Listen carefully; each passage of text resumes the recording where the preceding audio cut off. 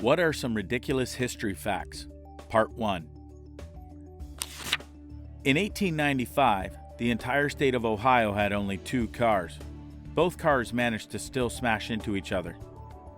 And this is why we had 55 miles per hour as our maximum speed limit for so ducking long. Abraham Lincoln's son, Robert Todd Lincoln, was present at 3 different presidential assassinations. After McKinley, he decided not to accept any more invitations. Also, Robert Lincoln's life was saved by John Wilkes Booth's brother, Edwin, a famous actor who pulled him out from a train that was about to drag him under its wheels. 101 years ago, a massive tank of molasses burst open in Boston, causing a sticky wave that killed 21 people and injured well over 100. The Great Molasses Flood spread at about 35 miles per hour. Now that's what I call a sticky situation.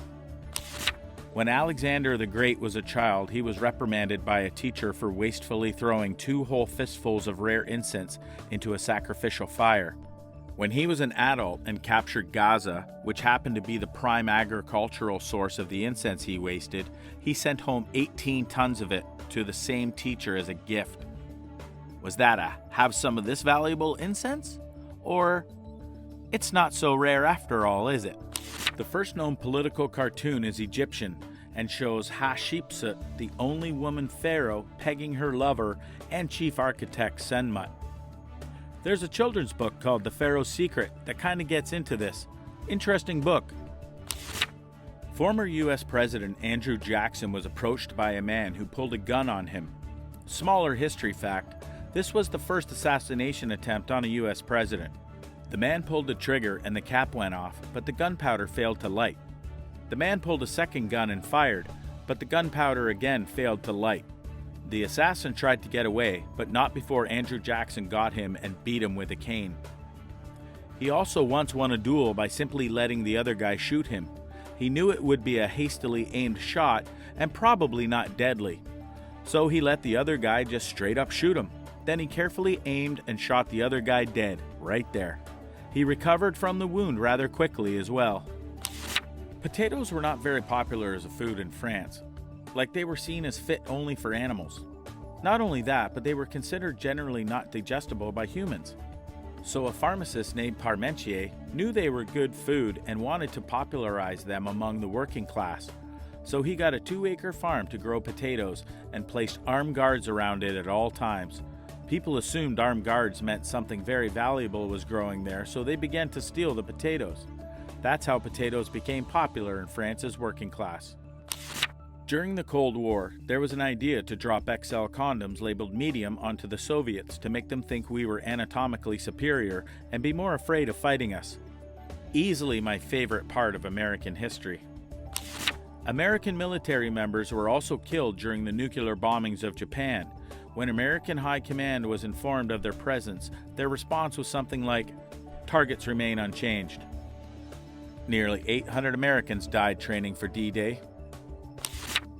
General Omar Bradley was stopped by MP during the Battle of the Bulge in World War II due to them thinking he was a Nazi infiltrator. The irony was that he was stopped because he correctly identified the capital of Illinois at Springfield when the officer thought it was Chicago. I've met plenty of people who thought Chicago was the capital of Illinois just because it's our most populated city. Montenegro technically was in the war with Japan for 101 years, and they signed a peace treaty in 2006. Montenegro was aligned with Russia in Russo-Japanese War, and they declared war on Japan, but they forgot to bring peace. 1904 Olympic Marathon in St. Louis. The number 1 finisher drove most of the race. He started the race, got tired and heat exhausted, and wanted to drop out. He got in a car to DQ himself and headed back to the stadium, but along the way realized he was near the finish line and got out to claim the glory. The number 2 finisher was carried across the finish line by his trainers. On a bogus pseudoscience theory, the trainers had been giving him a mixture of brandy, egg whites, and rat poison instead of water. When it came out that the number 1 finisher had driven most of the course, this guy was given the gold despite the help from his trainers to finish.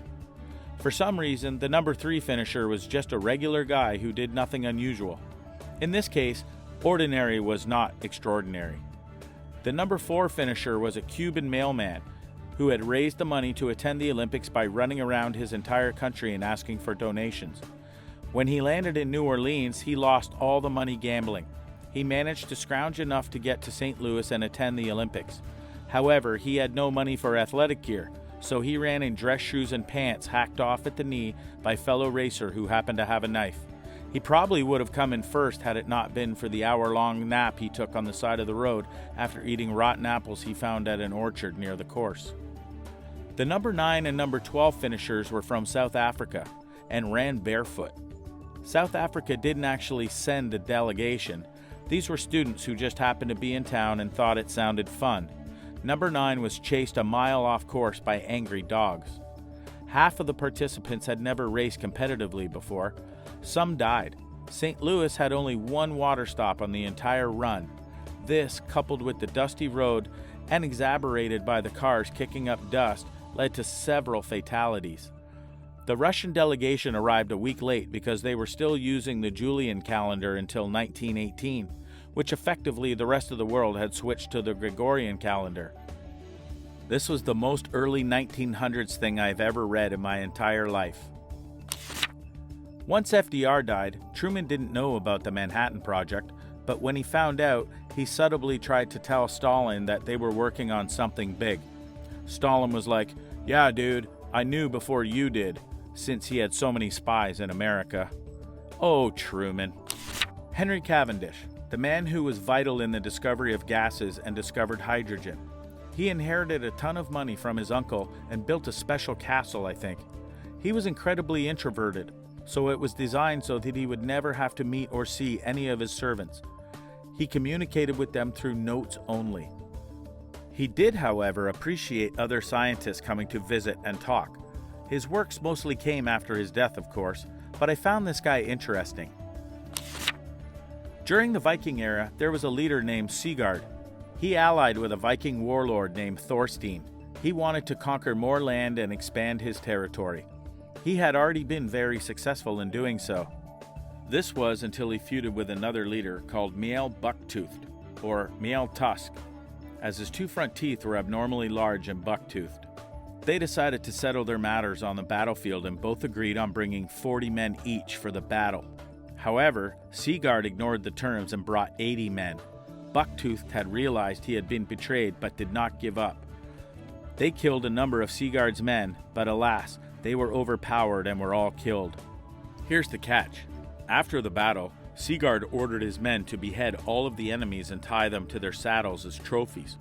However, as Sigurd rode home in victory, the severed head of Bucktooth pierced his leg, which led to an infection, killing him soon after. The capture of the Dutch fleet at Den Helder on the night of 23 January 1795 presents a rare occurrence of a naval battle between warships and cavalry, in which a French Revolutionary Hussar regiment captured a Dutch Republican fleet frozen at anchor between the 3 kilometers, 1.9 miles, stretch of sea that separates the mainland port of Den Helder and the island of Texel. After a charge across the frozen Zuiderzee, the French cavalry captured 14 Dutch ships and 850 guns. A capture of ships by horsemen is an extremely rare feat in military history. Hannibal's defeat of Romans at the Lago Trasimeno. By leaving soldiers to light fires in the hills, he created the illusion that his army was 3 days' march away, when tens of thousands of men were actually concealed in the hills just above the lake. The Romans were surprised on the shore and trapped between the onslaught and the water in their armor. Half of the 30,000 Roman troops were either killed in battle or drowned in the lake. 5,000 were captured, and the other 10,000 staggered back to Rome, creating panic that the greatest army in the world had just been handed their ass by a Carthaginian upstart. It was the greatest ambush in military history. Not attempting to diminish Hannibal's brilliant victories, but at that time, Rome had only just started to expand into territories outside of Italy, and its armies were still pretty old-fashioned. They were hardly the greatest army in the world at that point. Carthaginian upstart is also kind of misleading, as while Hannibal was young, he was a scion of one of the most powerful families in Carthage. and Carthage itself was considered to be an equal power to Rome, but it definitely was one of the greatest ambushes in military history. Before Abraham Lincoln became a politician, he was a champion wrestler, with more than 300 bouts under his belt. Lincoln only lost one match in his career, and he was inducted into the National Wrestling Hall of Fame in 1992. He also jumped out of a window in order to prevent a quorum. The Battle of Bull Run during the American Civil War was called the Picnic Battle because so many civilians from Washington went on picnics on the sidelines and watched. But once the battle actually started and the Union started to get its ass kicked, they all ran away, running over injured soldiers and dead bodies, and generally disrupting the battle. This was actually a relatively common thing during the Civil War. I know it happened at Gettysburg, too. Ancient Greek and Roman marble statues were actually painted and were colorful. A lot of statues' paint faded away and went away over time. Some people cleaned off the paint thinking it was debris or dirt. Other people just plain cleaned and removed all of the paint off of them because they preferred the look of white marble. Rome was actually a very colorful city, and it wasn't all made of just boring plain white marble. I'm taking a course in classic archaeology, and it's almost painful to sit through my professor and discuss what the early archaeologists did. There are literally entire books of anecdotes on this sort of Ben Franklin. That man was the OG of trolling. He was so good at trolling under the pen name of a female, Silence Dogood, he received several marriage proposals. Only then did he reveal her true identity. The Massachusetts colony banned celebrating Christmas. During that time period, many people used it as an excuse to get hammered and party. Another tradition was that the young adults would cross-dress, then go door to door singing songs and demanding food. This clearly doesn't fit with the Puritan lifestyle, so the governor banned public celebrations. People could still celebrate it in their homes if they didn't get too rowdy. I think it was unbanned when Massachusetts became a state, but didn't become mainstream until Christmas became a national holiday. Nashville briefly legalized prostitution during the Civil War. Union soldiers stationed there kept getting syphilis, so the known prostitutes were put on a large barge in the river. I'm a little fuzzy on what happened after that, but know it didn't work very well, so it was legalized and prostitutes had to be registered or get a license. I can't remember which, and were required to have STD checks. This lowered the amount of prostitutes with syphilis because it was getting caught and treated. That lowered the amount of soldiers getting syphilis and made the army happy. It was outlawed shortly after the war ended, though. I love how they stumble onto one of the biggest bonuses of legal prostitution, but then just revert back to the previous system even though they knew it didn't work. 1927 Liberian elections were referred to as the most rigged ever by Francis Johnson Morris, a modern head of the country's National Elections Commission, and also made it into the Guinness Book of Records as the most fraudulent election ever reported in history, as despite there being fewer than 15,000 registered voters, King received around 243,000 votes compared to 9,000 for Falconer. What are some ridiculous history facts? Part 2. The Spartans never built a wall, figuring that their reputation alone would mean no one would dare attack them. But during the Persian War, the Persians, who had actually burned Athens twice, hired a Greek guy to take them to Sparta. But when they got there, they saw a kind of crap-looking city without even a wall. They figured there was no way this place could be the mighty Sparta they had heard so much about. So they figured the Greek was lying, and thus Sparta was spared. I think there is also a story about a guy walking up to a Spartan soldier and asking him, "Where do the borders of Sparta reach?" And the soldier responded, "About here," gesturing to the end of his spear. Hitler's number 3 in command, Rudolf Hess, ditched his 2-seater Bf-110 fighter plane over Scotland and parachuted into enemy territory in order to try and negotiate peace behind Hitler's back. Hess maintained his course using paper maps and landmarks while avoiding both German and British air defenses. He parachuted onto a field on which a farmer was plowing his land. The farmer, not recognizing Hess, took him into his home and offered him some tea. What's even funnier about that story is the reasoning of why Rudolf Hess went there in the first place. He believed that the UK was still a feudal government and thought by going there to talk to one of the Dukes of England he could convince the UK to back out of World War II.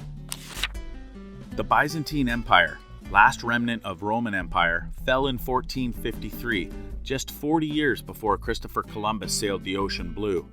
The Roman Empire lived at the same time as the Macedonian Empire and its successors, and continued to live at the same time as the Aztecs and the Inca.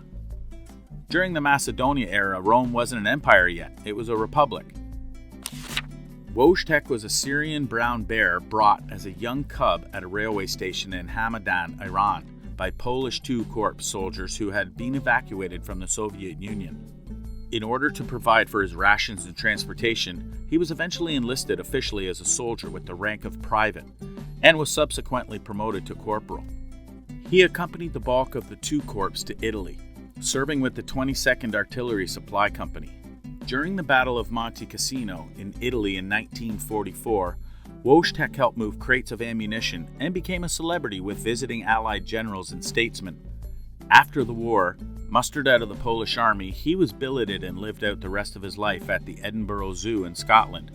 Yes, shamelessly copied from Wikipedia, but this is a pretty ridiculous fact. Forgot to mention he'd go to the bar, smoke and drink with the soldiers, or the fact that he accidentally caught a spy while they were stationed in Africa. Also, having a bear as your pet apparently attracted women quite well. Operation Mincemeat was a successful British deception operation of the Second World War to disguise the 1943 Allied invasion of Sicily. Two members of British intelligence obtained the body of Glyndwr Michael, a tramp who died from eating rat poison, dressed him as an officer of the Royal Marines, and placed personal items on him, identifying him as the fictitious Captain William Martin. Correspondence between the two British generals, which suggested that the Allies planned to invade Greece and Sardinia, with Sicily as merely the target of a feint, was also placed on the body. The body was then placed overboard of a ship, washed up, and was found by German intelligence. It successfully diverted German forces away from Sicily. In 1994, a war almost broke out between Russia and Sweden because of fish farts from herrings. That's how they communicate, because Sweden heard the farts in their waters and they thought it was the Russian submarines. A few days before the Battle of Midway, a Japanese scout in a Zero had his wing damaged and was forced to make an emergency landing on a nearby island. The trees were too thick and he died in the landing from an injury, which meant he couldn't destroy his plane. American engineers recovered the plane and were able to reverse engineer it, which gave U.S. pilots a chance to run flight simulations with it, giving them a huge advantage in dogfights. I thought U.S. air doctrine in the Pacific specifically developed away from dogfighting due to the zero advantages in climbing airspeed and turning compared to raiders, instead relying on squadron-based attacks that favored the better marksmanship and heavier armor of the U.S. planes. Poor performance in dogfighting is what led the U.S. away from participating in it and quickly turned the tide of the air war away from Imperial Japan due to higher pilot attrition and destruction of planes. Meanwhile, U.S. pilot losses were reduced due to having armored cockpits and good parachute and flotation devices compared to Japan. Canada and Denmark have been playfully fighting for control of a tiny island near Greenland called Hans Island for decades. When the Danish visit, they leave a bottle of Danish schnapps liqueur. When the Canadians visit, they take the schnapps and leave a bottle of Canadian Club whiskey and a sign that says, "Welcome to Canada." I always wondered what the countries would do if someone ventured out on their own, set up a tent, planted their own flag, and just said, "This is mine now," with the other country's bottle of booze empty and thrown off to the side. The richest man in history was Mansa Musa, richer than any human or family in recent history. He was born into a line of rulers in Mali in the 1300s. As the emperor, he acquired a vast kingdom rich in gold and other commodities. For his pilgrimage to the Mecca, he brought thousands of pounds of gold, handing it out along the way. His wealth and generosity destroyed the economy of almost every city he passed through. Should be noted, this pilgrimage also nearly bankrupted him, and they had to go back into the towns asking for much of what they had given back. In Britain's first engagement of the First World War, the British killed 500 Germans in the first 2 minutes of the battle. Apparently, the British had several machine guns on the embankment of a river. The Germans were marching in formation across the river when the British ambushed them.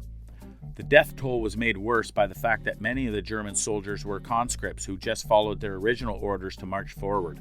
The series Our World War depicts this event, It's really well done, as is the rest of the series. The sea between the Scandinavian countries used to freeze over.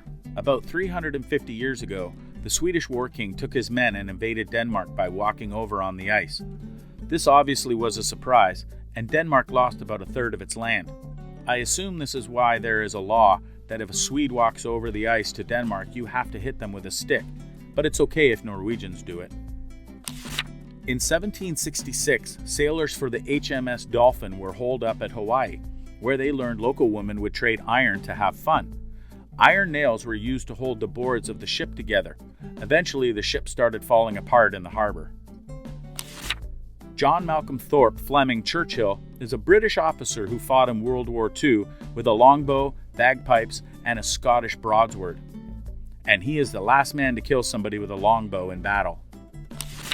After World War II, the US took the third nuclear core that was initially intended as a third nuclear bomb for Japan if they still didn't surrender and used it for testing. One of the experiments that the scientists tested was putting the core 2 in beryllium hemispheres and holding one of the hemispheres up using just a flathead screwdriver. The scientists that did this wore jeans, boots, and a cowboy hat while doing this. Of course, the scientists eventually ended up dropping the other hemisphere on the core and making the core go supercritical, later killing the scientist of acute radiation poisoning. So I'm pretty sure everyone knows about Dracula. The man that it was inspired from was a Romanian ruler called Vlad Tepes. So basically, he had some conflicts with Turkey, and one night when the Turkish soldiers were chilling in a camp prepared to attack in the morning, Vlad told the Romanian soldiers to dress up like them and attack when they were sleeping. The Turkish soldiers were so confused that they started attacking each other and killed like half of the army. Then Vlad just left and let them fight. I think this is so genius and so dumb at the same time. Mainly genius. Part of the reasons the Geneva Conventions put you in timeout for dressing as a non-combatant in waging war. During the Battle of Stamford Bridge between the English and invading Vikings, there was said to be a large axe-wielding Viking blocking the bridge so the English could not get across. Their solution? Float a soldier in the river in a barrel with a spear and spear the guy in the nuts from beneath. And this worked. Wasn't it also said that he got shot with an arrow? Teddy Roosevelt's daughter, Alice, was amazing. One, because a white man sideswept the car her and her chauffeur were in, while calling the chauffeur a black bastard. She, you not, leaned out of the window and yelled for the whole street to hear, "Shut up, you white son of a bitch." 2, when asked to control his daughter, who, just to recap, smoked on the roof of the White House, swore a lot, drove around with men, and owned a pet snake, Teddy replied, "I can either be president of the United States or control Alice. I cannot possibly do both." 3, when it came for the time of the Roosevelts to move out of the White House, Alice buried a voodoo doll of Nellie Taft, the new First Lady, in the front yard. She, along with her cousin Eleanor Roosevelt, were also known as the Hissing Cousins for their constant neck-and-neck, lifelong rivalry. I love her quote, "If you don't have anything nice to say about anybody, come sit next to me." In 1898, author Morgan Robinson wrote a novella titled The Wreck of the Titan, or Futility. The plot involved a fictional ocean liner, the Titan, which sinks in the North Atlantic after striking an iceberg. In the story, Titan was described as the biggest passenger ship in the world. It carried the minimum number of lifeboats allowed, resulting in a large number of her passengers and crew perishing. 14 years later, RMS Titanic sank in strikingly similar circumstances. Sadly, many of the famous coincidences were not part of the original print, but were added later after the sinking of the Titanic. Edinburgh, Scotland was at one point called the dirtiest city in Europe. Before indoor plumbing, people would dump their bedpans out of the window. There was something they shouted to warn the people below, but still, too many people were getting splashed, so the city changed it so 10 p.m. was the designated time to empty bedpans. They had a bell go off and everything. But 10 p.m. also happened to be the time that the pubs closed, and this is where the term shit-faced drunk came from. They shouted "Gardy Lou." The legend of the White Death in Finland during the Winter War between Finland and the Soviet Union. This was a sniper who has been estimated to have at least 500 confirmed kills in the war that lasted 1939-1940 before World War II. This man's name was Simo Haya. The stories basically go that he was so ridiculous that the Russians were scared to go into the forest where he was rumored to be. Simo was known to have made his shots without using a scope, so iron sights, due to the cold weather and because he preferred it that way. He would also eat snow while making shots to conceal his breath. This was in -20 to -40 weather. He killed many enemy soldiers and even counter-snipers that were sent to kill him during his time in service. The stories go on and on about this man. He was eventually hit by an explosive round from a Russian soldier, which took half of his face off, but he did not die then. He actually died of old age in 2002 at the age of 96. This man is an absolute war legend. Wow, this guy was alive when I was the age of 2. That's cool. Crazy that he would do this with just iron sights.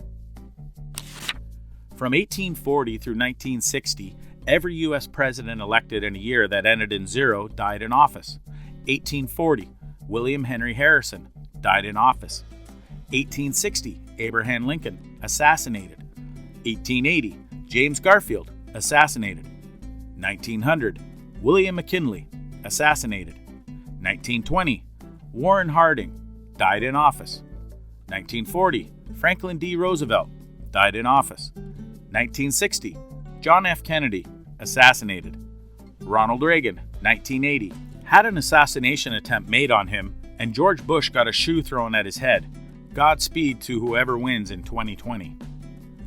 Kennedy joked in a public speech that he would beat the 20-year jinx.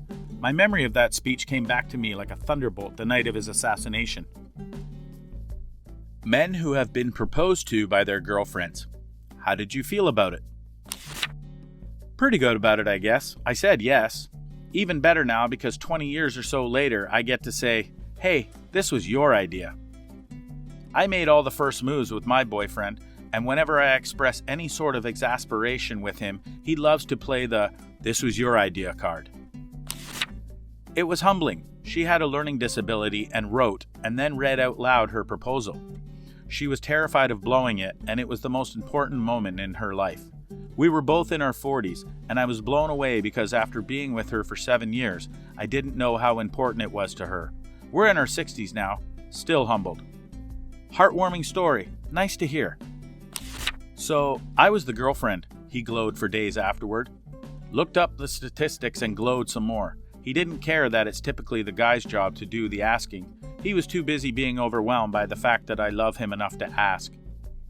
This is beautiful. Gender roles don't just hurt women, they also take away opportunities for men to feel, or admit they want to feel, what women are allowed to feel, such as excitement that someone in this world loves you. Okay, so a few weeks after we met, we were taking a shower together and she corners me and says, "So, are we dating? Are you okay with us dating? It's okay if you say no. Will you go be my boyfriend?" Of course, being the absolute specimen of a gentleman that I am, I say, "Well, you caught me with my butthole out. I can't say no." Fast forward 4 years. We are camping. The nearest town is 60 miles away. The car is a few miles away. It's cold, and I'm changing clothes. I was in the tent. She says, "So baby, I've been thinking." I say, "Oh Lord, let me at least put my pants on." She says, "Could you see yourself marrying me? Have you thought about it before? Will you marry me?" I said, "Well, you caught me with my butthole out. I can't say no." She thought that was hilarious. Then we had a good long chat about it.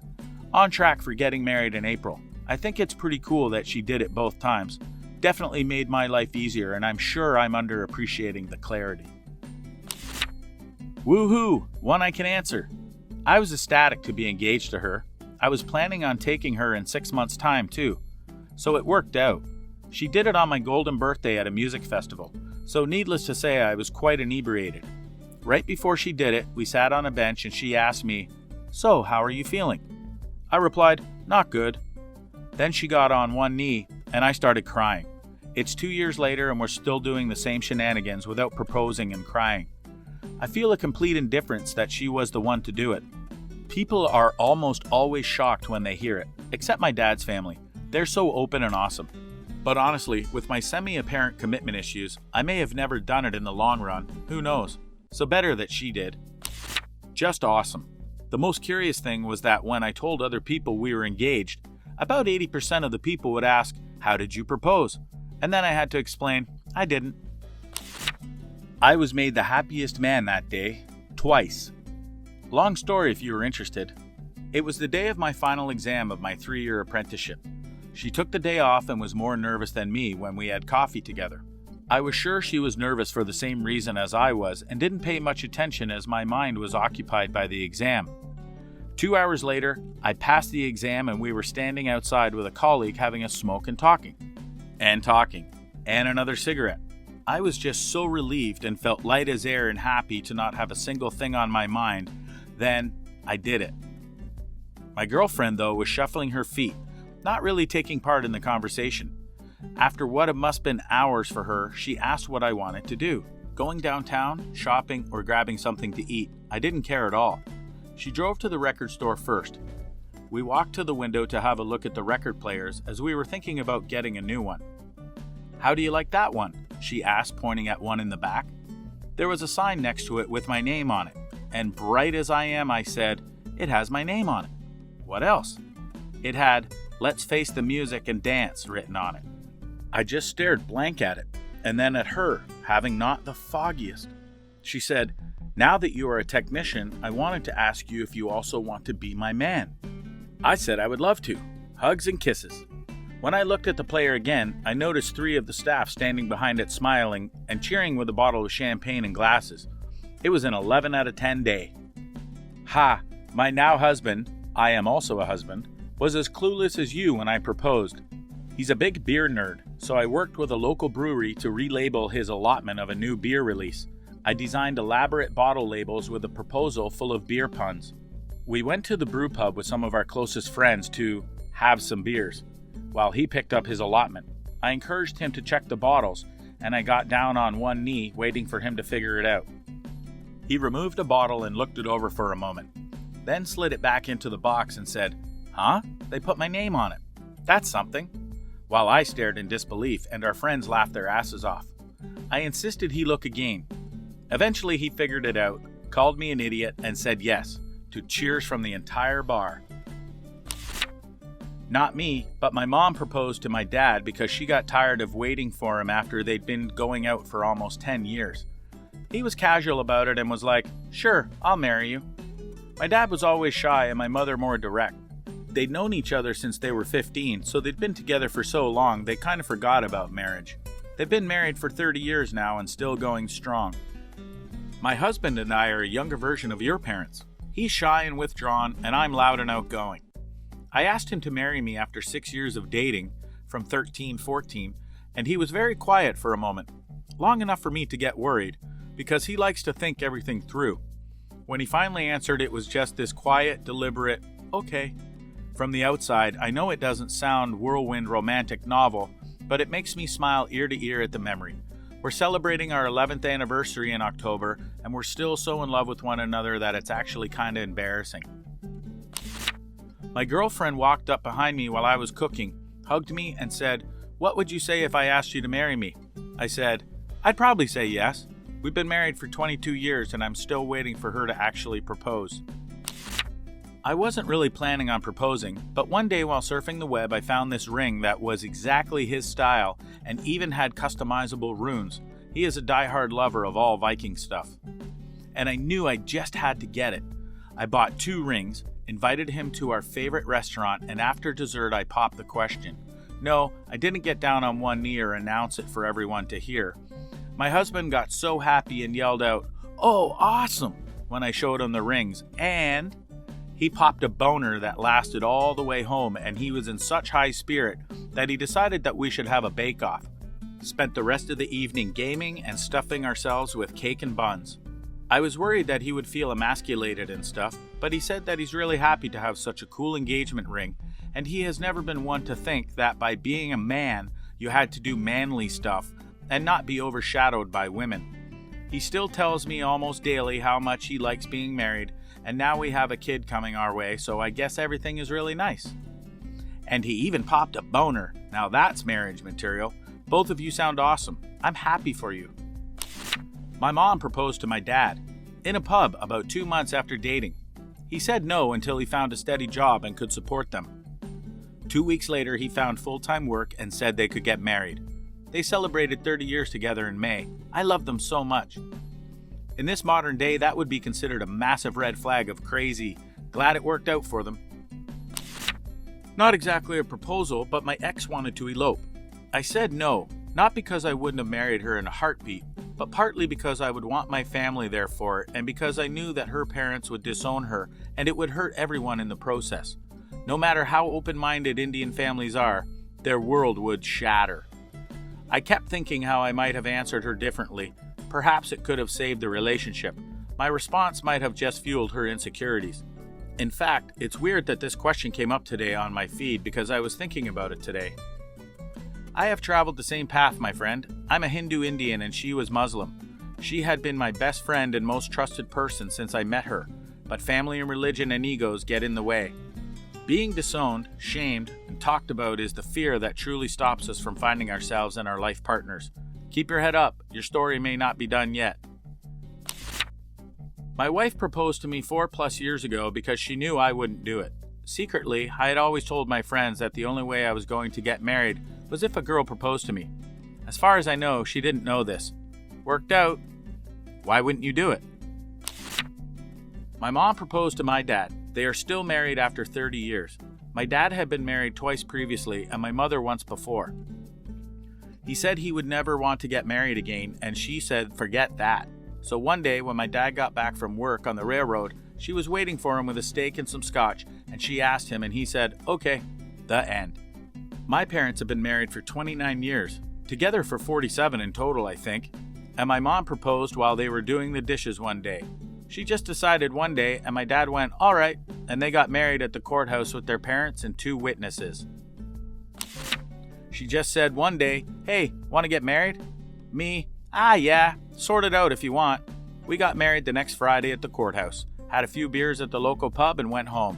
We were pretty relaxed. We were pretty relaxed about it too. I was on the phone with him telling him that I passed the interview and got offered a job in another country. Me. But in order for you to come with me, we'd have to get married. Him. Yeah, I'll marry you. I'll marry the crap out of you. Didn't end up getting the job due to visa issues, but we decided to get married anyway. We had a relaxed ceremony with a couple witnesses. It was excellent. We didn't end up going to the pub, but we had a barbecue at my parents' place with loads of beer. Does that count? I loved it, but I also kinda asked for it. We'd been together for almost 7 years and had talked about marriage a lot. When we brought up the idea of actually tying the knot, we both thought that it would feel weird to do a standard surprise proposal because we'd already felt like we'd been married for years. Somehow I got the idea in my head that if one of us were to propose, it should be her, perhaps because she'd taken the lead early in our relationship too. She seemed to love the idea and told me to forget we ever had the conversation, which I promptly did. A few months later, she proposed while we were out at the beach with her family, and it was pretty damn great. Interestingly enough, despite it all being my idea, I guess I came across as awkward and uncomfortable in the video. Or at least enough so to draw the attention of a conservative woman's blog that posted it and ragged on my wife pretty hard, basically saying it was the weirdest thing they'd ever seen. A bunch of judgmental followers of the blog chimed in too, bemoaning my wife's humiliating, emasculating actions, much to our bemusement and amusement. I know it's uncommon, but I think it's honestly weird that a woman proposing to a man is still seen as some kind of statement. I'd love to see it completely normalized and viewed as nothing more than a romantic expression. As someone who isn't great with words on the spot, not only was I thrilled to receive such a wonderful surprise, but it was also an absolute blessing to have the responsibility of proposing taken off my shoulders and instead given to someone who was a little better suited to doing it. LOL, wow, those blog girls were totally jealous. They wish they were as awesome as your wife. Cops move my car without telling me. Move it to an illegal parking spot, a bus stop, where they then tow said car 2 hours later. What other blood-boiling, moronic cop stories do you have? I was at LAX picking up my parents. There are cars everywhere, so it's stop and go. An airport cop waves me over to a spot and I go over. As soon as I did it, he began writing me a ticket for parking in a loading zone. He told me to do it. Always point out to them mistakes and try to argue with common sense. My buddy got stopped for DUI, although when the cops found him, he was not in the vehicle and it was completely closed. They asked him to get in and park it in a real spot. He got in, started it, and was promptly told he was under arrest for DUI after doing what they only just told him to do. My car was parked on the street legally, in the town my college inhabits, and my car got hit so hard by another car that the force drove it up partially onto the curb. I go back to my car and there's a ticket for parking on the sidewalk, on my windshield by the campus police. I pretty much tore that police station a new one. Basically the same story. I was parked across the street, off campus, and my old van was hit during the night. Early the next morning, one of my friends told me that it had been hit. I ran out to check. It was knocked halfway out into the street. A city cop was just finishing up a ticket. I had to point out the fresh damage and pieces of another vehicle. Later determined to have been a green Chevy based on green paint left behind on the white van, and a few parts, including the rear view mirror found under my van. The cop apologized, tore up the ticket, and said he hadn't noticed debris all over the street and just assumed some drunk college kid parked it there that way. Never found the other car. I was headed over to my parents' house after work one night and got pulled over for allegedly running a stop sign. The cop asked for my license and registration, then came back to my car and asked me to step out. He gave me a sobriety test and based on that, said he had no reason to believe I was on drugs. I'm a 26-year-old male with long hair. He arrested me and took me to the hospital to get my blood drawn. I was completely cooperative the whole time because I knew I was clean. I don't do any type of drug and only drink occasionally. After waiting 6 weeks for the results from the blood test to come back, I showed up to court and got my results. Negative. The case was dropped. I found out 6 months later that this cop had done this to hundreds of people over his career and he was fired. Most of the stories on this thread make me pissed because the cops that constantly abuse their power never face any consequences, but this one is awesome. It's just a shame it took 4 years of drug tests and court costs paid by the taxpayers to get this moron finally fired. My mom and I were sitting at a busy intersection waiting to turn left. In all 4 directions, there were double left turn lanes, a single straight lane, and a single right turn lane. We were in the rightmost left turn lane, just waiting, blinker on. My mom remarked that there was a cop behind us, but neither of us thought much of it. The light turned green with the arrow, so we turned left. The cop behind us instantly flashed his lights and pulled us over. When he came up to the car, we were confused as hell. "You made an illegal turn," he said. "From the turn lane?" my mom asked. "That wasn't a turn lane, that was a straight lane. You were in the straight lane, but turned left." Mom and I just looked at each other. That was a double left turn lane, just like in all the other directions. The cop got testy. "No, it was a single left turn lane and you screwed up." I think he was starting to doubt himself a bit, though, as we kept staring at him with bewilderment and looking at each other. He ended up letting my mom off with a warning. I drove back to that intersection the next day, and of course, it was a double left turn in every direction. Not sure what burr was up the cop's ass that day. At least he didn't write us a ticket. He let her off with a warning because he realized he was wrong but didn't want to admit it. My car was near a shooting. I wasn't allowed to move it because it was in the crime scene. So I ended up with a parking ticket because it was a 2-hour parking spot. Why the F did the parking authority ticket it while it was in a crime scene? I fought that one and won, though. Parking authorities are not the brightest crayons, nor the sharpest bulbs. It was my birthday and I was just getting out of school. I pull out of the parking lot behind 2 buses with another bus behind me. Somehow the cop thinks I was going 40 in the 20, but the buses were doing the speed limit. So I got hit with a $350 ticket that the court refuses to lower because it was in a school zone. Too long didn't read? Stuck between school buses, cops think I was speeding, hit with huge ticket. Lawyer up, always go public, talk to the media. I was waiting outside my friend's dorm building at 2 a.m., waiting for the pizza that we ordered. Pizza guy came and gave me my pizza, and I tried to go back in the building, but the door was locked, and I didn't have an ID that could get me into the building. So I knocked on the glass door to try and get the person's attention who was on the phone inside. Then I just got tackled to the ground and someone is yelling to calm down. I replied, "Okay." Then they put handcuffs on me. I was completely confused because I was drunk and I thought it was a friend who tackled me, not a cop. This cop kept screaming at me to calm down while I was just sitting on the ground not doing anything or saying anything. Then the pizza guy goes over to the cop. I saw the whole thing and this is unjustified. He started asking the cop for his badge number so he can report him for tackling and handcuffing me for no reason. Eventually, after they had a yelling battle, the cop let me go, but I lost a pizza. Cop ruined my pizza. Am I the only one here who wants to comment on how big of an outstanding individual the pizza guy was in this situation? I have not once, not twice, but 3 times almost been run over by a cop while riding my bicycle. They don't seem to think red lights or stop signs apply to them. And here is an NSFL story. Seriously, don't read this. It is not funny. It's probably not even interesting, and I'm not a good storyteller, but it feels good to get it out of my brain every so often. I was in Guatemala, on the highway heading back to the airport in Guatemala City. There are cops everywhere in Guatemala. Not the kind that pull you over for speeding, but the kind that carry huge automatic weapons that are looking for anyone involved in drug trafficking or whatever else. I don't know. Anyway, they would ride 2 cops on a tiny little motorcycle, totally unsafe. While driving our rental truck down the highway that day, one of these pairs of motorcycle cops was weaving through traffic, cut me off, and I almost hit them. My husband nervously half joked, "Oh, don't hit the cops, haha." Not 10 seconds later, the same idiot police ran into the back of a small pickup, 2 vehicles in front of us, spilled off their bike, and were run over by a large, heavy dump truck type thing. One of them survived, at least as long as we stayed there, as only his arms and legs had been flattened. The other one was not so lucky. Watching flattened legs guy crawl desperately towards his obviously very dead partner was the most gut-wrenchingly terrible thing I've ever seen. I knew this wasn't supposed to be funny, but my cousin was on a highway entrance ramp when a cop came speeding up from behind him. It looked like the cop was going to barrel right into him, so he assumed it was an emergency and pulled over to let the cop pass. Said cop immediately pulled him over and ticketed him for reckless driving. My uncle works for the city government and had a friend with access to the highway camera footage.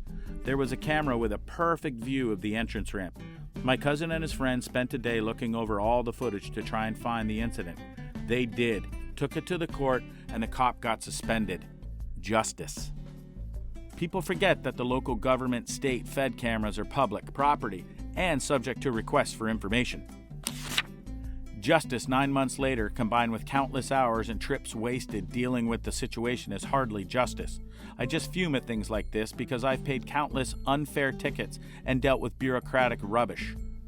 I have paid a ticket I knew was unjust and wanted to fight, but it would become a game of my word against the police. The cost of time spent fighting, it would be more expensive than paying it. We were living in Hawaii and I had 4 kids in the car with me. The cops like to set up seatbelt checks and stop everyone and give out tickets for no seatbelts. I stopped for the cop standing in the middle of the road. He looked at me, my daughter in the front seat, my daughter behind me in a booster seat, my infant in the middle of the back seat in a rear-facing car seat, and he could barely see my other son sitting on the other side of the car seat. He said he wasn't wearing a seatbelt and to pull over to the side of the road. I looked back, couldn't see anything but the top of my son's head, so I pulled over, got out, and checked him. He was wearing his seatbelt, but apparently the cop couldn't see it. By the time the cops had worked their way down the long line of people they were writing tickets for, we had a different cop writing my ticket. I told him my son had been wearing his seatbelt, you just couldn't see it over the baby car seat. He started being all angry and then asked me for my license. My husband was military, and the law is that as long as you have a valid military ID, your state of record license is valid even if it is expired. The cop insisted I was wrong and that he could arrest me right then and there in front of my children if I didn't take the ticket for not having my son in his seatbelt. I took the ticket, checked the law when I got home, took my ticket to court, and got it thrown out. I had all 4 of my car tires slashed in my girlfriend's front yard one night a few years back. Chilliwack, Florida, outside of Orlando, Seminole County Sheriff. Didn't notice it until I tried to drive to class the next morning. Called the cops and they came out and did a report. The cop that came told me to leave it right where it was, on the side of a very rural, very low traffic road. Take the wheels off and bring them to get the tires replaced. That I would be fine leaving it on concrete blocks right there. So, the next day I get my roommate's pickup, drive to my girlfriend's house, put it on the blocks, and take my wheels to the used tire place like 30 minutes away. I was gone maybe 3 hours total. In that time, another cop, who was filling in for the guy from that day before, saw my car on blocks, assumed it was abandoned, and had it impounded. The best part is that, because there were no wheels on it, they broke the concrete blocks out from under it with a sledgehammer, dragged it on its undercarriage like 20 feet and up onto a flatbed. Then they dropped it on its belly in a dirt lot in the middle of a crack town. Cost me $250 to get it out of impound, and it had over $2,500 worth of damage to the steering, suspension, brakes, and bodywork. Do you think anyone cared? Nope.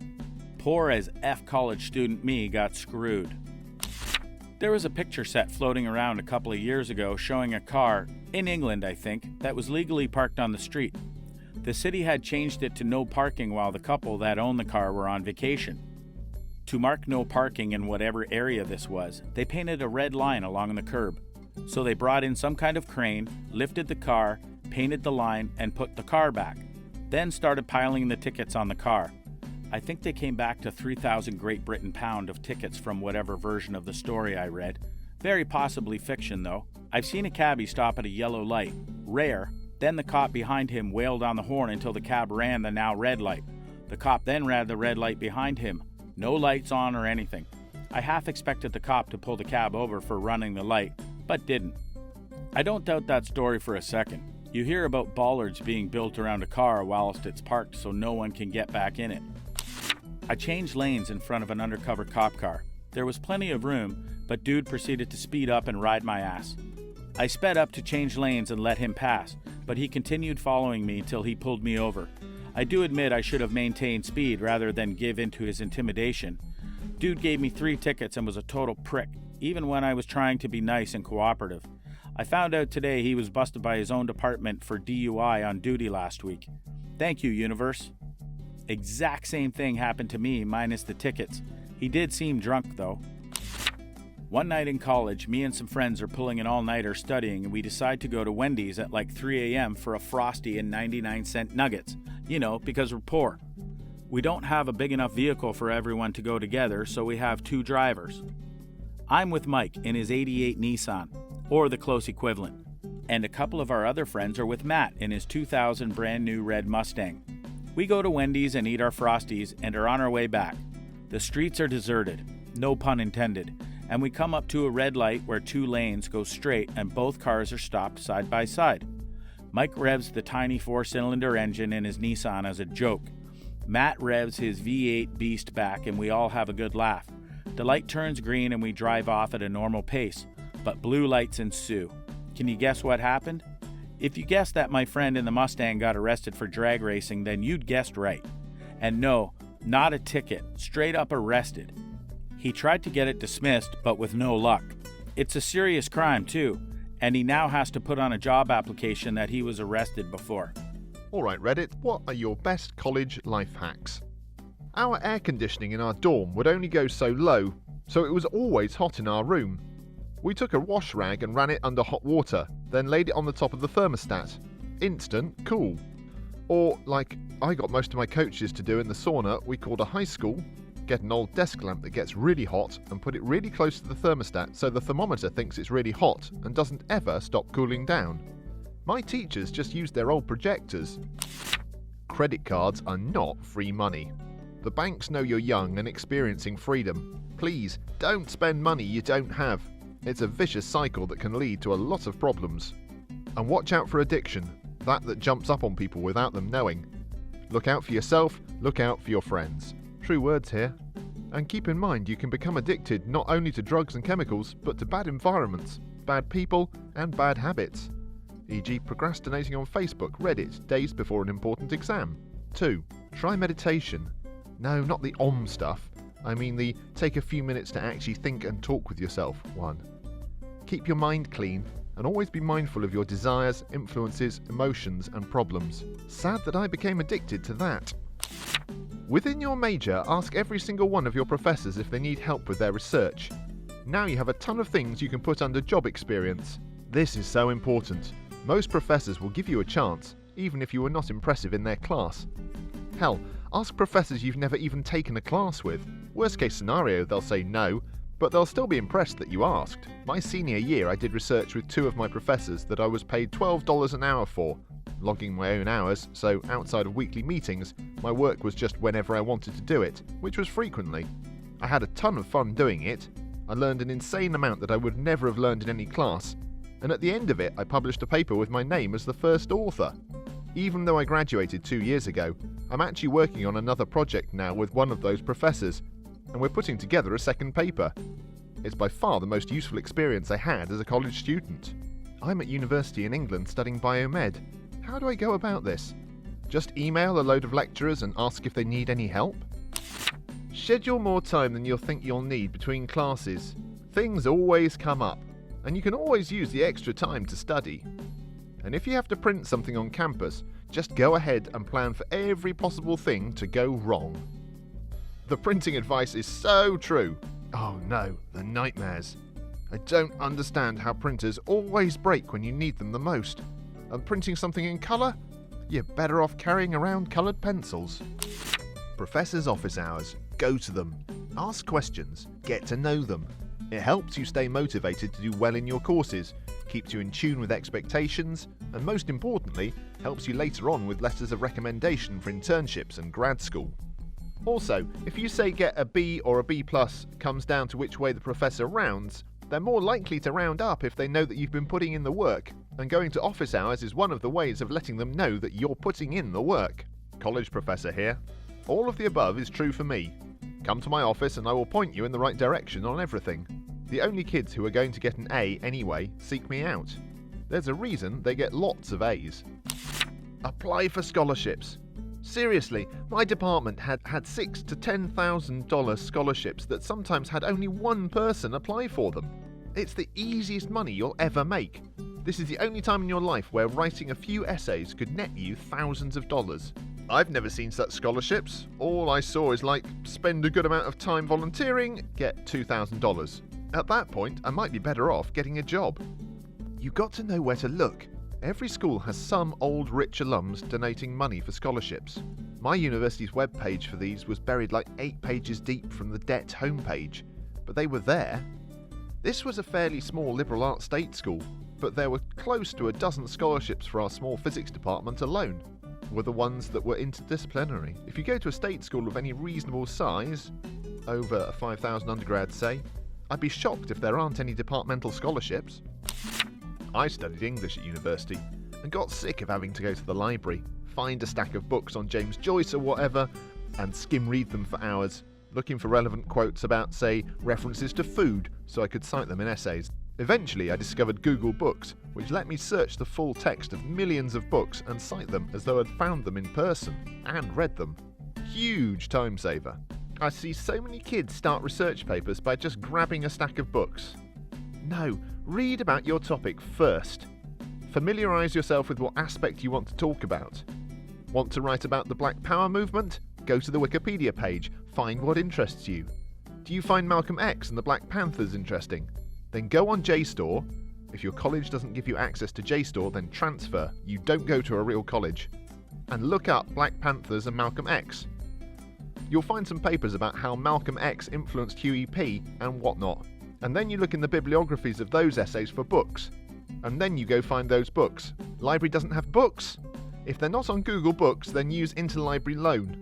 You should always start researching well in advance in order to use this option. Library doesn't have an ILL? Transfer. Also, never read a book straight through. You don't have time for that.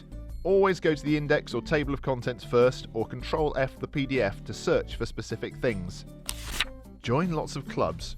Attend club meetings for free food. Better yet, start your own club, and then you can pick the food and have the school pay for it, depending on whether or not you get a budget. The other upside is that if you're not really sure where your interests lie, trying a whole bunch of clubs means you'll eventually stumble upon something you love by accident. Plus, putting yourself out there in different groups with different people gets you used to the real world. Honestly, here's what I've found. Take your first semester with relatively easy classes, Gen, Eds, etc., and join whatever club or sports group that seems interesting. Pretty quickly you'll realise what you like and what you don't.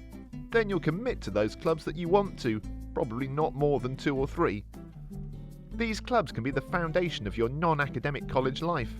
Figure out our personal balance of socialising via those clubs and/or your other friends, and maintaining your benchmark grades.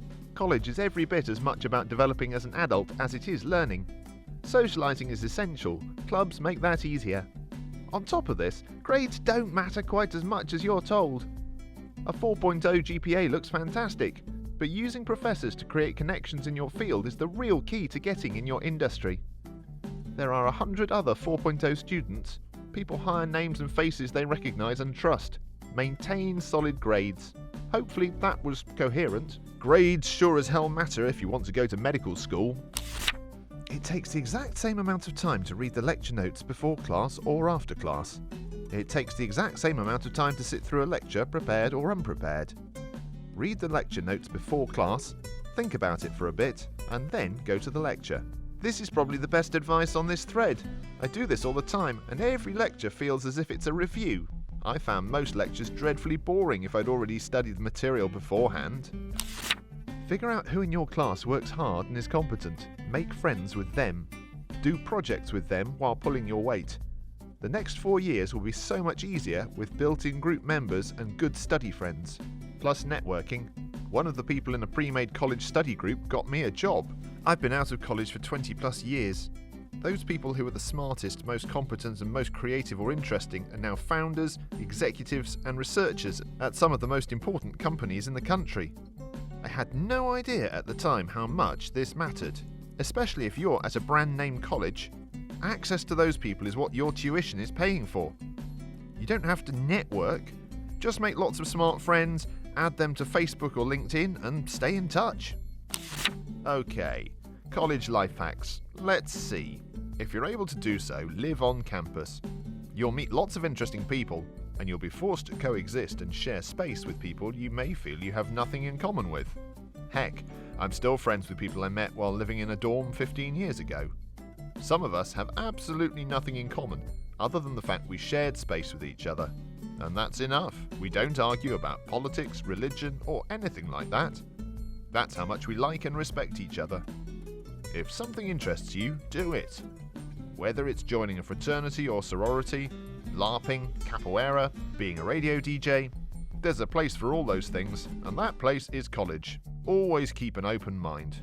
You're there to learn, and 95% of the things I learned in college, I learned outside of the classroom. You can learn from everything, whether it's a Gothic lit course or an international dinner. Basically, college will ultimately be whatever you make of it, so don't squander the opportunity. On a side note, in a few hours, my niece is starting her freshman year at a university 6 hours away from home. Upon receiving her dorm's mailing address last week, I mailed her a letter, which will be waiting for her, with the following advice. Be yourself. Try new things. Remember, high school doesn't matter anymore. Don't worry about what other people think of you, because they seldom do. Except your mother. You should call her. She's worried. When appropriate, be sure to always use flip-flops, soap, and toothpaste, and you'll do just fine. Don't call your mum too much, though. You don't want to be that girl. Golden Uncle. Nothing is more exciting than opening your dorm mailbox and seeing real mail. Or a package, even if it's something small like candy or some music. It's always a very easy way to brighten someone's day. Indeed it is. During my junior year, my cousin started her freshman year at university. We even lived in the same dorm. A few weeks in, my aunt, the mother of this cousin, sent me a box of candy, cookies, etc. to thank me for looking after my cousin. In reality, I think my cousin spent most of the semester ignoring me, but whatevs. I got cookies and candy in the mail. Don't start an assignment the night before it's due. Instead, assess how long the job will take, add a healthy safety factor and wake up early on the due date. I'm a pretty bad procrastinator.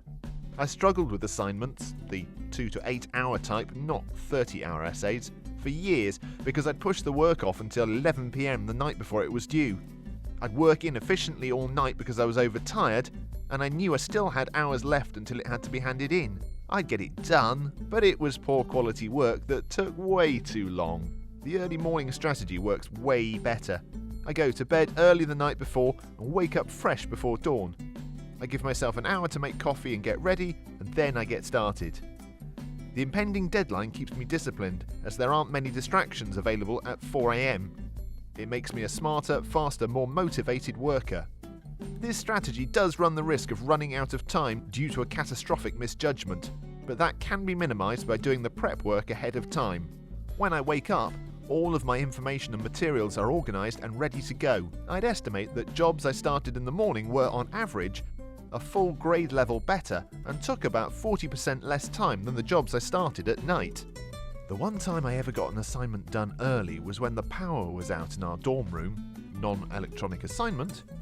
I had nothing else to do, so I did my homework. It never happened again, but it felt so good.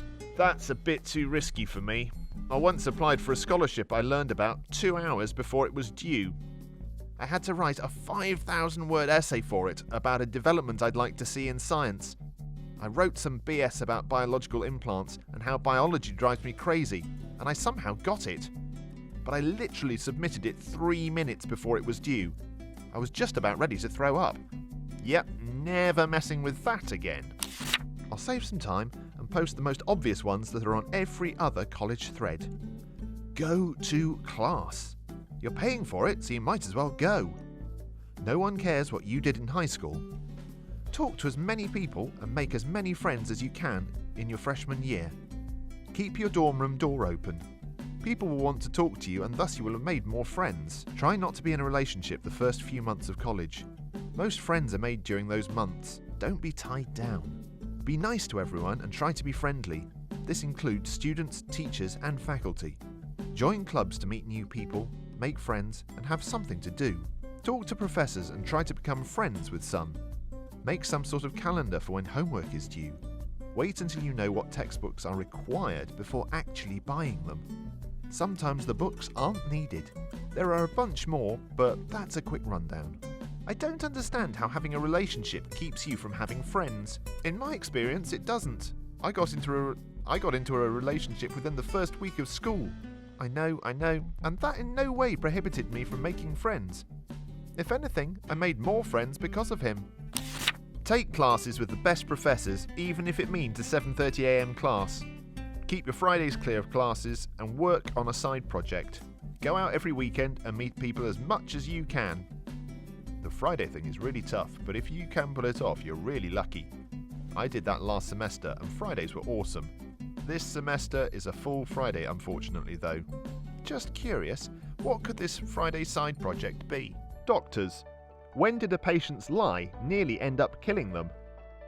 Middle-aged housewife comes to ED with episodes of headache and collapse vacant episodes. Usually early hours of the morning. Has the full workup with CT scans and lumbar punctures several times, always negative. It took several attendances before anyone asked her about recreational drugs. She was an unassuming suburban mum. Turns out she was into cocaine in a big way, leading to reversible cerebral vasoconstriction. No more cocaine equals no more headaches, and no lasting consequences, luckily. I wonder how much of this sort of lying is due to patients being questioned in front of their spouses or family. A patient can't exactly reply yes to "do you do cocaine?" in front of their family, or a teenager can't exactly tell the doctor "I've been having fun with dozens of partners" in front of their parents. Parents are asked to leave the room for teenagers. Those questions are asked and answered confidentially, at least in my experience. I'm one of the unlucky ones with recurrent bouts of RCVS, with no known attributable cause. Daily dosing with verapamil has reduced the frequency to manageable levels and tends to knock the thunderclap headache duration from days down to hours, but it's always there lurking. It's unpleasant. In the past, I've had a couple go-rounds where I spent several days in a row in the hospital. In one, I was administered the maximum amount of fentanyl allowed 3 days straight. I was having very frank discussions with my wife about getting off the roller coaster permanently during that worst multi-day bout. That level of unpleasant. The daily verapamil has really helped make it manageable. I'm intending to look into asking about trying out nimodipine at my next visit, based on some research I stumbled on last month. Studies are indicating it can reduce the duration and severity even more. It's a very real stroke risk every time it comes back. The arteries in the back of my brain look like a pretty setting of pearls on the MRI during the worst bout. Each pearl was an aneurysm. Incidentally, 2 hours in an MRI machine with a thunderclap headache is beyond torture. Do not recommend it. Anyway, point being, I can't imagine doing anything that would repeatedly bring on a bout of RCVS thunderclap headaches or aneurysms. I can't even fathom the level of addiction that you'd make that trade-off. Had a patient like you once, and we got a back MRI for an unrelated reason, and found a pheochromocytoma. Once that was out, her RCVS and headaches went away. Sorry to hear. Hope the treatment keeps it at bay. String of pearls was indeed what we saw on her MR scan. Not a doctor, but I was in the ER once, separated from another patient by only a thin curtain. It was impossible not to overhear what was going on. She was an elderly woman who had taken an ambulance in due to feeling faint and said she had no other symptoms. Hours are going by, and she gets up to use the washroom a couple of times and makes small talk with her brother, sounding pretty woozy the whole time. Doctors keep checking on her. They draw blood and check her blood pressure. I think it was remarkably low, but they aren't sure why. Cut to several hours later, when a nurse notices there's some blood on the woman's bed. After some back and forth, she finally admits that she had been bleeding profusely from her rectum for weeks. The doctors gave her a hard time, but got her out of there real fast. Yikes, booty blood is never a good sign. What's her status, doctor? I'm afraid it's booty blood. Mother of God. Paramedic here. One common one is when older guys are having chest pain and we want to give them nitroglycerin paste or pills to help the chest pain. One thing that doesn't mix well is nitro and Viagra. It causes a blood pressure drop that can be really dangerous. We always ask and make it really clear that if we give the nitro and they are taking Viagra and similar meds, that they could die. It usually takes 3 or 4 warnings in a row before the guy would admit it. Early on, I made the mistake of trusting a guy after just a couple of mentions of how dangerous it would be. I sprayed the nitro under his tongue, and he said, "Does generic Viagra count?" At one point, his BP wasn't even registering on the box cuff. It was bad. I thought I was going to get screamed at by my doctor, but he just laughed and said it was so common that he wasn't upset, and gave me a couple of ideas on how to make it clear how dangerous it was to the patient. I'm an older man, and I just don't get this line of reasoning. I'd rather be slightly embarrassed. To be honest, I wouldn't even be embarrassed stating I was taking Viagra while talking to a medical professional. And alive than dead, with my dignity intact. Actually, post-mortem would probably list my cause of death as a bad interaction between Viagra and the heart meds, so I wouldn't even have my dignity to show for all my stubbornness.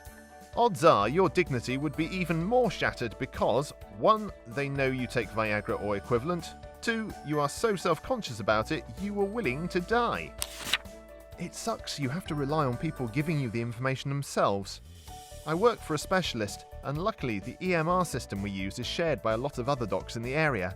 When a patient calls, I've already entered in their phone number, pulled up their chart, and am answering my own questions while they talk to me.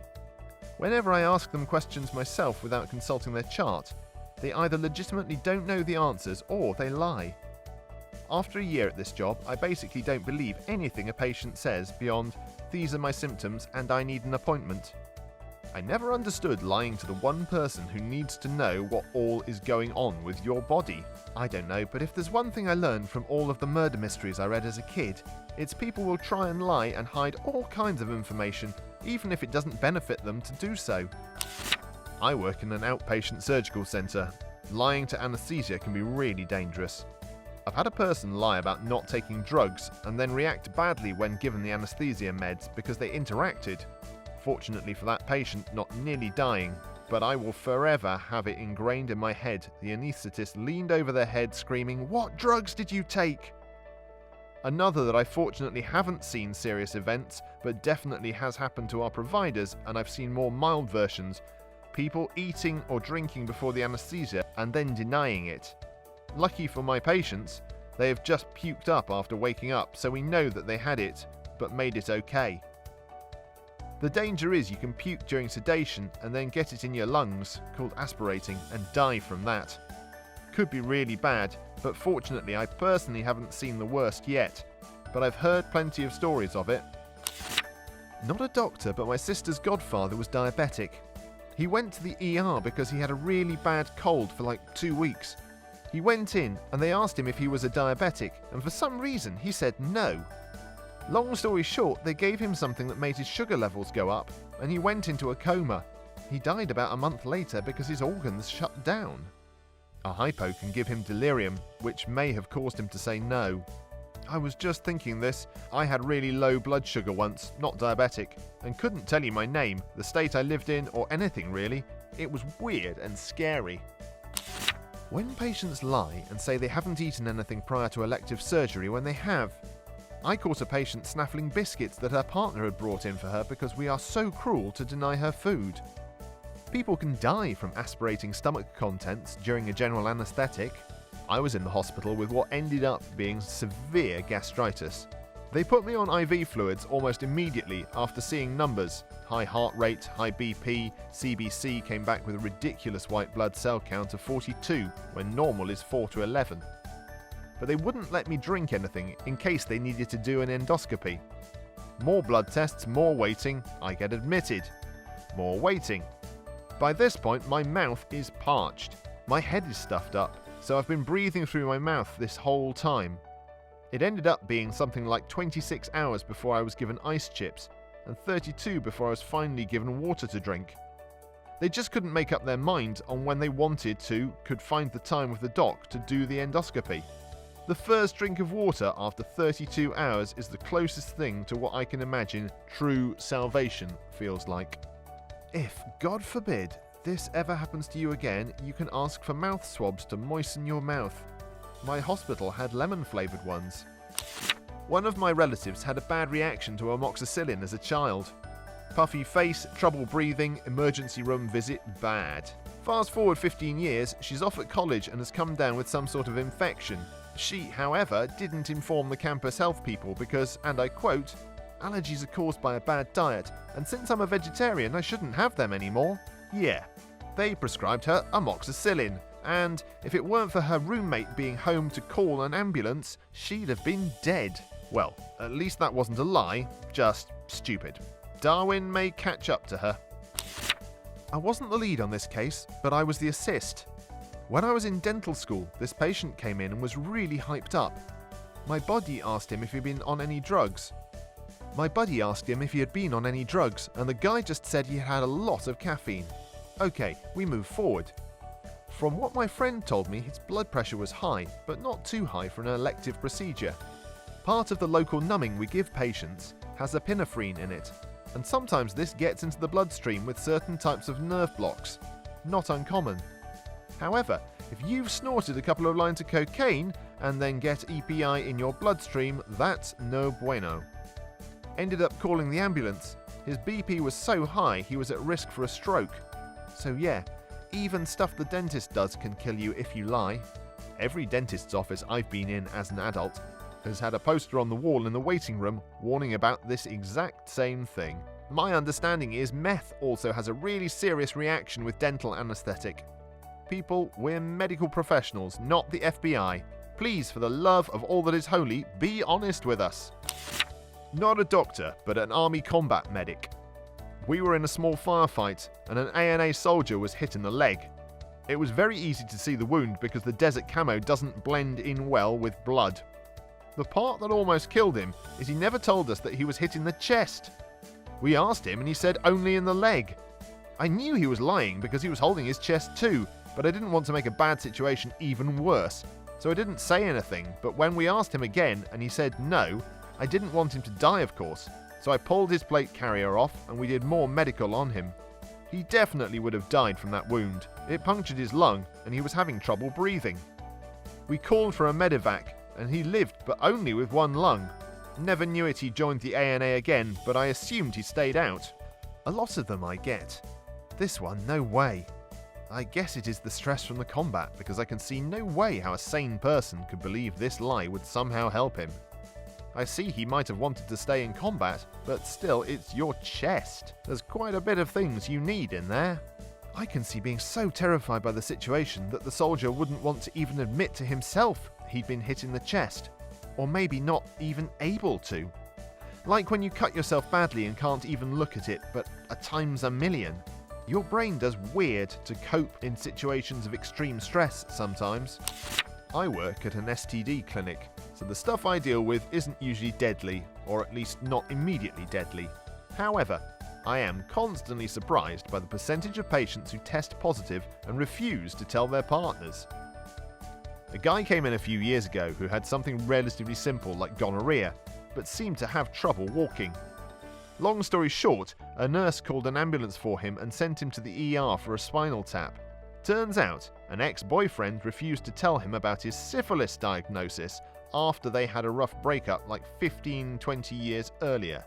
So not only was our guy possibly spreading syphilis unknowingly, he now had untreatable neurosyphilis.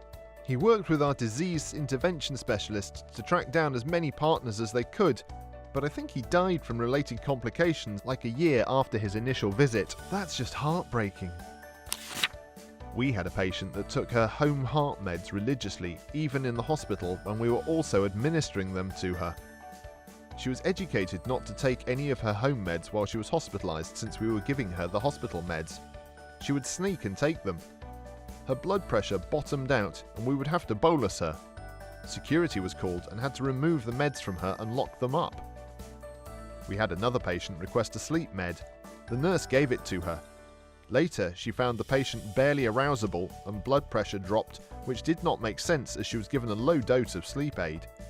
Patient had her purse open on the bed and found a prescription for Ambien. The patient took our sleep aid plus a double dose of her home med Ambien. We always instruct patients on admission not to take their home meds while in hospital. We're not allowed to go through their belongings due to privacy. I don't understand why she would keep taking them in hospital when she was having a bad reaction from the double dosing. Some older people are stubborn, and if their family doctor states they have to take it daily, then by golly, Grams is going to take that yellow pill every morning. My, step-uncle, brother of my stepfather, never met him though, lied about being in pain or sick so he could stay home from school and miss a test. Kept upping the ante so they'd believe him. Apparently his parents were pretty strict and he was terrified to admit he'd lied. Long story short, they took him to the hospital, he was diagnosed with appendicitis, and they straight up cut him open. The test was looking pretty good at that point.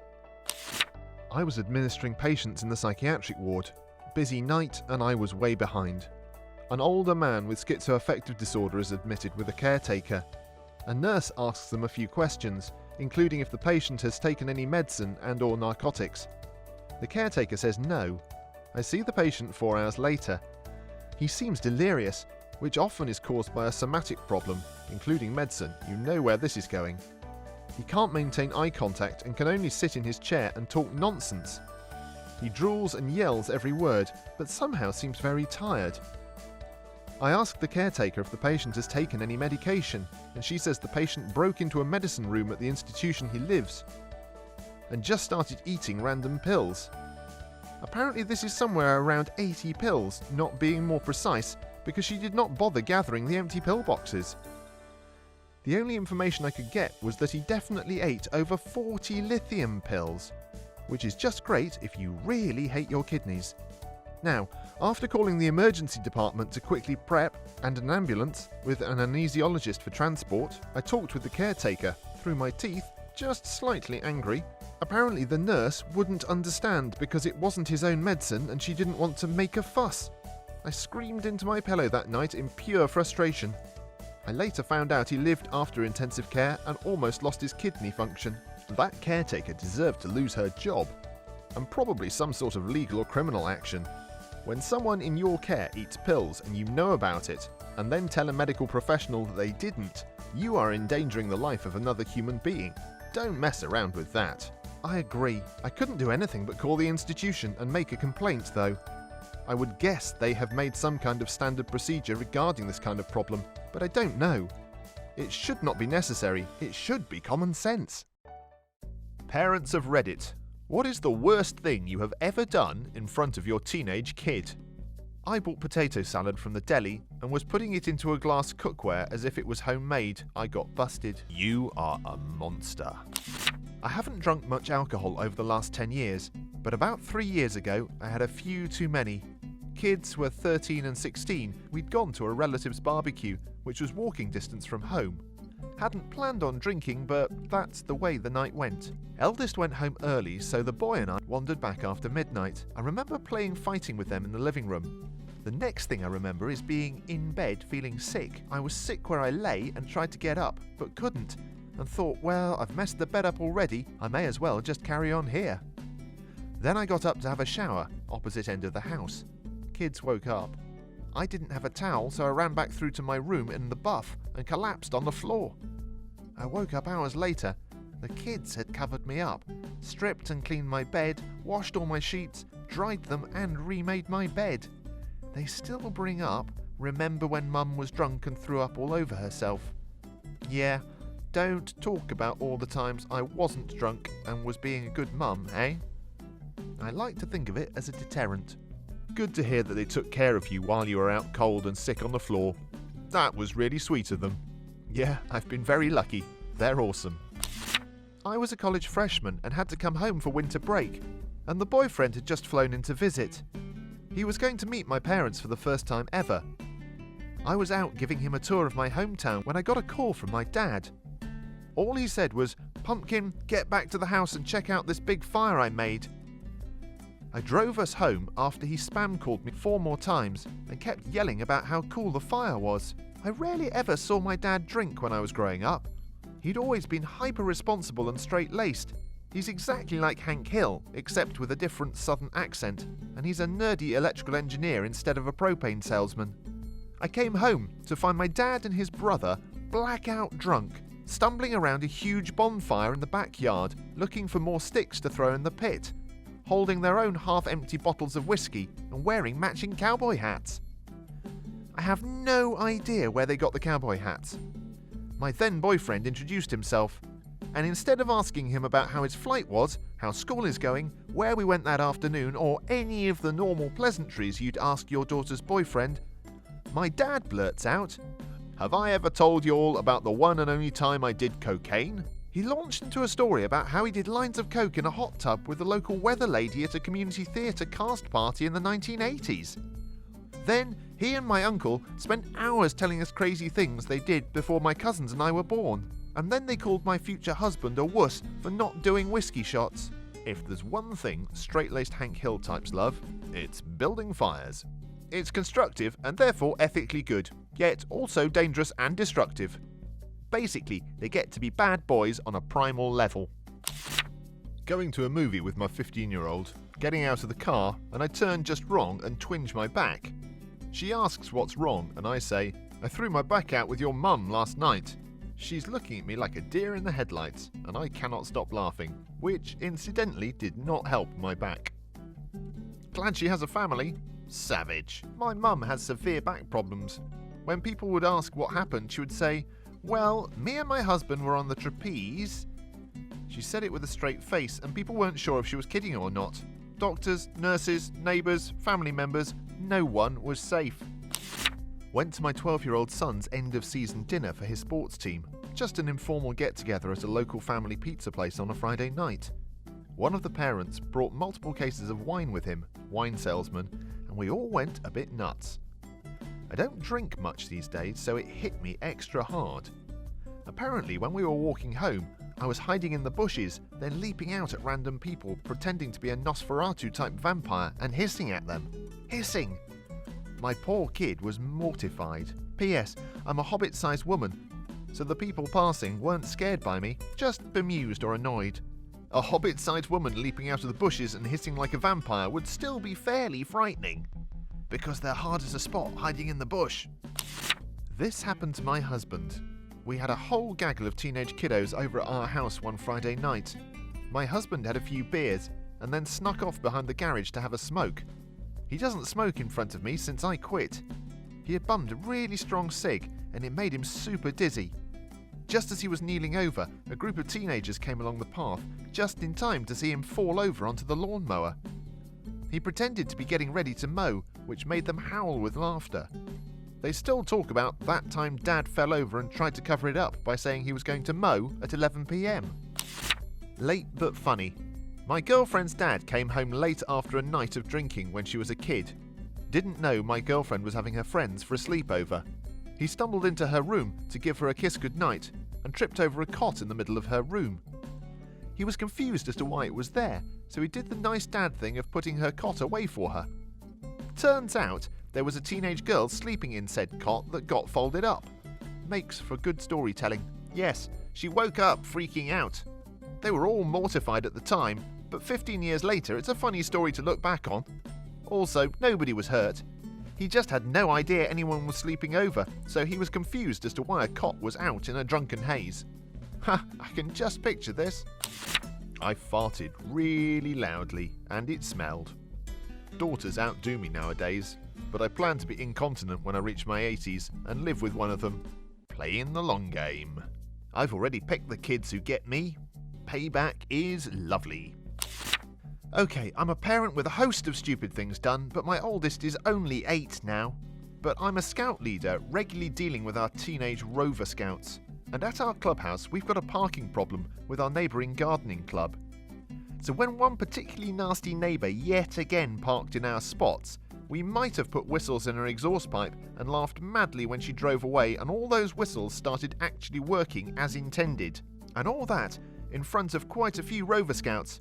Yeah, that wasn't really showing a good example, and we did tell them that, kinda. We just couldn't keep our faces straight anymore. Ha! This is so pure compared to the other things in this thread. It's especially great because the offending party was the garden club. My mum doesn't have a Reddit, so I'll answer for her. At the time, we lived with her significant other, and a friend of his turned 40, and there was going to be a big party. For some reason, it was allowed to bring kids, so I was dragged along. I was 14, I think. All the kids were put in a smaller room so the adults could drink and be rowdy. My mum was very nervous meeting all these people she didn't know and drank a bit too much wine. It was the first time I saw her drunk. The night ended with her throwing up pink vomit all over the cab and my lap, but I think she topped that during her friend's 40th birthday. I was around 18 or 19 then, I think, maybe older. She again got drunk, but this time she started making out with some woman at the party. I was so confused. She's not gay, so it was a bit weird to witness. My dad once threw a tennis ball for our dog to fetch, and just as he threw it, I appeared round the corner and the ball hit me on my left eye. My dad came running and wanted me to see a doctor. I could tell he felt really ashamed for doing that. He then spent the whole night by my bed, like I was dying or something. I got a PS3 as my birthday gift that year when I already had a decent PC and didn't even need a console. Love my parents, and after reading this thread, I feel lucky to have such loving parents. I know, man, but as I don't really play on console, I only bought like 5 games for my PS3 ever. Uncharted Drake's Fortune, Red Dead Redemption, Little Big Planet, Street Fighter 4 and FIFA 12. I don't really drink often, so I'm a bit of a lightweight when it comes to drinking. About 7 months ago I got drunk and suddenly worried about my kids drinking and driving, so I kept video calling them, 19 and 17, and making sure they weren't drunk. I can see it now. Hey, you kids. Better not be drunk. Lol, pretty close. They kept reassuring me that I was the only drunk one. Bringing my daughter home from school in a traffic jam, with some guy in a car waiting to merge into our line. When there was enough space, I got annoyed and didn't let him in while being rude. This was 10 years ago now, and I still feel ashamed of myself for acting like a complete hooligan. I go out of my way to be courteous now, hoping I go some way towards redemption.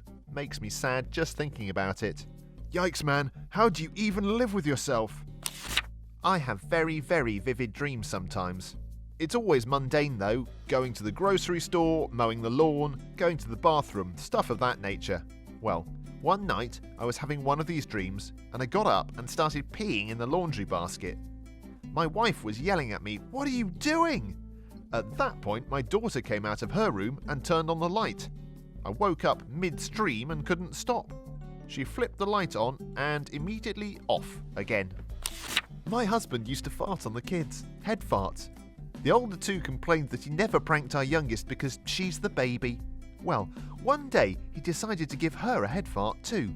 He shouldn't have trusted the fart. He was wearing shorts, thankfully. It still parted her hair. So now we have this joke that he sharted on a toddler. He also once sleepwalked into the neighbour's house naked at 3 a.m. as they were leaving for work. We have both twerked in front of their friends.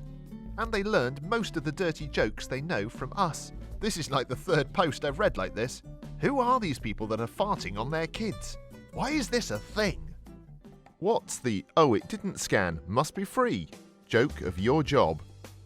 There's a person in our office who daily, every day, 5 days a week for the past 7 years, comes into the office at 9 a.m. and says, "Is it time to go home yet?"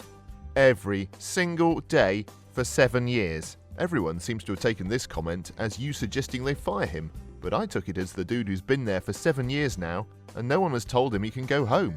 Like he's just sitting at his desk all night for 7 years. And when people get back to work, he asks if he can go home yet, and everyone blows him off, which is a way funnier way to take it. Male patient: "So, is it a boy or a girl?" Me: "Sir, I'm doing an ultrasound of your heart. If I find a baby up here, we'll both be rich." Followed by riotous laughter. 10 times a day. "Sir, if I find a baby up here, it's dead and you're going to surgery." "Yeah, but I think we'd still both get our names in the paper at least." After completing an autopsy: "Is he dead, Doc?" "It was funny the first 100 times or so." "Yes, he died unexpectedly," after asking that question about the previous cadaver. By unexpectedly, I mean that he received a blow that he didn't expect right to his head. I pick up dog poop out of people's yards for a living. Every day I'll hear, "That's gotta be this job." I usually respond with the less common, "Well, business is picking up," and then they go away. I like your response. I hear "this job" when I'm out cleaning sewers far too often. Just say, "At least I'm stinking rich." Barber here. Every time someone comes in whose hair is thinning, they'll say to me, without fail, "Well, if you could put some back on for me, that would be great." Even repeat clients say this every time. The fake laugh I have to do each time leaves me feeling hollow inside. My bald barber always makes the joke, "Well, at least you still have hair," when someone complains their hair is too long. I laugh every time. I work in a call centre working with retirement accounts. At the end of the call, we're required to ask if there's anything else we can help you with.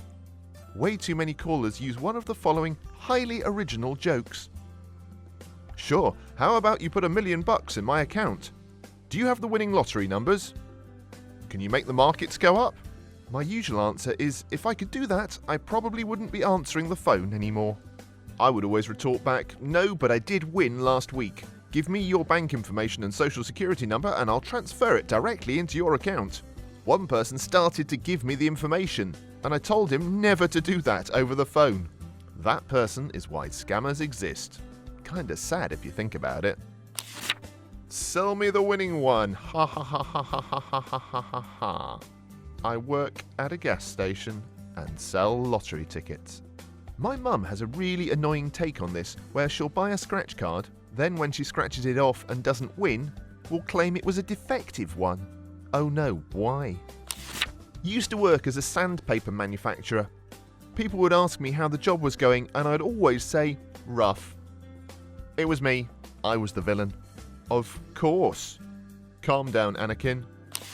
I'm a logistics coordinator in an oil industry supply company. So if I order a car to pick up a small box, the operator of the freight company sometimes sends the only available car there is.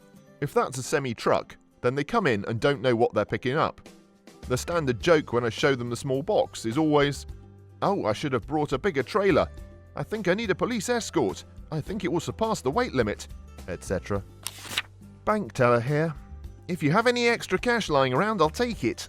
Just no. If I was a banker, I'd probably have a stack of pictures of Johnny Cash that I would hand out to these people. That's walking the line for sure. Banking. "Got any free samples?" Money. "We have some outstanding loan samples in the back." That's actually a really solid comeback for when someone asks. I work nights.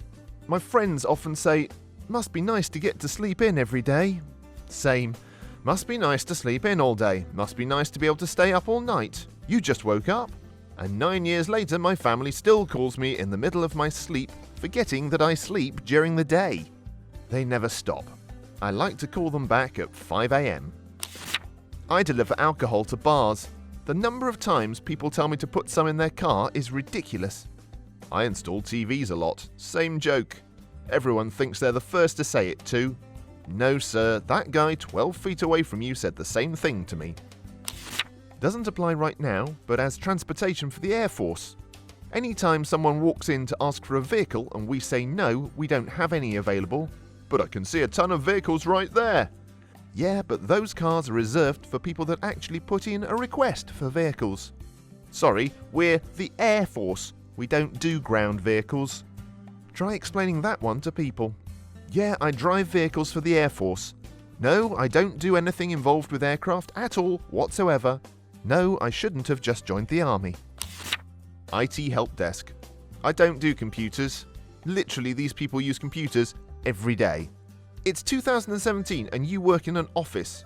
You're working on computers. Enough to be competent enough to explain what they're seeing on the screen, at least. Must be nice to be a meteorologist. I sure wish I could be wrong in my job all the time and still get paid. Duh-ha-ha. It's the worst career ever. I only took this job because I figured we'd be studying meteors. And tomorrow will be sunny with a chance of a meteor apocalypse. Bartender here. Make it strong. With no intention of paying for the extra liquor. Why is this drink so expensive? You ordered a double. Oh, you're a game developer. Let's make a game together. You make it and I'll be the ideas guy. If you're a comic artist, oh, I got this great story you can draw. And then they're like, so there's this guy who says to that girl, I told you not to kill that snake. So where is the joke? I don't know, make it funny. I work in an NOC, and a power cycle really does resolve a lot of stupid questions with networked equipment. The end result is that, did you turn it off and on again? Is the joke reply to any problem in the office. Steve can't make it to the meeting today because his son is sick. Has he tried turning him off and on again? I have to start kidney dialysis. That's awful. Did they try turning your kidneys off and on again? I've been in an accident and now I'm paraplegic. Have you tried turning your spine off and on again? Ha ha ha. Everything's working perfectly. What do we even pay you for? Conversely, nothing's working. What do we even pay you for? I drive an industrial buggy to deliver pharmaceutical stuff to wards. Literally every day, 20 people will say, that looks like fun, or I wish I had his job. It's actually really quite stressful. I honestly can think of very few things as taxing as driving a machine through a hospital trying not to run over sick and dying people.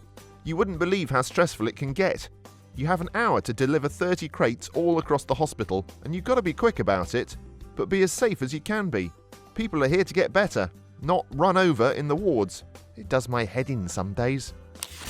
I am a study coach for accounting professionals taking their certification exams. I have this exchange at least twice a day. Is there anything else I can help you with? Yeah, could you study or take the test for me? Ha ha ha ha ha. My taxes what? I'm sure I don't have that much money. Well, no, maybe you don't, but you definitely made enough money during the year to earn yourself this tax bill.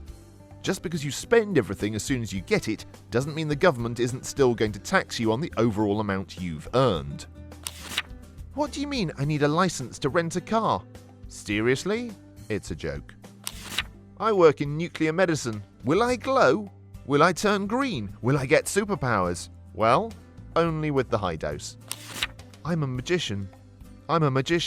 Saying, can you make my wife disappear? Makes us want to punch you in the throat.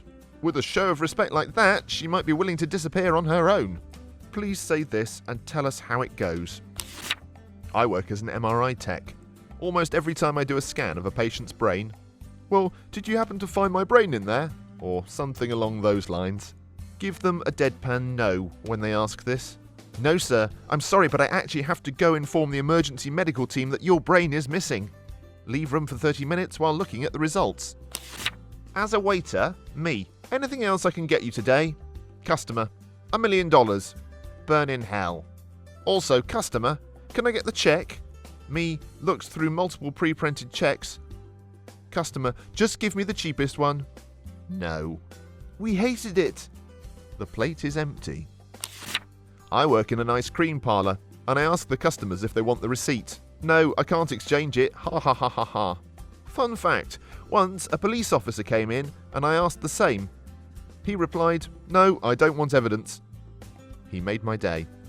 My favourite customer was the one who gave me a deadpan look and said, no paper trail, and walked off. I actually laughed. You boys drilling for oil? Everybody, every time I'm out drilling. I'm a geotechnical engineer. Second day of drilling. You reached China yet? Ha ha. More like, tell me if you find any gold. Men of Reddit, when was the last time you've cried, and why? Part 1. My marriage was on the verge of collapse when my ex-wife got a job offer in another state. She had been unemployed for some time, so she had to take the job. We decided I should stay behind, as I had a steady job and divorce was inevitable. My wife moved out and the kids stayed with me until she got a home in her new city. Taking my kids to the airport and putting them on a plane to move away from me was soul-crushing. I held it together until they boarded. Once they got on the plane, I lost. My kids only lasted a few months with Mom before packing up and moving back to live with me. I'm sorry about your marriage. Been there. I'm glad you have your kids. Sunday. Wife has had a sudden onset of insomnia and anxiety since Christmas, which has started to trigger panic attacks. She had one while I was at work and called me. When I was free to call back, my son answered the phone. I was sobbing listening to my 6-year-old talk her through the breathing exercises we had practiced. That kid gets ice cream for life, no questions asked. And I might go cry again. I was tucking in my 7-year-old daughter a couple of months ago, and she told me that she was worried about me dying before her. I'm only 42 and healthy. So I had a conversation about how old I am likely to live, and that she will be an adult when I die. Then she said, "But when you die, will you help me? Because I need you so much." And I lost it. I was 5 or 6 when I had my first existential crisis. I was taking a shower and realized everyone I loved would die at some point. I'm just grateful I've been able to spend as much time as I have with my parents and grandparents and stuff. I've teared up a few times, but last time I legitimately cried was in 2010 when we put my childhood dog down. I was a senior in high school. We had him since I was in first grade, 1998. He was my first and only childhood dog, a Siberian Husky, and I feel like we grew up in that house together. He had some cancerous tumor in his stomach that was spreading rather quickly, and the attempt at removing it didn't go so well as they couldn't get it all. We decided as a family to let him go peacefully so he didn't have to suffer, as they promised us it would continue to grow and possibly cause him severe pain in the near future. I'll never forget holding him in my arms in that room as the vet asked me if I was ready for the moment. When she injected him, I felt his entire body sink into my arms. He was lifeless in an instant. I was so happy he went peacefully without pain. My best friend growing up. I've never expressed my emotions from that moment to anyone besides my parents and my current girlfriend. Whenever I think back to that moment, I get teary-eyed, but I'm happy I was there for him in his final moments. I wouldn't change a thing if I could go back in time. Please try and be there for your pet if you ever have to make such a decision. When was the last time you cried and why? This comment right here, well, that brought back memories of having to carry my lab into the back of a truck after he had a stroke and then carry him into the vet. Time to go for a walk. A few weeks ago, when one of my best friends told me he's going to be a dad, I can go for months and months without shedding a single tear, but this news got me really emotional, in the best sense of the word. This has been an eye-opening experience for me, as I had no idea I was capable of feeling such things. Months ago, was yelling at my kids because they were misbehaving and I put them to bed early. Broke down afterwards and cried on the stairs. Knew I didn't have to yell as much and said some unnecessary things. Wife talked with me on the stairs and it turned into a turning point in my life, and I'm doing much better with discipline. It's never too late to apologize and explain to your children why you were yelling. July 2019. I surprised my long-distance girlfriend for her birthday after not seeing her for 3 months. Her reaction was bland, which shook me a bit, but I was like, maybe she's just tired from college and work. I've gotten us a nice Airbnb for 2 nights, so we can have some privacy, but nothing felt right. Last night, we were just listening to some music. She was sitting on the bed pressed against the wall, eyes closed. I was laying on my stomach, and then Georgia by Vance Joy started playing. I teared up and covered my face with my arm. That moment, I realized our relationship peaked sometime before. It was only downhill ahead. I cried without any sound, and she felt the bed shaking from me sobbing. Asked me what's wrong, and then I opened up about how I feel that I'm 100% into this relationship and not getting the same back. She started crying as well, confirmed everything I said, and promised she'll try to improve and bring back the spark we once had. We broke up 3 months later. Oh man, do I miss that girl. Damn, dude, I feel you there. The feeling of it peaking and never being the same, knowing it's over, such a hard feeling to express as a guy, but one that can really rip you apart. I don't know you, but I'm rooting for you, man, and everyone else in this situation. While I held my 4-year-old daughter in my arms and realized there was nothing that I could do to save her from dying from mitochondrial disease. I don't think I had ever cried so hard before or since. 7 years later, it still haunts me, but time does make it less painful. That helplessness. The anger cry combined with the grief cry, combined with the hopeless cry and the loss of the future you wanted cry. I know that cry too. It's a deep well in the heart. I'm so sorry about your daughter. Took a small getaway trip, about an 8-hour drive a few weeks back due to stress. I played all of the songs I shouldn't play on the drive up and let myself unwind in the car and get all of that stuff out. Job stress, feelings towards my ex, the whole gamut. My daughter was born at the start of last year. Think I must have cried for a solid hour. Get ready, man. I teared up last year when my son was born. Not a full-on cry, but unexpected emotions. Last night, I was feeding my now 10-month-old, and he was in turn feeding my old Doberman, and it just hit me like a wave. Everything was perfect at that moment. My wife started crying because she had never seen me cry. Then my kid started laughing hysterically, and my dog barked so loud that he forced a fart out. A perfect moment. Last week at our first ultrasound, wife and I had 2 miscarriages, and we had an appointment and saw the heartbeat. This little peanut has stuck around the longest so far. Fingers crossed. May the pregnancy be smooth, healthy, and uneventful. Last time I got teary-eyed? Cats in the cradle. Last time I cried? Wow, years ago. Must have been when I lost my job, got dumped, and my grandfather died. All within 6 hours. That was enough to set me over the edge. Big yikes, dude. I hope things eventually worked out and got better with time. I'm more emotional than your standard guy. I'll tear up fairly frequently, even at movies and the like, usually with things involving loss of parents. Last time I would say I actually cried was when I decided it was time to go to a therapist, and in the initial meeting was just offloading all the reasons I decided to come, and why I thought I might have a touch of depression. I'm doing much better now. Last time I straight out ugly cried or sobbed was when they put my mother's casket into the vault at the mausoleum, almost 5 years ago now, while hugging the hell out of my brother. I can never cry at the therapist's office. Everything seems so ridiculous when I talk about it, and I end up laughing more, even if I had been crying 20 minutes before I got to her office. I'm a sensitive guy, but I recently decided it's my superpower. Sure, pain hits me hard, but art is a thrilling, fair trade. It was over the weekend. I was reaching out to a few different friends to see what they're up to, but everyone else had pre-existing plans. It hit me hard when I realized that I'm always making an effort to reach out, but I don't get the same in return. I do a lot of the work, and when I try to make plans, there's always something that comes up or they're too busy. This last weekend, after a night of drinks, a very good friend of mine and I were ending the night at her apartment.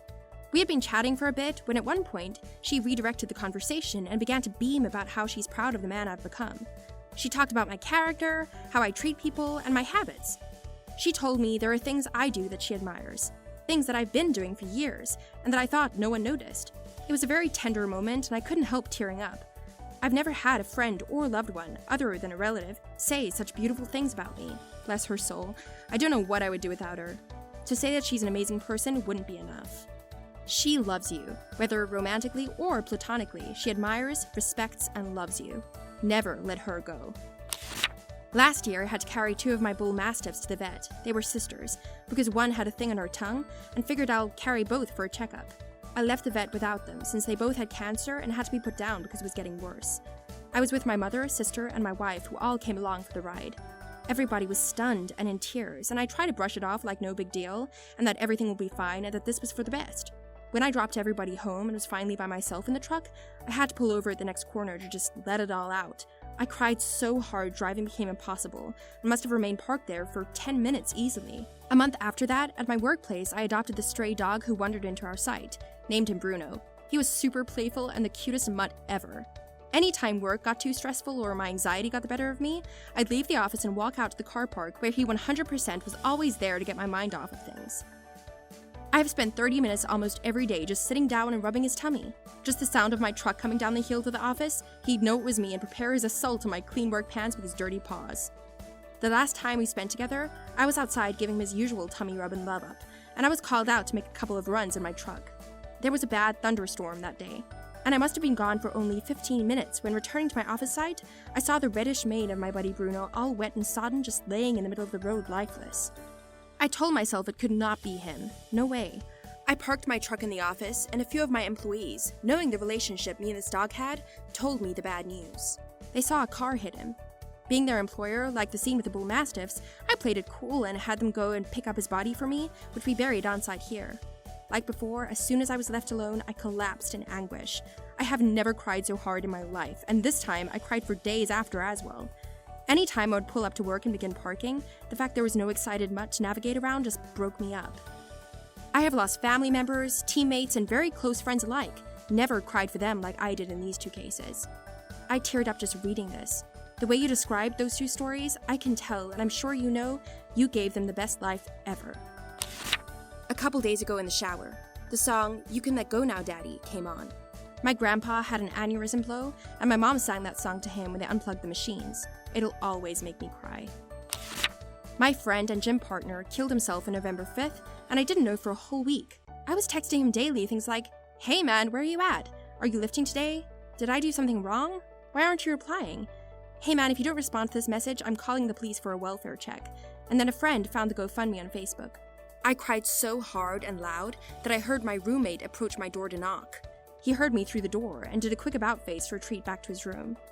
Today, someone approached me in the gym saying, "Hey man, do you know what happened to Ryan? He was in my class and just stopped showing up one day last semester." And I went full deer in the headlights before straightforwardly answering, "He killed himself," then returning to my workout to avoid the emotions and awkwardness. I started drinking at 8 a.m. today, so I had that going for me. Men of Reddit, when was the last time you've cried and why? Part 2. Last week, when I was reminiscing about my mom, brother, and grandmother, just parked the truck and sat there for about 20 minutes, just thinking. Sometimes you can't help but get emotional when you're reminded you won't ever see them again, so all you have is fond memories of them. Man, I know your feelings. I think about my mom and how she didn't deserve cancer. It hurts deep, deep down, and sometimes I just cry and wish it was me who passed. This past Saturday afternoon, while at the movies with my wife, watching Little Woman, I hadn't read the book, and the story touched me. I cry often. I don't believe that compromises my manhood. I believe it enhances my humanity. I cry when I see others hurting. I cry when I witness beauty. I cry when I feel sadness. Sometimes I even cry happy or proud tears. Empathy is what enables us to connect with one another more easily. Empathy for your fellow humans doesn't make you less of a man. Quite the opposite, in fact. November 19th, and some assorted days after. My father lost a battle with melanoma on November 12th at 78. It had gone to his liver and lungs and eventually his brain, and he rapidly went downhill. I am very fortunate that I had a father who never thought he was as good as he really was. Over the past 10 years or so, our relationship progressed into friendship. Sadly, I lived 1,000 miles away from him, but a couple of times a week, we would talk on the phone during my commute home. I got to see him 8 or 9 times after his diagnosis, and he always tried so hard to be up when I was around. At his memorial, November 19th, I met hundreds of people whom he had an effect on. I got to say a few words and shared how glad I was to have that friendship, and how much I will miss it. I barely made it through my 1-minute speech. I miss that old man. Last time I cried was when my daughter was born. I was stoic through the whole process. I was next to my wife coaching her. My daughter pops out, and the moment I heard her voice, it reverberated in my heart. Next thing I knew, I was bawling out of control. Just the other day, I often have these dreams where my dog Snoopy is there. However, he passed away almost 5 years ago, and in my dream, I will recognize this and say to myself, "Wait, Snoopy died. How is this possible?" Then somehow, I can't really explain it that well, but me wanting so bad for him to be alive again overwhelms the logical part of my mind, and I rationalize that he actually didn't die, and it was a miracle. I then have a great time, and am able to enjoy playing with my best friend again, and having him come along on my adventures. The thing is that this happens with me when I wake up, and have to come to the sad realization that he has gone again. Like, I enjoy being able to see him again in dreams, but it can be really emotionally overwhelming too. So some days I wake and cry because I miss my best friend. Dude, this. I see my dog everywhere. Sometimes I still check outside thinking she might be about to run at the door, then realize, oh wait. I was at lunch with my friends. I was ordering my food and got a message that Kobe Bryant has died in a helicopter crash. Somehow I maintained my composure and didn't cry there. I went home, put on my number 8 jersey, and cried myself to sleep. He was my idol, the only reason I even liked basketball. And now he's gone. Kobe was the first guy when I was playing that I watched and said, "Man, I want to be that guy." This one has been incredibly difficult for me.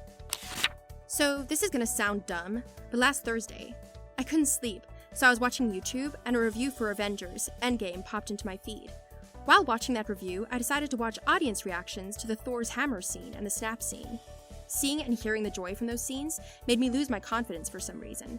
I've done this kind of thing before, especially when I was younger. I'd stay up thinking about what kind of dad my dad would have been and cried my eyes out knowing I'd never find out. My mom would tell me that sometimes. People just need to cry. Guess I just needed to cry. Not dumb at all. Let those tears out. I gave up 8 years of my life to raise my stepson while his mom was a dysfunctional alcoholic and drug addict. Like, drink and drug till she passed out on the floor sometimes, or kick holes in walls kinda. I still smoke weed and drink occasionally, not daily, and I take care of myself. Exercise, eat right.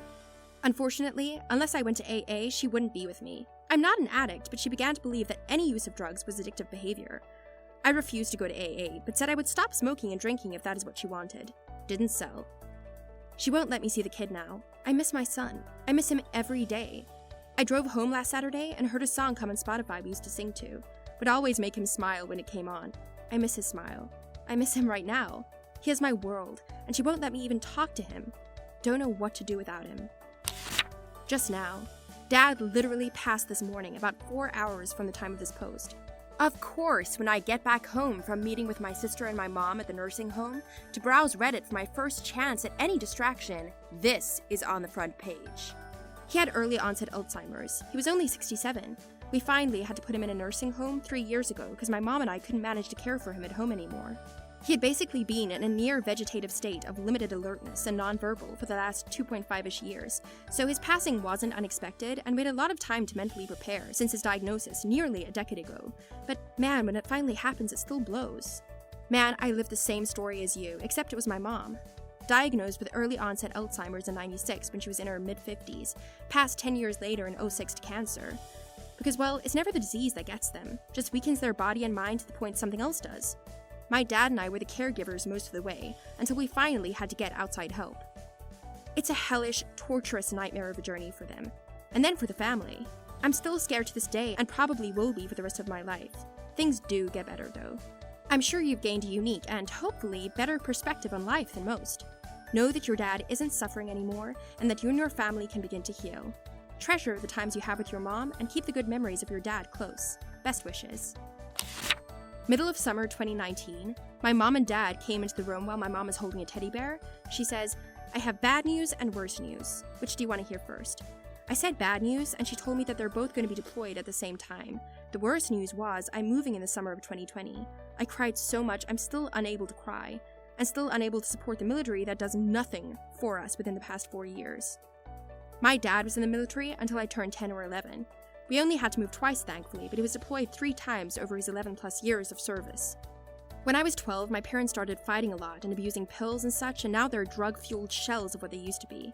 Tomorrow, I'll be 2 months from turning 19, and I haven't hugged my mom since May of last year. She's still pretty bad on meth, I think. I don't even know. She could overdose and I'd have no way of finding out.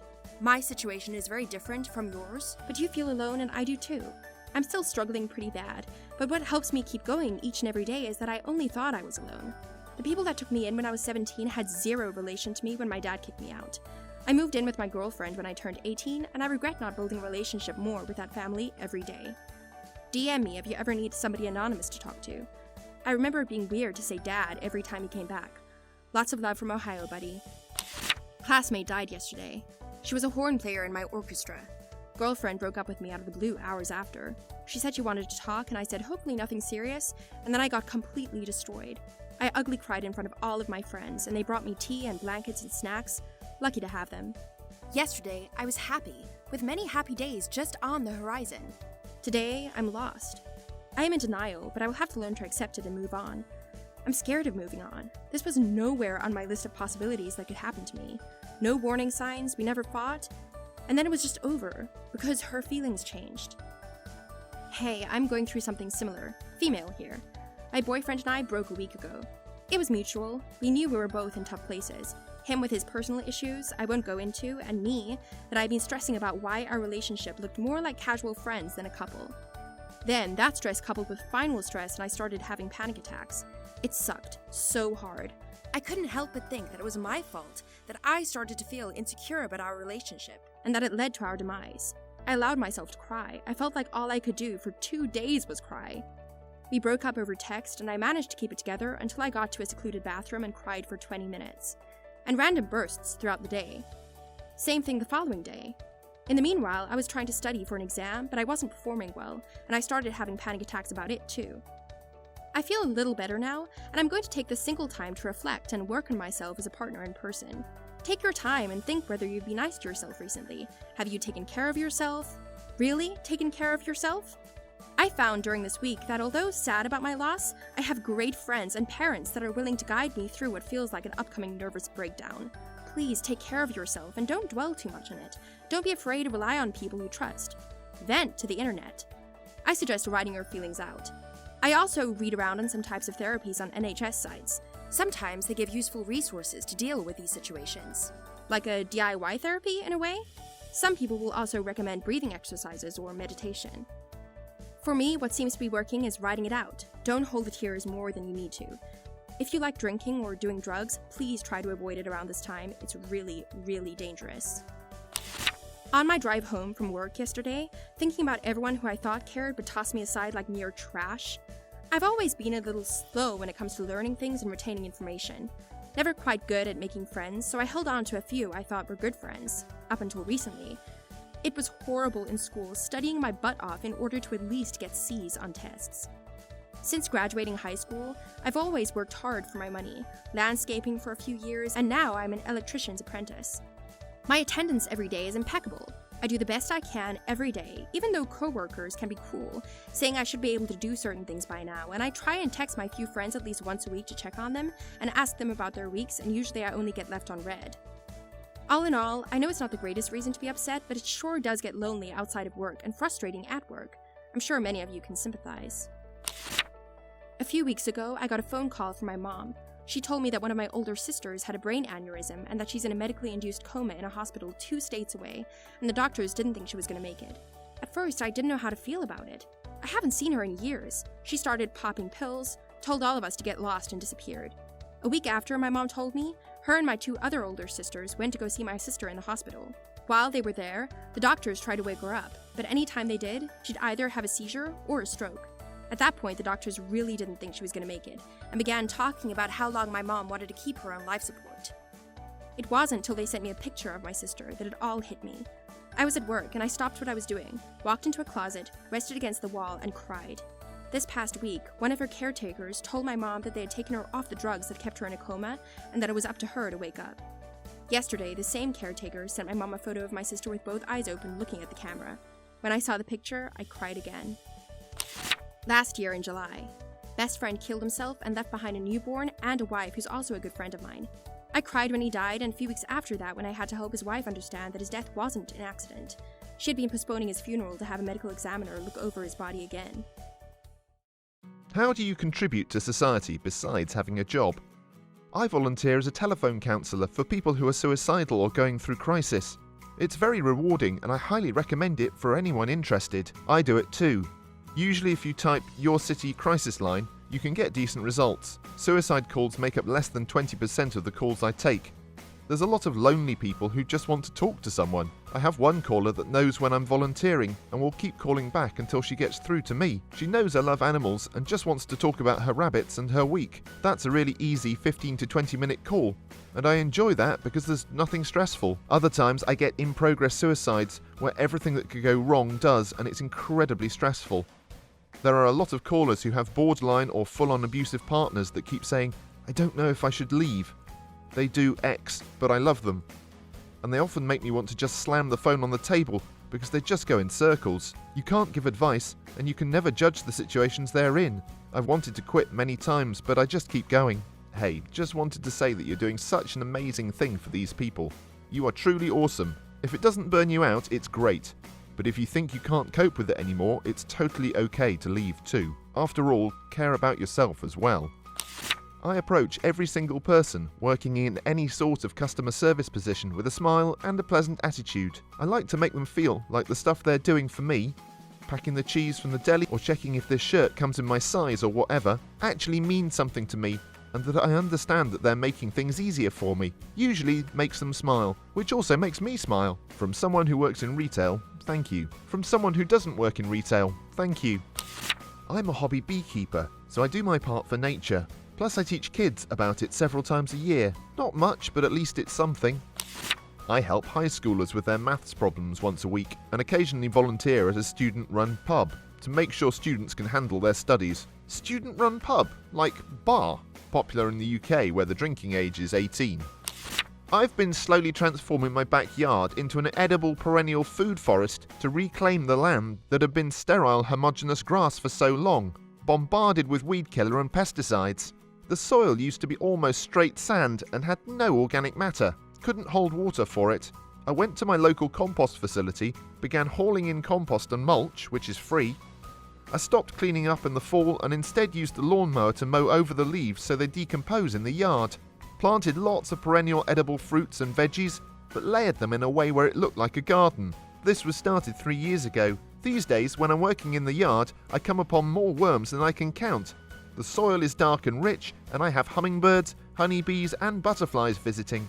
I also have not bought eggs or vegetables since early April. I keep ducks. So I also go to the grocery less and use less gas. I don't think it's much, but I hope I'm doing a little part in helping the environment heal. Edited to add, thank you for the gold, kind stranger. A lot of people are asking for pictures, so here's about a quarter of my garden, dearjuneberry.com, and a list of what I grow. I'm using it to document what works and what doesn't in my climate here in Zone 7B. Some of the plants that I've finished documenting are clickable if you want to see their fruits and their growth habits. If you're interested in the ducks, poke around the labels on them and there's a couple of posts. I hatched them as well. No issues with HOAs. I don't think we even have them here except in gated communities. Only under town and in my case village law. They even allow front yard vegetable gardens, so some people have been making businesses out of borrowing front lawns to grow produce to sell at farmers markets. Plus, it's a more efficient carbon sink. What produce do you grow? Oh yes, I actually forgot about that aspect, haha. Thank you for reminding me. I was actually outside last week debating if I should pull out all the little oak seedlings that popped up because my mower doesn't shred acorns well.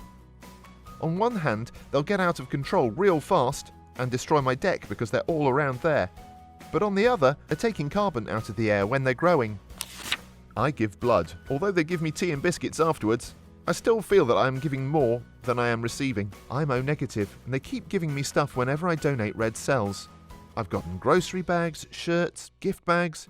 It's pretty neat, but those guys are like mob bosses who missed a payment if my time to give is due again. Like letters every few days in my mailbox type stuff. Fellow O-negative here. They definitely do hound you if you miss a drive. My local RC keeps changing phone numbers too, so it's not quite as easy to ignore all the calls. There's a lot of litter in my neighbourhood. When I take my dog for a walk, I'll take a bag with me and fill it with some garbage. I will also occasionally return shopping carts that are left abandoned on the side of the street. I think it looks a bit trashy, and I certainly need to get more exercise anyway. I also don't panic when I have to park more than 5 car slots away from the door. Sometimes I even do it for fun because I can walk, so why not walk? I also teach this to my kids. My motto is, my legs ain't broke. I volunteer with my local police department and I'm a car seat technician. I think the car seat tech stuff makes more of an impact in the long run. Teaching families how to make sure their children are as safe as possible in vehicles. I've had a couple of families come back to me after a collision to tell me how glad they are that I had helped them. The thing I love most about the police volunteer stuff is when little girls come up to me, I'm in uniform and look like an officer, and tell me how they want to be an officer, or their parents tell me how excited they were to see a female officer. Teaches little girls they can be anything they put their mind to. Car seat safety is so important, and it bothers me how nonchalant parents are about installing them. I always suggest people have someone trained to install it for them, and then see them a few months later with a rear-facing infant carrier facing forwards with ridiculous amounts of slack in the latches or seatbelt, and the chest strap is down near the baby's diaper. I don't get it, and it makes me want to murder their parents, strap the kid into my Titus L car seat and drive off. 5 minutes ago, I saw a kid who looked about 2 years old sitting in a vehicle with just the seatbelt. It hurts my heart because with my training I know exactly what would happen in a collision. I let people who use their blinker cut in front of me in traffic whenever possible. I also do this. We've all been in the wrong lane at some point. I'd rather let in 99 drivers than shut out one nervous driver that made a mistake. I use my indicators to warn fellow drivers I'm about to turn. A true hero. A real human being. If you have a car or a carpool and a cell phone, you can use the Waze app and update it when you see something abnormal in the road. Traffic, pothole, mattress, etc. It's a small thing but helps people avoid traffic or hazards and helps the government diagnose problem areas. See, it's a neat future, but I've always thought it was also not a great idea because we need fewer distractions for drivers, and tinkering on an app just adds to the mix of potential or preventable car accidents. I hope voice integration becomes a thing at some point, then I'd definitely use it. I donate small amounts to charity. I discuss important issues in civil ways in an effort to refine my perspective and help others do the same. I try to improve the experiences of people around me. That's about all I've got. I keep a reasonable distance between my car and the car in front of me. I don't litter. Side rant, I have this neighbour behind me. Every time he mows his lawn, he throws all the things his kid leaves in the yard, or the dog has ripped up from that, 3-foot-high dead limb pile backyard, into my backyard. But as a decent member of society, if it is obviously not trash, like a basketball, I throw it back over. I want to throw it in the garbage, but I know it's his kid's basketball that he plays with all the time. I returned the cart at the market. I pay taxes. I do all that I can not to harm anyone. I work for the state, which is a thankless, terrible paying job. I brew beer for all my friends. I am the dungeon master of the group. I mow my lawn at reasonable intervals. There's some. Makes me sound nice, but I'm not as good. Most likely, let's be honest. I like that being dungeon master could be considered a good deed. Makes all my hard work feel more worth it. I collect money for the local hospice. I donate to dogs in the pound. I sign petitions against animal cruelty. I look out for injured wild animals and try to help them. I read part of this as I donate dogs to the pound.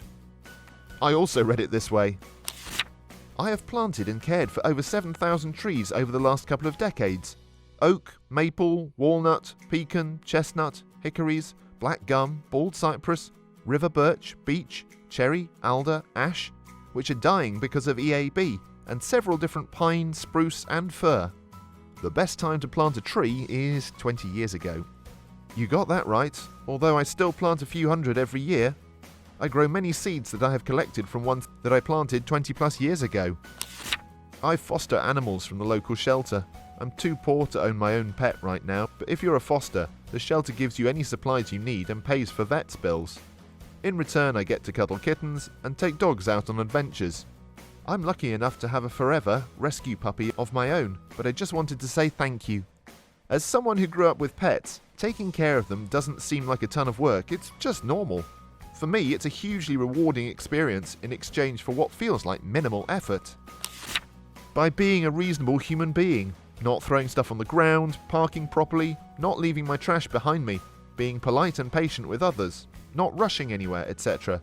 I think I'm doing more than the majority, actually. I do the same, but I think that's more about minimizing my disruption to society rather than contributing to society. If you litter or park like an a-hole, it's worse than if you never existed at all because you're actively making society worse. If you're just generally courteous, you're neither adding nor subtracting to society. You, friend, are what I aspire to be more like. Minding my own business. No, I'm not yelling at the bus driver for being 20 minutes late, making me late to my job. No, I don't tell everyone who doesn't know better that it's, I want this badly, and not, I want this bad. I let people kiss whoever they want and don't care if my friend votes differently than I do. I even tolerate my neighbour's love ballads to his dog at 3 AM and the obscenely, and I mean obscenely, nothing against little chub, overweight man that rides the bus every morning with me and robs my air to breathe with his sweaty stench. I let things slide and don't comment and withhold that annoying entitlement to denounce and correct everything so many people that apparently never leave their computer have going on. I mind my own business. I wish more people would. I love you. Same. Entertainment. Spreading creativity and brightening people's day. Make videos, music, stories, art, jokes, hell, anything. The more you create, the more you evolve your style and the better it gets. Everyone has this ability, and just don't utilize it because society tells them only a select few have the ability to entertain. Society tries to kill creativity and promote conformity. It's sad, but it can be utilized in your creative pursuits. Wow, thanks for the reassurance that creativity is a valuable part of society. I really needed this. Of course, I'm glad it helped. My theatre club has been donating most of its earnings to local charities for the last 20 years or so. Beside that, I always smile and try to be as nice as possible to cashiers.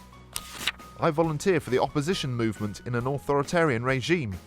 I do it partly because I want to be a force for long-needed change, and probably good, and partly because the first sentence spoken out loud sounds cool.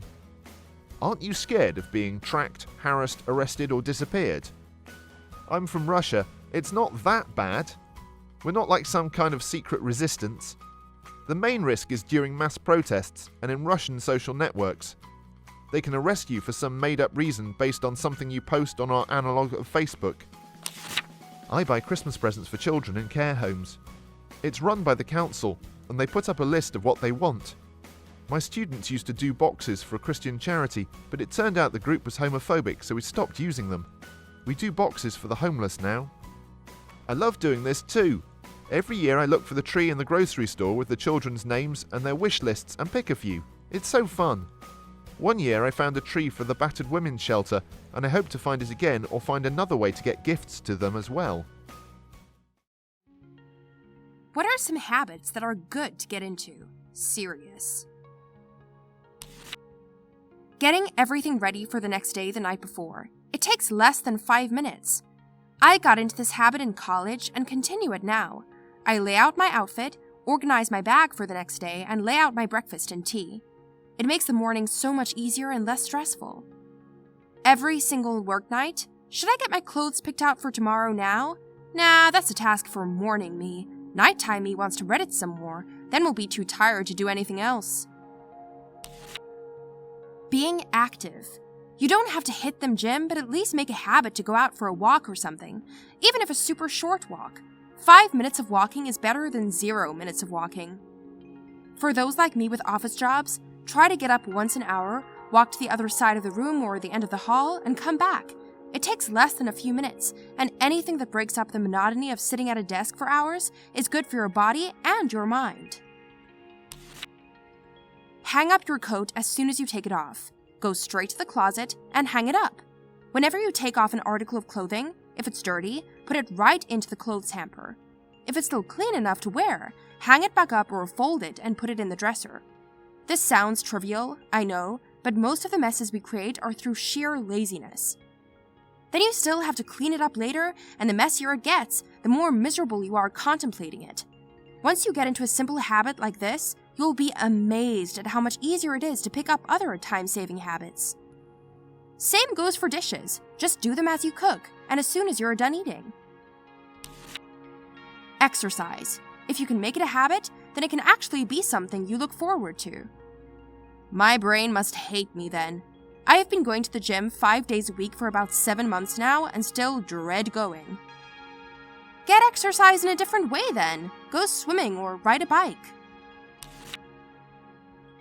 Putting important things that you will need during the day, keys, wallet, on top of something you always encounter before leaving for class or work or whatever. I put my keys or wallet on top of my book bag or phone, and it really helps me remember to grab them before leaving. Also, if you keep your wallet in your back pocket, I've developed a habit of kind of smacking myself to see if it's in there before I open the door to leave. It's weird, but it works. I always do a quick pat of all my pockets before I go anywhere. Also, I have a slight heart attack when those things aren't there. Putting 15% of anything you earn into savings and not touching it. At what point do you touch it? When you have enough to live off of for the rest of your life. Or when you're making a very large purchase, avoiding interest. Everything else you buy, you should be able to be purchased with the other 85%. Get out of bed as soon as you wake up. I can knock out more tasks in the first 3 or 4 hours of the day than most people can get done in 12 hours, but it only works if I get up and get moving. There's something about sleeping in and staying in pajamas for hours that turns me into a total slug. If there's something I really need to do or somewhere I need to go by a certain time, I have no problem getting up. But if the day is more relaxed, sometimes I'll jump out of bed to turn the alarm off and then fall into bed and fall asleep within a minute. It takes a lot of motivation for me to just get up. The biggest change I made in my life, which started improvements in every other aspect of my life, was actually cleaning, rearranging, and adding homey things to my apartment. I had moved to a new city in a new state with a girl who subsequently bailed when she met a doctor, and left me with barely anything and not a single person that I knew or could rely on. I spent a couple years depressed and alone, and then I decided I had to change, and it had to start with a place I spent all of time. I bought some new IKEA furniture, cheap, relatively stylish, and could be shipped to me. I also got rid of my car when I moved. Aired the place out, allowed the sun to enter, moved things around to make it more appealing, and started cleaning regularly, including making my bed every day. Now I wake up to a clean home, I come home to a clean home, and I have a place that I'm not embarrassed to show off on the random chance I meet someone and invite them back without any planning. Also, the act of doing this on a regular basis forced me to adopt them as new habits, taking up time that I would otherwise be spending watching Netflix or playing video games, i.e., being stagnant. I feel more organized, and that has flowed over into my working environment, which is always a good thing.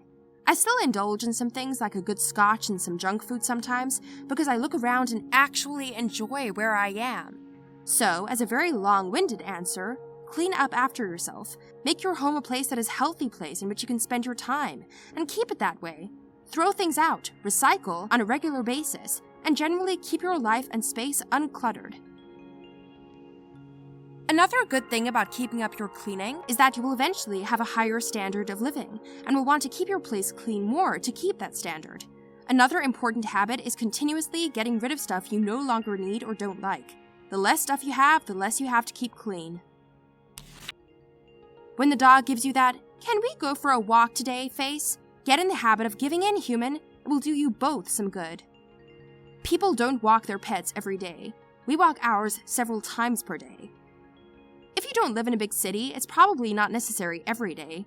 If you have a decent yard, especially with a doggy door, they can exercise themselves chasing birds, lizards, their tails. Budget. Always know what bills you have coming up, what money you have coming in, and where that money is going. Always knowing how much money you have will help you make wise decisions, save, and appreciate the things you have. Saving needs to be a part of a budget. There is a saying, pay your bills, then pay yourself. Meaning that save for yourself before you spend on non-essentials, like cable and other things that one does not need to live. Changing your car's oil. A friend of mine went 20,000 miles without doing so, and was then surprised when the bed on them. While routing oil changes are necessary, getting them every 3K miles is completely unnecessary. I typically go between 5 to 7K miles between oil changes in my car, and it is in pristine condition. Follow the manufacturer's guidelines. My RAV4 calls for 3,000, but my last car had a 10,000 mile interval.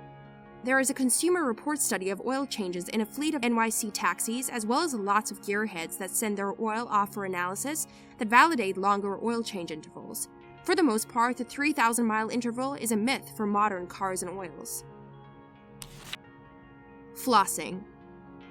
Flossing only takes a minute to do each night and could potentially save you thousands of dollars on dentist bills. It really is worth it, especially if you want to keep your teeth for a long time. Smiling at strangers. Makes you happier and makes you seem like a pleasant person. To go along with that, I've gotten into the habit of asking baristas and servers and the like how they are doing before I make my order. I never realized how many people absent-mindedly bark orders at them. I live in Norway. You can't start a conversation with a stranger unless there is an actual purpose to the interaction. Sure, you can ask people for directions, you can buy things in stores and buy beer at bars, but don't ask people how they are doing. That's just weird. Make more than minimum payments on any loan or outstanding balance you owe. An extra $20 here and there is $20 less that will accrue interest. You pay off your debts more quickly and don't necessarily make a huge financial sacrifice. I wrecked my first car in June 2011 and needed to build my credit. So instead of spending $2,000 on another little beater car, I got an $8,000 loan for a nicer car. Minimum payment, $169 a month. Payments I'm actually making, $200 a month. Some months, my husband and I will make a double payment or throw in an extra $50 on top of that automatically scheduled withdrawal of $200, and my car is almost paid off. I hardly notice that extra $30. It's less than a tank of gas costs, but I'll have paid my 5-year loan off in just over 3 years. My husband paid off his $14,000 car loan in about 3 years as well. He has a 799 credit score. Not a whole lot of 25-year-olds I know can say that. That's 2 years of interest that I'm not giving the bank. 2 years of no payments. 2 years of extra money in my pocket every month. 2 years. I'm pregnant and my son's due date is in 3 weeks. Being able to free up that monthly payment soon is going to be amazing. Good advice for most people, but if your interest rate is really low, it might make more sense to invest and get a higher rate of return. Make a habit of getting things done at that very instant. In other words, stop procrastinating. Once you are finished with something, chores, assignments, before the deadline, you have a great feel of satisfaction and have extra time on your hands. I've been doing a lot of 2-minute rule thinking at work. If something comes along that will take less than 2 minutes to do, I immediately pause whatever I was working on and take care of it. It's helpful. Fewer easy tasks get delayed, less to-do list backup, people are happier with quick turnaround. Being punctual. This is a habit I struggle with, because I'm late a lot of the time, but I'm starting to try and make more of an effort. My motto for this is, if you're early, you're on time. If you're on time, you're late. If you're late, you're fired.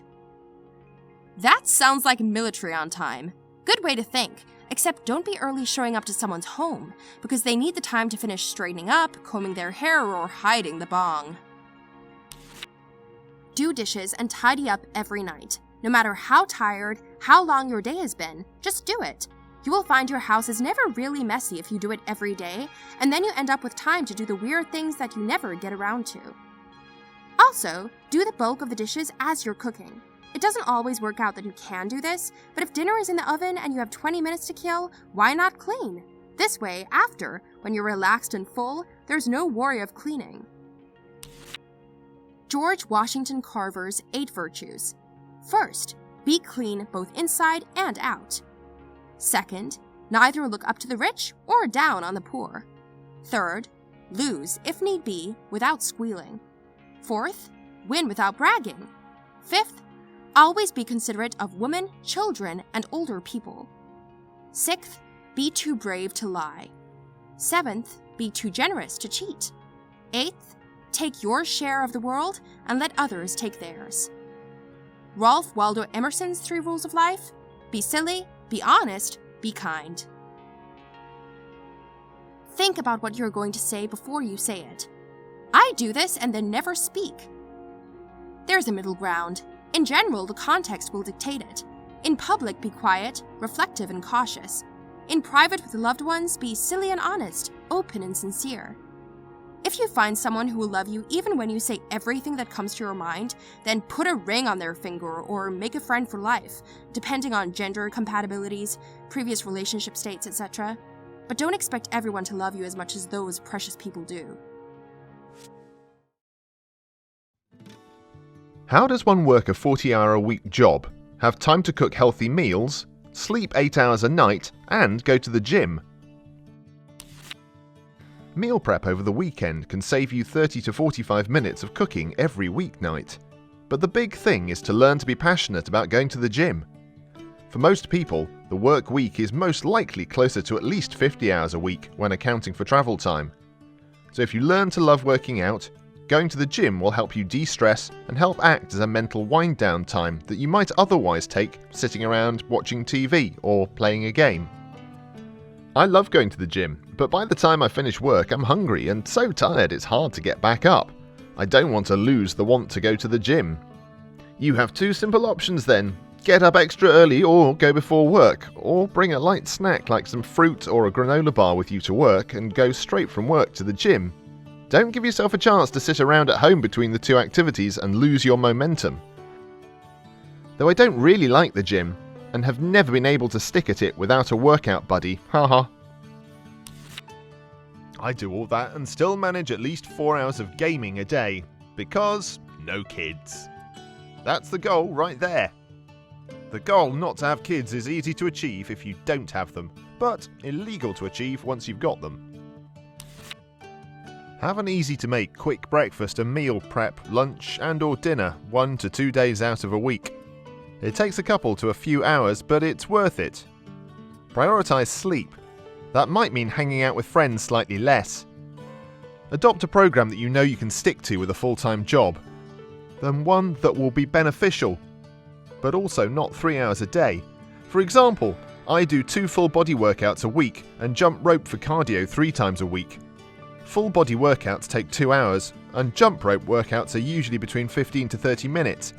So I'm really only working out like 5 to 6 hours a week. That's doable, in my opinion, for the average person. Definitely agree with this, especially number 1. I currently commute 4 hours a day. Yep, I'm crazy. But work out 5 to 6 days a week for 45 minutes to 1 hour.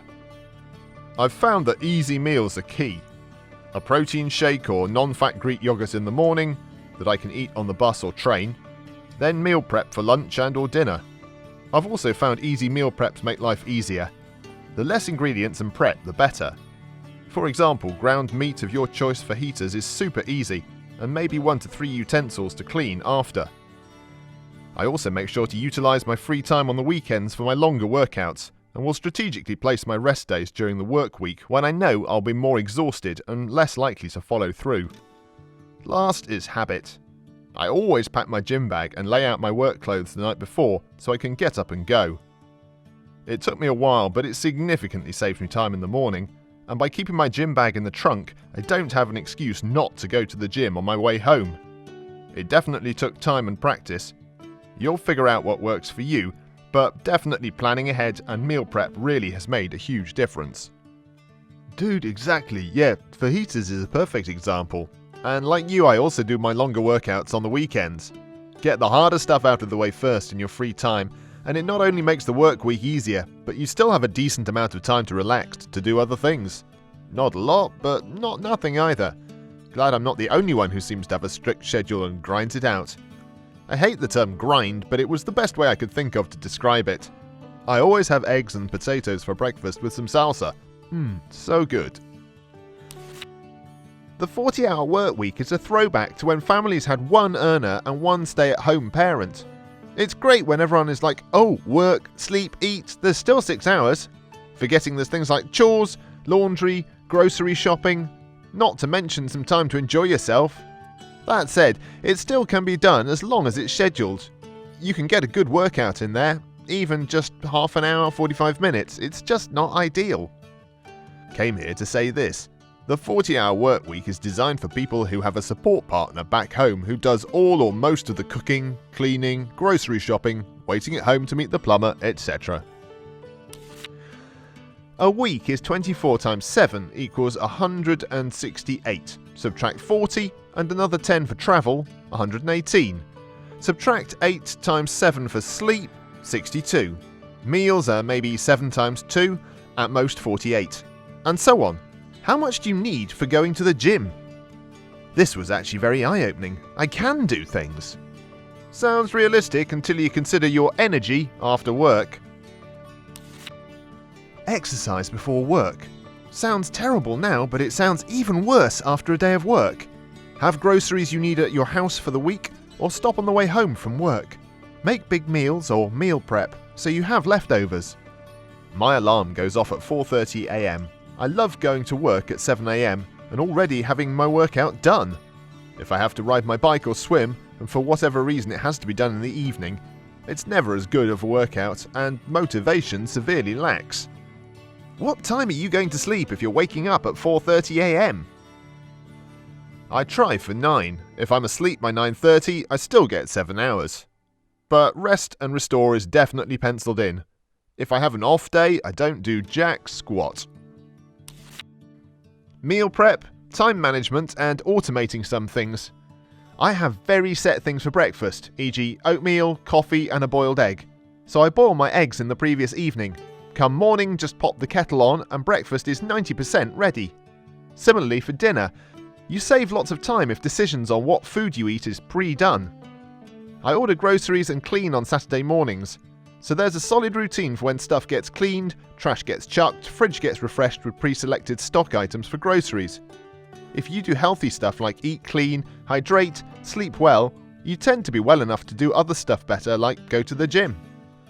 Have a planner. Crossing stuff out is fun. Yes, decision fatigue is a very real thing. It's all about discipline, and being well adjusted, 2 things I wouldn't know about. Just curious, if there were 2 things you did know about, what are they? Pro tip: don't have kids on top of that. Quite honestly, if you don't have them and you're struggling for free time, I don't know what to tell you.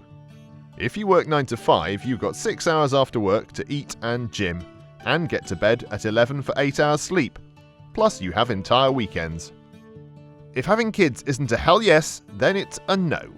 When you want them, you will make time for them. Agree. The kids will force you to make time for them. A newborn is automatically and instantly priority number 1, 24/7. Everything else comes second. That being said, I've raised 2 kids and I've maintained 3 to 4 workouts per week the whole time. Cooking healthy meals the whole time. It can be done, it just requires efficient use of time. Honestly, no social life. You can run the numbers, 24 times 7 hours in a week, 56 for sleep, etc. But the problem there is that it's hard to calculate in between time and unexpected delays. Do you want to scuttle a conversation with a friend from back when you ran into somebody randomly? Even if that is your intention, will you think before 10 to 20 minutes of conversation and gym time has passed? We don't really have a system that allows most people to take their time, be healthy, and have enough. The time people spend on small conversations, in transit or traffic, talking to friends and significant others are precisely the first things you can afford to cut in the name of dedication and sacrifice towards staying focused towards your goal. That hour at the gym every day, if you have kids, is a very poignant choice for you, your partner, and your children. That's where a lot of folks miss sleep. Slowly but surely, the idea of a 25 to 30 hour work week is gaining steam given the crushing reality that there just isn't enough time to do what is expected of most of us given the paychecks we can possibly earn. Some folks actually have a 40-hour job that's not an implied 45 to 60 hours, but many out there need to prove their dedication or they and their livelihoods are at risk. It's not impossible, but most people who pull it off have a good boss, an understanding partner, a decent paycheck, and no kids. They have a full-time job that doesn't require free bonus hours, and their commute time is probably under the average. I've been working 55 to 60-hour weeks for the past 8 months or so, and I don't see how it's sustainable long-term unless maybe you have a spouse at home taking care of the domestic side. I can do this for maybe another year before I think it'd permanently damage my health. It's already having negative effects, and this is all without kids. I truly don't know how people manage kids now. You don't have to go to the gym for an hour every day. Even 15 minutes of working out at your home is better than nothing. Priorities. You don't have to go to the gym every day. You don't have to do hobby X every day. I go to the gym on weekends. I learn the piano once a week. I read daily, etc. There's a lot of hours in a week. Yeah, I don't understand why everyone assumes you must work out during the week. If you go to the gym 3 times per week and go on Tuesday, Thursday, Saturday or Sunday morning, it's basically 2 times per week when you need to schedule a 1-hour session after work. That's super easy if you don't have kids. You don't have to work out at all. You can get enough exercise to be healthy by walking or cycling places, or by doing a sport.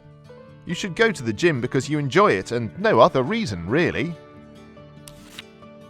Redefine cooking healthy meals, sleeping 8 hours a night and going to the gym as fun and relaxing, and you'll find the time. Keep defining them as chores or have-tos and you'll feel the way you do. By not doing anything recreational ever. Yep, this is pretty much it. Exactly. Years ago, my dad was getting on me about losing some weight. So I looked at him and said, "You're right, I do need to do that. I need to go to the gym like you do, but I have a question. How do you manage your time? How do you work 50 plus hours a week, commute, go to the gym, and do all the grocery shopping, laundry, house cleaning, take care of the kids too?" He looked at me like I was an absolute idiot and with a big old duh in his voice said, "Your mother did all of that." Then it hit him. He backed off after that. This needs to be the top comment. It's way easier to lose weight in the kitchen than it is to lose it at the gym. Think about it in this way.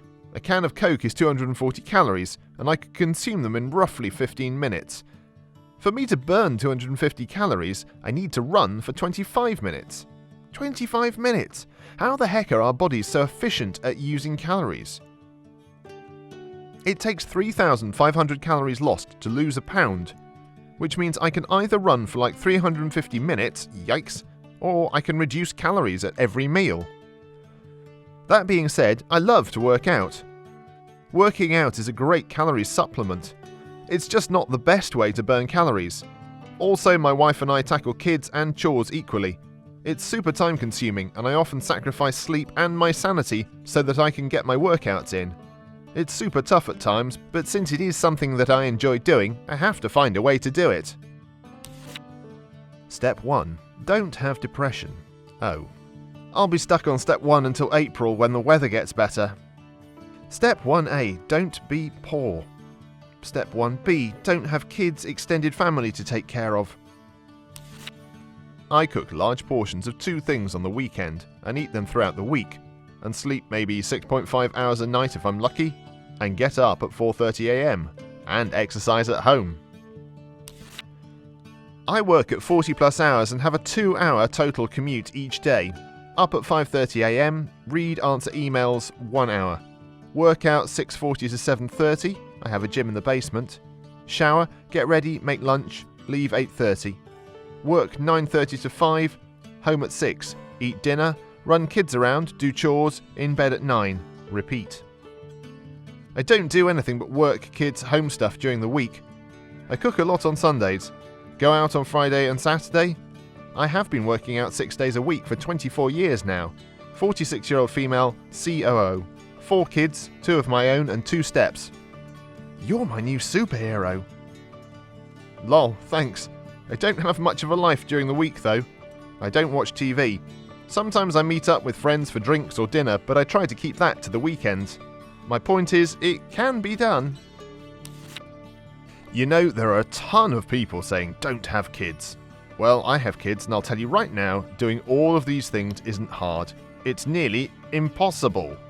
Some gyms, where I live, have a playroom where you can drop off your kids while you're working out, with a person watching them, of course. And if anything happens, they just call for the parents in the speakers. Ours has one and we use it a lot.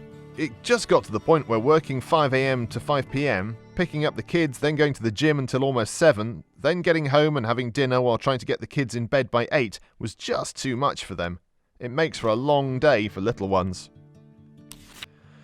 Wake up at 8, work 9 to 5, gym 5:30 to 6:30, dinner 7 to 8, chill 8 to 12, sleep 12 to 8. It's not having the time to do it. It's really easy to fit in one day. It's having the motivation or desire, because it eats away at your relaxation time, and 4 hours downtime each night isn't enough, at least for me. Which is why I would suggest gymming 2 to 3 times a week for an extra half hour rather than every day, and not forcing yourself to eat healthily every single day. Get takeaways on Fridays, have the leftovers on Saturday, and eat whatever on Tuesdays, because Tuesdays suck, and in my experience, having a pizza to look forward to on Tuesday evenings helps you get through the day. Takes 10 minutes to prepare a healthy lunch the night before, and that'll help offset it. Happiness and stress-reducing downtime is as important as exercise and diet. No point overdoing it. You can wake up, do your morning routine, eat breakfast, and get to work all in under 1 hour? Do you work across the street or something? Where I'm from, everyone I know needs to commute 35 to 40 minutes just to get to work. You're lucky. Well, you see, you work 8 hours a day, sleep 8 hours a night, that gives you 8 hours left of your day not working or sleeping. Heck, even knock off another hour for the drive to and from work. Now you're at 7 hours left in the day to go to the gym and cook your food. If you can't do those 2 things in 7 hours, I really don't know what to tell you. 168 hours in a week, 40 for work, 10 for commute, 14 for meal prep and eating, 56 to sleep, or some similar version of that. That's 120. You've got 48 hours a week for socialising, recreation, entertainment and exercise. Get a planning app and organise your time. You probably, like the majority of us, fritter away an enormous amount of time by not being proactive about your activities. When is the least appropriate time to wink at someone? When you tell someone you need to use the bathroom. When you wink at them when they come out of the restroom. When you're about to administer a lethal injection. Count back from 100 and it will be over before you know it. I would hate to die knowing that I didn't finish counting. When you're coming out of a public toilet they're about to use. This might be the perfect time. Winks. Seats all warmed up. I've always said that the only thing worse than a cold public toilet seat is a warm one. When you're pulling the plug on their loved one. So, doctor, will my husband feel any pain when you pull the plug? No, Mrs. Robin, of course not. He won't feel a thing. Shame. Wink. As you begin their prostate exam, while doing the glove snap. Looking at them through that crack in the bathroom stall. Only in America. Then I guess as they're walking out in other countries. The ones I've been to were about an inch wide from both sides of the door. So I guess about 3 centimeters. The ones in my dorm were worse. There was a gap between the wall and the stall wall facing you, so when someone came in, they would see you inside just sitting there. You could also poke your finger through the gap. Nice watch. This made me laugh harder than it should have. Have my arrow. At a funeral. At your own funeral. At our funeral. I'm sorry, Mr. Johnson. We couldn't save your son. Leukemia is unpredictable. And he fought tooth and nail. I'm incredibly sorry for your loss. We did absolutely everything we could. I know you did. Wink. Satan feels fear from this man. They call him Wink Man. When they had an incident that caused them to lose vision in one eye. My coworker has only one eye and when I accidentally wink at him, it's awkward. Court guy. Do you swear to tell the truth and only the truth? Man with hand on Bible. I wink? Certainly do. LOL, this should be higher. At the bride during a wedding where you are not the groom. If anyone can show just why this couple cannot lawfully be joined together in matrimony, wink. Turn around and wink at the row behind you. When no one else is looking, including that person. I winked at my buddy after I farted next to him. It was perfect. It's better to look them right in the eyes and fart again but louder. I've never farted in front of my husband, but this makes me want to just for the wink. While being pulled over by a police officer. Sir, did you just wink at me? Meow. Right after telling someone that they have a beautiful child. Breathtaking. To the midwife while your wife is giving birth. Seems like you're speaking from experience. Or the midwife winking at you during birth. It's bad either way.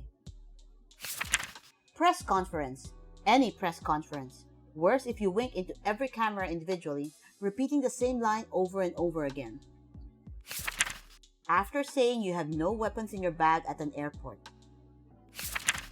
While the person is getting yelled at by their manager, especially if it's a flirty type of wink. Aren't all winks flirty? If not, then how do you do a non-flirty wink? During a job interview, especially if you are the interviewer. We like to have fun here. Wink. A judge during sentencing. Or during arraignment. How do you plead? Not guilty. Wink. At the reception booth of a hospital after whispering, I'm COVID infected. Woman, you told me you have important news about my husband's condition. Doctor, so I hear you're single now. Wink. Cop, sir, we have some questions for you about the disappearance of your wife. Where were you on the night of December 16? Me. Winks. I work as an ED doctor, so pretty much any time. Please push the paralytic. Wink. Ready for the disimpaction? Wink. Your mother's dead. Wink. Ma'am, that's not appropriate. I need you to calm down and stop trying to grab me. Wink. During the reading of a will you're in. Bro. I remember when I was around 12 to 13, a girl said after school, me and her were going to do homework together. I played along with it because I wanted to see what other people thought. Right as we were leaving out the door, my friend asked if she really is coming over. I look at him and just wink, at the most inappropriate time ever. About 10 years ago, I picked up a compulsive, probably annoying winking habit. I was working as a bartender, and I started winking at my customers. It made all the small talk more interesting. It was fun. It felt like a harmless way to mess with people a little bit, and I liked it. Pretty soon, I was winking all the time, until the day I winked at my gynecologist. I was naked from the waist down, my feet in the stirrups, my doctor in my vagina. We were making small talk, and I looked at her between my legs and I winked. The doctor didn't wink back, and I went cold turkey on the winking after that. Going to the doctor. Maybe you can help me with my explosive diarrhea. Wink. I'll get the funnel. Wink. When they tell you they have herpes. When you tell them you have given them herpes. After telling your babysitter you'll give her a ride home apparently. Especially if you are the one being babysat. Coming back from the bathroom. If you ask me, this is the most appropriate time. As your hands are dripping wet. When you are a 40-year-old man winking at a 12-year-old middle school kid. This reminds me of my 8th grade English teacher. After saying, your children are safe with me as a babysitter. After losing their kid in the shopping mall. When cop return your lost child in the shopping mall. We found your kid, wink, that is disgusting. When they're not looking. That feels similar to when you see someone waving at you and you wave back only to realize they were waving at the person behind you. At the funeral of someone whose friend and family wouldn't recognize you as you stand some distance away holding a black umbrella. There was someone on Twitter quite a while ago asking for $50 to turn up at your funeral, dressed all in black and a veil, stand at the back, shed bitter tears, and leave in mystery. 10 out of 10 would sign up for. While the gyno is snapping on gloves. When you're taking an exam and your prof thinks you're cheating. When the person you're winking at just got shot in the leg and they're bleeding out. My boss shared in our work group chat that his uncle died from COVID. My coworker replied back with condolences and ended the message with a wink emoji, weirdest and most inappropriate wink I've ever seen. At your wife at your child's funeral when she knows you pushed him down the stairs and it was not an accident, but she loves you and can't lose you too. When you and another nun are, in fact, not on the same page about what a wink means when it comes to switching a newborn child with the Antichrist. Right after you've been inaugurated president, with your predecessor's widow standing next to you with his blood splattered all over her. At the principal's office or a police station, at the end of the interrogation. After the doctor just told them their eyelids are paralyzed and they have lost the ability to wink or blink. When asking your teacher, professor, if there is anything you can do for extra credit. When you're wearing an eye patch because then it will just look like you're blinking. Apparently, during an interview with 2 female cognitive thinking teachers while in a minimum security prison setting. When you swing open the door to the men's room in a hurry and the dude forgot to lock the door. As a former fast food employee, I've had this happen on more than one occasion. When someone is pointing a gun at you and says, "I'm going to shoot you if you wink." After you tell someone you love them, or if they're on trial for murder or something serious, right after you say you didn't do it. "I'm sorry your husband has suffered complications during surgery. There was nothing we could do." Wink. When someone is hanging on a cliff without rope, without safety gear, but with your shoes on his or her fingers. Will's playing wink murder and you're not the murderer. It's not cool. No matter how cool you think you are tricking the detective, then saying you got something in your eye. At a funeral, it's sort of odd, especially if you winked at the insurance agent you've coincidentally brought with you. I was playing Pokemon Go and I had something in my eye, so I winked just as someone walked by, and I think they thought I was a pedofolio. if you know what I mean, and they grabbed their phone and dialed someone. When coming out of a cubicle bathroom, ABF, make awkward eye contact with the person waiting to use it next. Flush, wink, all yours. When you go to the orphanage with a gun and see how many orphans you can get in one mag, then wink at your friend signaling them to bring in the gas to finish the rest. And during this whole time, you're winking at the owners that it's a joke and leave with a large amount of dead orphans. At a funeral. Hey man, sure is a shame that Uncle Jerry got murdered. Wink. I was getting surgery to remove 2 screws from a broken ankle. I have been nervously joking away with the anesthetist as we were about to go into the theater. And as he gave me the injection to knock me out, I said, "See you on the other side." And he said, "Hopefully," and winked at me. I was already numbing up and the potential consequences did not register until about a week afterwards. I have never once winked at anyone my whole entire life. My preferred method of letting someone know that we're good is raising either my right or left hand and nodding. Winking is so corny. When you're in the bathroom stall and you make that awkward eye contact with someone through the gap between the door. When you're testifying in court under oath would probably be the worst time to wink and smile. Do you swear to tell the truth, the whole truth, and nothing but the truth, so help you? I do. Wink at the jury. You know that moment when you're shitting in a public stall and someone else is trying to find an empty one?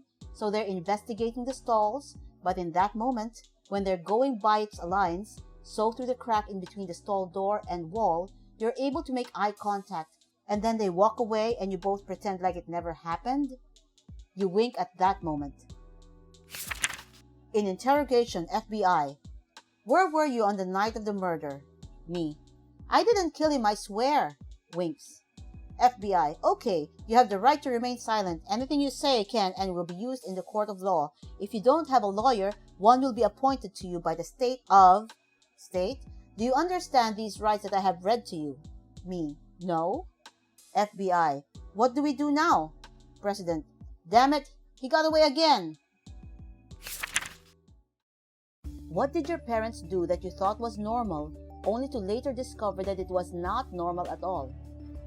My parents used to take pop bottles and can collecting. We'd walk around construction sites in the summer and pick up bottles and cans discarded by the construction workers and turn them in for recycling.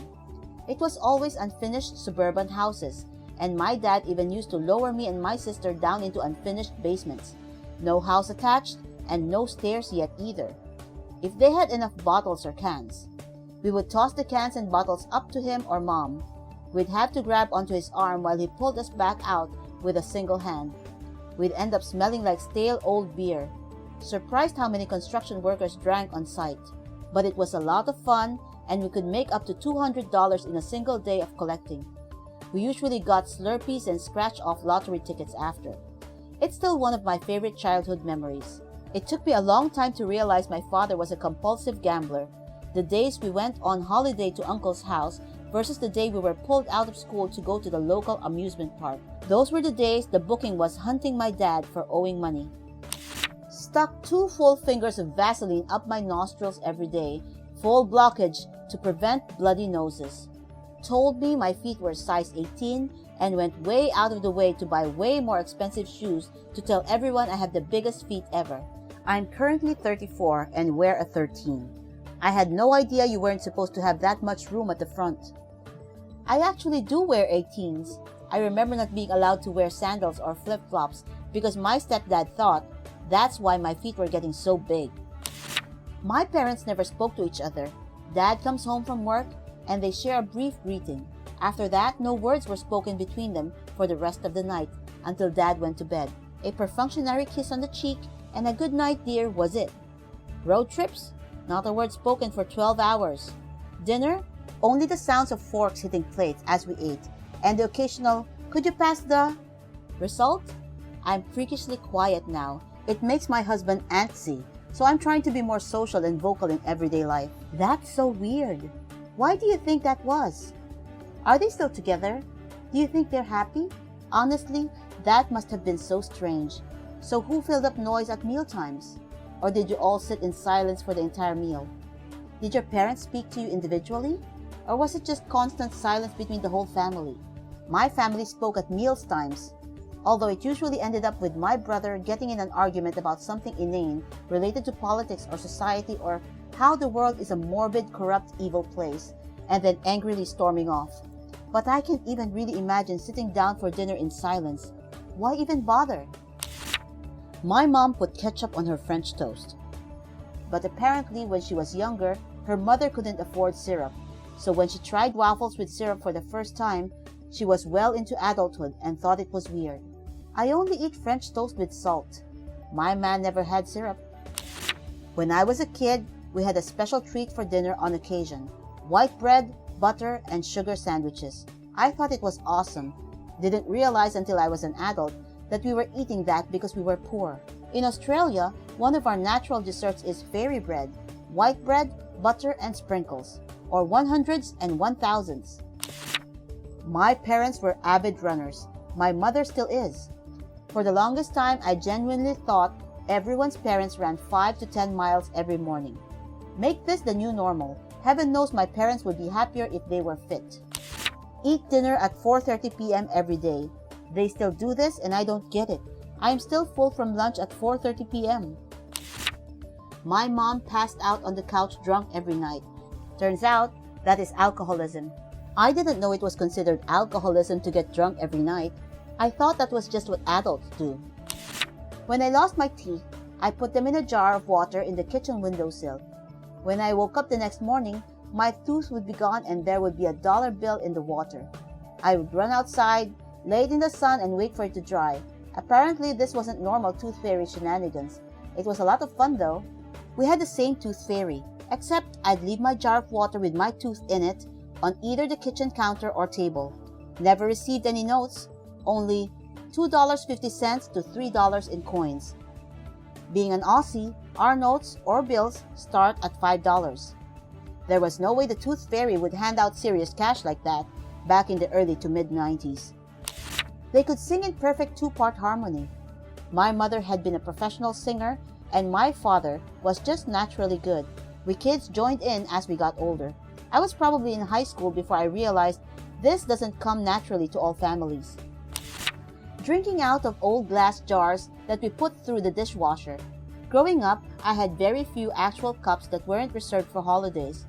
Now I realize that this was because I was poor. But at least now, drinking out of mason jars is considered cool.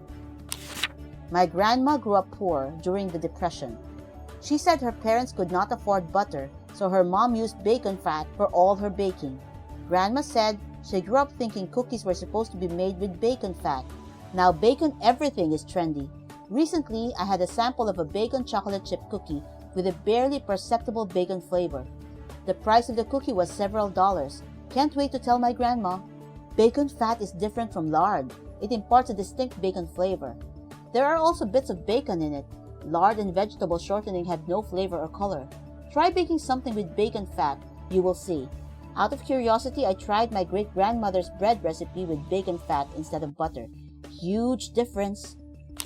My mom cooked a homemade dinner for us Monday to Saturday, and on Sundays, we are leftovers. It wasn't until I was about 12 to 13 that I realized that not everyone's moms did this. I consider myself really lucky for this. Great food all the time. Same. My mom cooked every night except Sundays, when my dad made the one dish he could make correctly, spaghetti.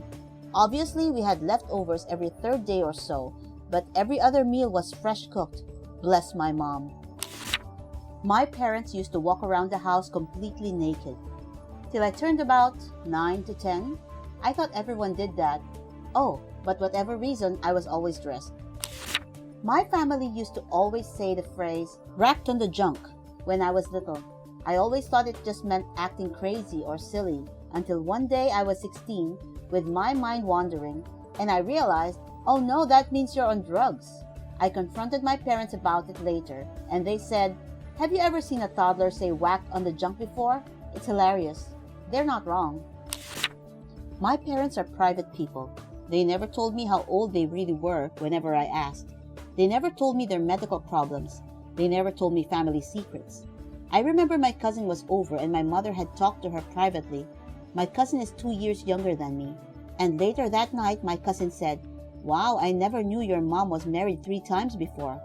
Yeah, I didn't know that either.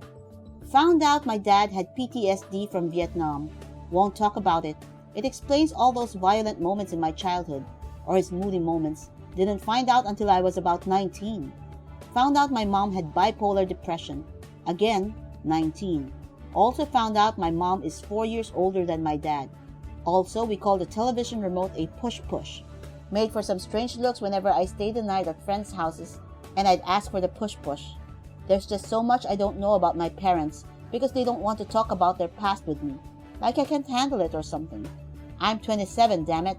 I just thought it was normal to not know stuff about your parents, but apparently it's not. My parents were the exact same.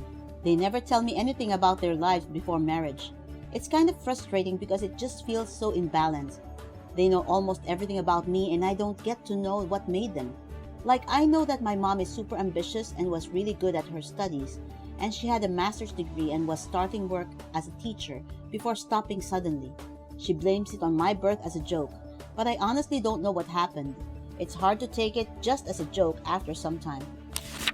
Play video games together. I guess not everyone heals their brother who is tanking a boss while your mom and dad stand aside, throwing some mad damage the boss's way. This was later. It began with me sitting on Dad's lap while we played Duke Nukem. I was in charge of the fire the gun button while Dad controlled the character. We would also play Hot Seat, Heroes of Might, and Magic with each other, including Mom. Oh, and Mom and I loved playing Diablo 2 together. That was awesome. I think this will be a lot more common in the coming generation. My parents never really showed each other physical nor verbal affection, and I thought it was completely normal in a marriage. I thought it was something you did before you had children, or as teenagers. Almost vulgar to do in front of children. When I was 14, I was on vacation with a friend and her parents. One day during the vacation, they stood in the kitchen, held around each other and kissed repeatedly, whilst saying sweet nothings to each other. My friend had no reaction whatsoever to what they did, while I was in utter and complete shock. I thought what they were doing was so inappropriate and something you never did in front of others. Needless to say, my parents turned out to be in a loveless marriage and was divorced a few years later. Only for the best. Bonus info, my parents are now good friends, celebrate Christmas together, and even bring my brothers and me on vacation every year, despite their failed marriage. Same with a zero affection toward each other, which probably explains a lot when it comes to me showing affection in relationships and despising PDA. My parents have yet to divorce somehow though. Found out one recently when I was eating dinner at a restaurant with my SO, sister and brother-in-law. When the family went out to eat, if you really thought something you ordered was good, then you offered to share. As in, anyone want a bite? Taste of this? It's really good. If everyone ordered something different, your plate would become a hodgepodge of different meals. You got to try a little of everything. It made sense. If you ever went back to that place, you'd know what was good. Anyhow, when the food came, my sister and I were offering our customary, "Who wants a bite of this?" My brother-in-law declined and mentioned that he ordered what he wanted, and that we were weirdos because everyone doesn't share like that. I laughed and looked at my girlfriend expecting backup. She, however, agreed with the bill. Turns out my family are the weirdos. Who knew? Sorry, I don't think it's weird at all, and makes sense especially if somewhere where you have not yet been. We had a rule when I was little that we weren't allowed outside to play until 11 a.m. No idea why.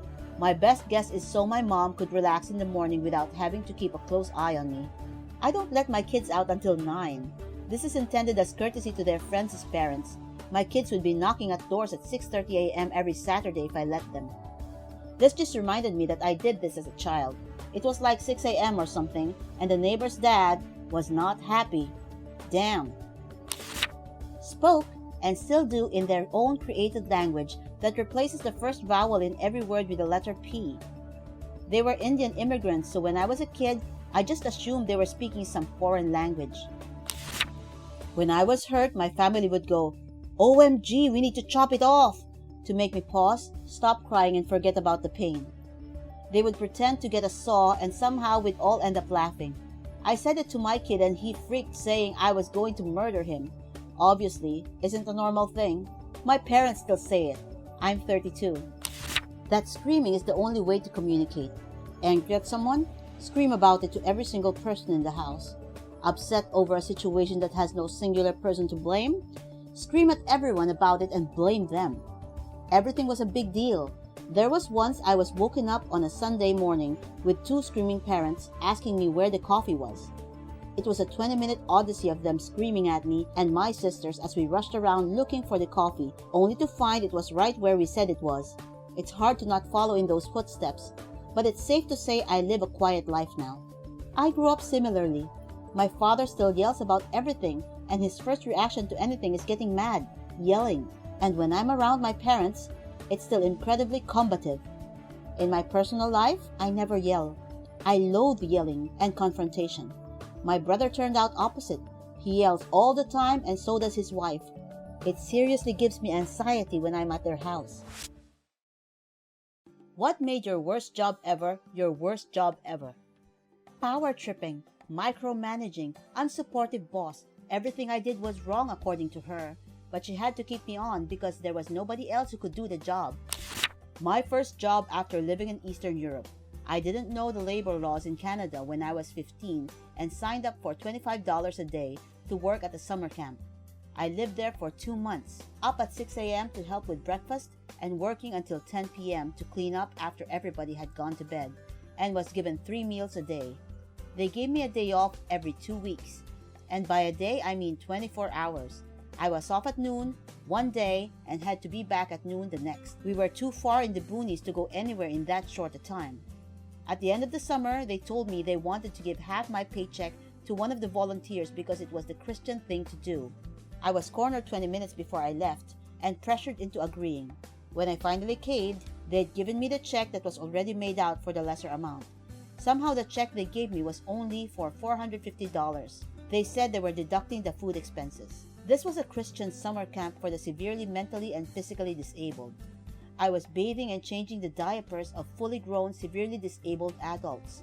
On some days, they told me to give medicine and food to a guy who was tube-fed and change catheters for another guy. I don't think you can even do that before you're 18 and have some sort of certification. They never gave me a copy of the contract, so I had nothing to pursue them with. The camp should be shut down, IMO. McDonald's! They wouldn't really train you properly, but they would get mad at you for not knowing how to do things. One of the managers was also the type who would yell at crew members. She was rude to both crew members and customers. I just quit from there. They would tell me, go do X, and I'd be like, well, how do I do X? And they'd be like, you haven't been trained how to do X? I haven't been trained how to do anything. First real job after college. Boss was always giving contradictory requests, then being extremely mad when things didn't go well. He also liked to give indications that went against good industry practices. Also, the whole speech, ask me if you have any doubts. Then when asked, he'd send me to someone else, forcing me to keep an explicit schedule for the projects I'm working on, then being mad that I'm sticking to that schedule. The best moment was when we were so close to winning a huge contract, but there was a somewhat serious problem in our proposal. I went to him, and he was basically, that's your problem, you deal with it, and left for the weekend. I had been there a few months and it was his company. I had no idea how to fix that with the resources I had. I'm still convinced that he could have fixed it in a couple of hours tops after a few phone calls, since he is a far better connected guy than me. But nope, just watch that ton of money and reputation go away because you're an idiot. Sounds like my job. I told you not to do that. You told me several conflicting things. That was one of them, yes? I told you to call me if you had questions. You told me you were busy and hung up when I called you with my questions, etc., etc. Boredom.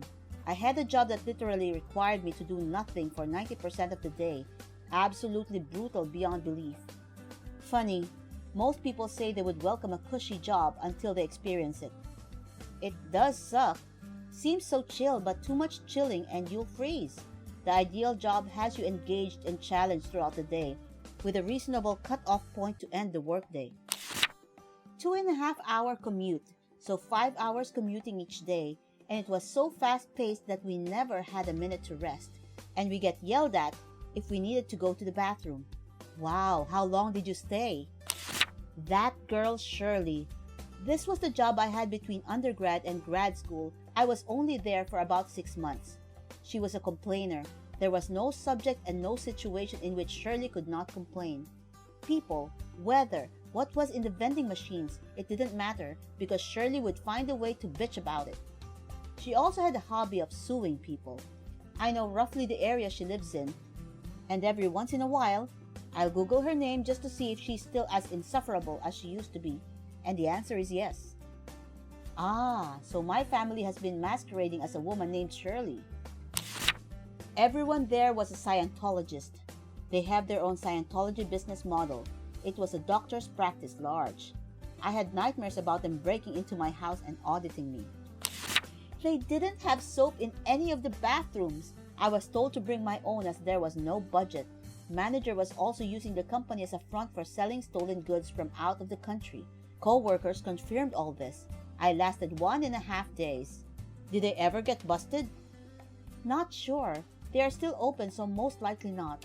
Health code violations and illegal activity would probably have shut them down permanently if they get caught. I worked directly with someone who was an evil bully psycho. If she decided you were her target for the day, it was almost unbearable. I had discussed it with management a couple of times because she liked to zero in on one of the sweeter, innocent girls and make her cry. She made the other girls cry too, but liked to pick on Jen because she was an easy target. Nothing was ever done. Then came my turn to be the target. She decided I did drugs and started making loud comments about my habit. She would stop our coworkers in mid-task and tell them that if they needed drugs, to come see me. She would say it loud enough for the clientele to hear. I asked her to stop and she laughed in my face. I was furious and demanded that management address her actions, explaining that such a small crew couldn't function if half the workers were in hysterics because of one person. They told me it wasn't their problem. I quit. She is still terrorizing the staff. They've asked me to come back 3 times, each time with a higher offer. I'll never again. Wonder what made her so special that they kept her. 50°C temperatures for 8 hours at a time. It was a small coffee shop with greenhouse windows, 6 freezers, and chiller cabinets. No external heat sink, so they chilled the food but dumped the heat into the shop. 4 panini grills and a large espresso machine. I wasn't allowed to turn the music down even at customer request because we are a music and coffee shop. That's our thing. It should be loud enough that you can't have a conversation without raising your voice. The single most common request we had was for a bacon roll. We had rolls, we had bacon, but I wasn't allowed to make them because we're premium, and bacon rolls aren't premium. The company was entirely based on opening new shops with investors' money so they could show growth to the next set of investors. My outlet certainly didn't make money. They went bankrupt a year after I left. The customer is always right. Example is all over this. Terrible business people if they can figure out that bacon rolls should have been their thing. Toss-up. Retail and it was the customers, ours, poor pay and manager, warehouse order pulling, dull, mindlessly repetitive mandatory overtime of 2 hours every day plus weekends. You've had the same work history that I did. Retail shows you just how self-centered people can be, and the warehouse pulling is just soul deadening. I never minded the warehouse pulling. I did it for a few summers and it was hot and boring but good hours, lots of money and nice people. The moment I realized that my old job was my worst job ever was when I opened an email chain by accident between a receptionist and other employees, and it was them talking smack about me and how I'm probably not that injured after I had been in a car accident. Catty office women are the worst. There were so many bad things. The bosses that knew nothing of a day-to-day working with the mentally disabled adults. And spit, piss, and behavior screaming for 16 hours. Getting a concussion from getting hit repeatedly on the head during a behavior. Honestly, there wasn't much good about that job. I worked there for 7 years because I wanted to make a difference in these adults' lives. However, after year 4, it was just a job and I hated it. But I had all the overtime I wanted and we needed the money really, really badly. We may know one another. My boss's temperament. Very successful interior designer I was project managing for. When she was cool, she was the coolest. When she sucked, she was a damn Dyson. She would throw tantrums, slamming windows, throwing desk objects, screaming, making insane and useless demands like, "I want to know how much we've spent on coffee for the last 3 years." Worse, according to her, no one is ever competent at their jobs. Whether it's $1 million, builder, or her own staff, she was always the only person who knew what she was doing. No one stayed longer than a year. Is your boss my housemate? I'm having to deal with a similar person from someone I live with, except she loses her that about not having the right kind of pasta to make for dinner, or someone asking her to wash her hands after she moisturizes her face, so she stops making everything in the house slimy. Tiny things like that. 10 out of 10, least favorite type of person. Management. The lower workers can manage schedules better than management themselves. A bad schedule can make the whole day hell, and for it to repeat constantly can be tiring and demotivated the hell out of you and every other worker. Yes, I can do any schedule for a day, a week even, but when it continues day after day, you have no reserve and just can't continue. Went for the interview, seemed nice enough. Small business with only 5 to 6 other guys. Well, figured out real quick why I was the youngest guy they got in a while. Toxic boss whose sole purpose of existence was the company. The other guy had all been there for 20 years, so they were toxic know-it-alls that took every chance to exercise their seniority. Was hired for the day shift. Got put on nights soon after I started. Boss expected me to show up an hour early and then stay until the truck was loaded for the next day, which could literally have been whenever. Have 2 young kids at home, so I said I should be put on days since that's what I agreed to when I was hired. Boss said that's not what he said and moved my hours back even later. Grabbed my stuff and walked out that minute from that place. Have anxiety, depression left over from the army, and this place seriously made me miserable. Current job is the polar opposite. Took a $4 an hour pay cut, but damn, is it ever worth it. I work to live, not live to work. Work-life balance is everything to me, so I can see my kids more. More money isn't worth it if you're seriously considering swerving off a bridge on your way to work every day, people. I'm about to be out of the Air Force. I've had a beautiful tree along my route to work, picked out for months.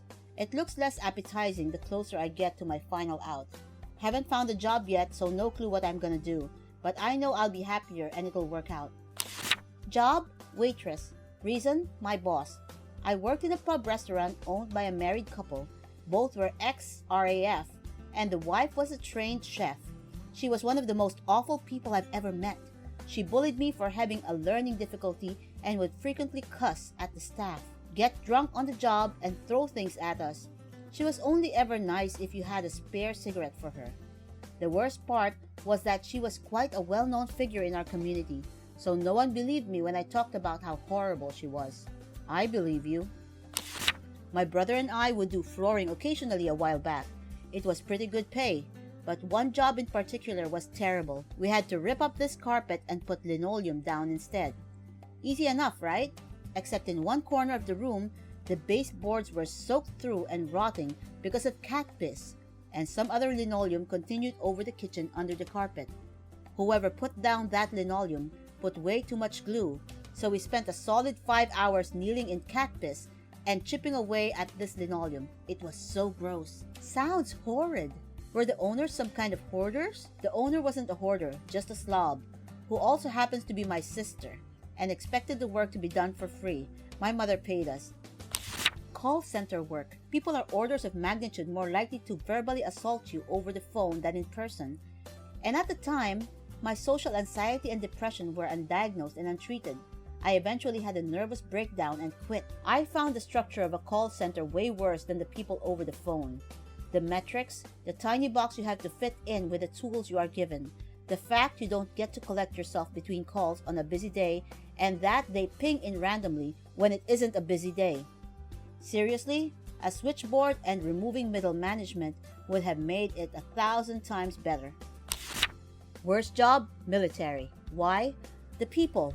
I know I'll get some hate for this, but I'm convinced that the average IQ of the military is about 15 points below that of the general population. Christ! Being surrounded by idiots was a miserable existence. Not to say there aren't some sharp dudes in the military. There are, but oh my god, the per capita number of idiots is through the roof.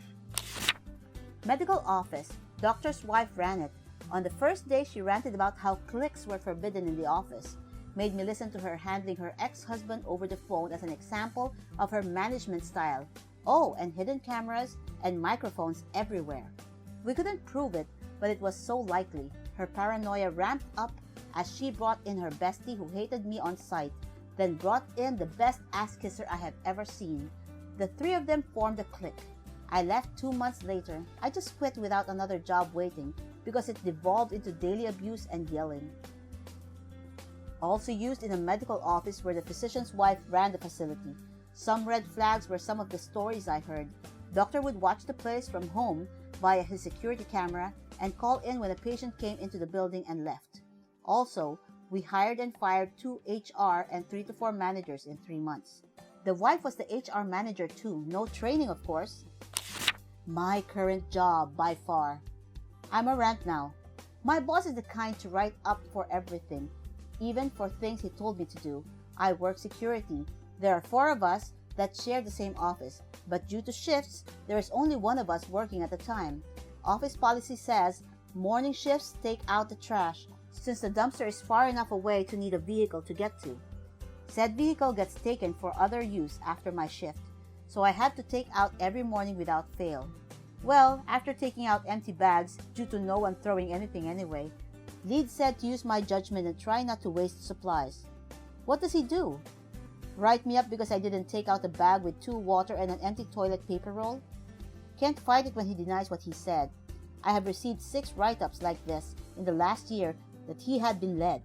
The only way to fight back against this stuff is to send emails and hope to get all responses typed out, so you can point to specific instructions that can be proven to be your supervisor.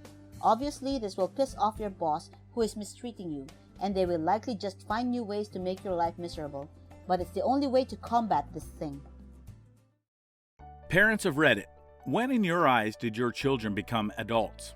My wife passed away when my son was almost 14. Knowing that my wife's condition was terminal, I worried that he would have severe difficulties after she passed. However, it was I who had a breakdown, and my son took care of me for months afterwards. I'll never forget. I remember each of my stepsons' faces when I told them their mom had passed. It's then when I realized I wish I had passed instead, but that they needed me. I would often break down and cry doing stupid silly things like the dishes. I think they saw me once and am proud of them. They sort of, in a way I can't explain, started to act like we were a team. When my daughter started wanting to pay her own way when I would take her to the movies or out to eat, I'm still not used to this concept. It wasn't so much when I considered him an adult, but it was one of those, when did he get old enough for this to be a thing moments. For part of his Christmas present during his senior year of high school, he wanted to take an avalanche safety and rescue course. So I called to get him registered. The woman on the phone was taking all the relevant information and said, "I'm going to mail the paperwork to you. He'll need to fill out the forms and bring them, and there's a release for you to sign." Then she stopped and said, "Oh, never mind. He won't need your permission since he'll have turned 18 by then." Realizing my baby boy could sign up for something like an avalanche rescue course without my permission was a big deal. The fact that he wanted to take an avalanche rescue course is pretty responsible and proactive in and of itself. My son is 30 years old and has been a surgery resident for 3 years now. I still mostly see him as my baby boy. I haven't gotten to see him much as I would like since he went to medical school at 23, so a lot of the maturation he has gone through is lost on me. But one Thanksgiving 2 years ago, he was on a call and had to leave in the middle of dinner for an emergency operation. The way he confidently got out of his chair, stood up tall, and put on his jacket before kissing me and the other family members goodbye, knowing an hour later he would be operating on somebody, was really a wow moment for me. It was one of the first times I had seen him as a grown, responsible man with a place in this world besides just being my baby boy. One of my 3 daughters is 8 years old. Last Halloween we went out trick-or-treating, and we got back home early because their bags were full and it was getting pretty cold. Someone knocks on the door, obviously a kid, and my wife and I look at each other with the "oh no" face. We forgot to get candy to hand out. My 8-year-old read our faces, grabs her stash, opens the door, and gives a big heaping handful of treats to Cinderella and calls her Your Majesty. The other 2, 10 and 3, wordlessly proceed to do the same thing. We spent the next 2 hours on the porch, handing out my daughter's candy to the neighborhood kids till their bags were empty. No one ever complained. I was so proud of this selfless act. The next day after work, I went to Walmart for the biggest bucket I could find and filled it full of candy. Not the crappy Double Bubbles and Tootsie Rolls either. I told them how much I loved them and how proud I was of what they did that night. They're still children, but that was the most adult thing I've ever seen them do. Wow, I know 0 children that age who would do something so selfless. I've 4 kids. 3 are 27, 1 is 22. I would say that it came on me slowly that they were now adults. No one particular incident, but more a series of choices they made that were ones where they put aside current happiness for long-term rewards. They were making adult decisions in adult ways and deserve to be treated as adults. Of course, it is amusing to me to see them act in childish ways anytime they all get together, because no matter how adult they are, they will always be siblings. I'm the youngest of 3 brothers. The first time all 3 of us were home at the same time after I went to college, my dad kind of teared up and said how neat it was to see the 3 of us interacting as adults. We then broke out the board games and insulted each other merrily. Good times. Not a parent, but my mom told me about the moment she realized I was an adult. I got a job in the oil field out of college. I spent the first 2 years of my career working in the field out of my hometown. After that, I moved across the country for an office job. When I came home for Thanksgiving, I caught a flight home right after work. She was incredibly surprised to see me in nice clothes, a nice jacket, and a clean-cut hair. In her words, "I was expecting to see you, but not a grown-up version of you." She took a few seconds to recognize me. It felt good. Just ask my father this. I'm 22. His response was he thought I was grown up when I went on a rugby tour when I was 16. But when he thought I wasn't a child anymore was at 20 when I helped build my grandmother's garage with him, and he was like, he can actually help. There's that dad moment where a young boy's curious about what daddy's doing out in the yard, and it looks cool, but you get bored watching and go back inside and your mom sees you watching TV. She tells you to go outside and help your dad, and he's just standing there going, what do I do with him that he won't hurt himself? Then he gives us a blunt object to hold and maybe pass to him. You're standing there filled with pride at knowing you have responsibility. You are a man and hold on to that thing with eyes full of determination, a creased brow, and a serious look at the world around. Like, yeah, we're men, holding things. My son was home for a few weeks from the Marine Corps. During this time, he was injured pretty severely in a car accident when a drunk driver hit his vehicle. While injured from the collision and waiting for the authorities to arrive, my son pulled the unconscious man, who had just dealt him injuries that would require over a year of physical therapy, from his vehicle to make sure he was okay. My daughter went away to school and lived in an apartment with other students. She came home about a month later for the weekend, and I noticed she cleaned the kitchen after using it. Her bed was made and her room tidy every morning. She never would have done that a month prior. I was so stunned that she changed her habits so quickly. She grew up quickly.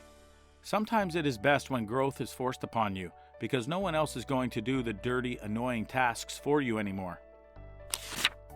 My daughter dropped out of college at age 18 to marry her 27-year-old boyfriend. She would not listen to anything her mother or I had to say about it. Because she had no college degree or work experience, she spent over a year working for a telephone answering service.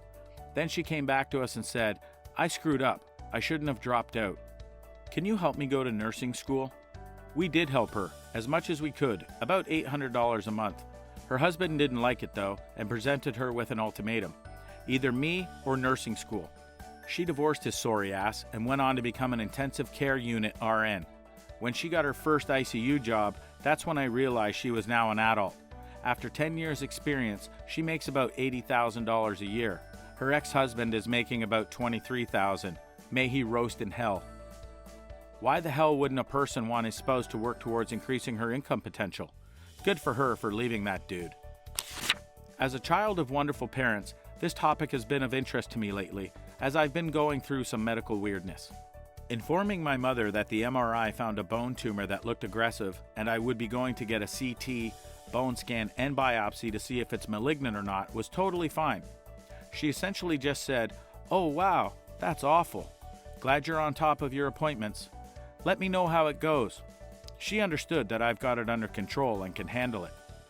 On the other hand, my boyfriend's parents, boyfriend and I have been together 3.5 years, living together for 2.5 years, freaked the thing out and insisted that his father come to my appointments with me because we needed an adult involved. This was shocking to me, since my mother had never doubted my position as an individual capable of making decisions, even when I was a teenager. Suddenly, this man, who I met when I was already legally an adult, was treating me as though I was a kid. Please tell me that you didn't actually let him come with you. I have 3 sons. My oldest is 25, in the Navy, and married. My middle son is 23 and works as a heavy equipment operator, and my youngest is 17. They are all still my babies. As a mom, it's hard to let go. Honestly, though, I would say that my oldest son became an adult when he joined the Navy. My middle son still has the maturity level of a 16-year-old. The minute he gets paid, he is parted from his money 4 days tops. My youngest is 17 and probably the most mature of all of them, but I will consider him grown when he starts college in 2 years. Being the youngest really gives you a chance to watch your siblings and learn from their mistakes. I'm 19 and act more mature than my 30-year-old brother. Reverse realization, i.e., when I, as the child, realized I'd grown up. I took my dad to work one night. I was a pilot for a small freight company. With approval, he could join me in flying my small twin-engine plane. That night the weather was bad, very low clouds, rain, and bumpy. On the first takeoff, we entered into the clouds within seconds of liftoff, 200 feet. I looked to my right and realized that for the first time, my dad was totally reliant on me rather than me being reliant on him. We flew for about an hour in rain and clouds and saw nothing but clouds in between the 2 runways. I proceeded to approach and break out of the clouds about 200 feet above the destination runway, hundreds of miles away. He explained that he thought we were getting close, and he was very impressed when the runway just appeared in front of us. It was a cool feeling. I have cloud-to-butt plug-in, and this post made me giggle. I saw the moment my mom realized I was an adult. I live a few hours from home, and my mom came to visit for a weekend. The first morning she was there, I woke up by skateboarding from my room into the living room. She started the usual motherly rant. "Get off of that. You're going to break something or hurt yourself." Then she had a blank look on her face as she realized it. "You know what? I don't have to pay for you if you get hurt. Skate in your own house. You're a grown man." I'm 27. Well, as a parent, my children will always be my kids. It wasn't one moment, but slow progression. When they did their own taxes was a big moment. Other moments? Realizing they hadn't asked me for money in months, graduating college, asking for advice about their coworkers, handling the boss, etc. Being a parent is the only job where you work hard to make your job useless, not needed. According to my mom, me and my sister are both adults. It's when we started speaking to her like a peer instead of just a parent. I have no idea what that means, but it sounded nice. Apparently, also when I started picking up after myself, which she just informed me that I didn't do this afternoon. Whoops. I talk to my dad if he's my peer about 95% of the time. It basically means that you are letting your mom know what is going on in your life and don't need as much guidance, advice, as you may have needed in previous years past. I've also helped my father join us in this smartphone app-savvy phase of life. He was already pretty tech-savvy and just kind of lost will to learn about the newer stuff on his own. Dad says the best advice I ever gave him was to Google anything he had questions on. Gotta admit, he must be right. I haven't even been asked a question about technology in ages. My mother says she has a hard time seeing me and my siblings as adults. My brother's in the Navy and I'm working full-time building a career, and my sister is still at home sadly, but helping mom out. My mother is my business associate and we still live together. I don't think she's seeing me as an adult anytime soon. Moving out ASAP though. When my son had his son, I saw him holding his boy the way I once held him, and I had this moment of complete, warm, silent peace. I knew that the world would not come to a bad end, that our problems could be solved, and that there would be as many generations in the future as there have been in the past. It was great, and I think about it all the time. This is beautiful. You just made me feel guilty for deciding not to have kids, damn it. Luckily, though, I have a bunch of brothers and sisters who've had kids, so at least my mom and dad have that. I'm in my 40s. Parents still haven't figured it out yet, even though I've been married well over a decade, several college degrees, own our own house and vehicles, and pay for everything. Go figure. I'm in the same boat, but gradually it has changed a bit. When my husband turned 40, my dad looked at me and said, "I can't believe you're old enough to be married to a middle-aged man." A few years later, I rented them a house and helped them to move to their last house. Dad was like, "You're a real good helper." He used to say that when I was little. They have reached an age where I come by to clean the house and make sure the bills are paid. I'm parenting them, and I've accepted that they'll never really see me as anyone but the little girl from the picture in the living room taken in 1977. Reddit, tell me your glitch in the matrix stories. Part 1. Picture of my friends when they were younger. We've been trying to figure out whose hand is making the thumbs up behind the kid on the right. I have a similar picture to this. My friend from high school had me and another friend over one night for a sleepover. We went to bed pretty late and the next day went about our merry way. A few days later I got the camera developed and I had been using around the time to only be freaked out. There were a few pictures of us asleep in Jessica's bed and no one else had been at her house. To this day, it creeps me out. I knew a woman who said the same thing happened to her, but she was camping alone in the Canadian wilderness. When she got her photos developed, there were pictures of her in her sleeping bag, one of the creepiest stories I've ever heard. I used to work in a building that had 3 levels of sub-basements. With a piece of lab equipment, I technically worked on the lowest basement. I had the only key. There was a wired phone in there and I did work late some nights, but not this night. I was sleeping alone in my apartment when I woke up to a call on my cell phone from my girlfriend at 3 a.m. She was in hysterics and asking why I scared her. Apparently, she received a call from that basement phone just a minute earlier with someone who sounded like me, slowly repeating her name until crackling and fading out. My apartment was 10 miles away from work. I thought she was lying, but I saw the 3 a.m. call from the basement phone logged on her cell myself. Still freaks me out. Also have something similar to these stories. I used to work at this lodge out in Jasper, Alberta, and they had these huge signature cabin guests could stay in, with multiple bedrooms and living areas. Anyways, my ex worked switchboard for that hotel, and one night he was getting all these calls from one of the rooms in Point Cabin, one of the biggest of the cabins. No one was answering, so he thought some staff member or hooligans had broken in and were messing around in there. So he sent security out to check it out. Security gets there and calls from one of the rooms saying there's no one here. My ex was like, "That's really funny because the phone from the next room over to you is calling me right now." Security noped out of there ASAP. Every so often, I'll have dreams which play out exactly as I've dreamt them years later. They're usually insignificant moments, so I make a mental note and move on. Same thing happens to me. It happens about once every 4 months or so, but these dreams always seem to come true, and sometimes years later. It's really creepy to experience something you dreamed about 3 years ago. Middle school, the entire 8th grade class had to do this thing called a culture fair, where we research our lineage culture roots and present it after school at night for our families to see. Me and a buddy are cruising the empty halls out of boredom before the whole thing starts, and for some stupid reason, I bet him $10 I can open any locker, and he gets to choose which one. He takes my bet and picks a random locker. He jiggles the handle and spins the dial in this a few times to make sure it's locked. I remember it was lock number 424. So I look at him and go, "Psst, watch this." I spin it. 6 right, 24 left, 34 right. I remember thinking these numbers sound right in my head.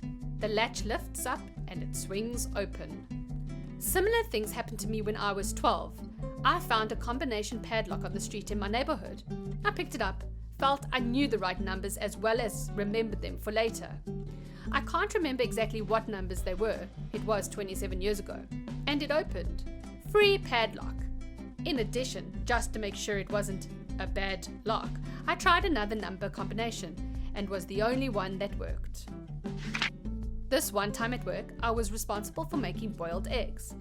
This guy came in and ate one. He was so intent on peeling his hard-boiled egg that he didn't notice that I brought a new tray of eggs in and set the older ones aside to make egg salad. Oh yes, I thought of that and had a look around for the chef, who is a friend of mine. He was 7 floors down having a smoke at the time. Simplest explanation is someone took an egg, changed their mind, then returned it, but I never could explain where the extra egg came from. The other thing is the garage can is by the door. I was right there. Therefore, by process of elimination, aliens. I had a monkey on my keychain back in high school. The chain was 3 links long. One day I was walking out to my car and I heard something hit the ground.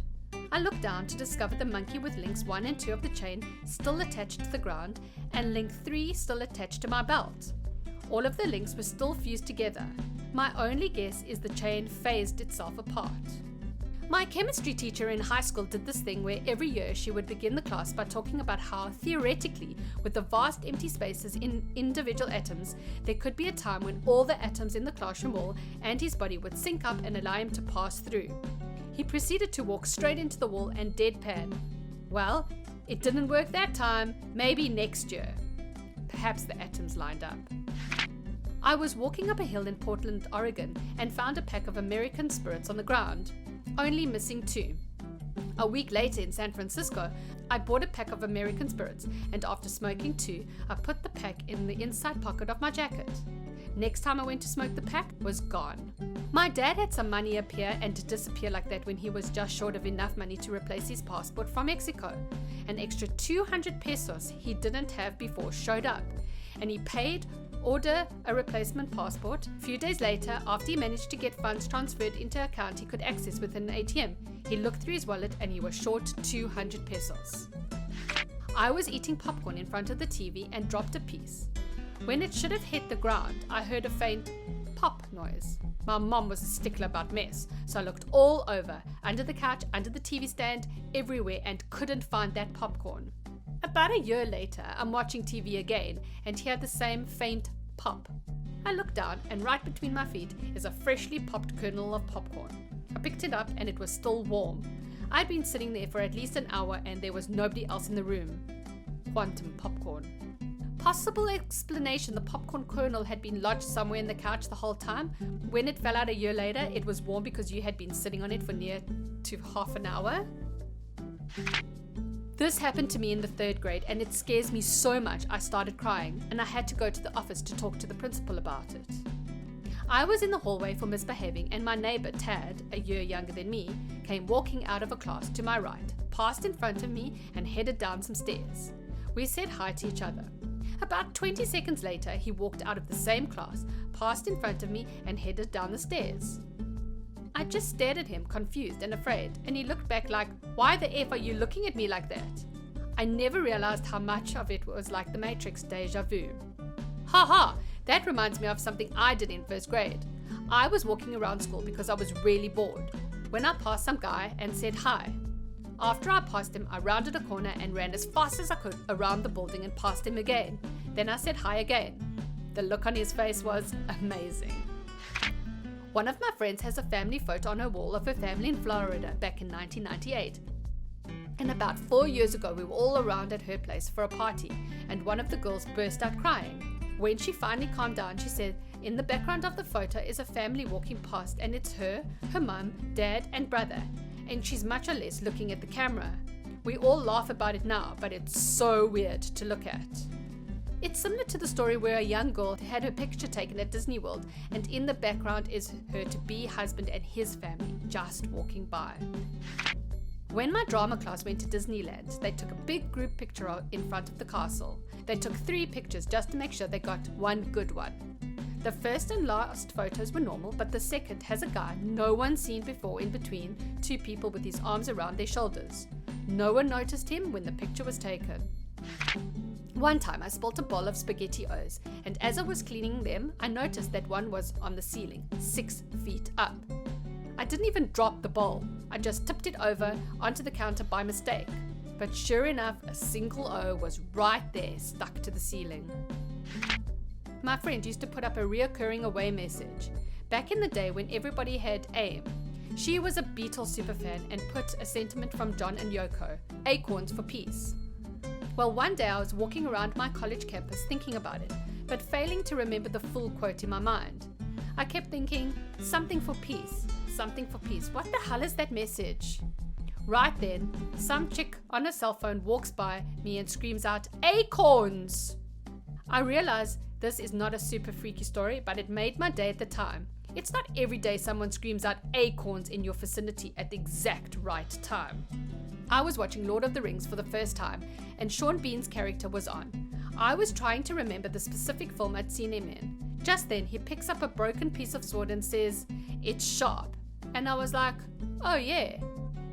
I was on a road trip with several friends and we were on the interstate approaching an interchange. The driver had forgotten the directions, so he asked, which direction should we go? On the radio, Garrison Kaylor said, south. He was right too. I remember being in Japanese class with my friends. We had just gotten out of calculus and were discussing random mathy stuff under the din of the rest of the kids, waiting for the teacher. Eventually I asked my friend, wait, what would 00 be? At that moment, the entire class goes silent for about a second, then resumes like nothing happened. Nobody was listening to us or paid attention. We always joke afterwards that I crushed the universe and had to have it reboot. Well, looks like my crazy 8th grade maths teacher taught me something useful after all. On one of the first days of class, he counted the number of people, including demographics, gender, race, that kind of thing, and then called a student over to his desk. He apparently told this kid that at some time within a minute or so, accuracy, the entire class would go silent. And it did. He then taught us that in every group of people there was a lull in their conversations, and knowing them well enough, he could calculate when those lulls lined up. Freaked us out, man. Reddit, tell me your glitch in the matrix stories. Part 2. I'm walking into work and going through one of the aisles. The aisles have shelves and stands that are completely bolted to the ground, so there's no empty space under them. They're completely sealed off. As I'm walking towards my department, a random super ball rolls out from under the stands. My mind was blown. I then picked up, bounced it, and hit my friend in the face. My friend has this reoccurring dream where he is in his room trying to sleep. He looks at the clock and it is some random time. Then a shadowy figure enters the room and walks towards him and envelopes him in a bitter cold. He wakes up and the clock is exactly 5 minutes before the time in his dream, like it's about to happen. I got up in the morning, saw the sun in a weird position, checked compass, it said west. The sun rose from the west that day. I told everyone I knew, but they all said east. I checked 3 compasses that day. That's vaguely similar to the time the hot and cold faucets switched places. It wasn't something I ever thought about, but then I saw someone in a thread somewhere recall how confused they were as a child one day when they woke up and all of the hot and cold taps in the world had switched to the opposite sides of the sink tub, etc. As soon as I read that, I went, hang on, I actually do remember that. And I did. I remember being somewhere below 7 when it happened and telling my mother that all the taps were on the wrong side suddenly. She scoffed, of course, and told me I was confused. They never changed back though, to my knowledge. I once walked out of an Applebee's and looked up to see the sky divided in half. One half was lighter shade than the other with a distinct line separating the two. It was witnessed by several other people I was with. No drugs, and I've never understood it. I had a strange experience inside an Applebee's. My family and I were in the process of driving when we came across an Applebee's we had never been to before. There was no reason to have ever gone to this location since it was pretty far from our house. Once we walked in, we all felt really weird. The place was packed and it was completely silent. And the silence never changed once we had been standing in the entrance for a while, even though there were tons of people in there. No one was eating, we didn't talk about leaving, we just all walked out in unison. When I was about 7, something freaky kept happening. I would go to bed and my parents would tuck me in. I loved that. I would slowly drift to sleep, only to awaken at 3:02 a.m., falling from the ceiling onto my bed. My bed sheets tucked perfectly underneath my body where I had just been. Perfectly made bed. This happened to me at least 5 or so times. I, to this day, have no clue what the heck happened to me. No way, this is legit. It would happen to me as well. Only I knew I had fallen from very high up because I would wake up and still be bouncing on my bed. My only possible explanation was, in my sleep, I must have crawled out of my tight-bound bedsheet, stood up on the bed, and let myself fall backwards, only to wake as my body kept bouncing. When I was younger, I had serious sleepwalking episodes. Just going for a walk once, I saw a car turn down a road that was a dead end. Literally 5 seconds or so less later, I looked down the road and the car is gone. Wasn't in a driveway or a garage, just gone. This happened to me the other day. My eyes were caught on this weird flickering light on the right side of the back bumper of a car ahead of me, in the next lane over on the freeway.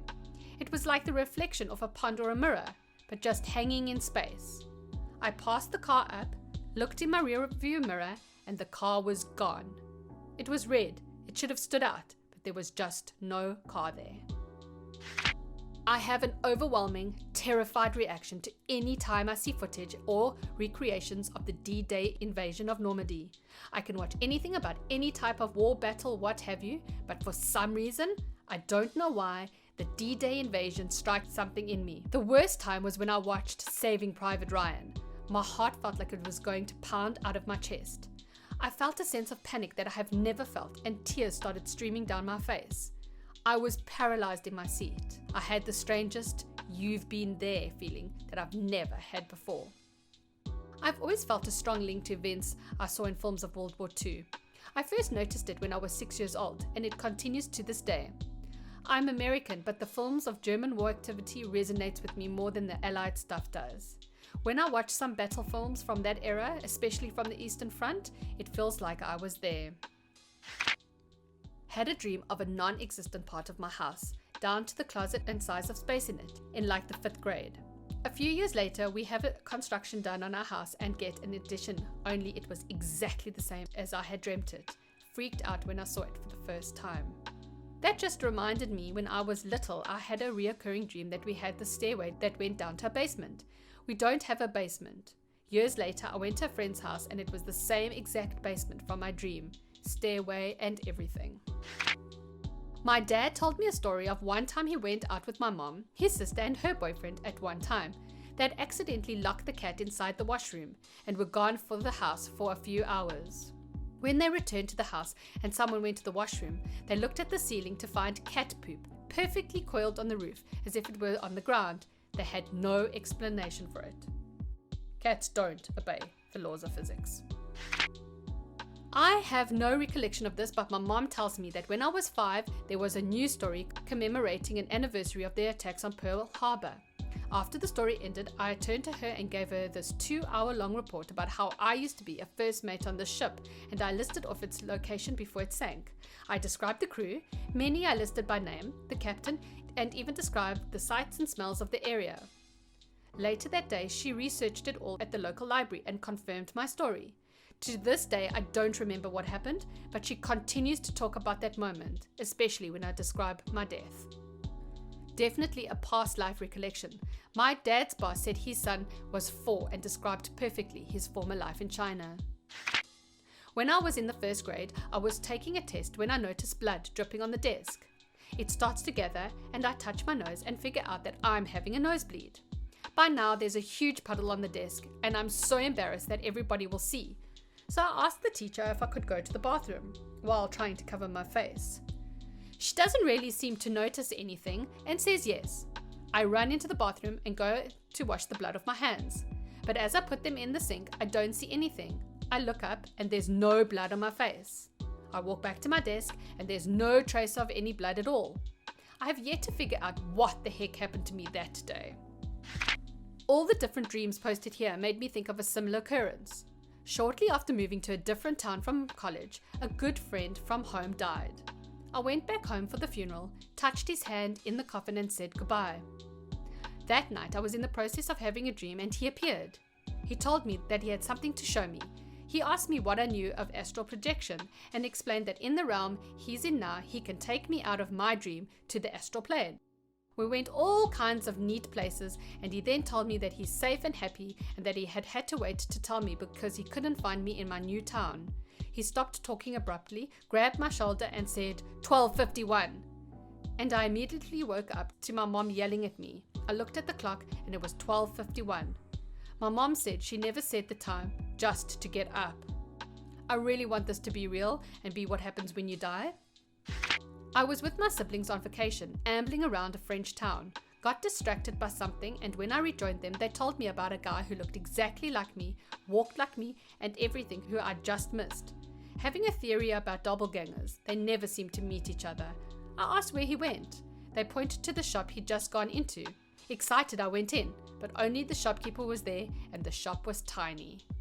I had a similar experience in high school. A kid transferred to my school knowing everything about me. Not just a bit of background, but he had distinct memories of us from early childhood up until about 3 years beforehand.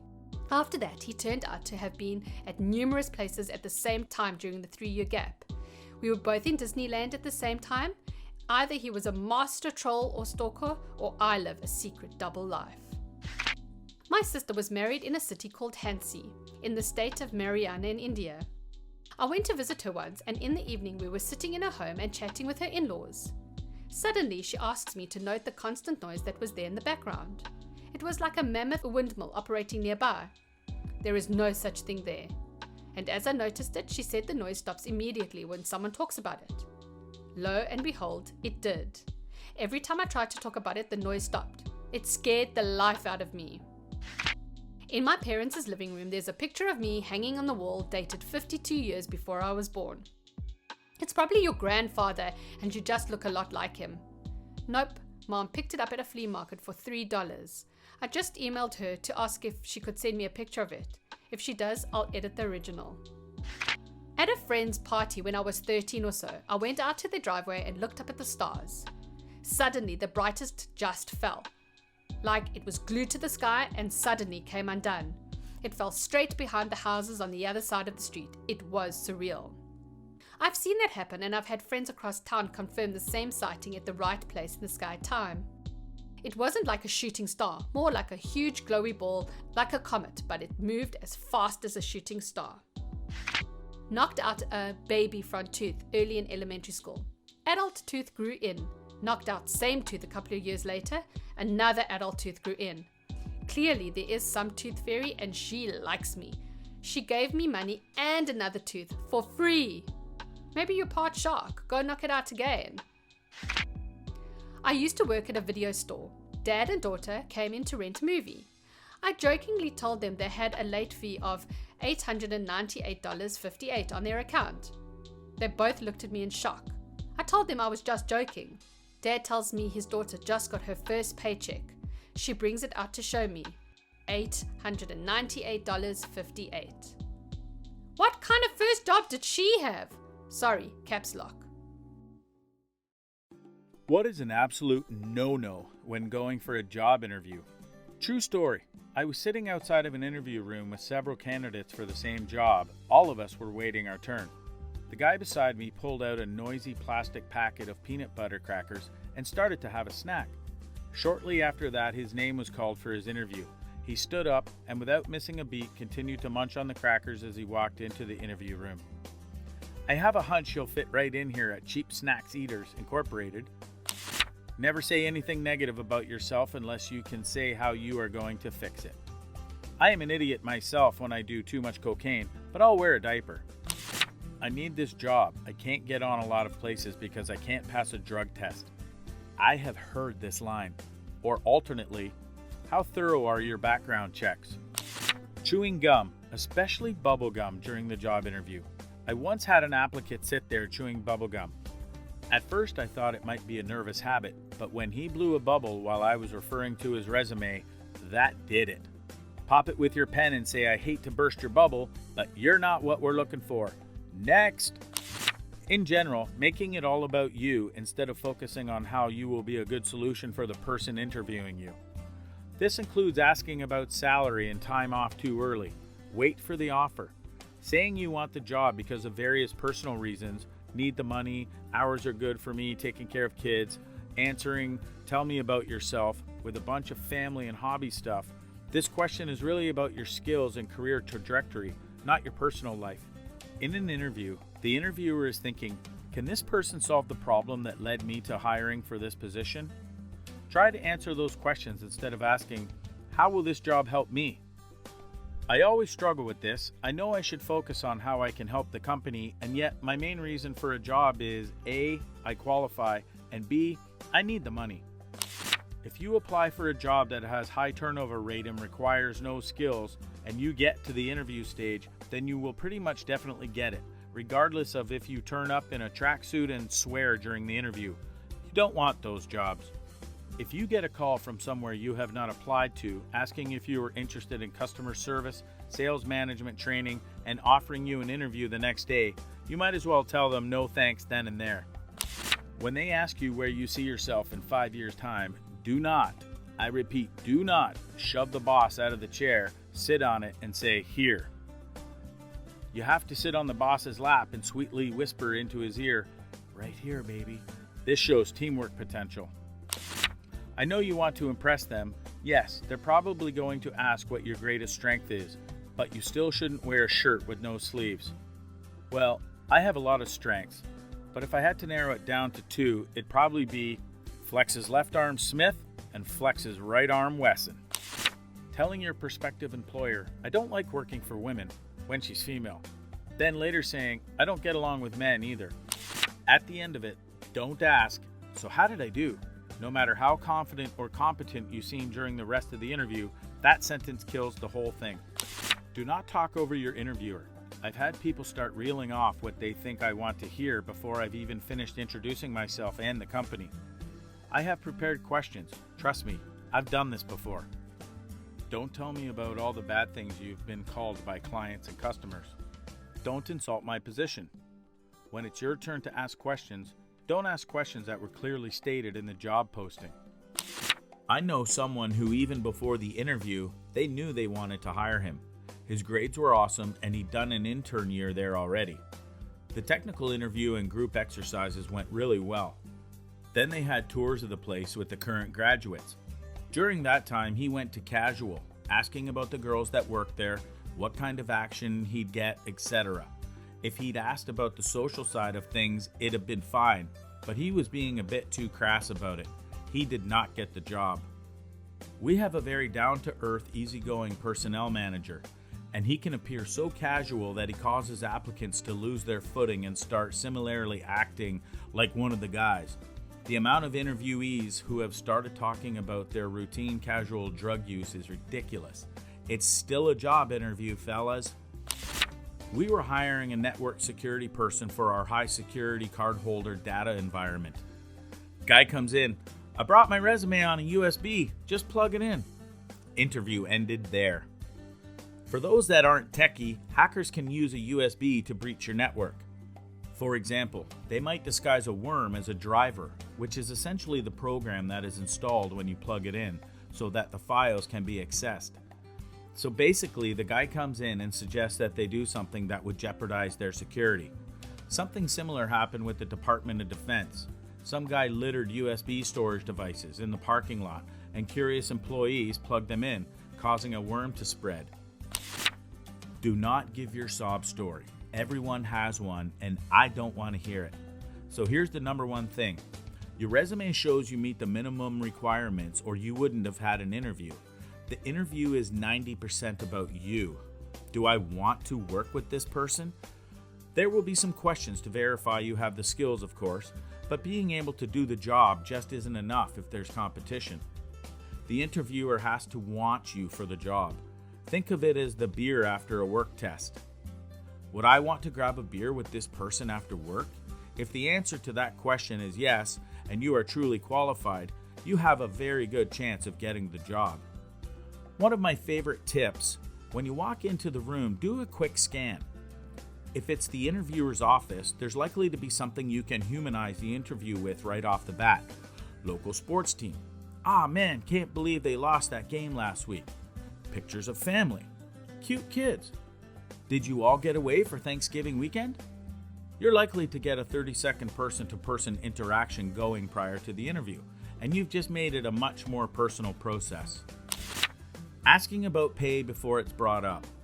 Also responding to, "Why do you want to work here?" Anything along the lines of, "I need a job," is not a good answer. These are the most common flubs of most candidates' answers, and the best advice I can give. It's a half a question to weed out idiots. We all know why we want jobs. It's, "Why do you want to work here?" rather than at me similar jobs down the street. What makes this job a good fit for you? My brother could use this thread. At his last job interview, the manager asked why he wanted to work for that employer, and his answer was, "My dad wants me to get off and get a job." Honesty is a great quality, but you should obviously know when you need to talk rubbish. I got one of my friends an interview for a manufacturing position, and she decided she had to be 100% honest so she wouldn't embarrass me. So when the question came up about how well she worked in a team, she answered honestly, "I don't like working in teams, and I don't like working on my feet." She did not get the job. Not showing interest in the position or the interviewer, and saying you want the job because you want to make money. I was the hiring manager at a McDonald's, and I can't tell you how many people I interviewed who looked like I was wasting their time by interviewing them, thinking that because it was McDonald's, they had the job already. Do not be disrespectful to anyone, especially not the non-white, non-male interviewers, or the receptionist, or your HR contact. All of this stuff is noted and will affect whether you are hired. I've interviewed people alongside a male colleague. Some people didn't react well to a small brown girl when there's a white or Asian male alongside. They choose to maintain eye contact only with him. When I ask a question, they direct the answer to him. When I'm indicating their answer is wrong, they look at the guy with "she's crazy, right? Let's both tell her how wrong she is" look. Never mind that the guy is usually a first-timer shadowing me. I've seen male chauvinists really disrupt the vibe of a team when they treat the girls badly and it forces people to pick sides. I prefer not to hire people who might mess up what I've worked hard to build and who might have issues with my authority. A 20-year-old kid came into an interview and I was going to hire him regardless, but his baby mama insisted to sit in on the interview and was asking the majority of the questions while he sat next to her hunched over, head down, shoulders slumped, virtually no eye contact. I knew then who wore the pants and that he would be useless, so he didn't get hired. Pfft, I don't care about what you think he wants to work here when he's gonna get paid because I need to get my curls done. Research the company first, even if it's just a quick Google. Then, when it's your turn to ask questions, make sure you work in some of your new knowledge in some way. They'll see that you care enough to find out about the company. Makes you look engaged and hardworking. People would be amazed at the positive reaction I get at job interviews and nice head nods from 10 minutes of Googling the company. Knowing just a little bit about the company vision, history can give you a competitive edge over other candidates. The biggest one, in my experience, is that people often have no questions of their own. When it is said, it's a chance for you to interview the company. Take that literally. I often have a list of 15 questions I put forward about the day-to-day, the training, the technologies in use, what the code base or other such working environment looks like, the tooling. I want to know what my work will look like when I get the offer. If you don't care to know anything about the job, then you'll likely come across as disinterested. Really interview the company. Here are the do's. Keep your hands above the table or on your lap if there is no desk. Turn your phone off. Manners, use them. I advise showering a few hours before the interview so the soap, deodorant, cologne perfume is not overpowering. You don't want to smell bad, but not distracting. Always show up early, like 30 minutes to locate where you need to be and 15 minutes to announce you are there and ready when they are. Also, small talk is good. It makes you look more comfortable to be around. But do not be over-opinionated in your talk and avoid sensitive topics. Hope that helps. Also, don't forget to proofread. Can instantly hurt your credibility. I've heard so many what to do's and what not to do's while interviewing. In all honesty, there's no right or wrong answers besides obvious, don't get swifty while interviewing. Each interviewer is different. I remember my old boss telling me he didn't give a damn about where we went to school, and then another boss told me he got mad when people didn't mention their schooling. There are basics you can follow, but really at the end of the day depends on the interviewer's personality and if it clicks with yours. But what if your employer is a huge fan of Rick and Morty? Can I get swifty then? Don't ask about the company's annual billings as I once did in an attempt to sound smart. I found the number beforehand. Not searching, just found it in my preparatory research, and I thought maybe she would be impressed if she asked what I thought it was, and I relayed the correct answer. Instead, the interviewer said, "That's none of your business," and the rest of the interview didn't go well after that. I'm a smoker, but now with the job interviews, I make sure I do not reek of smoke before. I will smoke at least an hour or so before, and that's it.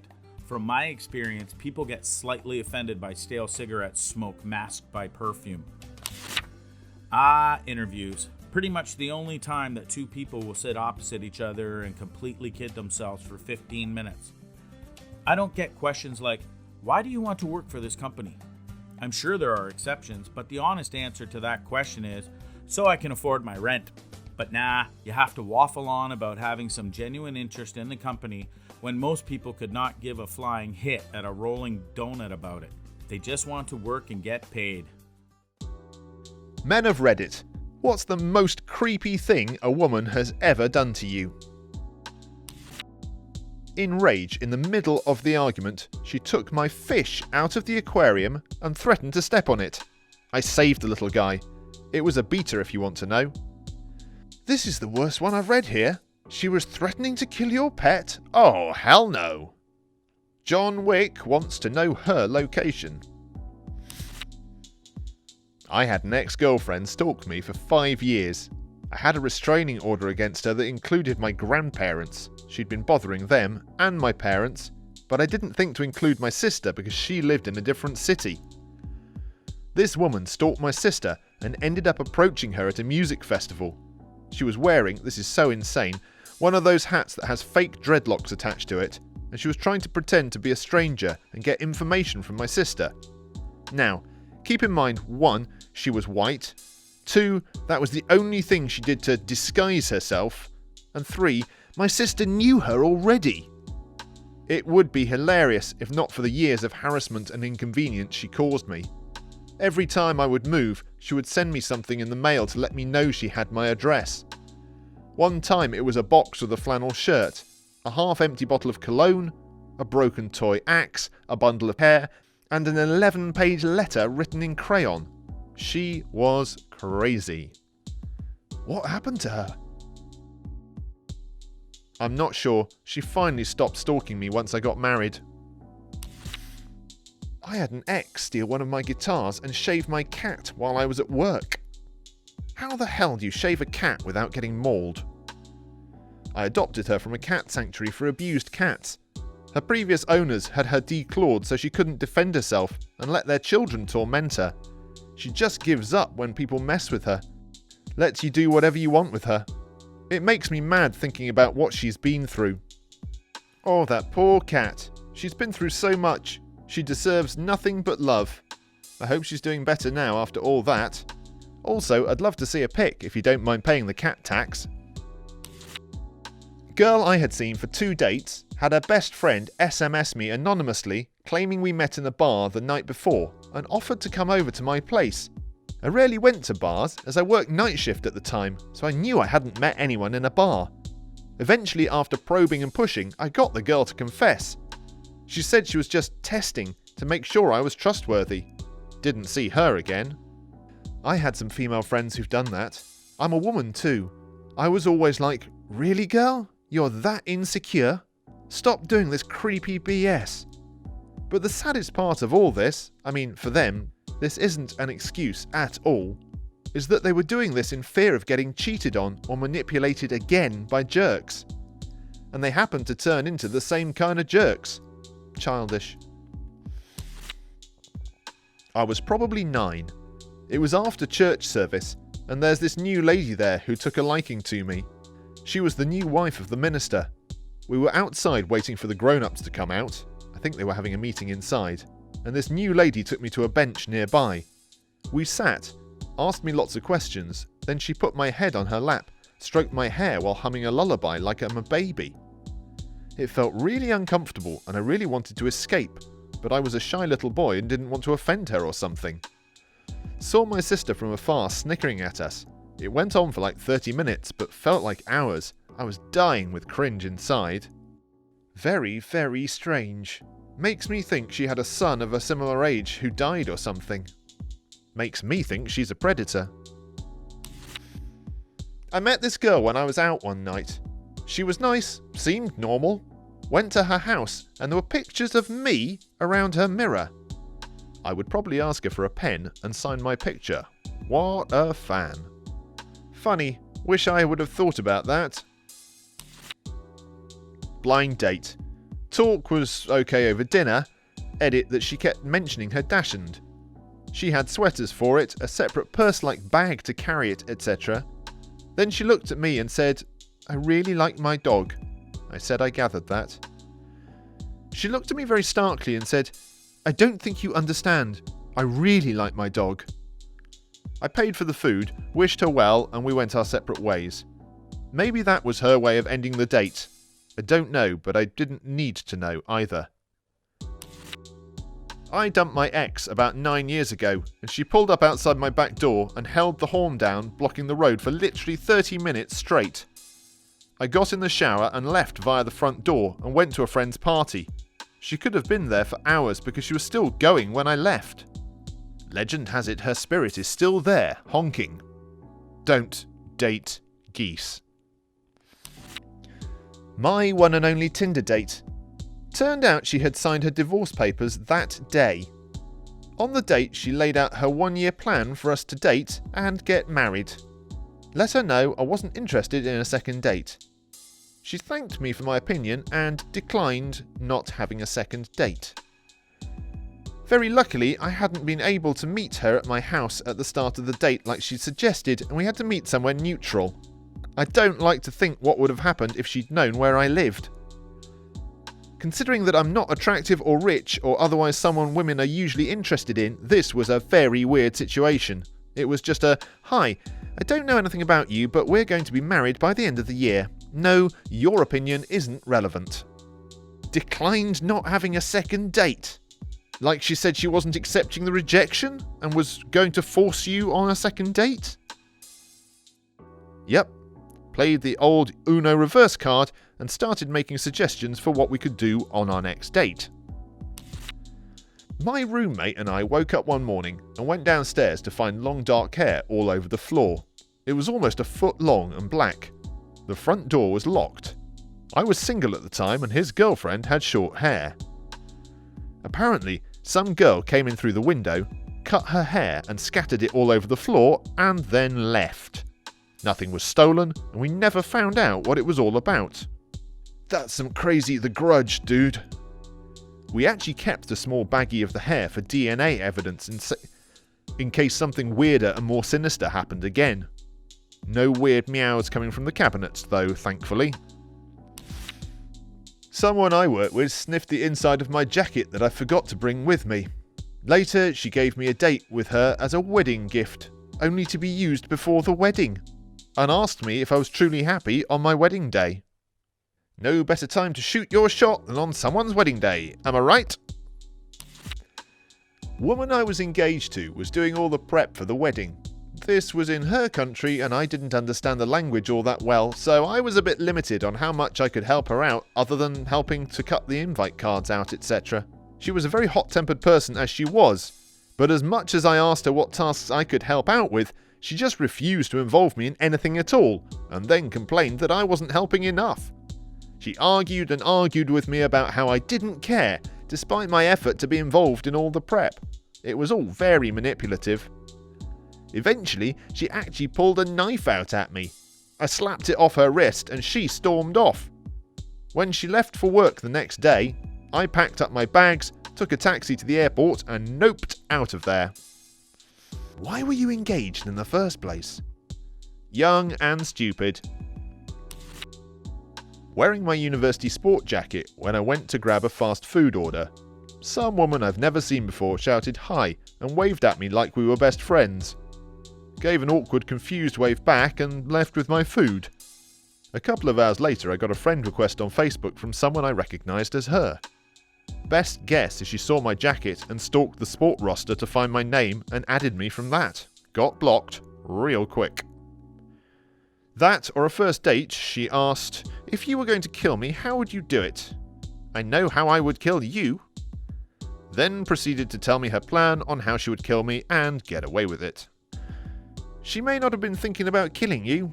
She may be a lonely serial killer looking for a partner in crime. This could be true, but I don't know if that's any better. Lol. asked me if I had feelings for her the day before her wedding, which I was in. Then, after being married, insisted that we talk, and was trying to sit on my lap at a party when we were both drunk, and I told her it could wait until the morning. She revealed in the morning that she had cut herself after I wouldn't talk with her. I told her we couldn't be friends, and she texted me every day for 6 months without me responding, until I learned how to block her number. A mutual friend told me she asked for my number from him this last summer. I haven't spoken to her for 10 years, so there's that. Good idea getting away. Does her husband have any knowledge about this? Sincerely hope you told the husband. Honestly, just wanted out of the situation. There was an issue with another man that he was already aware of, and he was aware of the cutting in this situation. If I could do it again, I'd do it differently. Back when I was working overnights at a national pharmacy chain, there was an older lady in her 50s that would pick up prescriptions and tried to hit on me a few times. The most direct and creepiest thing she said to me was, "I don't know why women who go for younger men are called cougars. I like to be called a python because I like to ensnare young men. Do you like pythons?" Luckily, I was saved by a customer that promptly needed something picked up, and I ignored her until she left. Well, they're both predators, ma'am. Old people seem to think they can get away with this because they're old. It's gross. When I was 17, eating a slice of pizza in a pizzeria in New York, I was sitting facing the glass looking out to the street. Time was around 7 p.m. It was getting dark. I'll never forget this 50-something-year-old lady who was walking on the sidewalk, saw me eating, slowed down, stared straight at me with the most seductive grin, and then winked. Then continued on walking. Until that point in my life, I had never felt so many emotions at once. I was turned on, weirded out, intrigued, scared. This was a day I will never forget. She had black hair and was pretty hot. She winked at her own reflection on the window. This made me laugh. Went downtown to CVS to get my dad's medication at like 9 o'clock at night. While waiting for the cashier to come back, 2 old women in line made conversation with me. Unprompted, they started feeling on my shoulders and arms. Pulled the "I have a girlfriend" lie while trying to be nice so no trouble would happen. Inside, I was extremely creeped out. As if she had 6th sense, the cashier reappeared out of nowhere so I could pay and leave, giving the 2 women a glare in the meantime. They gave my biceps a squeeze before leaving me alone.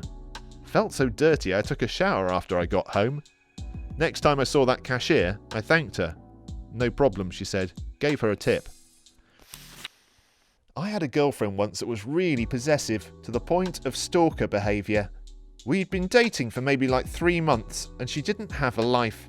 She never did anything and always wanted to spend time with me, and I was a fairly busy person. It gets to the point where she doesn't believe that I could have so much going on in my life that I can't video call her for at least an hour at the start and end of every single day. If I wasn't replying to her messages within 5 minutes, she'd send about 7 more, then call me a few times. Then it got that she looked at all my social profiles to see when I was last online, to see whether I should have seen her text or not. Also, within 2 weeks, she had planned our wedding and named our 4 children, Max, Harrison, Lily and Sophia. And how are the kids doing now? I went on a date with a girl, and I thought it was mutually understood we weren't into each other because no real connection was happening on the date. It was hard to hold a conversation. I dropped her off at her house after the date, and she felt my chest before getting out of the car, like very weirdly feeling me up. Then she left. It was pretty uncomfortable. She was making sure you weren't wearing a wire. Joke's on her, he was wearing Google Glass. Was standing at the bar talking with my friends when I felt something lightly touch the back of my shirt. I turned around and found this woman smelling my armpit. Did she offer an explanation? In that kind of situation, I'm not sure you'd want one. Reddit, tell me your glitch in the matrix stories. Part 1. Picture of my friends when they were younger. We've been trying to figure out whose hand is making the thumbs up behind the kid on the right. I have a similar picture to this. My friend from high school had me and another friend over one night for a sleepover. We went to bed pretty late, and the next day went about our merry way. A few days later, I got the camera developed, and I had been using around the time to only be freaked out.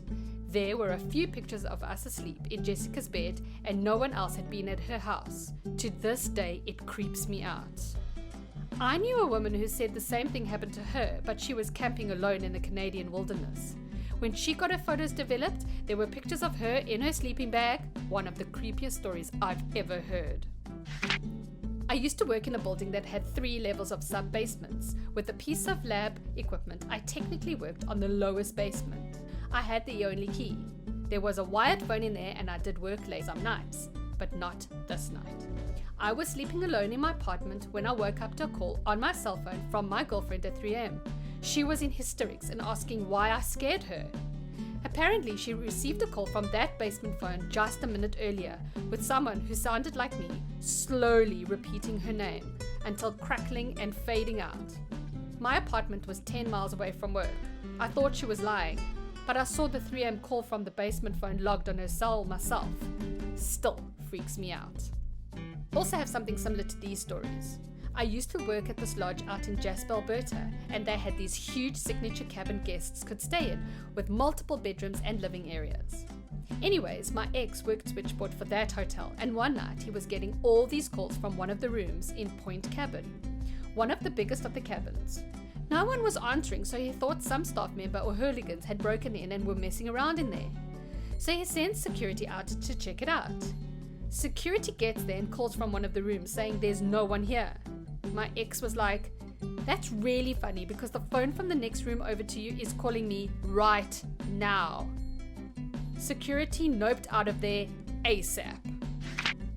Every so often, I'll have dreams which play out exactly as I've dreamt them years later.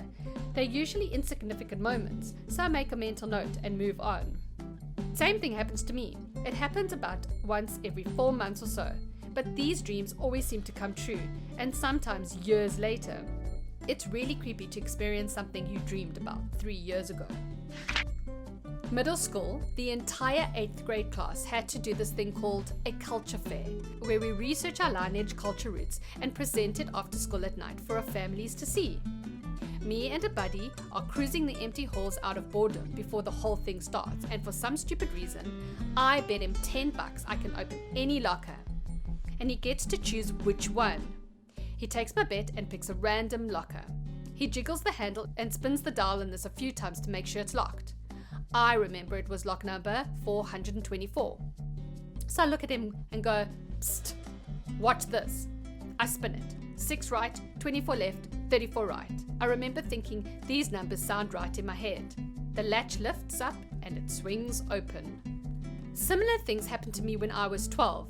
I found a combination padlock on the street in my neighborhood. I picked it up, felt I knew the right numbers as well as remembered them for later. I can't remember exactly what numbers they were. It was 27 years ago. And it opened. Free padlock. In addition, just to make sure it wasn't a bad lock, I tried another number combination and was the only one that worked. This one time at work, I was responsible for making boiled eggs. This guy came in and ate one. He was so intent on peeling his hard-boiled egg that he didn't notice that I brought a new tray of eggs in and set the older ones aside to make egg salad. Oh yes, I thought of that and had a look around for the chef, who is a friend of mine. He was 7 floors down having a smoke at the time. Simplest explanation is someone took an egg, changed their mind, then returned it, but I never could explain where the extra egg came from. The other thing is the garage can is by the door. I was right there. Therefore, by process of elimination, aliens. I had a monkey on my keychain back in high school. The chain was 3 links long. One day I was walking out to my car and I heard something hit the ground. I looked down to discover the monkey with links 1 and 2 of the chain still attached to the ground and link 3 still attached to my belt. All of the links were still fused together. My only guess is the chain phased itself apart. My chemistry teacher in high school did this thing where every year she would begin the class by talking about how, theoretically, with the vast empty spaces in individual atoms, there could be a time when all the atoms in the classroom wall and his body would sync up and allow him to pass through. He proceeded to walk straight into the wall and deadpan. Well, it didn't work that time, maybe next year. perhaps the atoms lined up. I was walking up a hill in Portland, Oregon, and found a pack of American Spirits on the ground, only missing 2. A week later in San Francisco, I bought a pack of American Spirits, and after smoking 2, I put the pack in the inside pocket of my jacket. Next time I went to smoke, the pack was gone. My dad had some money appear and disappear like that when he was just short of enough money to replace his passport from Mexico. An extra 200 pesos he didn't have before showed up, and he paid, order a replacement passport. A few days later, after he managed to get funds transferred into an account he could access within an ATM, he looked through his wallet and he was short 200 pesos. I was eating popcorn in front of the TV and dropped a piece. When it should have hit the ground, I heard a faint pop noise. My mom was a stickler about mess, so I looked all over, under the couch, under the TV stand, everywhere, and couldn't find that popcorn. About a year later, I'm watching TV again and hear the same faint pop.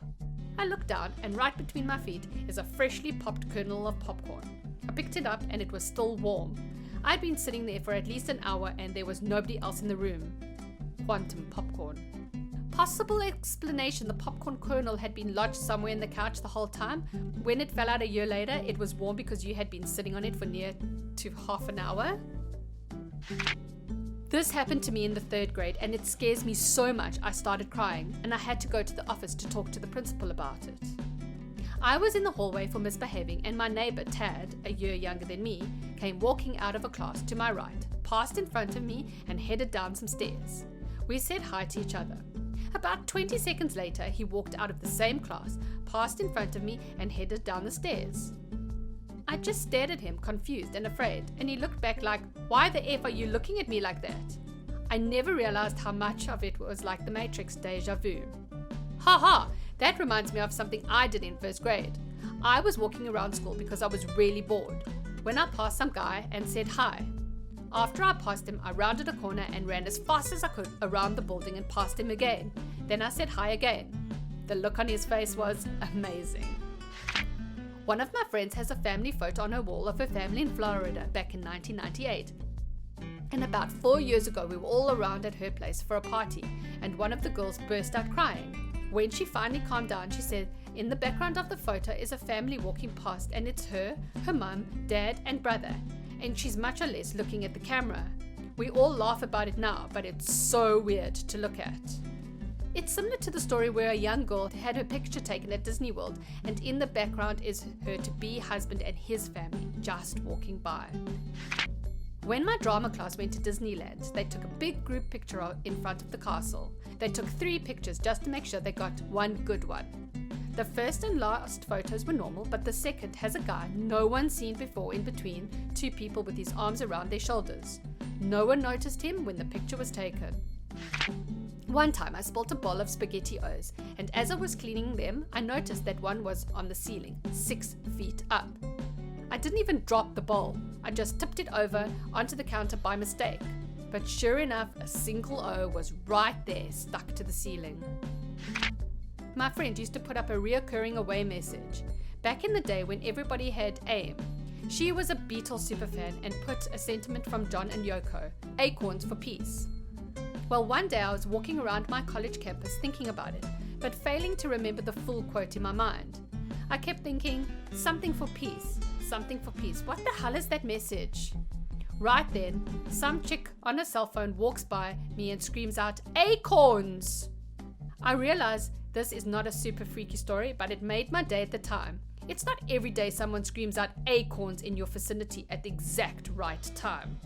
I was watching Lord of the Rings for the first time, and Sean Bean's character was on. I was trying to remember the specific film I'd seen him in. Just then, he picks up a broken piece of sword and says, "It's sharp." And I was like, oh yeah.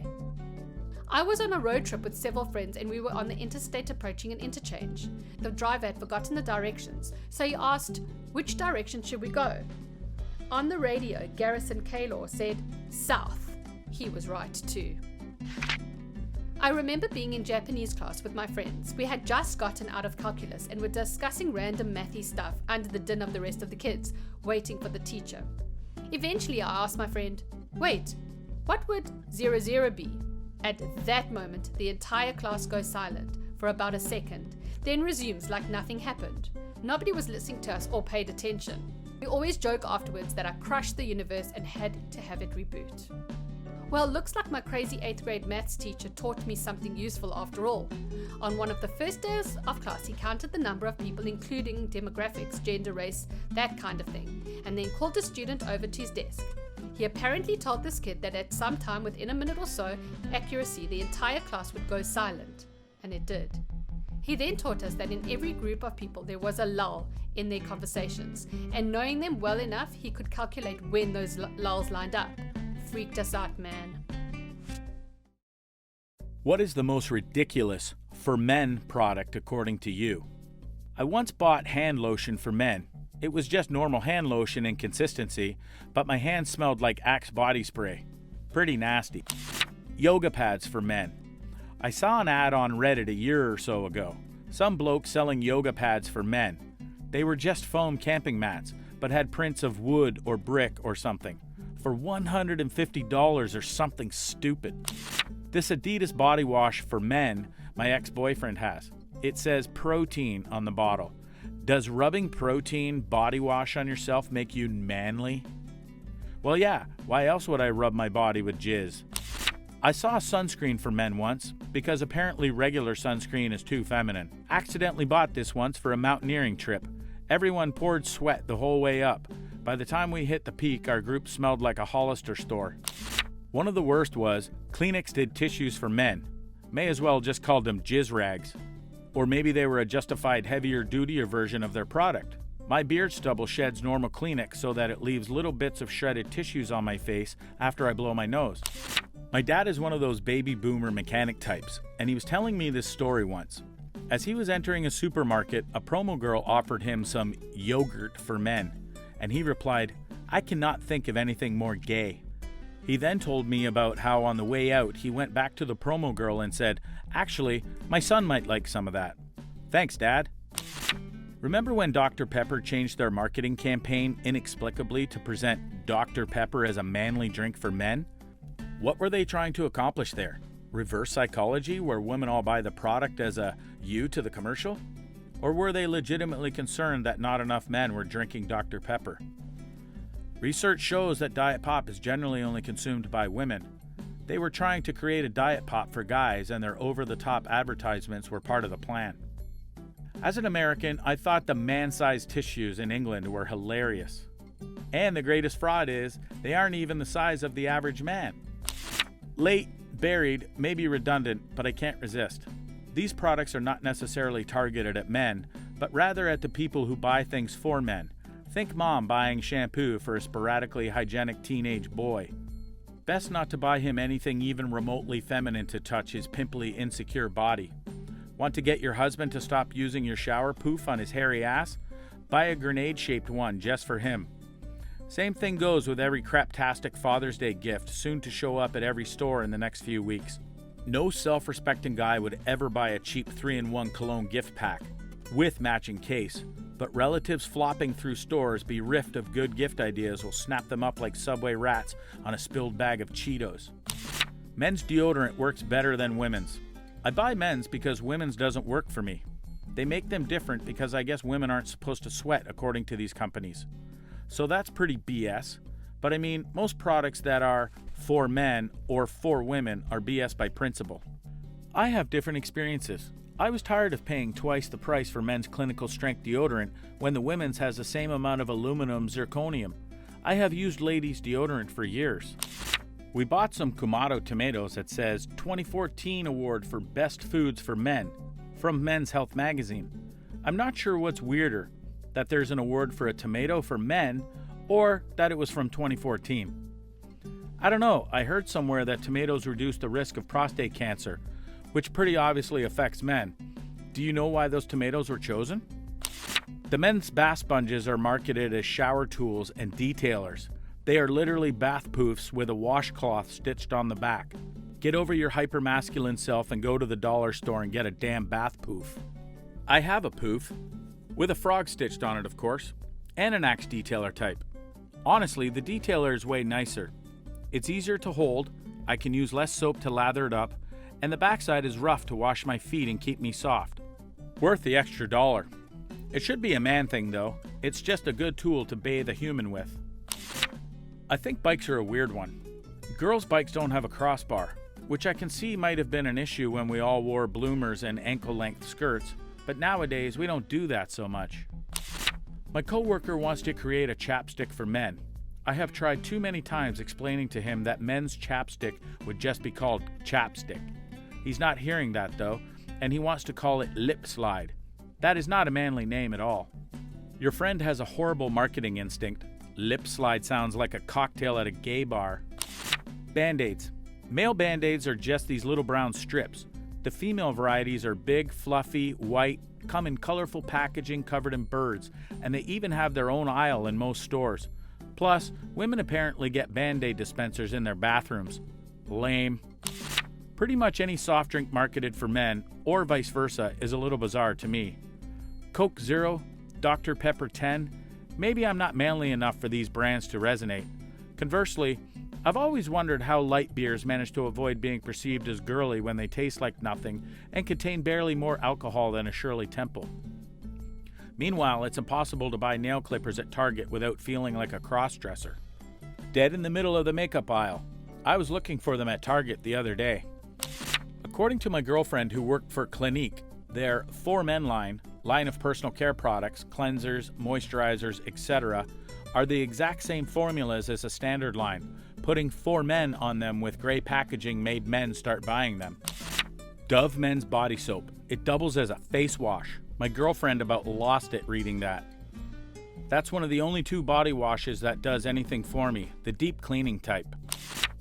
I was at Target the other day and they had a whole bunch of household cleaning products. For men. I think it was called Hero Clean. They were all in the clearance section for like 60% off. Razors for men.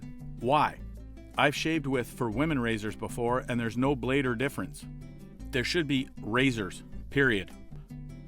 Razors for men are just razors. The reason why they add For Men is to emphasize that there are razors for women, in hopes women will be more likely to buy those. Razors for women are more expensive. This is because they often have extra meaningless designs and more vibrant color variations. Essentially, a slightly nicer looking piece of plastic over top of the same razor blade designed to mark up the price by a few bucks. The men's products in this case aren't the bullshit ones, it's the women's razors that are. And it's 1000% the fault of people who fall for it and buy those products.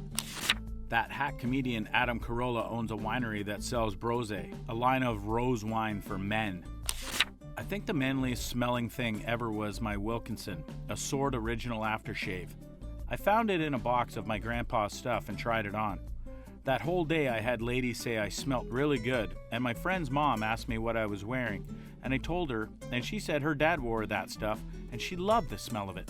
Keep in mind, my grandpa's been dead for a while. This stuff was not new and just smelt like smoking a cigar, while shooting swans in the air while having his falcon catch the swans and bring him back brandy. Body washes. I've never ever been able to distinctly smell what body wash someone uses. So it's, what do you want to smell while showering? I alternate between girly flower scents and many musky cedarwood, and I find it weird there's such a vast divide between gendered soaps. Axe body spray. It's not for men, it's for teenage boys who believe the marketing enough to think that's what men smell like. I think it's fine in moderation. Basically, just a slightly shittier smelling cologne. The problem with teenagers, like some of my classmates, is they drench themselves in it. There's an Axe body detailer. That's essentially a loofah, because I guess men are too manly for loofahs. My girlfriend bought me one of these once. I still soap my balls with her poof. It was much softer than the Axe one anyway. Deodorant. I paid over $10 for deodorant for overactive sweat glands. Found out the same high percentage of the active ingredient was found in ladies' deodorant for half the price. Huh? I've always seen guys' deodorant as cheaper in the drugstore where I buy mine. I just saw one yesterday that had me shaking my head and wondering what the F. Gold Bond's medicated powder for men?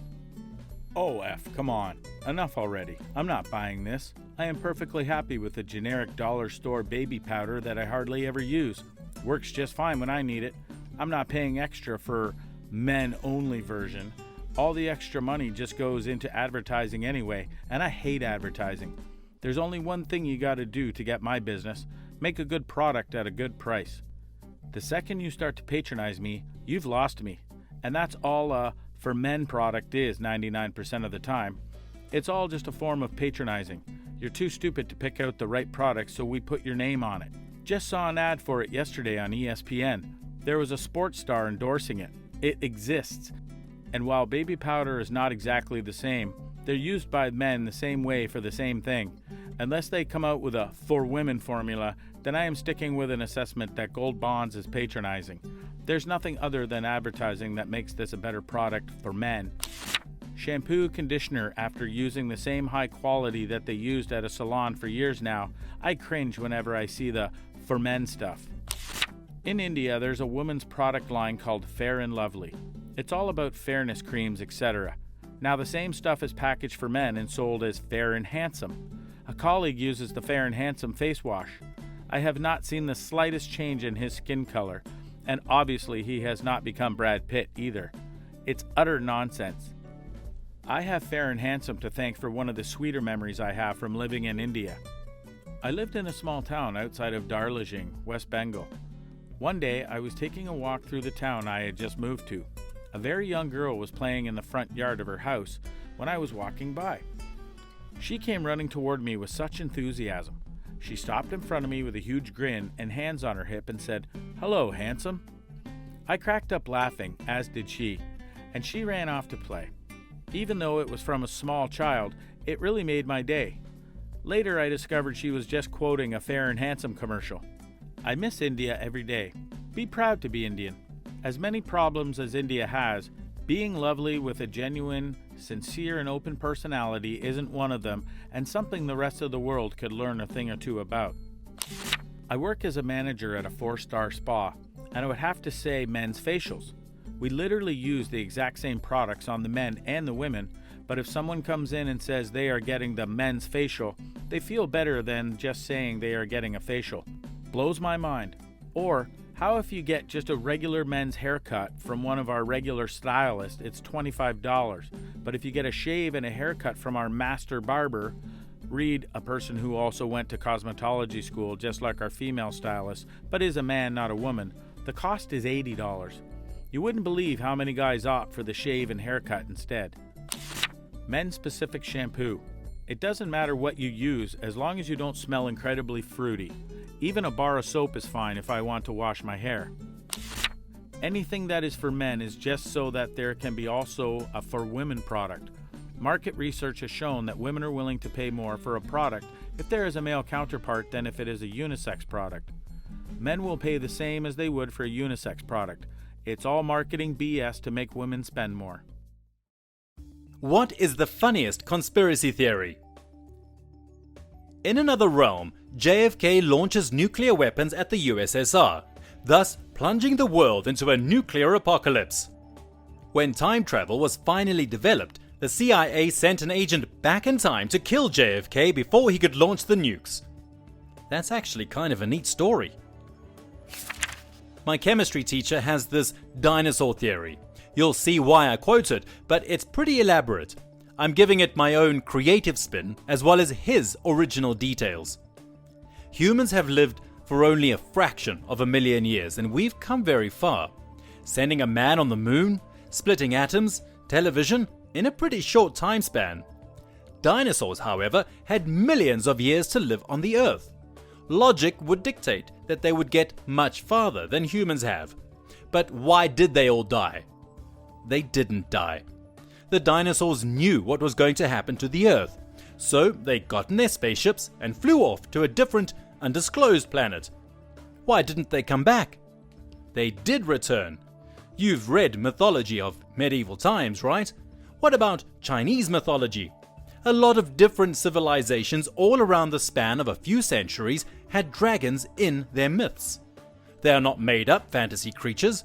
The dinosaurs returned to Earth, striking fear into the people who had not the weapons to kill it. But they left. Why? The dinosaurs left Earth again because it was too cold. As cold-blooded creatures, the dinosaurs could not live on Earth at the time. So the dinosaurs are done with Earth now, right? Wrong. They are preparing the planet for their return. After millions of years underground, we have found a fuel source from extinct plants that suit our needs in terms of technology. But what's the downside? It's causing global warming. That's right, the dinosaurs are literally tricking us into preparing a nice, toasty planet for them. We have other fuel sources though, one might say. Soon, solar, wind, and nuclear energy will make fossil fuels obsolete. It won't happen under their watch. But why, you might ask? The dinosaurs control the media. This is ridiculous, you're thinking. We'd know if dinosaurs were in the media. What you would be forgetting is that the dinosaurs are extremely advanced. They have disguising technology that makes them appear human. This is not only for the fossil fuel industry, however. The dinosaurs work in all sorts of media. Have you seen Jurassic Park 2? The one girl is nice to the dinosaur and feeds it. The dinosaur is friendly and means no harm. Later, that same dinosaur is attacked by a man and is killed by it. The dinosaurs want you to obey them. They don't want you to fear them either. Think about children's shows and movies with dinosaurs in them. Barney, The Land Before Time, Dinosaurs, Dinosaur. The list is endless. What about their new form, dragons? Dragon Tales. This brainwashing is not only in children's stuff. The Elder Scrolls V, Skyrim, is filled with them. There are friendly dragons like Parthunax. However, by nature they rule. You don't have shouts. You don't have magic. When the dinosaurs come back, you will submit to them. The best part about this theory is that you can warp it in any way to close in any possible holes in your story. They are technologically ahead of us by millions of years. They'll have something. That was awesome. Circuit City. It's less relevant since they are no longer in business, but perhaps this is due to concerns over a federal indictment. I am not convinced Circuit City was in business to make a profit. In fact, it seems likely that they were a front for a criminal organization to launder large sums of money. Most large box retailers follow the same strategies to maximize sales, all of which Circuit City seemed to flaunt. Locate your building in prime real estate. Circuit City was always located in a second-tier location. It was never on a main boulevard by a large shopping center, but tucked around a corner a few miles from everything else. Keep aisle width to a minimum.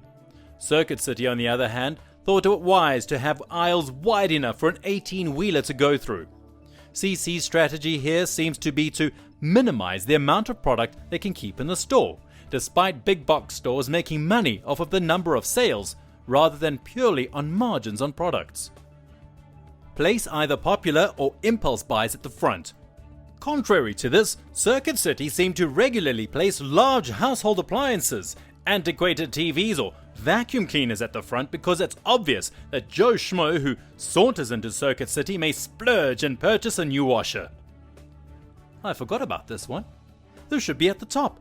I love this one. It's the perfect mix of bizarre and ominous yet kinda inconsequential to be just believable enough. I heard this one from a client after Hurricane Katrina. The US government created Hurricane Katrina with weather controlling technology purchased from the Soviets when the USSR collapsed.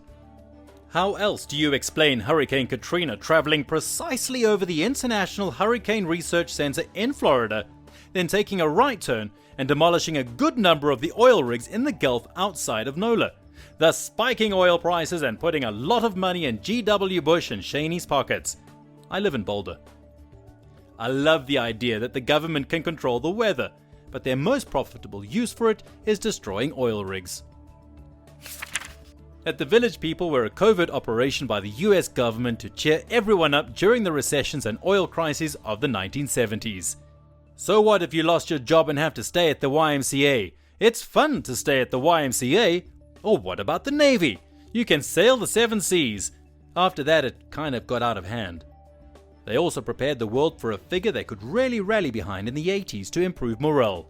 The Macho Man, Randy Savage. Well, there is this video on YouTube where they think the Illuminati secret society killed Eminem or Marshall Mathers and replaced him with a clone that was brainwashed into acting, speaking, and dressing like Eminem because Eminem knew too much and was revolting against the Illuminati. Lol. So we'll never know who the real Slim Shady is after all.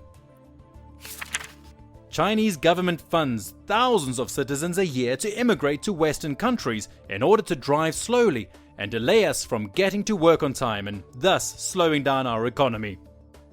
That one is actually brilliant. Hitler never died and lives in a huge chunk of iceberg? I don't know. That's drifting around in Antarctica. Oh, he also caused the Titanic crash. Elvis is in fact not dead. Elvis faked his own death after he became tiresome of the fame and pill abuse. He entered rehab, got clean, and grew a beard. After some time, he began to long for fame and fortune and re-emerged into the spotlight under his new alias, Kenny Rogers. I thought he was in a retirement home with black JFK fighting mummies. The fashion industry has been behind every major political assassination over the last 200 years, and behind every hit was a card-carrying male model. Christian Bale has a twin brother, an emaciated twin brother that he uses for roles that require him to be really skinny. That's how he's able to continually transform his body from skeleton to super buff. My dad thinks that China is slowly populating every country so that once war comes, the Chinese will already be inside their enemies. Nigerian spam emails are actually sent out by the US government to perpetuate negative stereotypes and distrust of African countries. As weird and funny as it is, that makes more sense than probably 90% of them.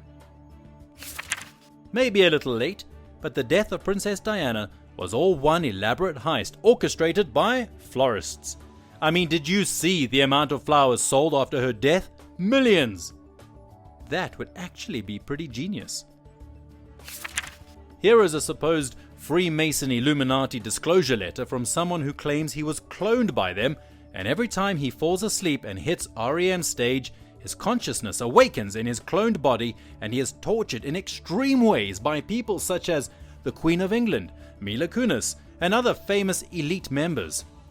The strange thing is that his story was confirmed by Tila Tequila, and they actually met each other in their cloned bodies. Anyone else remember Tila's crazy Illuminati tweets? So I just read all of that, hilarity mixed with regret mostly for not closing it sooner. Here's the one that everyone tells. My uncle built a carburetor in the 60s, 70s, 80s, 90s. They got 100 mpg, and Ford, GM, etc. bought his patent and then hid it away so that the gas companies could make more money and share it with them. Either everyone likes to tell lies or everyone has the same uncle and their family tree knocks branches together on a nightly basis. But then that is one I honestly wouldn't be surprised to learn was true, even though I agree it's probably bullish. The car or gas companies didn't buy out streetcars in some cities to gut the public transportation system and increase their sales. Radio Shack was and still might be a front to launder money. For the life of me, I have no idea how to have so many locations with so little customers. I understand the cable they are selling me is at 1000% markup, but still. I think asking for your address when buying batteries has something to do with it. I know. Me and my friend think the same thing. How are they still in business when all of these bigger electronic stores are losing money? It makes no sense to me at all that Radio Shack still exists. JFK was assassinated by vampires who were working for the Air Force, who had cut a deal with the ancient Greek-Roman Kronos to exchange human blood for alien technology. JFK had apparently discovered their alien vampire polysthetic techno racket and was going to put a stop to it. He knew too much.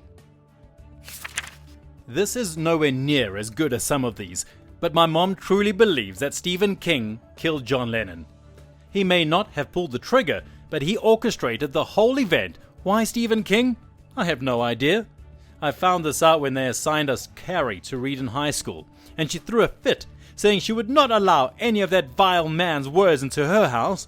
Then she turned on Imagine and cried. Stephen King looks kinda like John Hinckley. That's the only connection I've ever heard. Oxygen is poisoning humans, but it takes 80 years to kill you. but there are people who have a greater immunity to it. Actually, there may be some truth to this.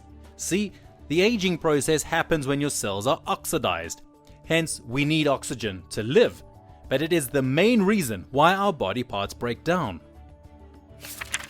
My dad says that all of the windshield wiper companies could easily produce an affordable wiper with a lifetime guarantee, but are colluding to make wipers so you'll have to replace them every few years.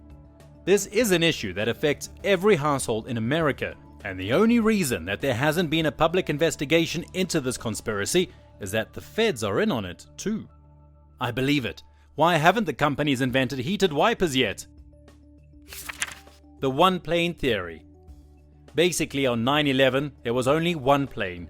The plane hit the tower, and then, when nobody was looking, it turned around, looped all the way back around, and hit the tower again. Here's the kicker.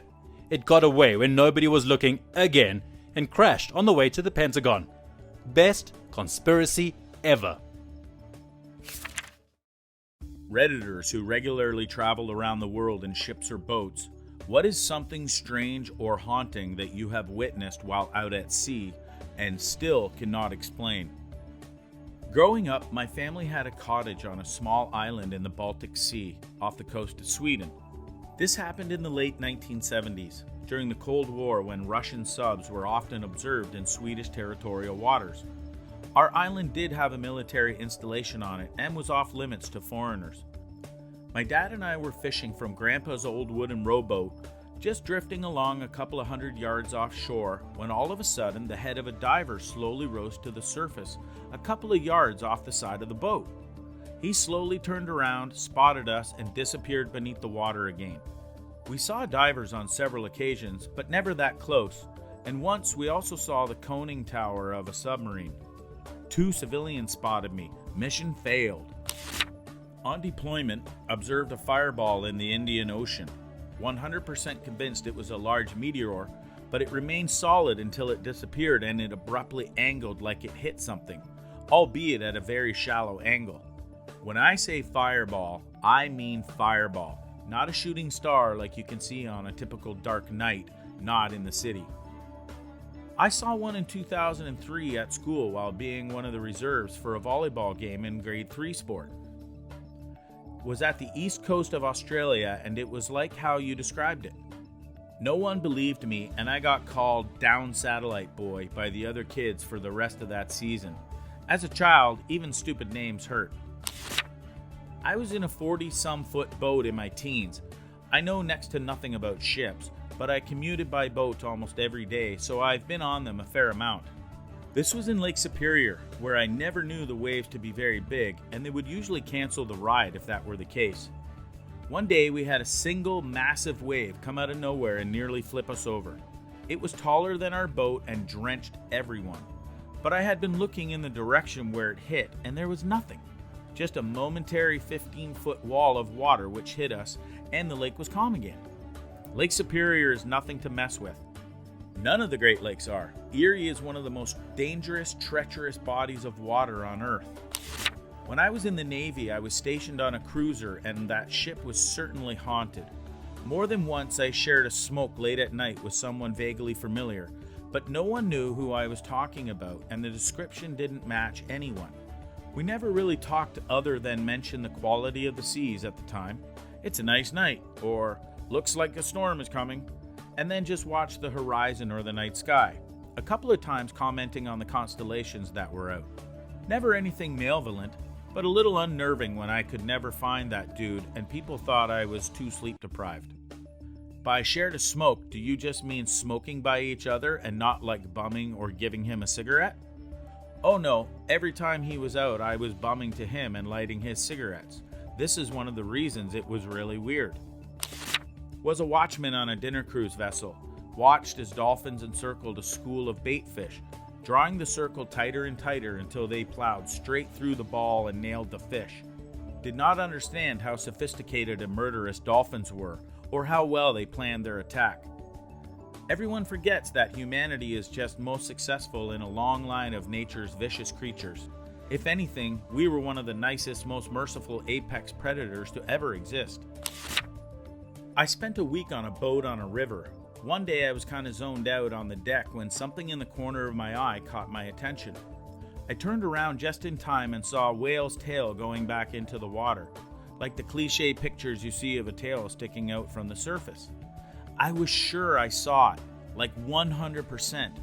But then I thought about the probability of a whale navigating its way up a river through 3 locks just to do some flips and stuff, and chalked it up to my brain making it up somehow. It still confuses me. Sharks have made it all the way into Lake Michigan and even into adjacent rivers via the St. Lawrence Seaway. It could happen. I was in the middle of the ocean on a sailboat several years ago. It was the middle of the night and I couldn't sleep, so I decided to sit up for a little while.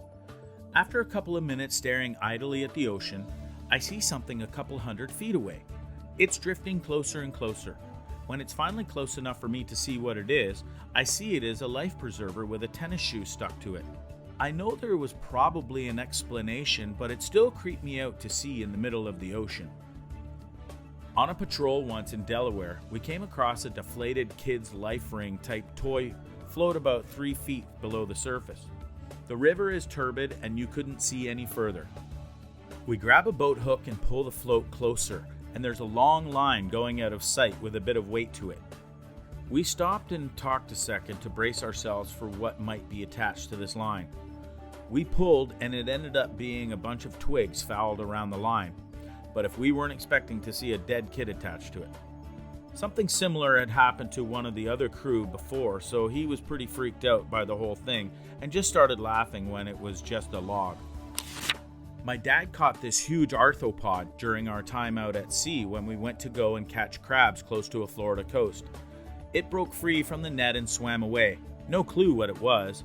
That or I interrupted a horseshoe crab party. Rude. They were just trying to have their party and you took Carl away from them. He was the life of the party.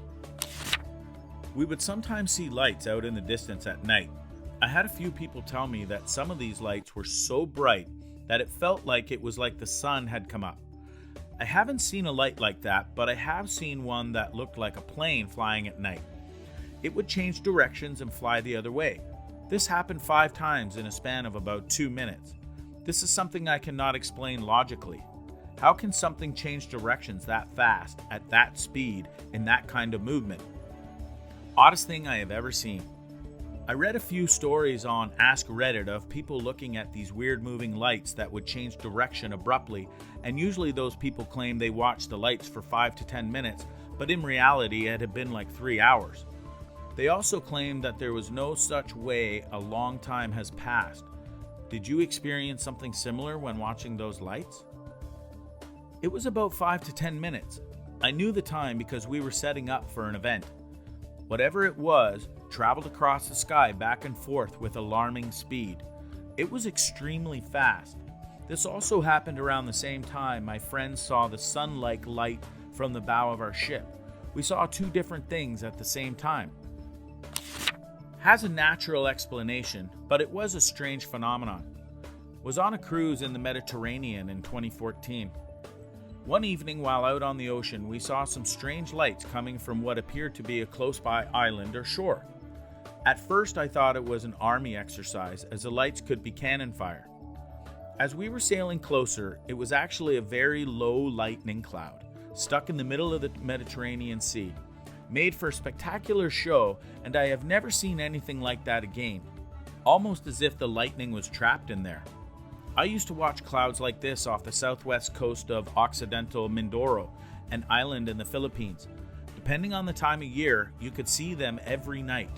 Weird because there was never any thunder with it. It was kind of like being surrounded by a mute thunderstorm, but without any rain or wind either. I lived on Subic Bay, Philippines in the 70s and saw colorful, silent, high-altitude lightning that ripped across the sky. I don't regularly travel, but I swear to God that during a school field trip to Lake Michigan, we went out on this boat and I turned around to look back at the city and I just see the shadow of a kid falling off of the edge and no one noticed or cared. I pointed it out, but my teacher disregarded it. Either I was hallucinating or something happened because after that I heard nothing about it. I haven't spent too much time on the water, just some minor fishing trips with my dad and some of his friends when I was young.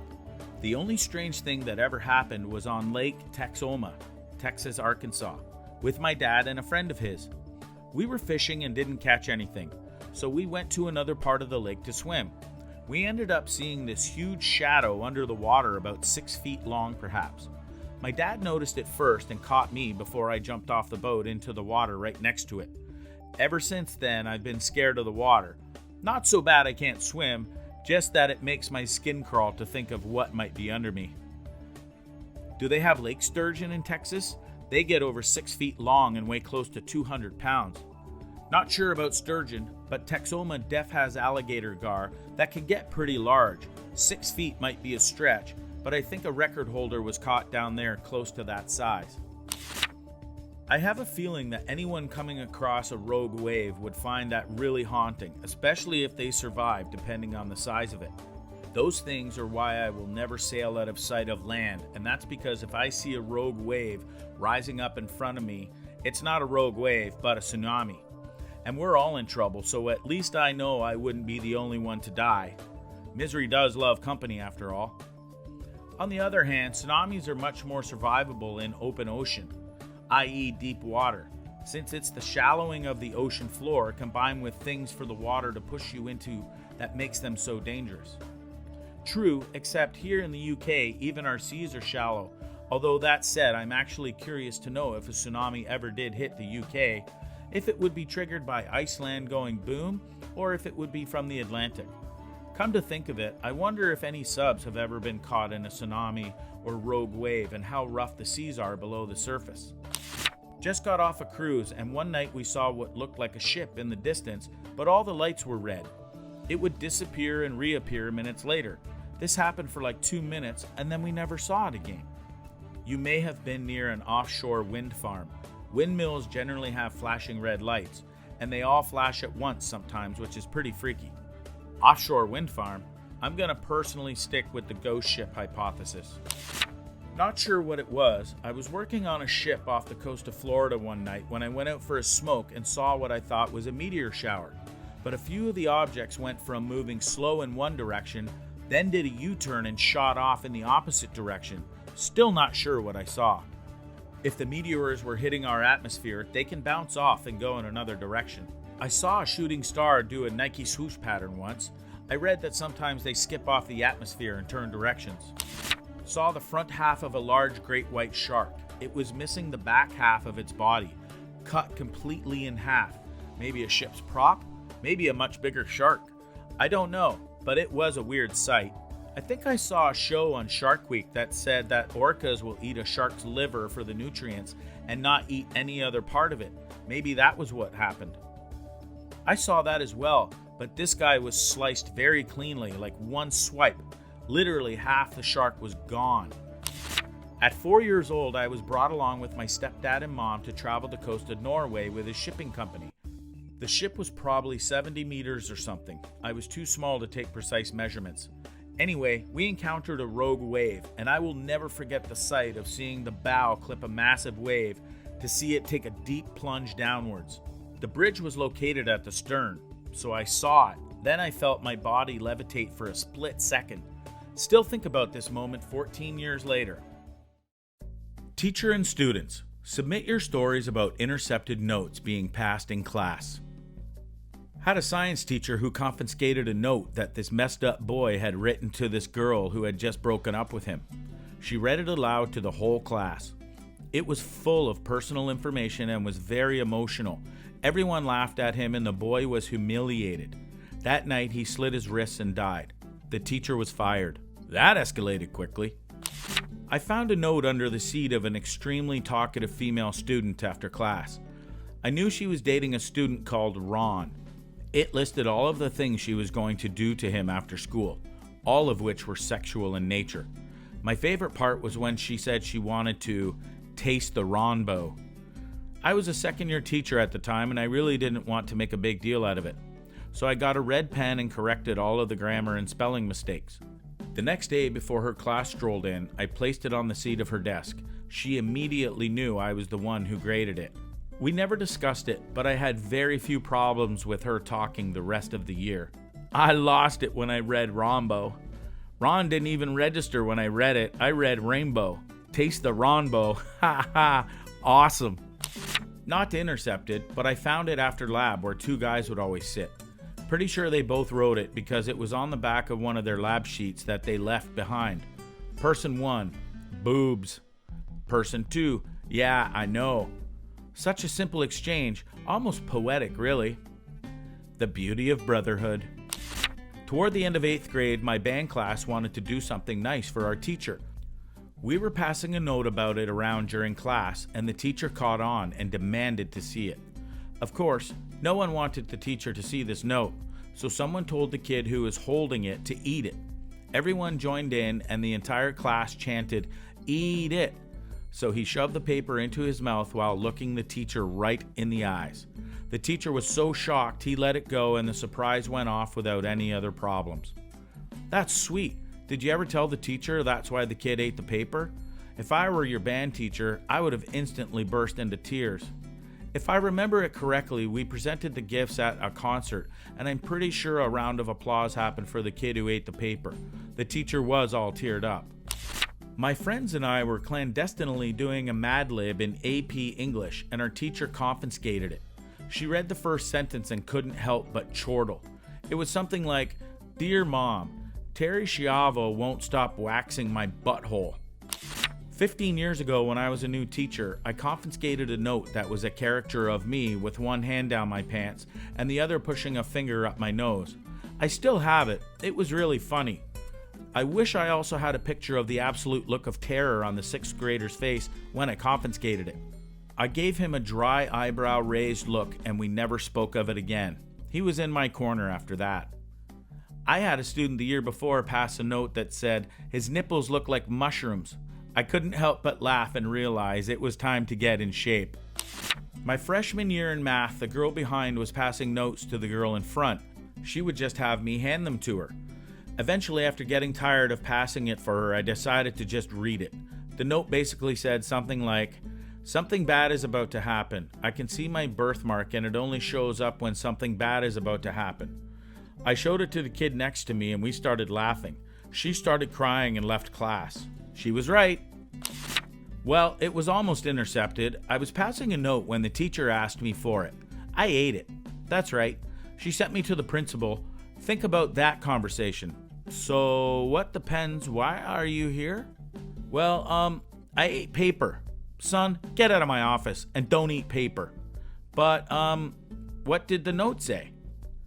It was 5th grade, so probably some hardcore drug deal out on the playground. Teacher took a note from my friend who was asking his other friend if he also looked and compared how hairy the guys were in the locker room. Needless to say, we all erupted in laughter. This was in 8th grade. Everyone does that, right? Bro, it's totally normal. My sister is a teacher, grades 3 and 4. They were just learning about some sex ed, but obviously still very, very naive.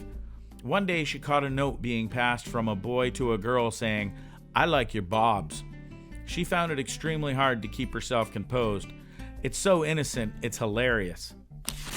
My chorus teacher sings the note she catches. She usually just skims through it, but this time she just put the paper on the piano and started singing. It ends up being an entire story about a girl who ended up dating her cousin. Very uncomfortable for the entire room. Skyrockets in flight. Woo! Afternoon delight. Whoop! When my mother was a teacher in inner city middle school, she found a note left behind in a classroom that said something along the lines of, "I really hope I can get pregnant by the age of 16 because I don't want my child to have an old mom."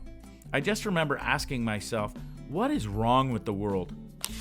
I had a teacher confiscate a note I was passing to a friend, only it wasn't a note, it was a tampon. That's bloody hilarious. Badumtish.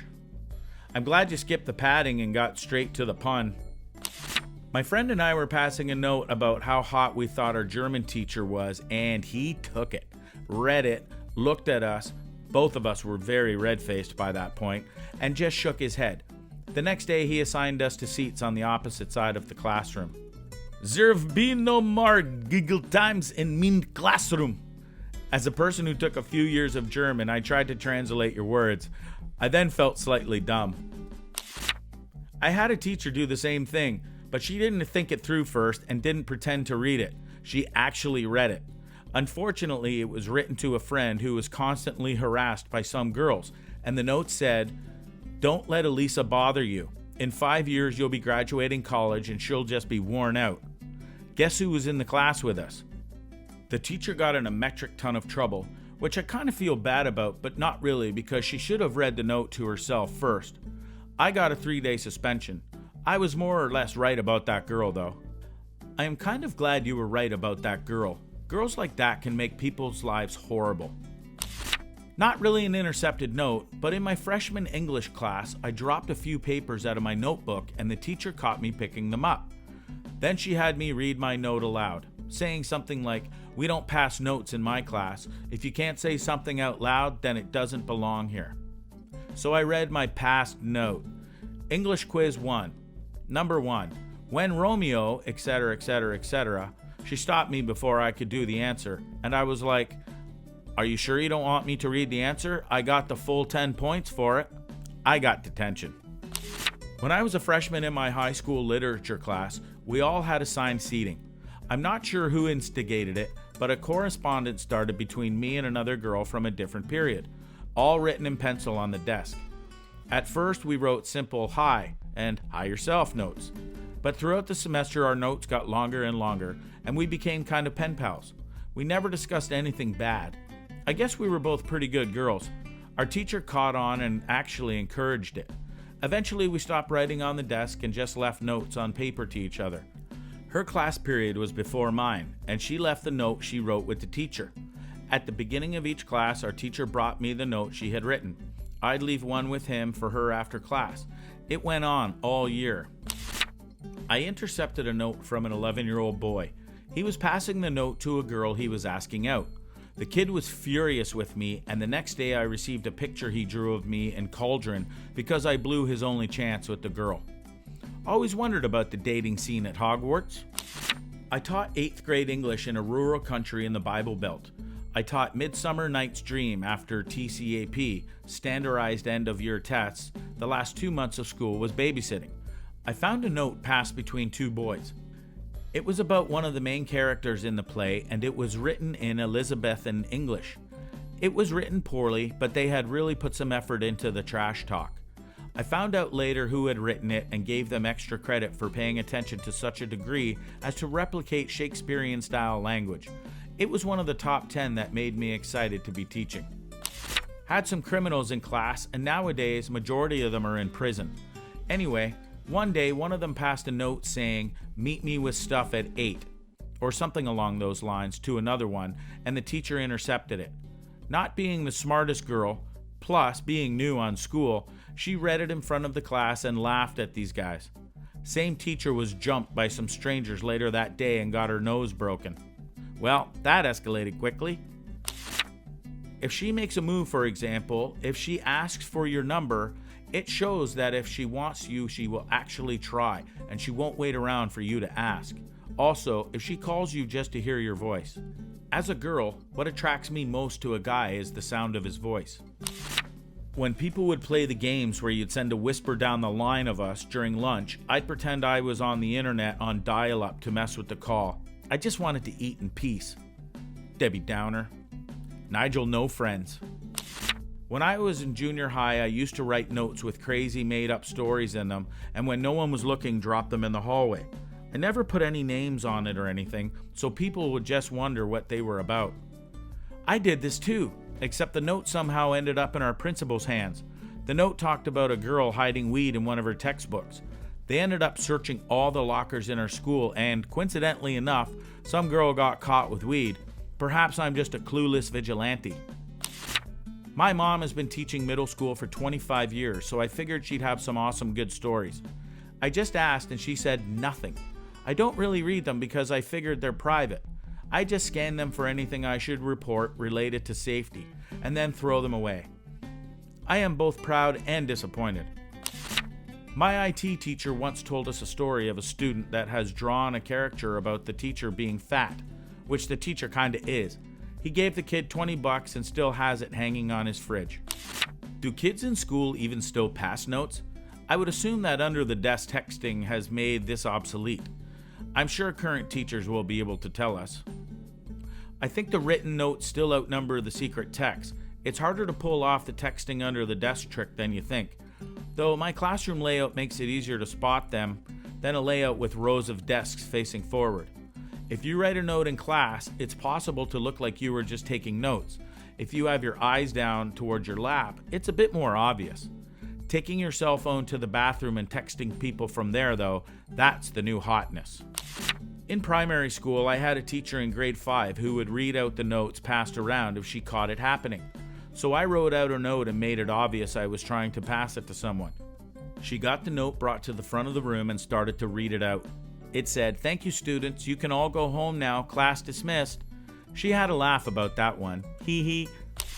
As a teacher, one of my first class rules is if you get caught passing a note, I will read it out to the class.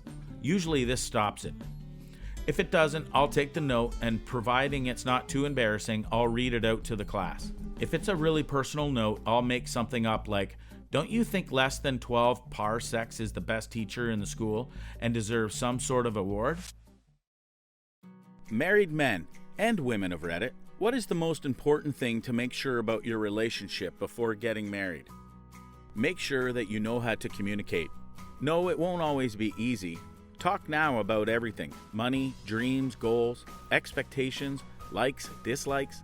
You need to know that. Even if you disagree on something, you can take the time to have a discussion about it. On the flip side, you need to be able to talk about positive things too. If everything is negative, it gets old fast. I have been married almost 10 years, and my wife and I communicate very well. Sometimes, one or both of us is in a mood where effective communication is impossible. We have learned over the years to detect this from each other and go about conversations differently. Most importantly, if your significant other is telling you something or talking about their day, look at them. I listen very well while multitasking, but if I am looking at the iPad or the TV, it gives the impression that I don't care. I hate that so much.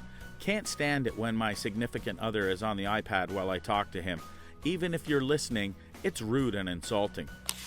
I think it's extremely important to simply be friends with your spouse, as much it is to be romantically, physically attracted to them. There is so much quiet, uneventful time that you will spend together, and if you're not friends as well as lovers, then I'd imagine marriage would get difficult very quickly. Live life together. Go through all the bills, unemployment, sickness, moving. If you can go through all of that and still be best friends at the end, then you might consider it. We got in a car accident that was so bad that she had to quit her job, and I had to support both of us, as well as take care of her, and I did all of that without even so much as a second thought, despite how massively stressful it was on me. And shortly after she was better, I got laid off and I had to lean on her, and it was massively stressful on her, but neither one of us ever wanted to call it quits. That's when I knew that we could survive marriage. We've gone through the good and the bad, and in the end, we are still the best of friends. I totally endorse this. The first 5 years of my marriage have been a meat grinder in my life. I battled through a long stretch of underemployment, and we had all the stress of that, and have both had some big professional dreams flattened. That kind of stress can kill a relationship, but we are all in for our little team. A stand-up comedian, I forgot his name, once said that you should have a really big fight, just to see how crazy you can each get. There really is no point marrying someone who's going to stab you in pure anger just because you left your socks on the floor. Glad I did it after 2.5 years of dating and not 2.5 years of marriage. Still want to fix things, but it's tough. My grandmother used to joke with women in the family, never sleep with a man before marriage and never marry a man who snores. My grandmother's advice? The first 80 years are the hardest. Realize that you should continue dating your wife even after you're married.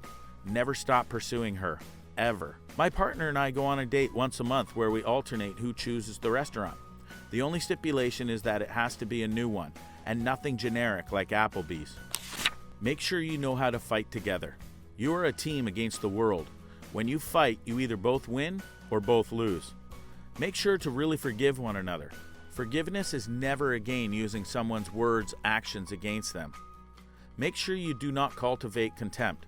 Contempt is how divorces happen. If you already feel contempt, you shouldn't be getting married. Make sure you are marrying your friend and lover who defines those things the same way you do. One of the best pieces of relationship advice I ever read was on Reddit. It should never be me against you, but rather us against the problem. Make sure that you can spend a day in the same house together and not actually hang out. There are going to be plenty of times when you want to do your own thing and not have to give the other person all of your attention even though they are living with you. This doesn't mean that you should constantly ignore him or her. It just means that sometimes when one of you have something they want to get done and don't want to be bothered or feel obligated to stop and spend time with the other. My girlfriend and I do this sometimes. I'll be gaming on my PC in my room and she'll be on the couch in the living room watching Netflix. Or I'll be gaming in the living room and she's doing homework, etc. We don't bother each other except for when we need to figure out what to do for dinner, or I'll get up and get a drink and just give her a quick hug and go about my business. It's nice. Yep, it's nice to have your own time without feeling obligated to spending every single minute thinking of what to say or what to do with your significant other, so they don't think you're ignoring them. When you do reach that kind of intimacy, it feels great. One of the things to watch out for: don't get married because it just seems like the next step in your relationship. It sounds obvious, but it seems to happen quite frequently. I don't know, maybe people fear stagnation and that there's something wrong with just going out and that marriage has to come at a certain point. But don't do it just because you feel like it's the only way to progress your relationship. I married my college sweetheart for this reason. It was just time to get married. Of course, it ended in divorce less than 3 years later. At least there were no pets or kids. Make sure the two of you aren't taking relationship advice from strangers on the internet. This is a serious response. But you said, I don't know who to trust anymore. Make sure you can live with someone before you marry them. From Lo and the by Gilbert and Sullivan. We can't wait long. We might change our minds. We'll get married first and change our minds afterwards. That's the usual course. If we were weak enough to tarry, we marry, you and I. Know if you want to have children or not. Knowing how much the other wants to be around their family. How important holidays are to each other. Knowing if one gets laid off, is he or she okay with you taking time to look for a good job instead of something just to bring in money? Who does the chores? Or which chores they plan on doing? House decoration styles. Pets related to. Know if you want to have children or not. Discuss how those children will be raised. Someone staying home? Daycare? Nanny? What's discipline going to be like? That sort of thing. Religion is a good topic too. If one of you is atheist and the other Catholic, might want to talk about it if the kids are going to church or not. Are they the person you want to be by your side when you're under the most stress and pressure? That's generally where it's going to fall apart, if it ever does. The happy stuff is generally pretty easy. It's facing adversity that you need to be picky about. Edit punctuation. You know, your point is funny. I'm engaged. We're together 8 years and have a kid.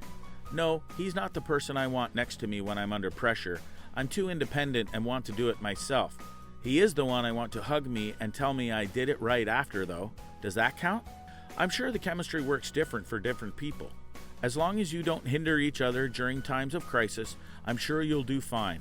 My wife has an independent streak as thin as a ribbon, LOL.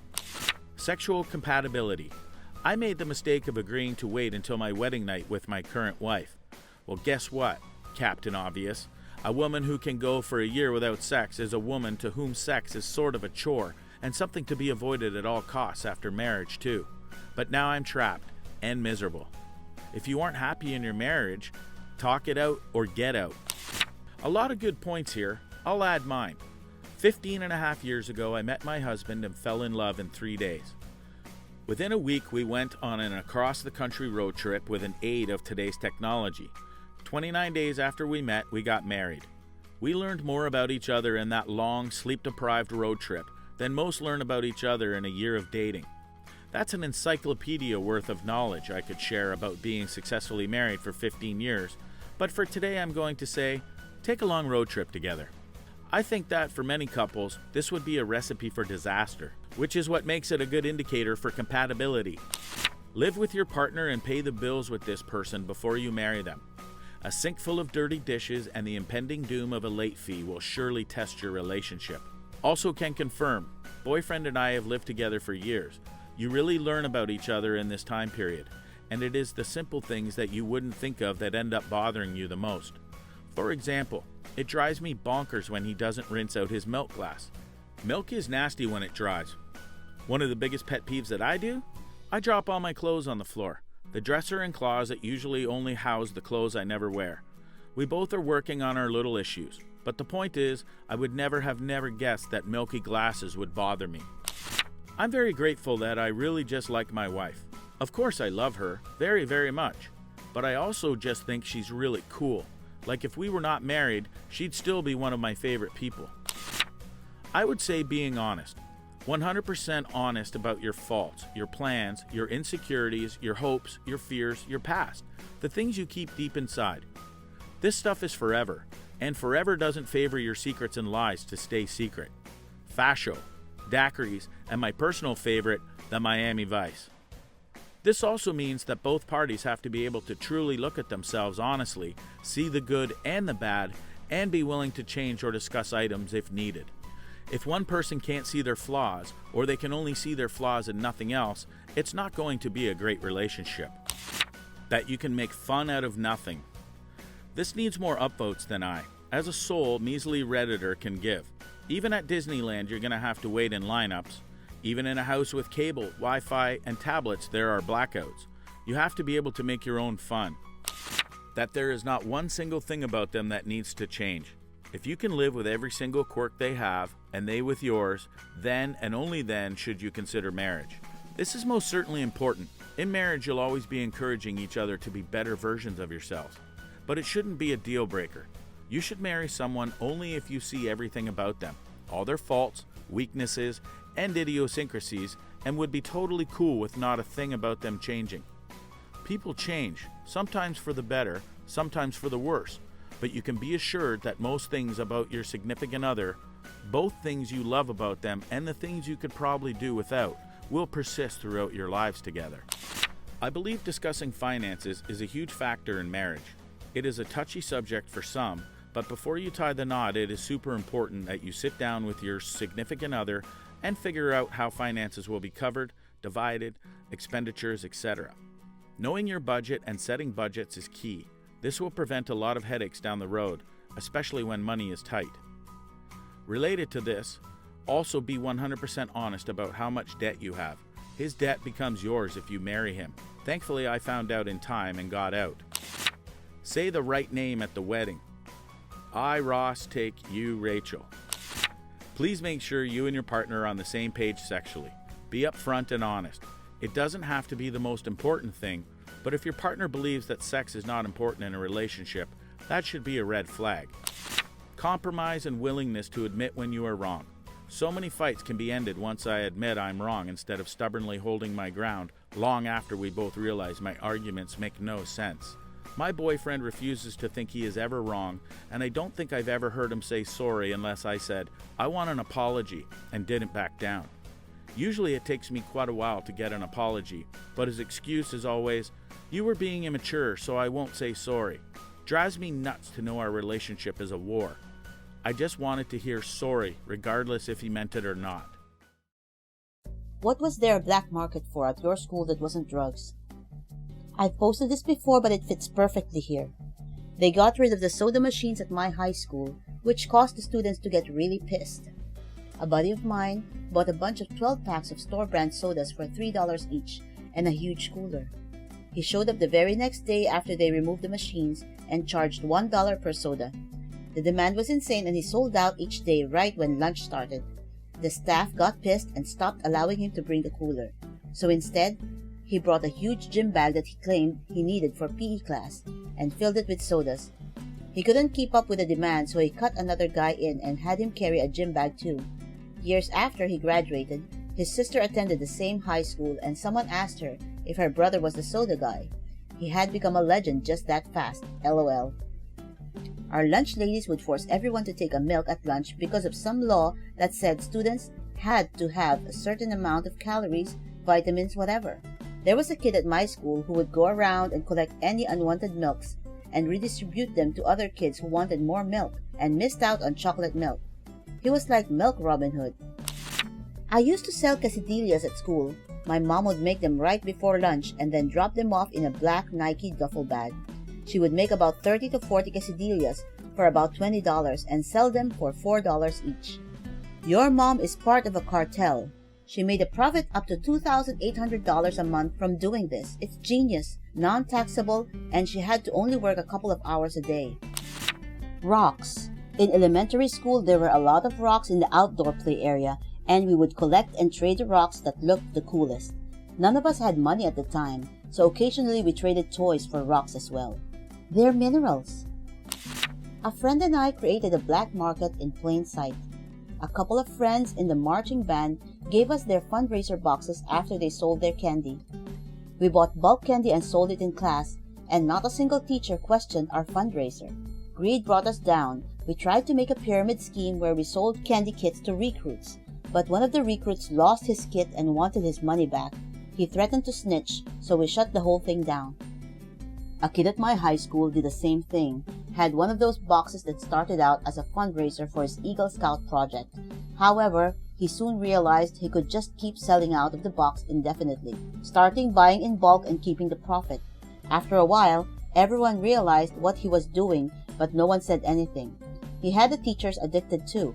They all couldn't go on without that 1 p.m. chocolate fix. We called him Andy the Mexican Candy Man. He carried that damn box for 3 years. Pretty sure he bought a car with the profits. Soda. Students used to be able to get into the unlocked teacher's lounge and get sodas from the machine. But one day they decided to switch out all the sodas with weird, healthier alternatives. One kid decided to fill his entire locker with boxes of cans of sodas and start selling them. Some teachers bought from him too. I was in band in middle school and the teacher's lounge was unlocked before school when we rehearsed. It had candy and soda, which was off limits to students. I used to buy it without markup for my friends, and twice as much for other people. The teachers even caught me a few times. I would just mutter, "So that's what the teacher lounge looks like," and walked out. Never got in trouble. Back in middle school, I sold gum and ended up having to hire people to keep up with demand. Gum wasn't allowed on campus, and my business got so big that the school actually ended up changing its rule and allowed gum in order to put my business out of business, when in reality, it just boosted my customer base because more kids wanted gum. In order to keep your business out of business, couldn't they just enforce the rules and punish you for having gum on campus? Salt packets. Healthy eating rules have removed literally all the salt from our food at school. It all tastes like ours. So people steal packets from McDonald's and sell them at school for a profit. What a crime! Adding salt to your food. This is one of the most 1984 things I've read recently. In 7th grade, a kid went on vacation and came back with a big pile of those crappy plastic Mardi Gras bead necklaces. He gave one to every kid in the class. It was probably about 5 minutes before the first one was broken, sending beads spilling all over the floor. It was soon discovered that beads made a perfect little projectile, and every kid had their own ammunition.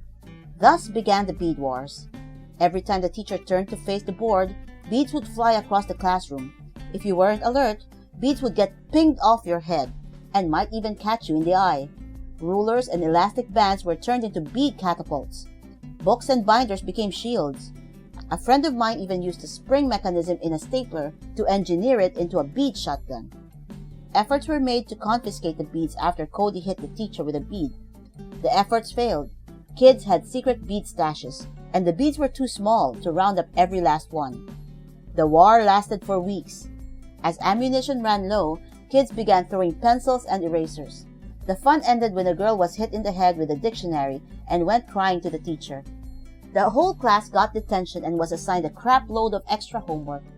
For the rest of the year, though, every once in a while, you would occasionally hear the distinctive tap, tap, tap, tap of a thrown bead bouncing to a stop. This is one of the more interesting ones. Similar thing in my 11th grade of high school. We found out you can take baby carrots and break them in half and squeeze them, and they'll go flying out. There were just carrots all over the floor for about a week or two. Monster energy drink. When I was in high school, we went through Michelle Obama's Healthy Kids Act transition.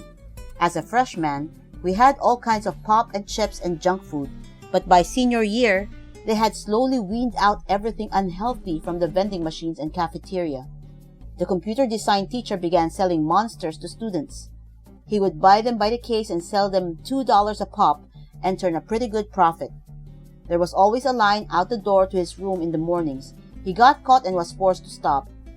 That lasted like 2 months. He started selling them again, but this time us students were real secretive, so it didn't get taken away again. Yeah, Michelle's plan was a major fail. Our school started healthier foods, but a lot of kids just threw it away and ate Little Debbie snacks from home. Michelle arguably made things worse. My mom worked for the school when this happened and told me that the school lost over 60% of its profit because almost everyone started bringing their own food. Only seniors were allowed off-campus lunch. As seniors, we would go to Little Caesars, get 4 $5 hot and ready pizzas and sell them at $3 a slice. We'd get a $19 profit per pizza. We did this normally twice a week.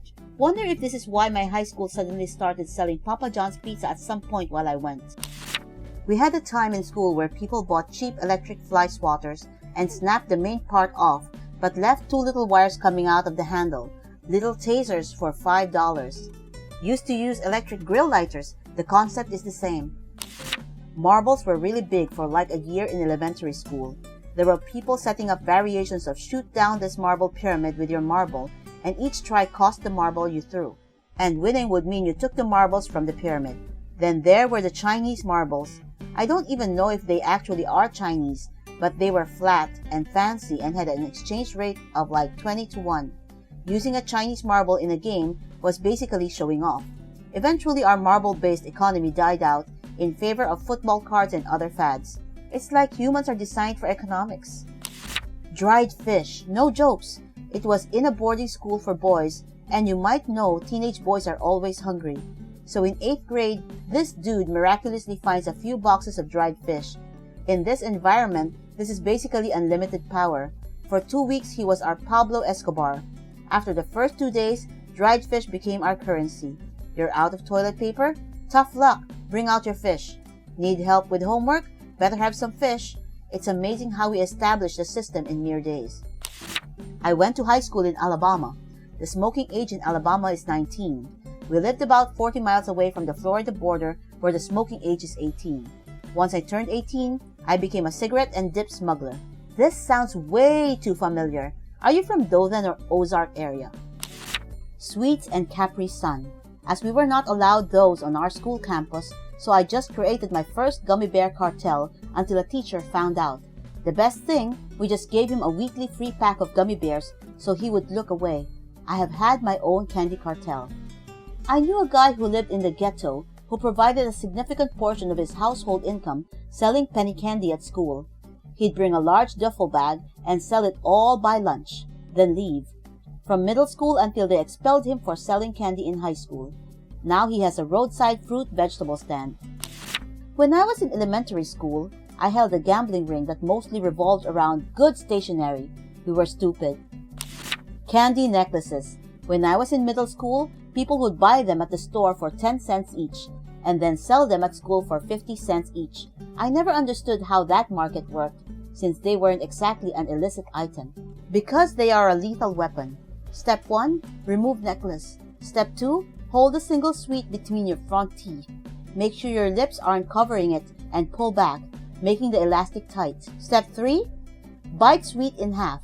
Step 4, laugh uncontrollably as the other half of the sweet travels at high velocity into the back of someone's head. In elementary school, there was a thriving black market for cinnamon toothpicks. These were just toothpicks that had been dipped in cinnamon oil. The kids got the idea cinnamon toothpicks were contraband, so they were sold back and forth in little foil packets. There were producers, pushers, consumers. Eventually, the teachers and administrators found out about the illicit cinnamon toothpicks, and they were banned from school. Notes were sent home to parents warning of this new menace to the welfare of the youth. Some kids got suspended. It got way out of hand. They were just cinnamon toothpicks. All they would do is burn your tongue a little. I think sometimes schools just assume that there's something insidious going on, like the kids are using the toothpicks for something bad. The school doesn't know what the kids are using the toothpicks for, so they gotta ban them.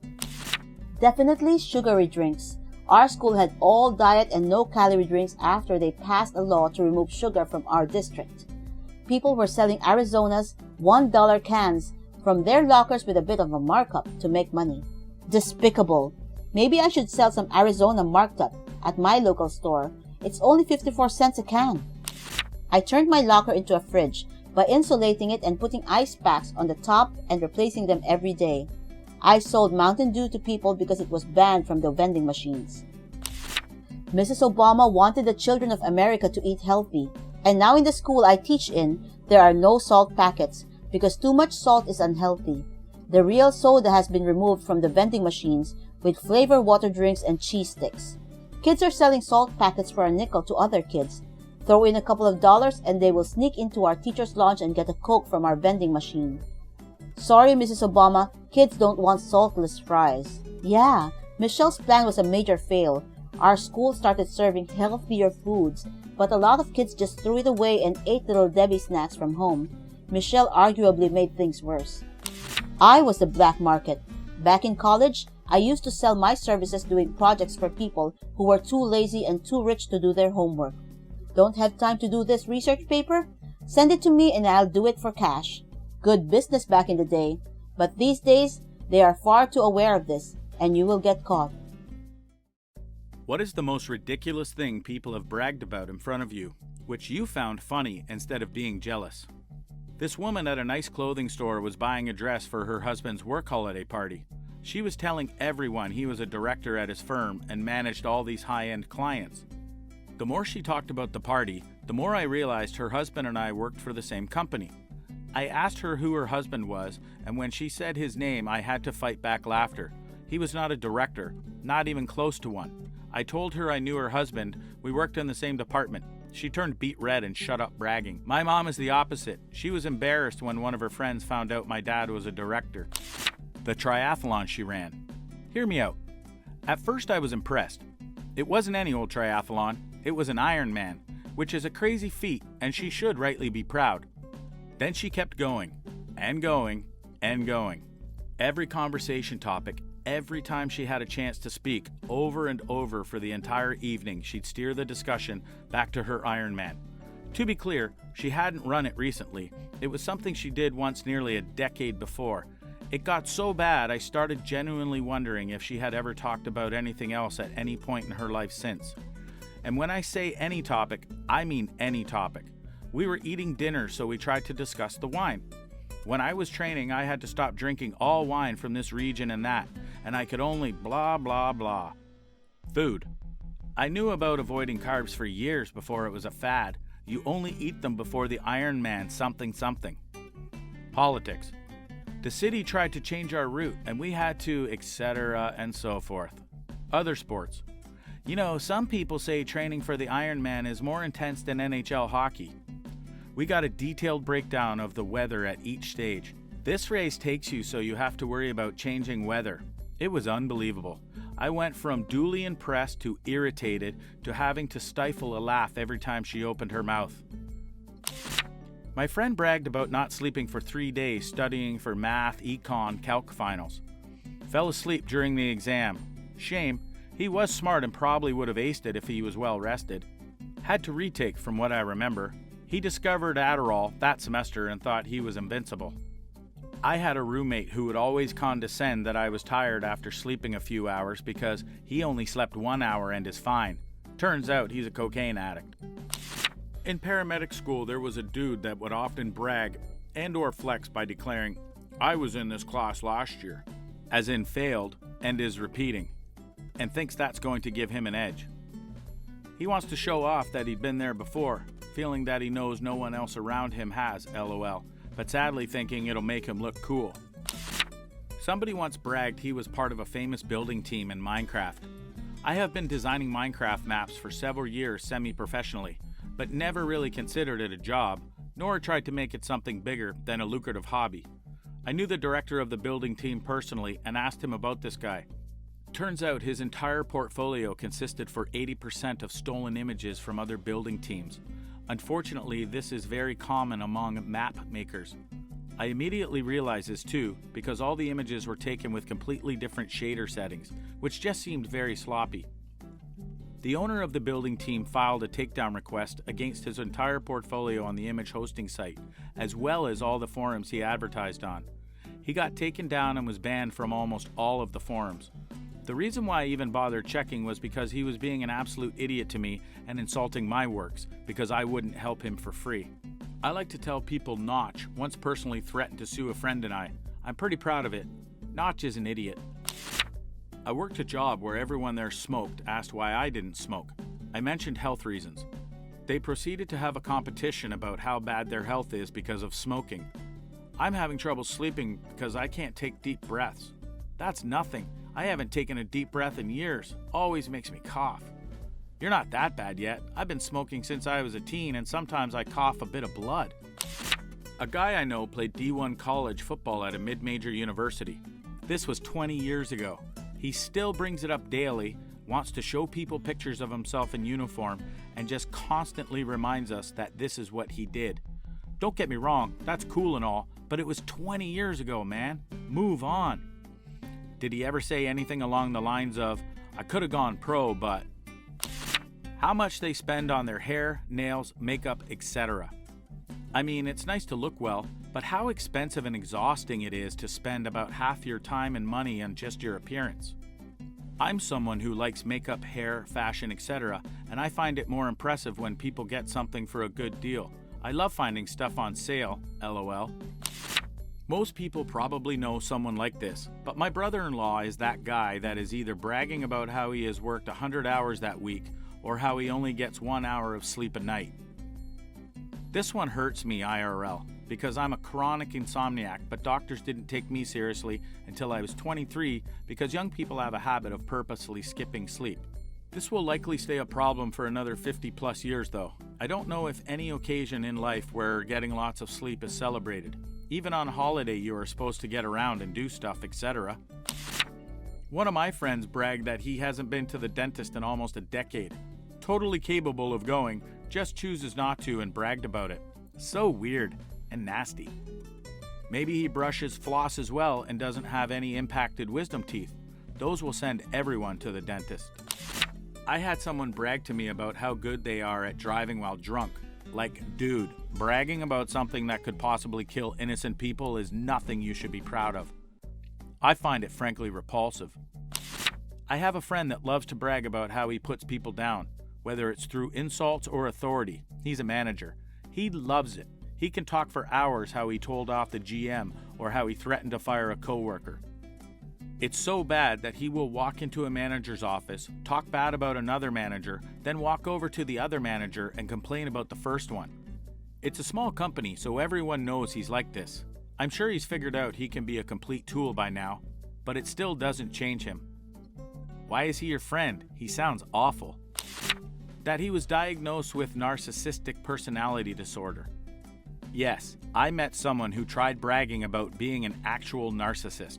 It was such a next-level narcissist move that we couldn't help but laugh. Someone once bragged to me that the highest fever he had ever had was 115 degrees Fahrenheit. Your brain begins to essentially cook at 108 degrees Fahrenheit. Instead of arguing, I just said, "Makes sense, there isn't much left." He didn't get it. My friend and I thought it was hilarious. Someone beat up a very special needs kid who was also nonverbal. Tried telling me how many hits he got in, so I gave him one too. My sister-in-law once bragged to me about being the only parent volunteer at my niece's school that was allowed to use the photocopier, and that the other parent volunteers looked up to her because of it. Ridiculous? Yes. And sad. A conversation with her was basically like one I would have with my kids while I'm busy and they're telling me about Pokemon.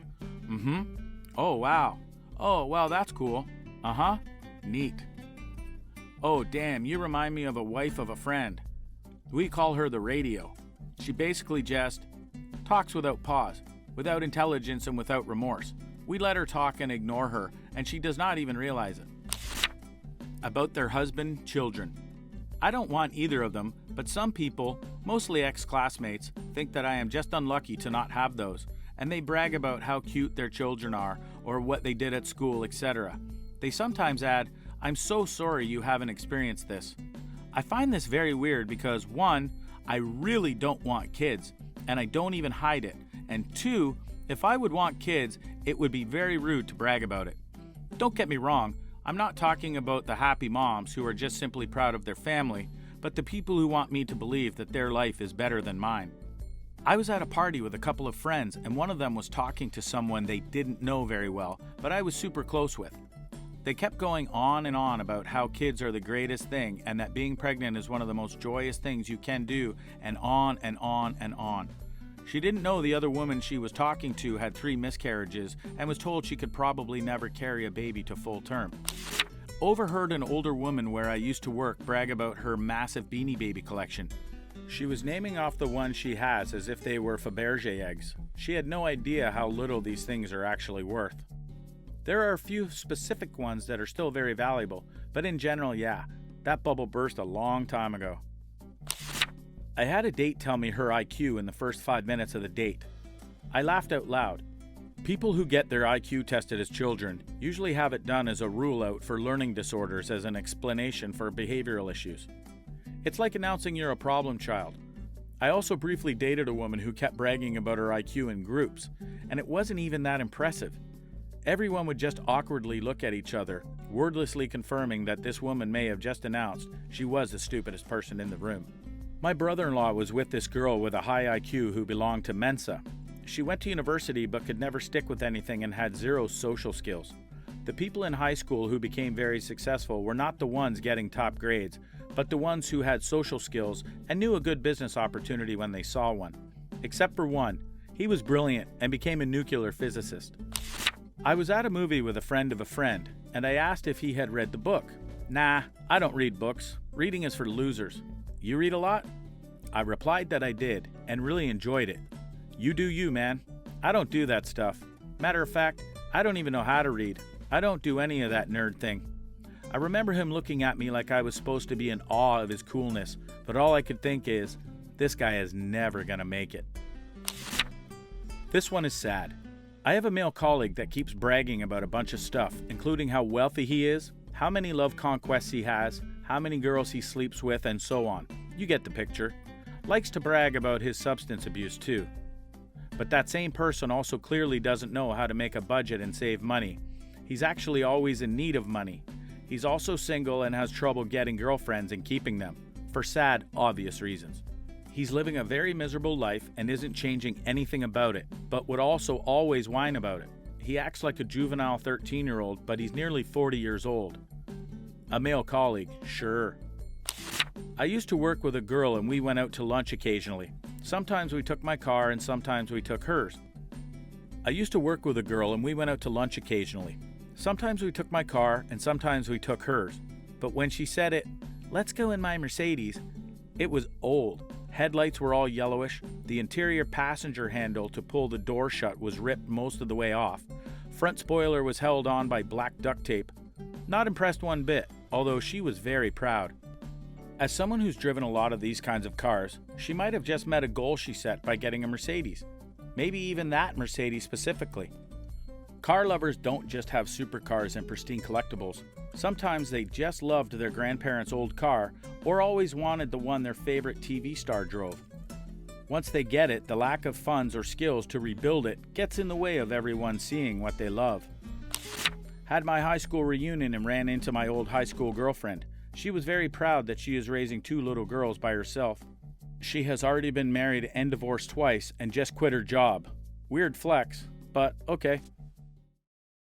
When did you realize that it was not laziness but depression?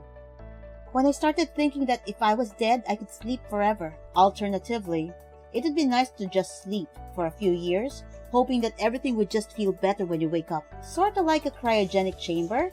Hopefully I feel better in the year 3000 then. When I actually really wanted to do something, but just couldn't bring myself to do it. This is one of the worst feelings, IMO. It's like trying to stand up but suddenly you have weights on your arms and legs, and no matter how much you try, you just can't. I call it walking through the molasses. When I couldn't be bothered to eat despite being hungry. See, I have this problem, but the exact opposite. I'll eat when I'm not hungry at all, just for an instant dopamine hit of the satisfaction of some tasty food. I gain weight when depressed. I eat for the mood boost, but can't get myself motivated to get out the door and get some exercise and fresh air. When nothing is really fun or exciting anymore. I feel like my days are just me waiting to die. I don't want to die, will not kill myself or anything, but nothing makes me cheerful. Nothing is really fun.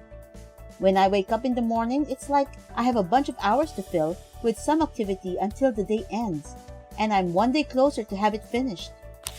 When I started neglecting things that were obviously not to be neglected, personal hygiene, work, etc. How do you manage your finances when work is affected? Frankly speaking, I didn't. Neglecting work made me fall deeper into depression, which in turn led me to missing even more work. Eventually, I got fired. Decided I needed to restart. At the end of my lease and most of my savings, I moved back to my family home and sold off everything I had and paid off all my debts. Family were supportive enough to let me stay and get my life together. Got a new job and slowly rebuilt it all. Doing better now, although I have a long way to go. Having someone you can lean on in times of need is truly a blessing. When I realized I genuinely didn't care if I never woke up again. This exact feeling, the feeling when you don't care if the world blows up around you. Still have this going on. I called in sick for work 5 days in a row and spent 9 days, 2 weeks and 5 work days in bed in the same clothes, wrapped in my thick black robe with the covers literally over my head. I couldn't stand the light. I would only get up for a few minutes to go to the bathroom or snatch a bite of junk food, and only at night. My therapist had spent the past year trying to convince me to try antidepressants, and it finally clicked with me that this wasn't just fatigue. 15 years later, and I've never looked back. I was at my neighbor's apartment, and we were all joking about how tough midterms had been. I told my friends that most days I would wake up, lie in my bed, and know that I would literally rather die than attend class. Everyone looked at me with complete shock on their faces. Turns out, most people don't dread doing simple, necessary things, enough to want to die over it. I ended up starting my medical leave from college the day after. My grandmother died of cancer just before the exam session started. I ended up failing 4 out of 7 exams simply because I couldn't sleep, therefore wasn't able to focus on the exam at all. Even though I studied and did everything it took to pass with a decent grade. I'm on treatment now and I'm going to start studying again in August and retake all my exams in September. Sometimes it really takes to hit the rock bottom to realize you need help and can't just brush it off. The inability to even go out and do simple, necessary errands.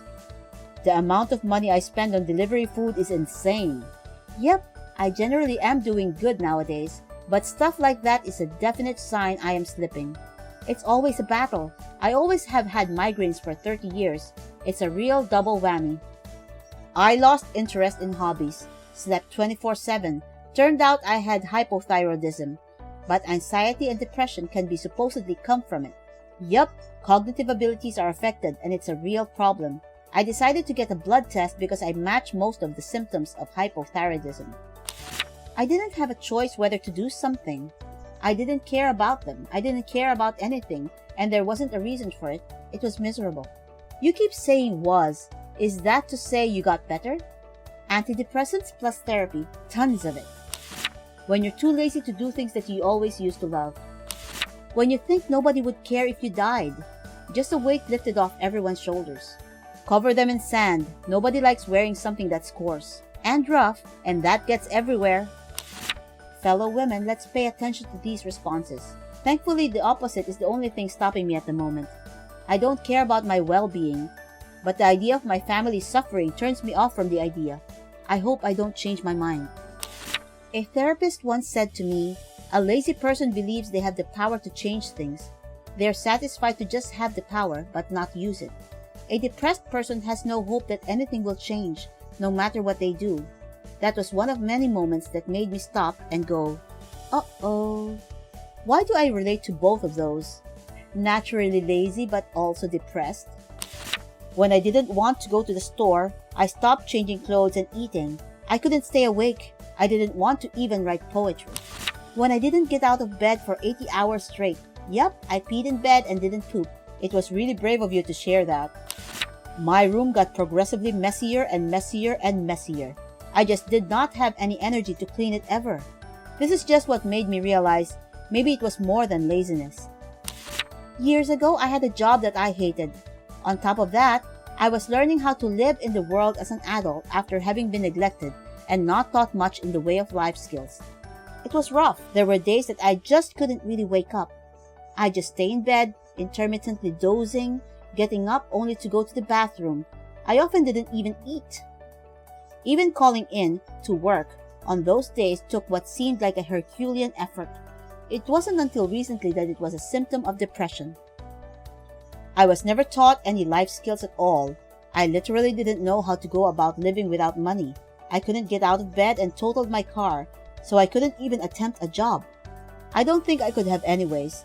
The worst was finally being free of my abuser, with absolutely nobody to lean on. My mother had a complete nervous breakdown and depression of her own, and nobody else understood why I couldn't do anything. People really need to realize that depression is a disease, as real as cancer. I was suicidal, and nobody said a word. When I realized that most people don't cry in the shower every day, or that most people don't cry every time they go to sleep, I no longer do that. Meds dull the sad feelings. I had that too. Why does it happen in the shower? It's the only place you know you can let it all out without getting caught. Didn't get out of bed except for work for a few years. Gained like 7 stone from laying in bed, overeating and crying. Nearly lost my job because I kept having to call in sick because I'd stayed up all night cutting myself. The usual stuff. Didn't see I had a problem until a few years later. And it makes me horribly sad that I wasted my late teens and early 20s in such a bad place. And now I'm having to play catch up like crazy. I hope you're better now. I used to care a lot about my grades at school. Then at some point I started to skip school more and more often to stay in bed, even though it didn't make me feel any better. I think going to school would have been the better alternative, but I just could not find the motivation to get up. Later that day, I would regret it. Honestly, I do not deserve my good end GPA. My teachers let me pass senior with the best grades of my whole year, still even if I was absent for like 50% of the time.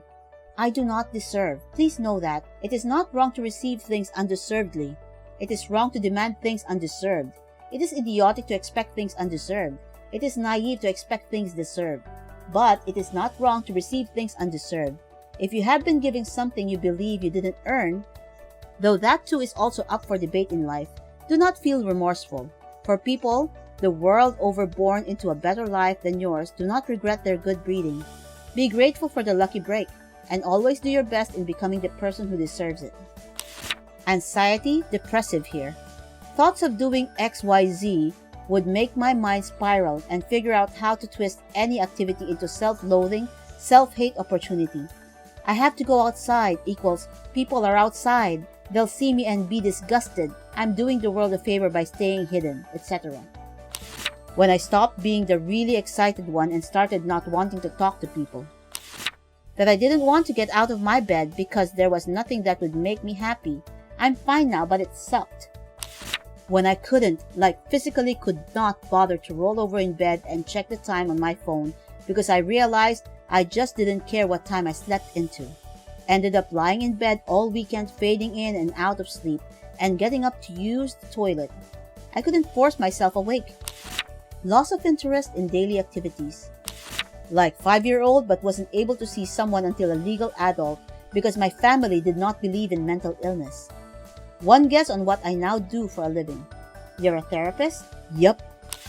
When I would literally sleep all day, at first I thought I was a lazy bum, but when it started happening all of the time, I realized I had a problem. I would do this for a week and then I'd stay up for 2 to 3 days straight and get almost everything that was supposed to be done. The whole time scolding myself for procrastinating and swearing to never do it again. Then the cycle happens again. I've been off my medication for manic depression for almost a year. I was doing so well for at first, and now I'm so scared to go back, but I can't keep doing this forever. The first suicide attempt made me suspect. The next 4 really made me wonder. And by number 6, I was pretty sure it was depression. I branded my favorite hoodie as the worst hoodie in the world. Anytime my wife asks for it, I just tell her that she wouldn't want it. It's the worst in the world. It's not even sadness, it's a complete lack of emotion. Like nothing's gonna cheer a clinically depressed person up because we can't feel. I wish a common knowledge of mental illness was more widely known. I had long just skipped school and thought I was just tired of it, but then I slowly realized that I had no energy to do anything and started to blame and isolate myself. I tried to meditate for an hour, but ended up in front of the mirror holding a kitchen knife, thinking of where between the ribs it would be easy. I'm totally okay now, but that was a rough time. When someone commented that they hadn't heard me sing for months, normally I'm constantly singing, humming or whistling, or even just drum with my fingers on the table, and I was not doing any of that anymore. But that was only one of the signs. When I didn't just want to not do work, homework, go to class, etc., but I also didn't want to do the things I normally enjoyed. I'd just lie in bed instead of playing a video game, watching TV, doing something with friends. A Reddit post mentioned that not having a will to live is not normal. When not wanting to do anything turned into hoping I would get a cancer or other major illness that would give me an excuse to not do anything without it being my fault. When my shrink told me this, it honestly never occurred to me that I was chronically depressed all the time, but mildly so rather than just wanting to hang out at home on the couch all day and not leave the house for a week or so if I was off from work. When I didn't get out of bed for an entire 24 hours, I didn't eat, check my phone, turn on the TV, I would just sleep on and off, and when I was awake, I just stared at the wall or ceiling. When I was sleeping 12 to 14 hours a day and still tired and hated doing anything, including stuff I was passionate about. When you realize it's not depression but alcoholism, LOL. When I no longer got excited for things I normally did. This evolved into realizing I truly hadn't felt happy in months and had just felt neutral. When you fall so far behind the goal, you realize a shorter path is committing suicide. I didn't care about anything. I just wanted to sleep and be left alone. I didn't enjoy anything. Everything was boring and life was a chore to me. Thanks for asking this question. Over the last year or so, I've had people suggest I might be suffering from depression, but I've never checked it out, thanks to bad experiences with doctors in the past. The problem is, I'm not convinced I actually have it. I exhibit a number of symptoms, but I'm still functional, and a lot of the more typical symptoms don't fit me at all. Furthermore, I've been this lazy for as long as I can remember, so I'm not even convinced that it's not just a terrible personality on my part. When I had a panic attack over an easy test and ended up bawling in class randomly. When even the things I liked became boring and dull, like games or TV, things that was supposed to resemble me just being lazy. When I wasn't excited to travel solo. When you lose all passion for anything, you have no drive to do anything you previously enjoyed or even get out of bed. When my legs stopped moving. When my friend told me that I'd been depressed for the 4 years we've known each other, I had no clue whatsoever. Staying in bed for hours on end and only getting up to go to work or to use the toilet, and sadly not even getting up to eat most days, even when your stomach is growling, you still have no appetite or taste for anything, so not feeding yourself would be a sign. When my psychiatrist, who I went to see for ADD/ADHD symptoms, insisted on also putting me on bupropion. I said, "Why, doc? I'm not depressed." He said, "Yes, you are, severely. Turns out depression isn't just being really sad. Sadness and depression just happens to occur together frequently." When I went to a party, drank 2 bottles of wine, I weighed 45 to 55 kilos, and used some dull scissors to cut my wrists, thinking I wouldn't mind if this actually worked. Teachers of Reddit, what is your "this student is so dumb it's scary" story? I don't usually wear glasses when I teach, except for one day, and it was subsequently a big deal among all my 5th graders. The next day at the start of class, I noticed a girl in the front row wearing glasses for the first time. Something seemed a little off, so I finally decided to chime in. "Emily, what's the deal with the glasses?" "These? I need them to see. But they don't have any lenses." She appeared befuddled and said, "They don't?" before lifting her finger up to one of the eye frames and poking herself in the eye. "She's still poking. You can't change my mind." In 2nd grade, I definitely pretended I had eye problems because I wanted to be like Karen, Christy's little sister in the Babysitter's Club books, and wear giant pink glasses. My parents were not fooled. On a number of occasions, around 5 or 6, I have had to explain to students that you can still get pregnant even if you don't orgasm. Apparently, it's an old wives' tale in a bunch of cultures, and when I corrected them, they fought back. When I was student teaching, I had one who was just on the verge of passing, thanks to the incredible mercy of the primary teacher. All he needed to do was to turn in a worksheet that he finished in class. I know that he finished it because I watched him and helped him do it. All he had to do was give it to the teacher, but in his mind, that would mean that she had won. So he refused to turn it in. I left the school before the end of the semester, but I would bet money that he failed the class. Won?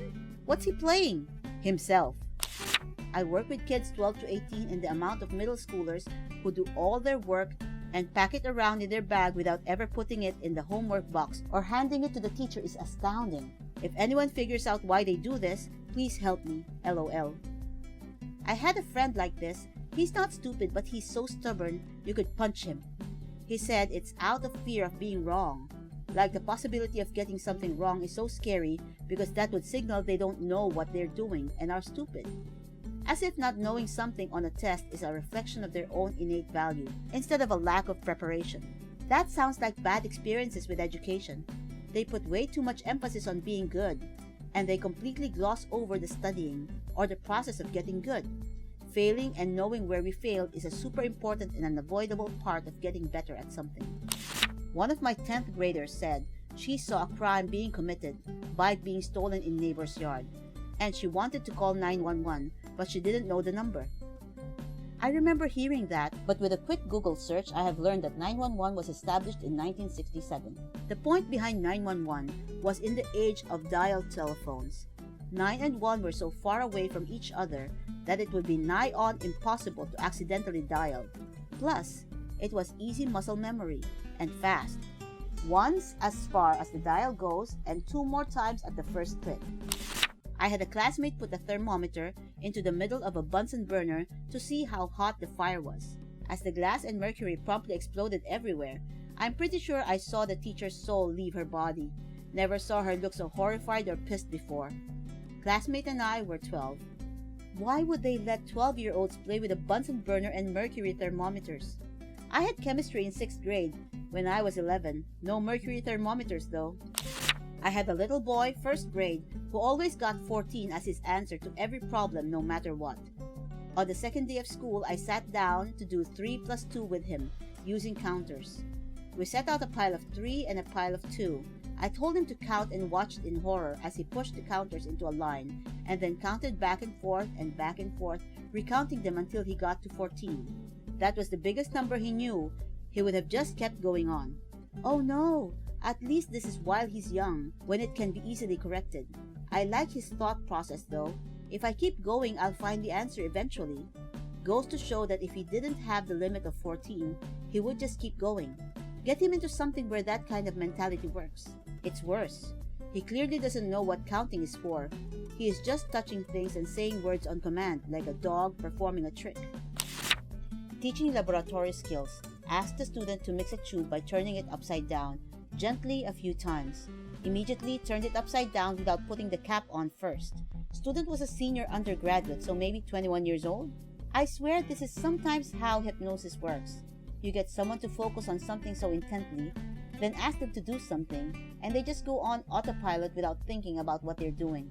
I like pointing this out to people with me when I'm at places like shopping malls, casinos, theme parks, etc. Anywhere that the entire layout is carefully crafted to manipulate the behavior of people. I like to have people sit down with me and encourage them to just watch how people aren't thinking for themselves. They just walk where the paths lead and get drawn to shiny things. It's truly incredible once you're able to more or less unplug yourself from your current environment and see the way it dictates other people's behavior. Not from when I was teaching, but a buddy's classmate. High school class was discussing the number of stars in the galaxy. My buddy jokingly says 20. Kid next to him, notably the sharpest kid I've known, goes, "Are you stupid? There's gotta be 100 of them. Maybe even 1,000. Serious as can be." Honestly not sure what's dumber, him thinking the guess of 20 was real, or him thinking that 1,000 might be too high. I tried counting once. There are definitely less than 1,000. Source: I'm in a city, can barely see Orion's belt from here. There are an average of 5,000 stars in the night sky if you are in a dark enough place. Kids ask me, "Are you from Detroit or some other city I forget?" I said neither. I moved here from Pennsylvania. One girl gasped and asked, "Do you have slaves there?" Not legally. Not a student but a kid in my physics lab today called his group mates sources of error. That sounds like it could be accurate. Source, student. That's actually a half-clever diss. Human error is a valid source of error. I teach 5th grade. I had to explain to a student walking in line he would never walk in line correctly. Finally, after correcting him for the 1,000th time, he snapped, "What do you mean? What do you mean get in line? What's the line? Why do teachers always say that?" It never occurred to me he didn't understand after being in school for years. He was the best though, one of my favorites. He's definitely gonna take philosophy. He can't. I thought I would be teaching about plate tectonics today. Ended up having to do a lesson on why the earth isn't flat. Oh no, how old are your students? 4th grade. Okay, this isn't as bad as I was picturing. Still not great, but at least they're not in high school. There's still time to reach them. I'm not a teacher but a classmate of a kid who wanted to be a doctor who asked, when 14, if science was necessary to be a doctor, or if he could get by with religious studies. I hope he failed. He doesn't want to be a doctor. He wants to be a D&D cleric. I'd like to point out that religion checks are based on intelligence, which is a common dump stats for clerics, so it's even worse. I'm not a teacher but I used to volunteer in my daughter's classrooms when they were in elementary school. One day while I was helping grade papers, it became quite apparent that one little girl had copied from the boy sitting next to her. Not only were the answers the same, she also had written his name on top of her paper. History gym teacher was telling us about catching people cheating. He said he was always for people who thought up creative ways. On the other hand, when you get a paper that's the same as another, word for word, including one particular misspelled word, with a question mark spelling written above it, well, similarly, I had the students copy my teacher's edition text when I had a substitute. They copied every answer to their assignment word for word, including answers may vary. Check student responses. This happened in high school maths. Let's call him John. Teacher: "So John, how do you find an average?" John: "Kilometer." The pain in the teacher's eyes was immeasurable. I don't get it. Kid clearly had autism, and rather low functioning at that.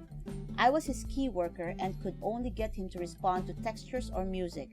He was only 2, but wouldn't answer when called or would just sit vacant in the room while all the other children got up and moved into the other room. Just not there in the here and now unless, like I said, I played a song and he'd come to life.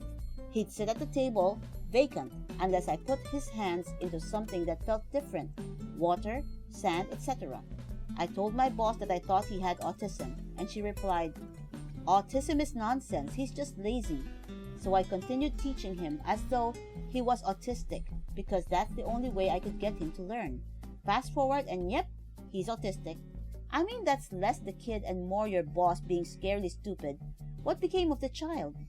As I was in my last days there, the mother came to me tearful and said he's been diagnosed autistic. I don't remember if I'd suggested it, but I know I'd wanted to. I remember bits of conversations which suggest I did at least hint. I told her it was a gift if you work with it, and gave her a hug. After that, I don't know what happened to Chris. Told to me by a friend, written in his words. The other day I had a student bite into a bar of deodorant. Just jumped right into it, as if it were a coconut and palm tree scented ice cream bar. This after making like he was going to lick it, and accidentally getting the taste of the deodorant and his own residual pit sweat. Half a second later, he just went whole hog on it and took a chunk out of it, then spat it out. I didn't know whether to call poison control or the principal. In my design class, I had this girl who had placed a garage beside the house, but couldn't, for the life of God, figure out why her 90 cm by 200 cm door was not appropriate for a car to enter through. Same girl planned a same space for children in a library. Said space was only 1.5 meters high, and no matter what the teacher said, she kept going back to, "But this space is for children. They're not tall. But they will suffocate. But it is a space for children." I was a former college recruiter who used to set up a booth at low-income schools to help guide first-generation students into college. Had a high school girl come up to me and tell me she wants to be a gynecologist. So I start talking about which schools have good pre-med programs, the kind of classes she would need to take, broaching the idea of med school. She says, "Hold up, a gynecologist is a doctor?" I say, "Yes." She says, "Well, I do not want to go to medical school. I just want a job where I can look at vaginas all day." We ended up talking about possibly cosmetology school or esthetician school. Also, she was not kidding. I got many dumb questions like this. When you don't know, you don't know. I think she just wants to be a lesbian. This reminds me of when I was in kindergarten. The teacher told us to write what we want our future profession to be and why. I wrote down that I want to be a doctor because I like looking at people's organs. She made me change it to me wanting to help people or something, but organs are cool. Heard a first grade girl crying. Turned around to see a girl with her shoe off barefoot, hiding something in one hand with a pair of scissors in the other. I asked her what the matter was. She told me that she had half of a sock and opened her hand to clearly show a poorly cut up sock. I asked her why she cut her sock off and she said she didn't realize it would cut the sock. Great thinking, kiddo. I taught a freshman English class and an 18-year-old wrote a persuasive essay arguing that homicide is a good way to keep population down. Were they surprisingly purple and had a fancy glove? For some reason, I thought of Willy Wonka before Thanos. When I was a professor, I had a student submit a paper she clearly hadn't written. I called her out on it and she complained by email to me and CC's the dean of the school. Her argument was that it was hers because she had paid her own money to have it written. Had a test on the 3 states of matter. Students' response: first name liquid, last name gas. That's what we called her the remainder of the year. Not a teacher myself, but my teacher told us this story. I should mention that I live in Israel and often the lessons are in Hebrew. So we had an essay we had to write in English about people who influenced on our lives. And there was one student who used a lot of Google Translate. He probably just ran the whole text through it. Our teacher's last name is Ben Abraham. And yes, he ran it through the translator, so he called her Son of Abraham. Not a teacher, but a classmate of mine. We were in 8th grade whole geography class. Teacher, what language do people in Mexico speak? He was asking sarcastically. Student, Mexican. Teacher nearly quit right then and there. Side note, the student grew up and was arrested for being a pedophile to his own daughter. He was so dumb it was scary. Small hick towns or something. I had an 8th grade girl worry that if she can't find a boyfriend, she will have to find one on The Bachelor. She would have been 16 within those 2 years. She later asked me to tell her crush in another class that she loved him deeply. Nope. We have been watching Excalibur the movie in class, high school, for 2 consecutive days. And with about 20 minutes left in the movie, a girl raises her hand and dead-ass asks, "Wait, is Excalibur the sword?" And most of the class slow turned to look at this girl. Student got access to my master class thesis and lifted a section out verbatim and turned it into me as their own work. That must have been interesting to read. I swear I've heard this before. Cut the internet by kinking the cable like a hose. With solid core CAT5 it might work. Kink it tight enough and you'll break the wires. Or fiber. I work in IT at schools, so not a teacher. My favorite one is kids bringing their laptop in complaining the internet doesn't work. Turns out, they have all but ripped off the top cover and it is held together with just a cable. I show him all the torn cables and ask if they could guess why their laptop doesn't work properly. This has been multiple kids between multiple schools. I had an 8th grader today who was surprised to learn that when he calls his teachers Mr. and Mrs., that is their last name, not their first name. I go by Mr. Good. He thought my first name was Good. The name is Good. In a rural school district in TX, a thick electric cable spans over the rec area and 50 middle schoolers, lunchtime, one of whom decides to throw rocks at the squirrels that use said cable as a bridge. Student hits poor squirrel minding its own business that then falls several feet directly onto student's face. Unharmed, poor Mr. Squirrel scampers off and 6th grader gets a scratched up face and rabies shots. On mobile, sorry for format. My wife is a teacher and she said some kids literally don't know how to rip a piece of tape off a roll. They just keep pulling it until it gets all twisted and stuck on itself and ask for help. My friend thought it's impossible for the Egyptians to build the pyramids with their technology. She instead came to the conclusion they built them from the top down and saw no flaw in her answer.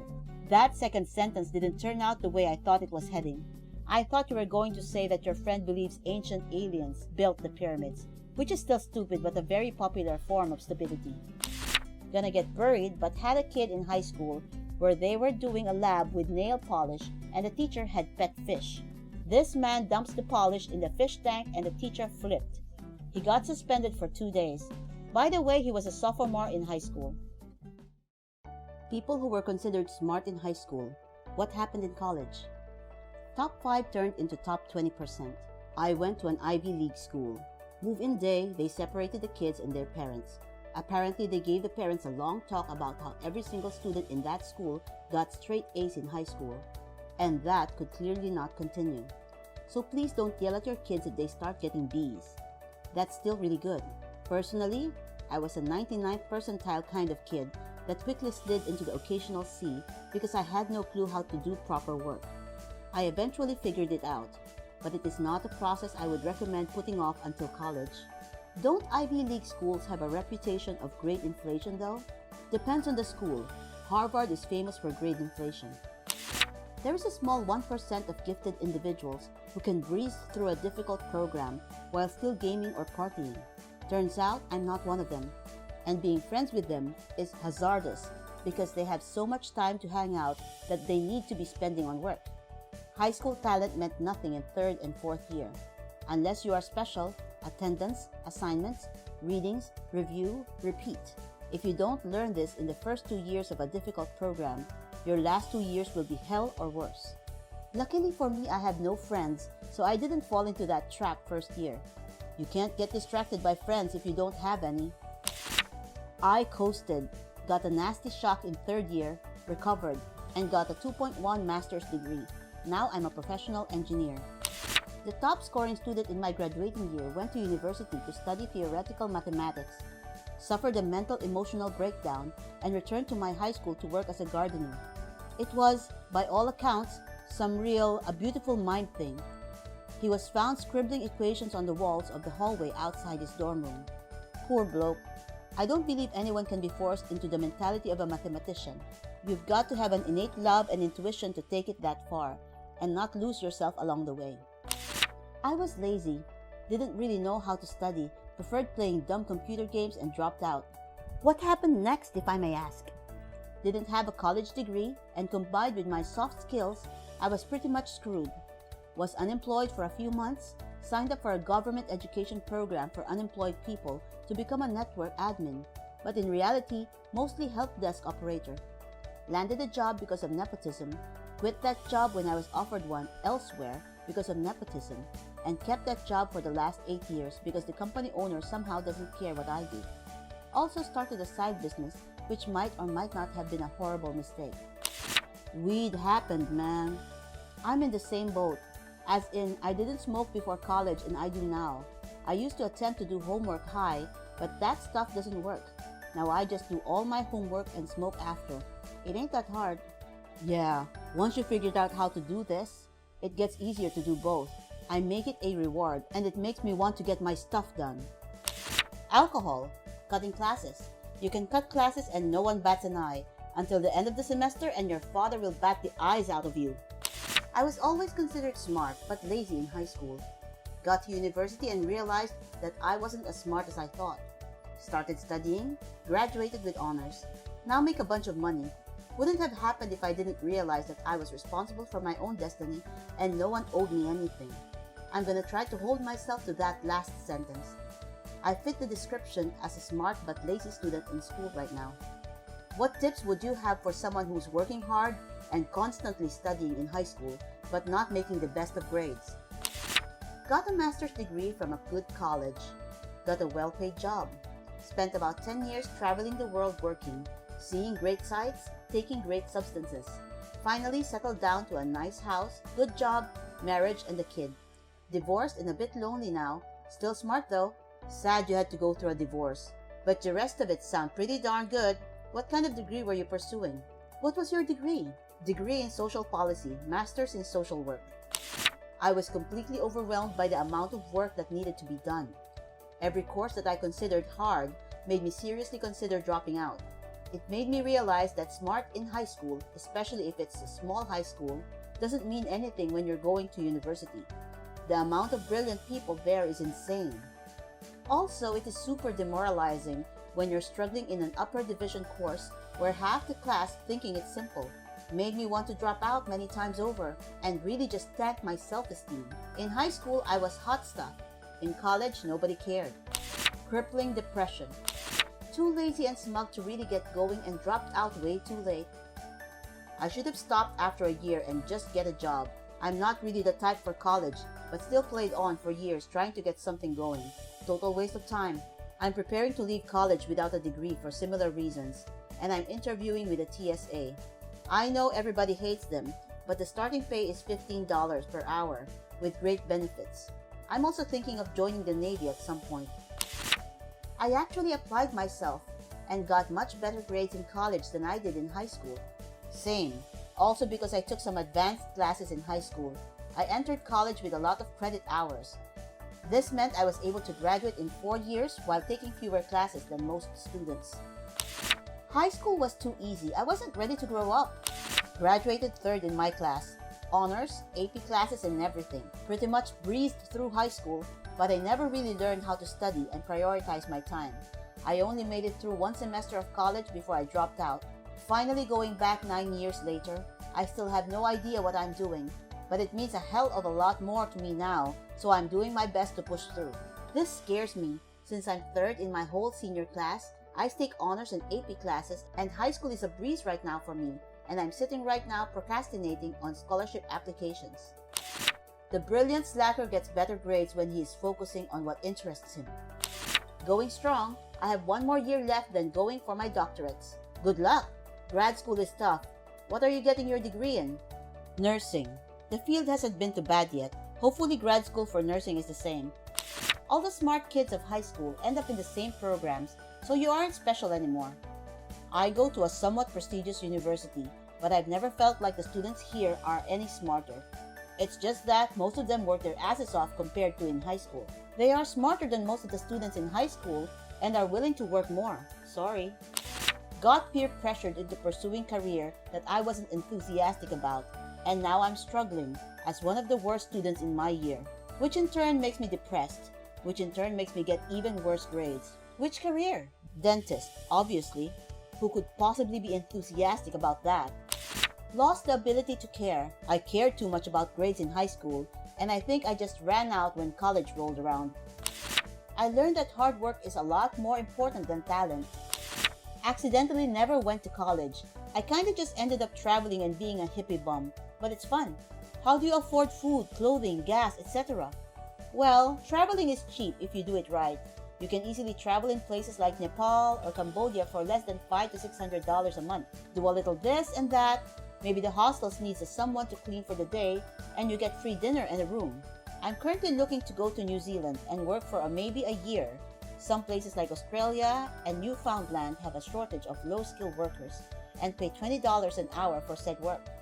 So yeah, you're working some of the time, but Australia is much more interesting than my town in AZ, where the most exciting thing that ever happens is sometimes my dealer has mushrooms. 4.0 GPA, 4 in high school. 3.3 GPA in university with enough time to watch animes, hang out every day, play video games every day, and full weekend plans. I actually leave all studying to the day before the exam project because I know I can manage.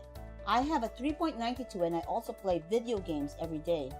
Just study before you start loafing off, and don't stop studying until you know you understand the material.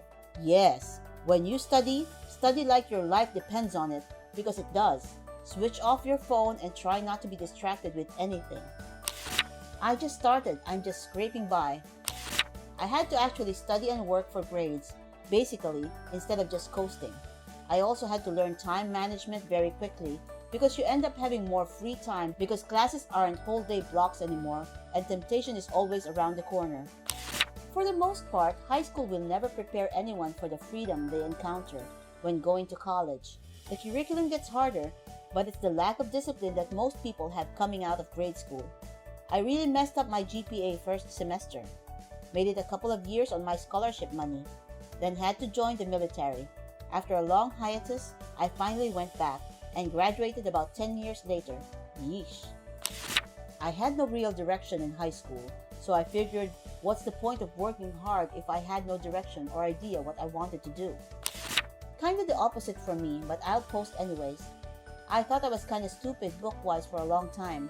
I graduated at literally the 50% mark from my high school. Surprisingly, I still got into a really good state university for engineering. Turns out, I'm actually reasonably book smart. I just lack motivation. Now I'm in grad school and kicking ass. An anxiety disorder, a 2.8 GPA, and an extra semester to graduate. I've spent some time out of college working and getting my mental health in order, and I want to go back for my master's. But I don't think any college will take me with such a low GPA. Community college probably would, honestly, but take the second chance and run with it. Don't waste it. I realized I never learned how to study in high school because I never needed to. Freshman and sophomore year were eye-opening. I generally just winged school. Never revised, studied, did the homework, but generally came out on top. This all changed in college. Then I had zero work ethic, so I really struggled and eventually gave up. Still considered smart, but I chose the easy way. I basically have the brains for university as far as everyone else is concerned, but chose a much easier education, pedagogy, to make sure I could still live life the way I wanted. Namely, video games and weed. Got lazy, to be honest. The schoolwork wasn't hard at all. Still didn't know what I wanted to do. Psychology major at the time. Hated my school, HBCU, liked the people. No idea, I didn't go. No one at school nor in my family ever suggested that I would get a student loan, and I never looked into it. So just left school, bounced around several stupid jobs, and have been trying to climb the ladder ever since. Gifted and talented in high school. Could forget an exam was even happening, turn up and get B's or A's. 17, mental breakdown, run away from home, all went wrong. 24, now finally in uni doing average. I passed high school with top marks in all my internally assessed subjects. I got to uni, realized I couldn't not study like in high school. Had to work minor breakdowns that resulted in phone calls lasting for a couple of hours each to my friends. Somehow passed the course with the lowest possible passing grade. Then dropped out, got a job, and started studying something else that's more in line with what I wanted to do anyway. I'm happy. I had a hard time in high school, even though being considered smart, because taking all classes at once was overwhelming. I'm doing really well in college because we only focus on 3 classes at the same time. I never had to study in school. I never had to learn anything. I tested college level in everything, so I graduated early. I got to college, I had no study skills. I wasn't special anymore. I became lazy, so I quit because I didn't like it. I'm happier now, but what did I teach myself? I learned nothing. I didn't push myself because I never had to before. I will make sure to teach my children how to study and teach them about having a good work ethic. I have a great career. I make plenty of money, but I know there are many people who aren't so lucky. Did really horribly in high school. Never did homework, which continued most of my high school grade. Had a GPA less than 2.0. Did really well in college. Did little homework and studying, but that constituted a much smaller fraction of each class. Finished a double major in less than 4 years. I just got tired. High school was full of hard work and countless extracurriculars in order to get into a good college. Once I got into a nice university, my motivation left, and I was tired of doing so much for 4 years that doing the bare minimum in college was enough to satisfy me. Life.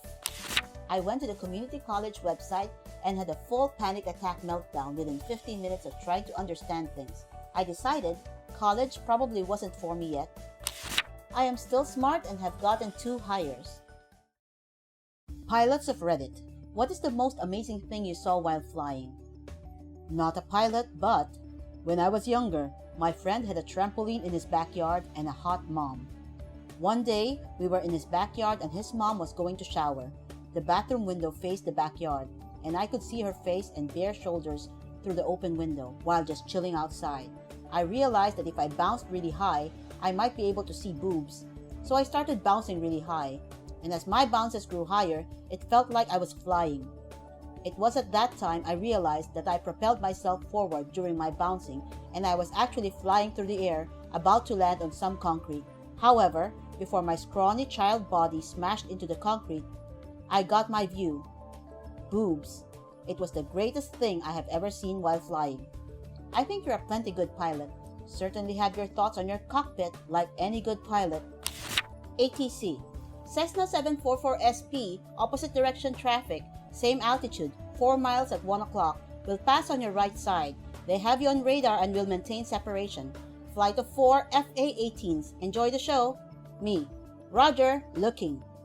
Watch as Blue Angels 1 through 4 pass by in formation a half mile off my right wing. Me. ATC 4SP, thanks for the heads up. And then you joined their formation and went on to perform spectacular aerial acrobatics. Cessnas can do that, right? Right? Considering the C-172 I was flying could do, maybe 120 knots. I'm going with sadly no. I have done aerobatics and spin training in a decathlon though. Completely awesome when the roller coaster does 100 mph and you make the track, but it still was a great sight. Sunrise over the ocean with absolutely nothing else in sight. It's pretty much perfect. Just left the plane, but I think this is one of the coolest pictures out there of seeing something amazing while being up there. The Delta II rocket, carrying a satellite into space from an Air Force base in California, was snapped by Staff Sergeant Eric Thompson while he plummeted to Earth. Almost all the most amazing things I've seen were when I was flying a glider. One such moment is when an eagle flew next to me about 5 feet away from my wingtip. Felt like I was nature's wingman. St. Elmo's fire, a few weeks ago, dodging thunderstorms. It wasn't necessarily amazing, but rather amusing. I was once coming into a grass field to land. As I got down to a few hundred feet, I could see there was something right in the middle of the runway obstructing my path. I figured it was another aircraft and would soon be out of the way. When I get down to about 150 feet, I realized it is a large riding lawnmower, and I powered up and left. They were mowing the runway. Totally didn't see that one coming. Sounds like our grass strip. We only fly on weekends, but one of our members mows grass on weekdays. He is retired. He can't hear a plane coming in over the sound of the mower and doesn't have a radio. Probably a good idea to not have landed without at least a lap or so around the mower. Having them acknowledge that they see you and move out of the way. AC. Radar. We're a flight of 2 A-10s currently overhead and we've forgotten our call sign. No problem. We'll allocate temporary ones. Adopt call sign Stupid 1 and Stupid 2. How can you forget your call sign? By not storing relevant information in short-term memory for the flight. Yesterday in the radar room. ATC. Skyhawk 22 kilo traffic, 12 o'clock at flight of 2 F-18s climbing to 10,000. Skyhawk 22K. Nervous laughter. Yep, I saw them. They just zipped by me. One of the ATC trainees was controlling a small civilian aircraft around the military airspace while there were war games underway. While we could see the primary radar signatures of the military aircraft, informally referred to as splats because they looked like an asterisk on the screen. We had no idea who they were, and we weren't talking with them at all. Suddenly, 4 of those splats made a sharp right turn and headed straight for the civilian airliner at 700 knots.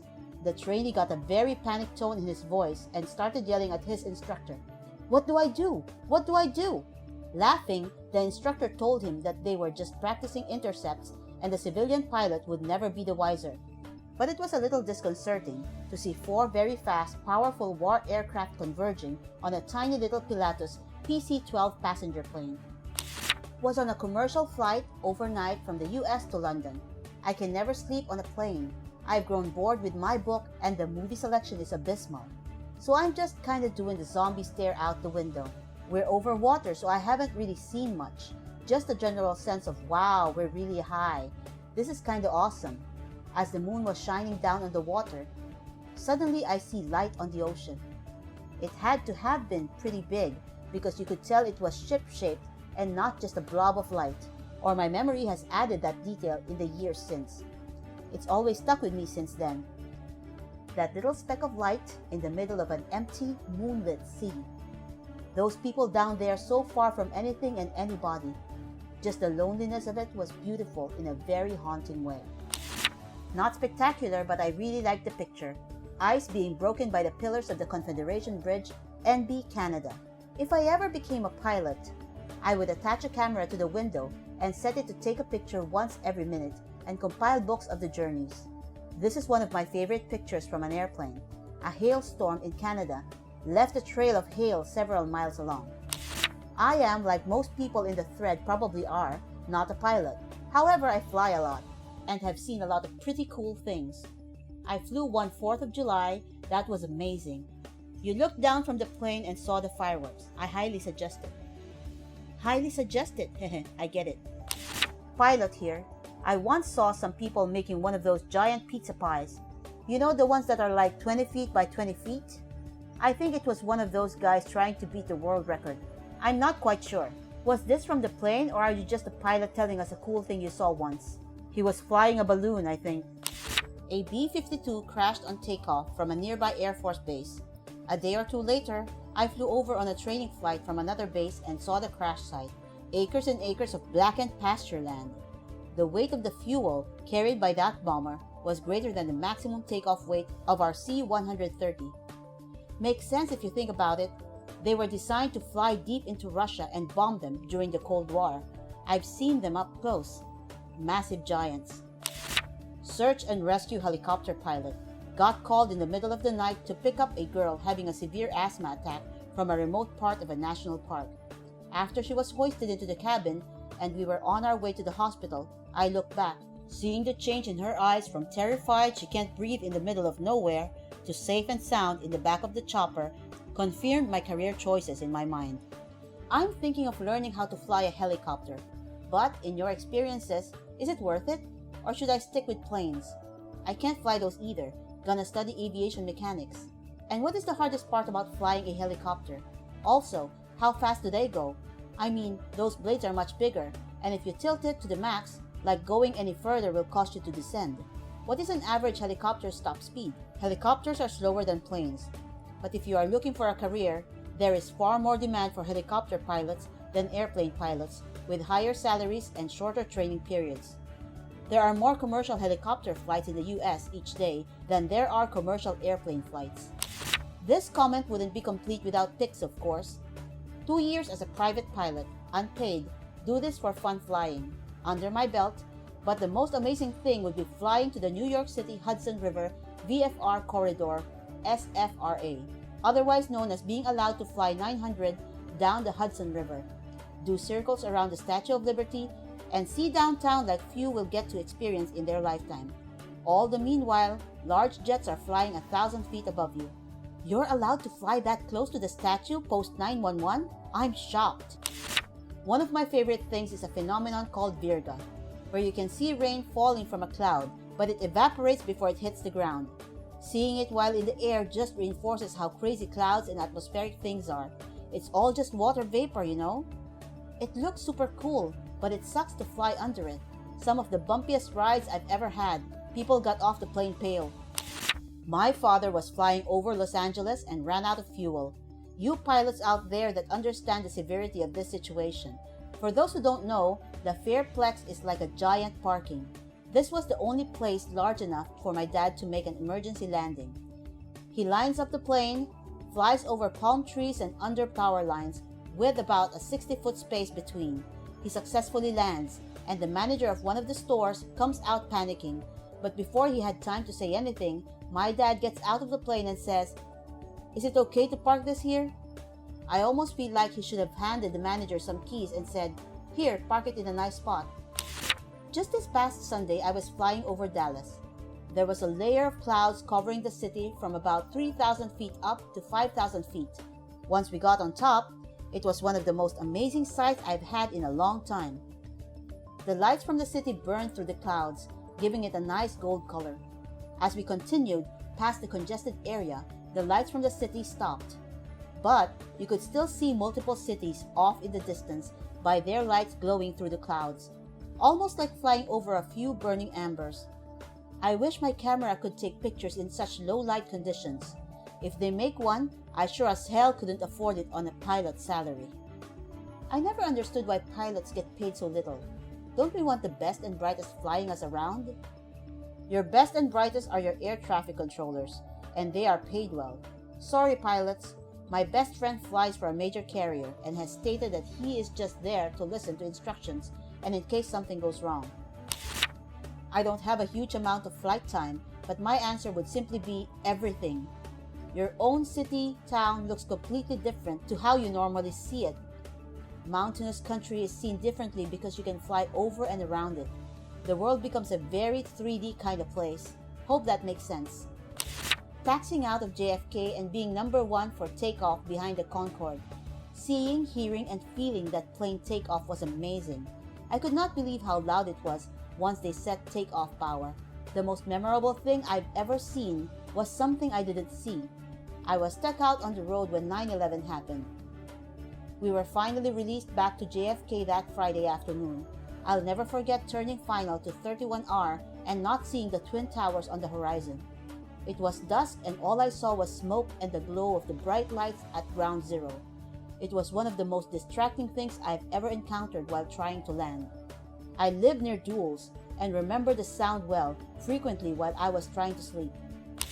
I'm only learning to fly gliders at the moment, but the things I've already seen have been incredible. Nothing absurd, just beautiful things. Flying around the bodies of clouds, looking down on them, was something that'll stay with me forever. But one of the most beautiful things I ever saw was a rainbow that appeared to be casting a reflection of itself on the ground next to it. If you have even a modicum of interest in flying, try it. And if you can't afford it, go gliding. It's a lot cheaper, in the UK at least. I've seen things you people wouldn't believe. Attack ships on fire off the shoulder of Orion. I've watched C-beams glitter in the dark near the Tannhauser Gate. All those moments will be lost in time, like tears in rain. Easy there, Roy. Last November, flying out of Durango Airport, could see 3 wildfires right when we took off. Goblin Fire, Vallecito Fire, both north, and another fire, can't remember name, east of the airport. Like I said, this is November in Colorado. There should be snow on the ground, not 1,000-acre fires burning. Ever since Colorado legalized weed, the whole place had been going up in smoke. But man, it was getting really cold outside, man. The air traffic. Flew into TEB at rush hour on Friday. Circled the airport in a C-185 while they let all the private jets land. I think I saw a meteor once while I was flying. I was flying with a friend one day. We were at about 7,000 feet when we saw a really bright light far away. We both thought this was a light from another plane flying towards us. Few seconds later, it disappeared, almost instantly behind the mountains. After the landing, I spoke with a couple of my friends who were also flying that day, and they described the same thing. Aliens. I saw a meteor a few weeks ago while flying near Fort Wayne, IN. We were just cruising along at night when everything lit up bright green, white. It lasted for a few seconds, and when I looked up, there was a faint streak across the sky. That was pretty awesome. About a week ago, while inbound from the Bahamas at 1,000 feet altitude, my captain and I watched a water spout fully from about 5 to 10 miles away on our right wing. We were in the clear and in no danger from weather, so it was amazing to essentially watch a tornado develop over the ocean. Pilot's halo. It's essentially a circular rainbow with a plain shadow in the center that occurs when you fly between the sun and a cloud. Absolutely stunning. Another term for those is a glory.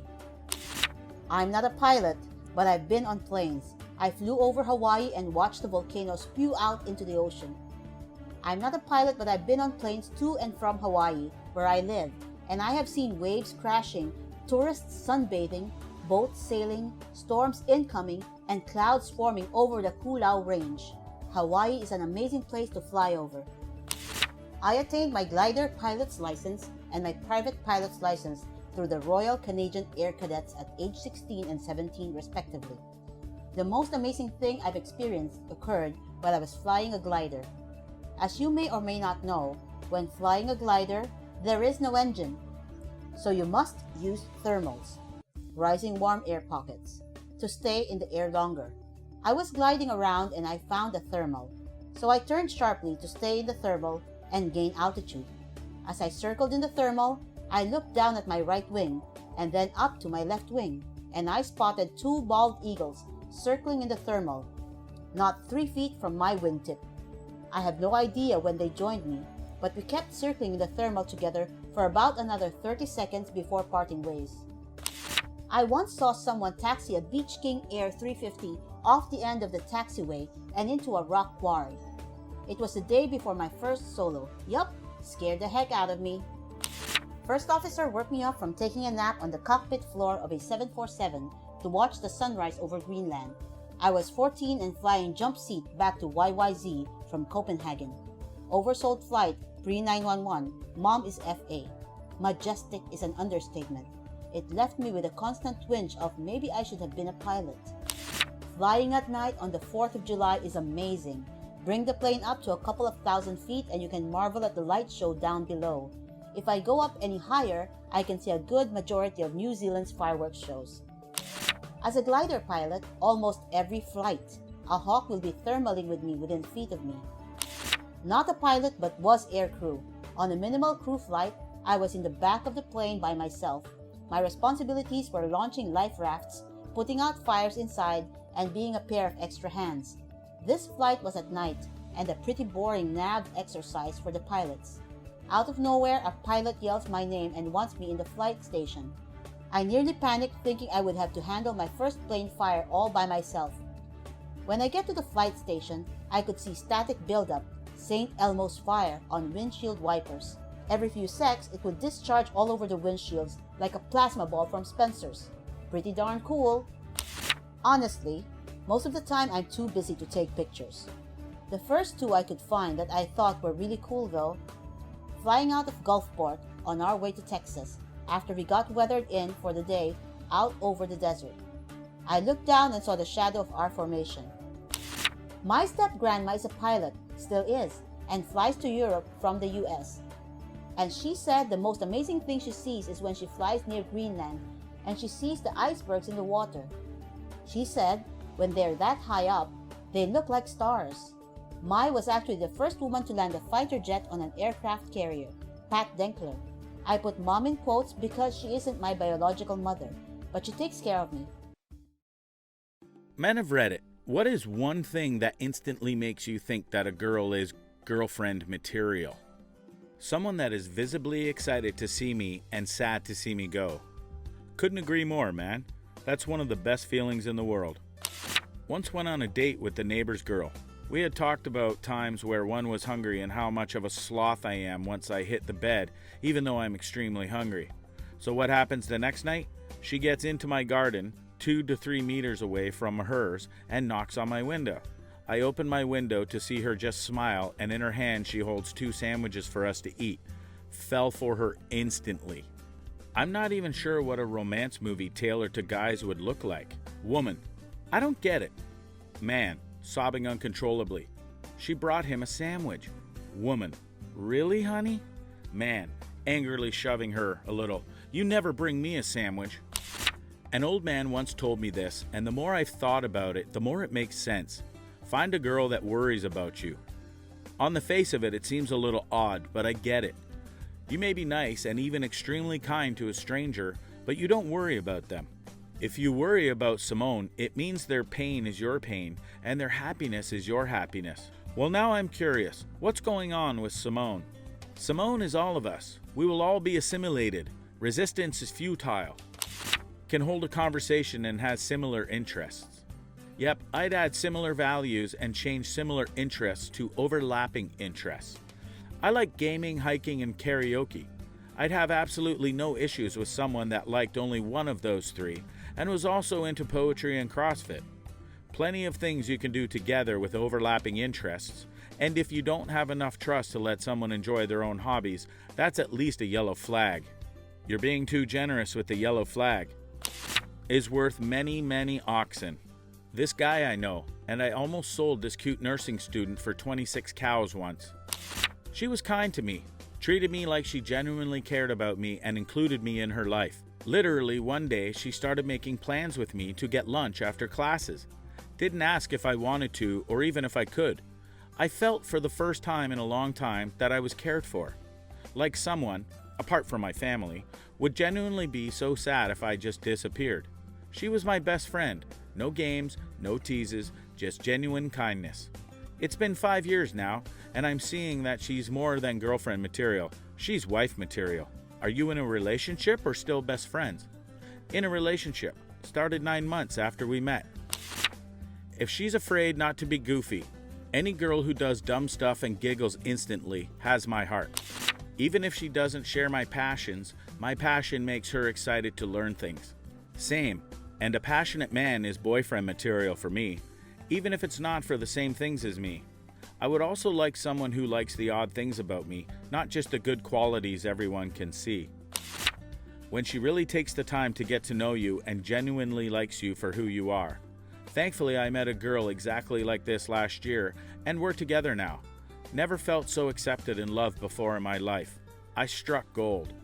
When she treats everyone with kindness, but isn't afraid to snap a bone if she needs to. Isn't afraid to snap a bone if she needs to, with a delicate smile that tells you it's all right. For me, it's a nice smile, but not just a pretty smile, but like a genuine smile. One that shows authenticity. This girl I have a huge crush on has that kind of smile. She also genuinely cares about other people.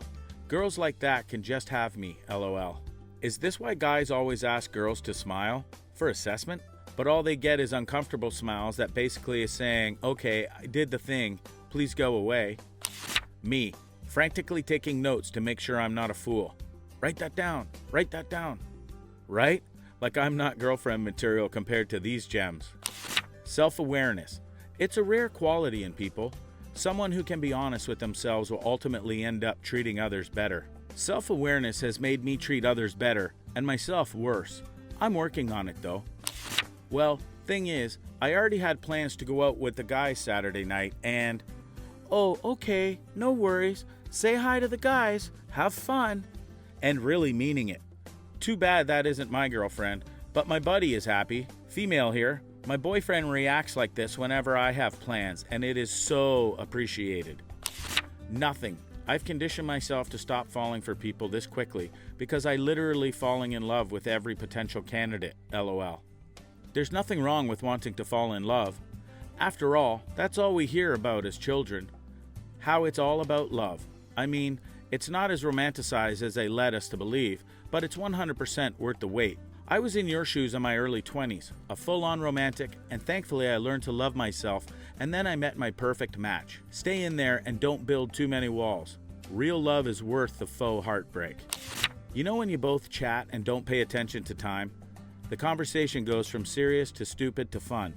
The best part is she holds your attention to the point where everything else blurs in the background, and it's only her.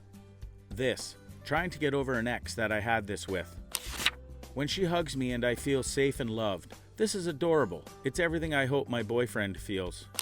When she insists on taking care of you even though you may not need it, i.e., fixing you a plate of food at a social gathering, head scratches, little compliments, etc. Men are in fact dogs. I'm glad to hear some guys actually like this. My ex hated when I would do little things like that. Make soup when he was sick, scratch his head or back, pick him up a slice of cheesecake when I was passing a store, said I was too fussy. I cannot imagine anybody not wanting to be taken care of like that. She can roast me. A girl who can hit me with a solid burn is immediately attractive to me. It shows she's smart, funny, and willing to call me on my faults. A good roast with just the right balance between mean and loving. Financial literacy. I'm surprised there aren't more replies to this one. I think there's often a lot of tension over spending money in relationships. So having a partner with a good grasp on financial concepts would definitely be a plus. Not only that, but having the same goals financially can matter a lot. Money is a means of qualifying complex systems of value using abstract shorthand methods, so being on the same track with such things is vital. If she makes a move, for example, if she asks for your number, it shows that if she wants you, she will actually try and she won't wait around for you to ask. Also, if she calls you just to hear your voice. As a girl, what attracts me most to a guy is the sound of his voice. 1. She's exciting. There's a million ways to achieve this. Play to your strengths, but there has to be some kind of spark. 2. Good person. Generally considerate and honest, etc. Trustworthy. 3. Generally put together. Having a disorganized life or no goals isn't a complete deal breaker, but it would be a big minus. Doesn't have to be super intense though, just put together. Aligned on relationship tempo and how much time we want to spend together. I took a girl I am currently interested in to an ice cream shop. She got the biggest sundae possible, without hesitation, and downed it all. I'm still impressed. Yeah, this one is a killer though. Make sure you can eat loads of food, because not doing so is annoying, or makes people feel guilty, I guess. But don't dare put on weight. Not saying you're like that, just that there's generally the standard implication. According to my husband, it was when I thought it was a good idea to shout, "I did not kick that child in the head. She ran into my boot." For the record, this is exactly what happened. I swear. I like the cut of your husband's gib. You, however, scare me. When she's kind to complete strangers, like waitstaff and people working at the counter of a coffee shop. That immediately gets me even more interested. How someone treats waitstaff is a huge indicator of how they are in a relationship. Not only that, but it's just good behavior to treat waitstaff well. It's really not that hard to say please and thank you, and look someone in the eyes. Kindness, and a love of video games. I don't know about the rest of you, but for me, I like that girl that can challenge me a little. I like when a girl has no problem calling me out on silly jokes, or even one-upping me from time to time. I got a bit of competitiveness in me, so I imagine a girl who is willing to shoot jokes back and forth is much more of a girlfriend material than a girl that kisses my feet. Ugh, as a girl, this. I recently had a friend kind of laugh at me, in sort of an incredulous, not meaningly, because I said that the guy who was interested in me that we're on a double date with was too agreeable. I don't like yes men, and he seemed afraid to state his own opinions. If she's into me, caring, has a few similar interests, and can hold a convo. I find her cute, and she's fun. Really all I need. I once had a girl invite me to a party at her place, then suggest we walk to a bar because the party was stressing her out. Basically wanting to escape any large social gathering will do it for me. One who sees me for who I am. Someone who helps me through my weaknesses and makes my strengths even stronger. If there's someone who is perfectly fine on their own, that's a good sign to me. Nerds. I do not see the point of being in a relationship with someone I don't share interests with. I've tried it, and it didn't go well. I'm a nerd. Let's date. If she makes conversation feel effortless, I'm pretty much in love. Also, singling me out in a group social setting in a positive way, such as asking what I think about something, or giving a compliment about something that matters to me. Authors Aaron Zellman and L. Neil Smith in the book Hope opined it was so much more attractive when a woman asks you what you think about a situation, rather than what you feel about the situation. Interesting. I'd imagine that in a group setting this would be true for me, but I think if we were one-on-one, I might prefer the latter. If a woman is attracted to me, I'd give her a shot. So far, this hasn't happened though. No vaccinations on the first date? Okay. Actually liking me in a romantic way and having the same interests as me. True, there's nothing more attractive than thinking I'm attractive. Asks for a glass of water instead of soda. I guess I'm girlfriend material then. I'm married now, but it used to be that she noticed I existed. She can't stop bouncing to the music in her head. Honestly, when this girl I was with told me to stop acting like a kid in front of my dad the first time she met him. Compassion to those who don't know or don't deserve it. Also, she's open, non-judgmental, isn't immediately threatened by women in my life, has her own circle of friends and priorities that don't involve being with a boyfriend 24/7. They humor your dumb thoughts instead of shutting them down immediately. I had a dinner with a woman. Her phone was not on the table the whole time. She didn't take pictures of the food, didn't check any messages or anything. I just didn't even know if she had a phone. Second dinner. She does have a phone, but we used ours to show each other things from time to time. Still no pictures of the food, and otherwise they were in our bags the whole time period. I've been dating her for 2 weeks now. If she's an extrovert, that usually is all it takes. I'm pretty shy and introverted, so I don't usually talk to girls, but I get really happy when the opposite sex takes the initiative to talk and smile and laugh and chip away at my introverted mindset in a single conversation. I enjoy all your extroverts with your ability to socially interact normally. What foods can a teenager cook for his parents to help their depression? Think of your favorite meal your mother made for you and make that. Tell her why it's so special. I'm really sorry you're going through this. My own mom suffers from bouts of depression too, and it is very hard. I talk to her about special memories from my childhood, and it seems to help. Yes, this. When my dad was immobile due to a surgery on his foot, I made 5 recipes my parents used to make us when I was a kid. The kicker was, now that they're older, they have to eat special diets, specifically low salt. I looked up low salt recipes for the dishes I picked out and used them or modified the existing recipes to make it work. Then I had a marathon Saturday where I cooked it all and placed it in frozen, reusable containers. My parents were overjoyed, not only that I made them freezer meals during a difficult time, but also that I picked recipes sentimental to us and did research to make recipes work for them. Maybe something with a lot of variety in it, like fried rice or a stir fry. You can chuck those full of veggies too. Get those vitamins. This is an incredibly thoughtful thing to be doing for your parents. Even though they may not show the gratitude one might expect, just know that they do appreciate it, even if they find it hard to thank you. Whatever they love or reminds them of good times. The sad thing is that food won't cure them of depression, so I hope they can be encouraged to seek help, but love and patience will help it. I think you should take care of yourself too. It can be hard being the kid that always takes care of or cleans up after their parents. Literally anything. Depression can be so draining that it's exhausting to do daily activities like cooking dinner. Just simply support them in the way you are bound to help. You sound like a great kid. I hope you're well and that your parents start feeding themselves soon. Thank you so much for your comment. I just see my mom work so hard and I would like to make sure she has good food to come home to. She always has cooked for me and my family. I think it's only right to cook for my madre. Crockpot recipes are usually nice and simple. My favorite is to throw 2 or 3 chicken breasts in there and cover with a blended mix of 1 block of cream cheese and 1 can of cream of chicken soup and sprinkle an envelope of ranch over it. After a couple of hours, shred the chicken with a knife and fork, mix it all up and let it all cook. Delicious on its own or over rice, pasta or potatoes. I'm sure they would appreciate anything you cook for them as long as you put time and effort into it. Oh boy, how I wish my parents acted like they cared more about something that comes from the heart instead of something expensive. Made my mom steak for dinner one Mother's Day. Wasn't good enough. She wanted to be taken out, so her Mother's Day was ruined. One year for my parents' anniversary, they decided to stay home instead of having a date. So my siblings and I decided to team up and make my parents dinner. Brother was about 12, I was about 8, and sister was 7. So it wasn't perfect.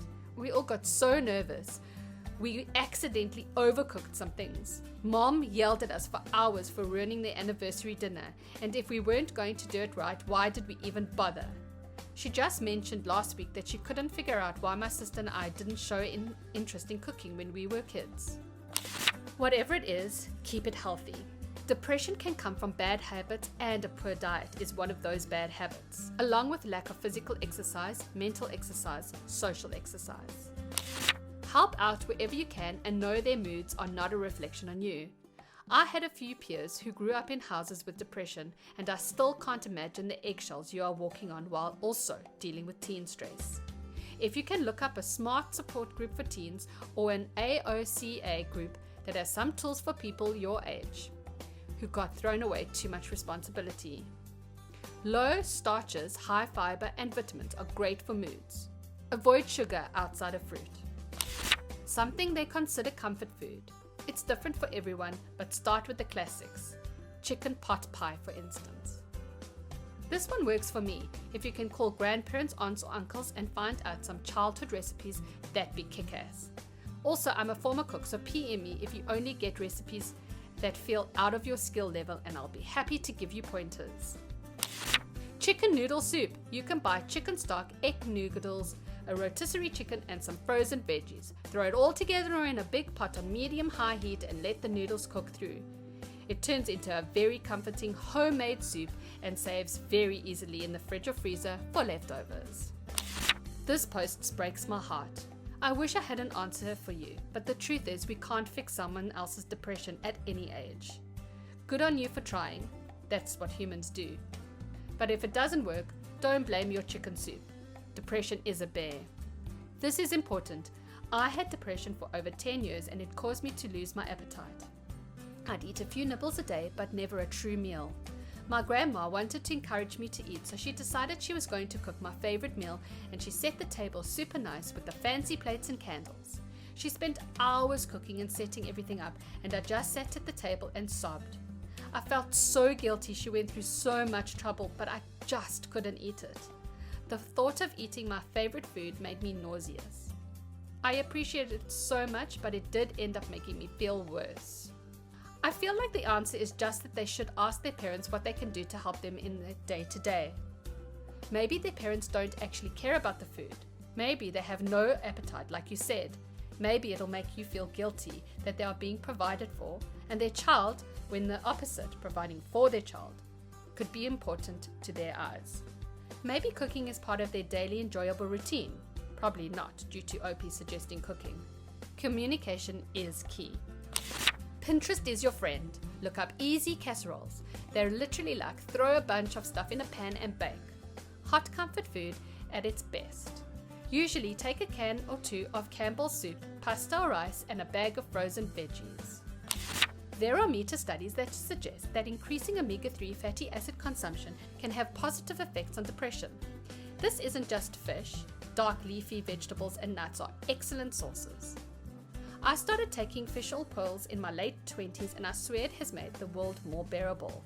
No harm in trying it. Warm and healthy, lots of veggies. Doing more chores around the house could also be a generous way of showing support. I do as much as I can at home to help my mom's stress. I'll second chores. I know my parents are very picky eaters and won't cook anything I make, but they would sure be grateful if the bathrooms were cleaned without being asked. As a parent and as the household cook, I'll take chores being done any day. Even just picking up after yourself will help a ton. It may not be a solution, but vitamin D has been linked with a lot of brain issues, including depression. So, if they're inside kind of people, there's a very good chance they're low on vitamin D. Aside from supplements, which you may or may not have success with, salmon is one of the greatest natural sources. Eggs are too. If you want to know for sure, vitamin D can be checked via a blood test. If they're low and successfully supplemented, improvements should be apparent within a couple of months. Lasagna. It's an actual science fact that no one can remain sad while eating lasagna. Don't forget the garlic bread. Man, one time I cooked my mom grilled cheese and she seemed so happy.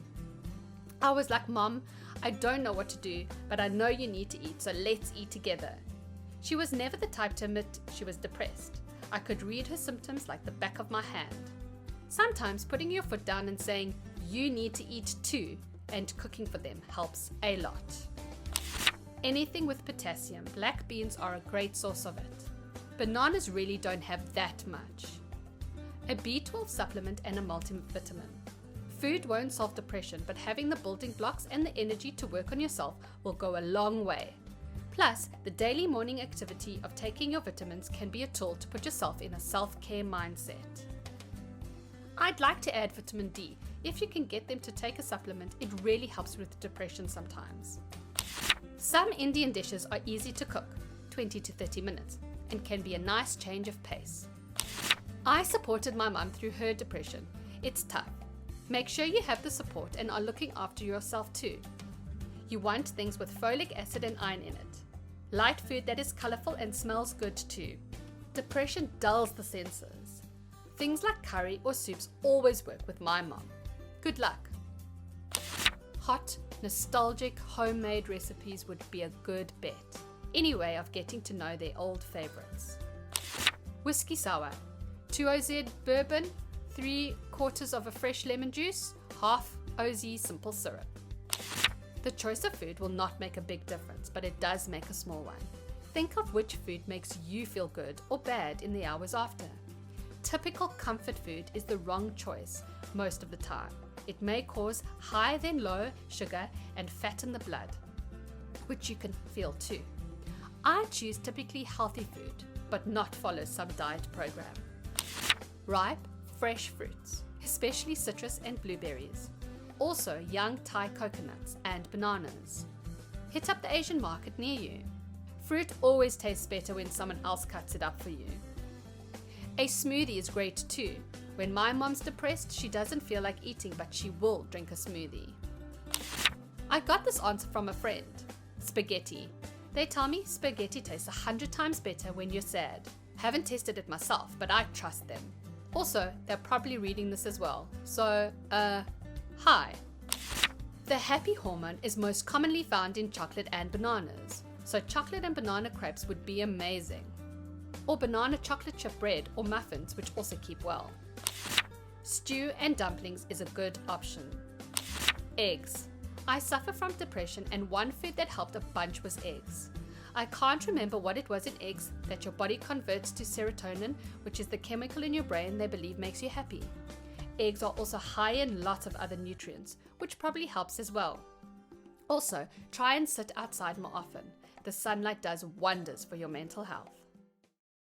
Men, what unmanly activity do you proudly participate in? I sing personal remixes of popular songs to my pets where I replace words in the song with their name. A lot of the time they're Disney songs. Brah, the way I treat my dog, you'd think I was a 3rd grade girl who got her first puppy for Christmas. Can't wait to get a dog of my own so I can feel like a 3rd grade girl again. Knitting. It's pretty fun. I made half a sock yesterday. I spend a ridiculous amount of time looking up furniture, wall art, etc. Just fascinating about how I'm going to decorate it when I finally get my own place. LOL. I upvoted this because I cannot decorate. I have my own apartment. It is pretty much bare walls and simple. Not because I cannot afford new furniture, art, or decorations, but because I cannot picture it in my mind. I am certain that something would look good on these walls, but I can't imagine or see it in my head. Therefore, I salute you, sir, for being forthright and upfront about decorating. It is not unmanly to decorate, it is just goddamn difficult, and therefore beyond the capacities of most males. Fashion. Even in video games. I spend hours customizing my character's clothes. I would be lying if I said I don't like looking good, both in real life and in video games. I mean, I'd say looking good is manly, but spending time looking good is unmanly, or whatever. I don't know how many people actually believe that, but it is a stereotype, I think. Pedicures. I take my wife to get a manicure pedicure, and for an extra $30, I get a foot soak with massage, nails trimmed, and the cracked calluses ground down to manageable. I spend 100% of my free time in hiking boots or flip-flops, gnarly heels being the result. No shame in my game. Take care of your feet, lads. I know an Italian dude who looks and sounds like he could be straight out of Tony Soprano's crew who gets mani-pedis. His wife has been begging him for years to go together, but that's his special place, and he keeps it a secret from her because he doesn't want her to ruin it. Ah, it's his me time. Sometimes my daughters get new nail polish and they want to see how it looks on an actual nail before committing it to their own. That's when they come to me asking if they can use me as their test palette.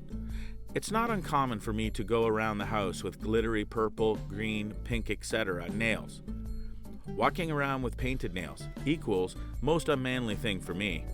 Showing my daughters how a man should treat and take care of the woman in his life equals the most manly thing I could ever do. Oh yeah, this is how to protect them from abusers by showing them what good men are really like. I don't think that's unmanly at all. That's just called being amazing. Good job on being an awesome father. Drinking girly drinks. They're delicious. I have a friend who's into weightlifting, massive beard, tattoos, and generally pretty manly looking. His drink of choice is amaretto and cranberry juice.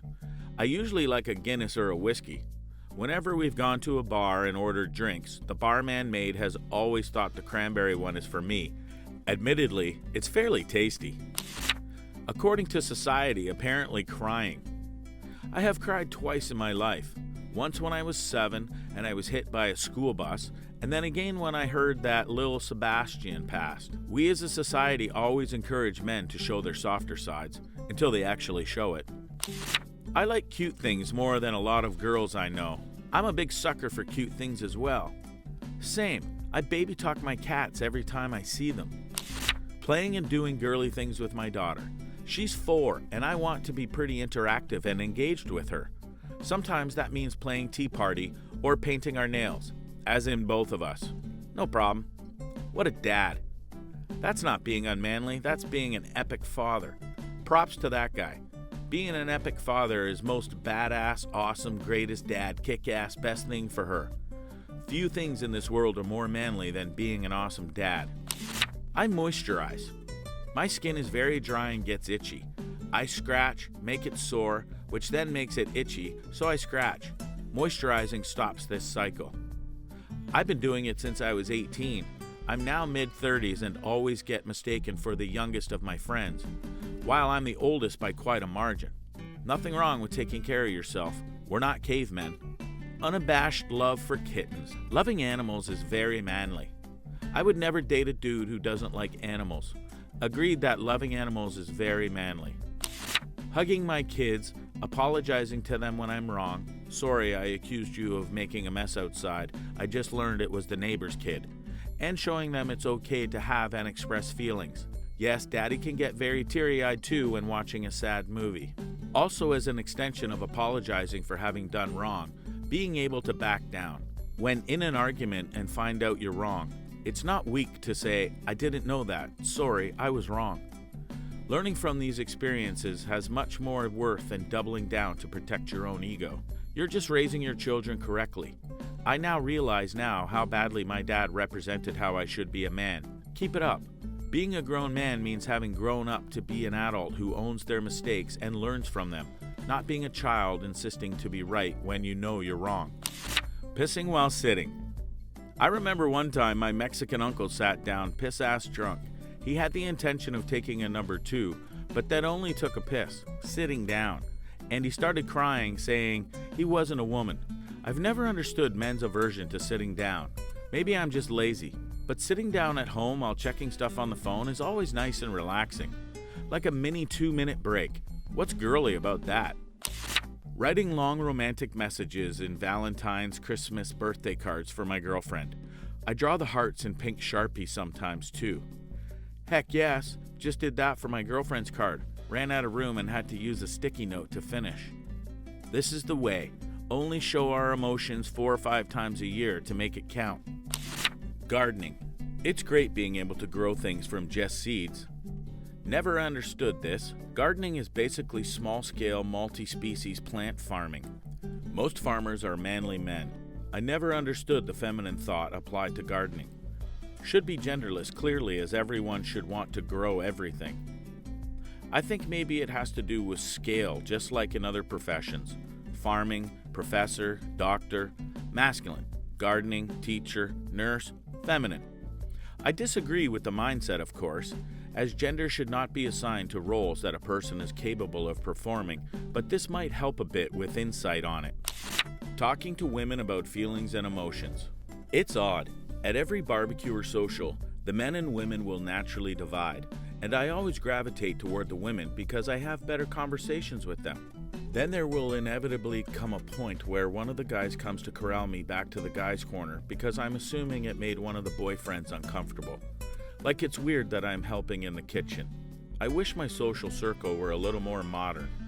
Yeah, all about open-mindedness. Also, I feel that most of my friends are actually girls, most of which aren't straight, and it's a lot nicer to have a conversation with them rather than some of my male friends. Don't know if it counts as an activity, but beauty care, like skin and hair care. I go full-on Bateman. Have multiple face masks, skin creams, and hair products. Started as a way to bond with my sisters, ended up being something that centers me in the mornings and a comfortable ritual a couple of times a night. My mom used to make my brothers join her and I for face mask night. They would complain, as boys do, but they never said no or didn't do it. As adults, they join their wives when they do their mud masks and stuff. Legit, 100% the same. Used to think it was really feminine, translate gay, but then was like, sod it.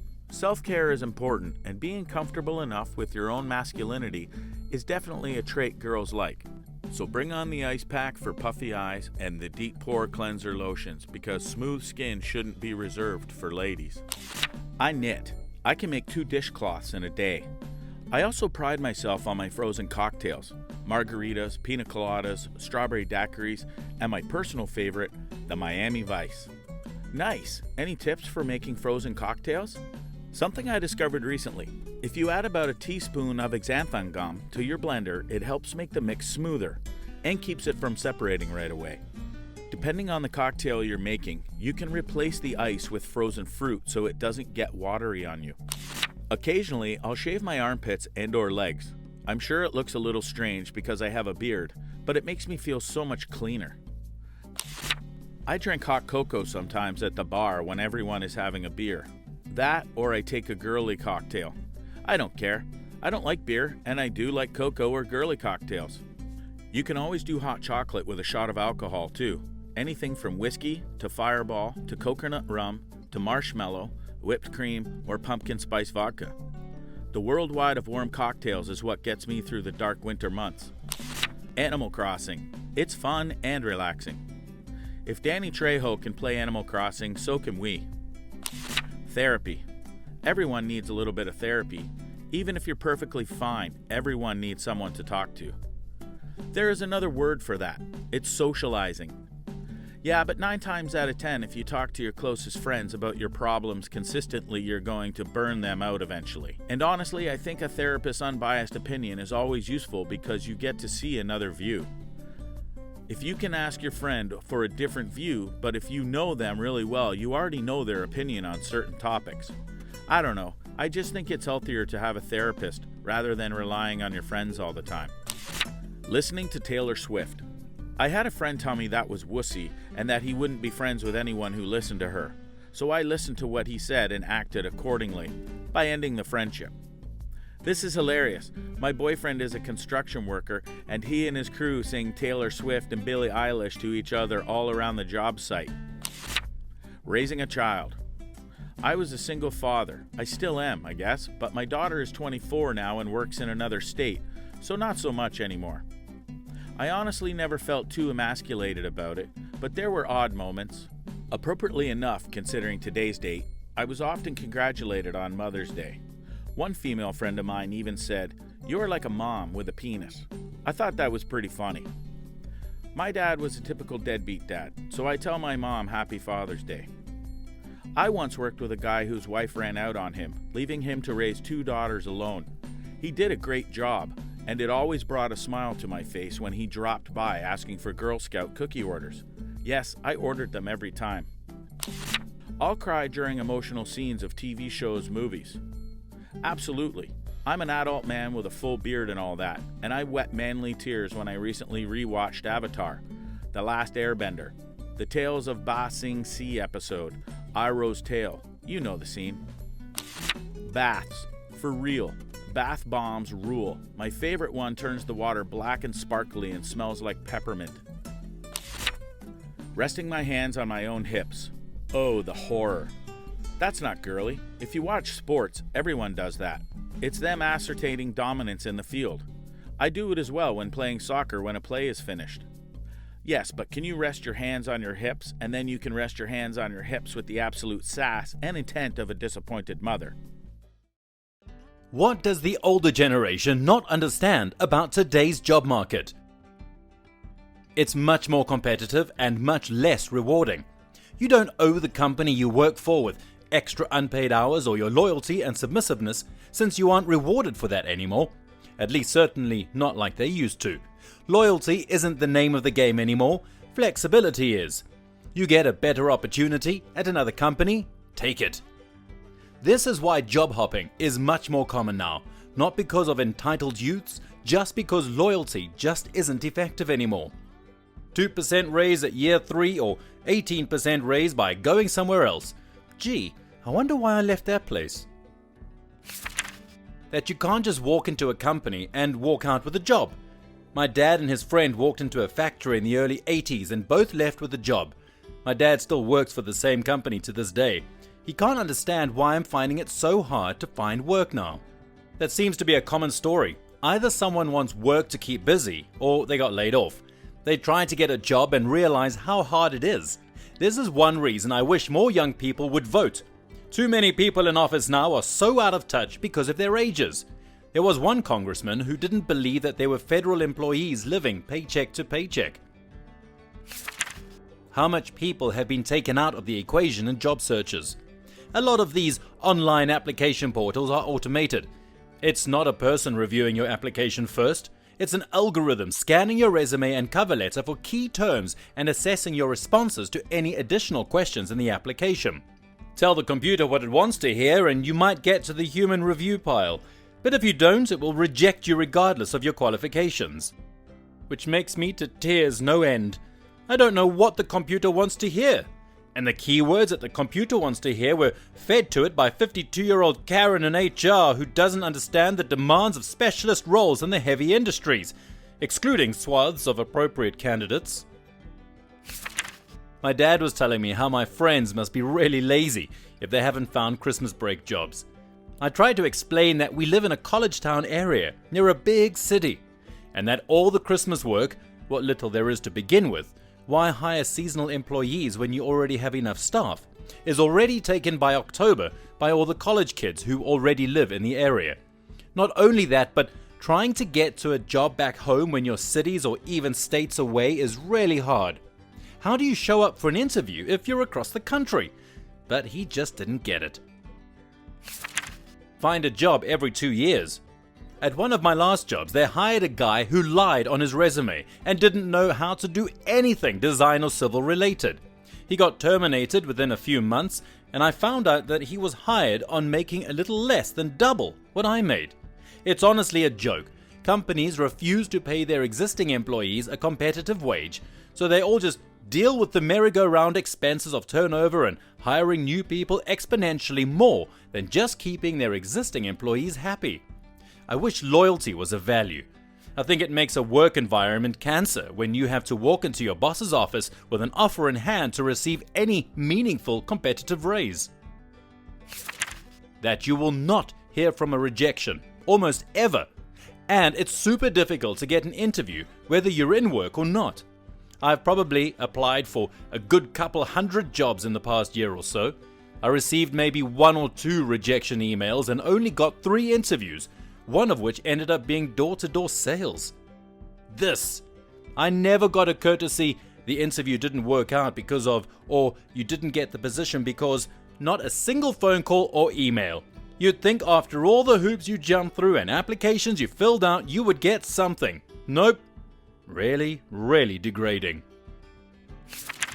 In my experience, the over 75 crowd frequently assumes any college degree will get you a great job. In addition, due to retirement, they are unaware of the current atmosphere of nasty competitive behavior, a lack of civility in the workplace, and employers not always giving appropriate compensation for expected duties. I have a PhD, and I was employed on the temporary contract that was renewed every month. If someone offered me a year position, I would cry for joy at such extravagant stability. A lot of the hiring process is done online, so the idea that you can just walk into an office and hand in a resume is outdated for many positions. There are also a lot more people in the job market who are highly educated. Having a master's degree now is like having a bachelor's degree in the 1960s. If you want to stand out from other applicants, it's no longer enough just to have a college degree. Switching jobs has become more common than ever before. Spending your whole career with a single company is no longer a realistic goal for many people. Most awkward job application I had was trying to apply to Aldi just out of school, getting a job in the meantime. Their site wasn't working. My gran asked how the application was going and said, "Can't really do it right now, the site is down." She dragged me down to the local Aldi to hand them a CV. They said when I handed them a CV to do it online. Gran said very loudly, "The site is down, can he give you this?" That 18-year-olds can't live off the types of jobs that are available to them. People keep asking me how long I'm going to let my 18-year-old live with me. They don't get that it's basically impossible for an 18-year-old to be on their own with a part-time minimum wage job. He helps with rents and bills, and honestly, I know people living with their parents in their late 20s, and they have good jobs, but housing and the cost of living are still out of reach, and it makes more sense for a lot of people. That entry-level jobs now require experience. I saw an ad for a local grocery store that required at least 1 year of produce experience.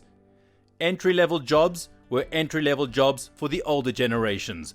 Now you have to have experience to get a job anywhere, which is a paradox. How can you get experience if every job requires experience? Depends. People with 4-year degrees will likely be very temporary. People without will probably need the work more and stick around. That it largely doesn't function like it did in their day. A lot of 50-somethings look down on 20-somethings because of how easy it is to get stuck. I know a guy in his 50s who's an engineer today. Never went to school or got any certs or degrees. He started as a teen janitor for their firm and worked really hard every day. His work ethic was noticed, and he eventually moved up and up and up in the company until he was an engineer. They taught him everything about the trade, based on his work ethic and interest alone. That just simply doesn't happen today. People do that nowadays and they might land in middle management working for the McDonald's Corporation. Maybe. I don't know. It seems that the work really hard in an entry-level job to get promotions that one day become a career world is over in this country. But none of the older folks really see that and just tell you you're making excuses. Every generation sees this thing about the one that came before it, but it really is a lot harder to get by today. In my experience, job hopping has been the only way to secure advancements. You cannot go and check in on your application, aka contact them about the job after submitting an application. Most places will mark you as a do not hire because of this, saying that it makes you impatient and desperate. Source: I've seen a couple of people who work in hiring say that this is a policy that they've been told to uphold, including my own supervisor. That wearing a suit doesn't automatically get you a job. The first job I ever applied for was for some carpet company. My mum wholeheartedly believed that if I gave the store manager my CV while looking smart, it would impress him. I went in the place feeling stupid. The guy took my CV and said, "Thanks." My mum asked me how it went and I told her, and she was baffled that I wasn't hired on the spot. That is so bizarrely out of touch. I reviewed 1,000 resumes a month, and after 1 year we had hired 10 people. Competition can be insane. I worked at a very successful game developer years ago.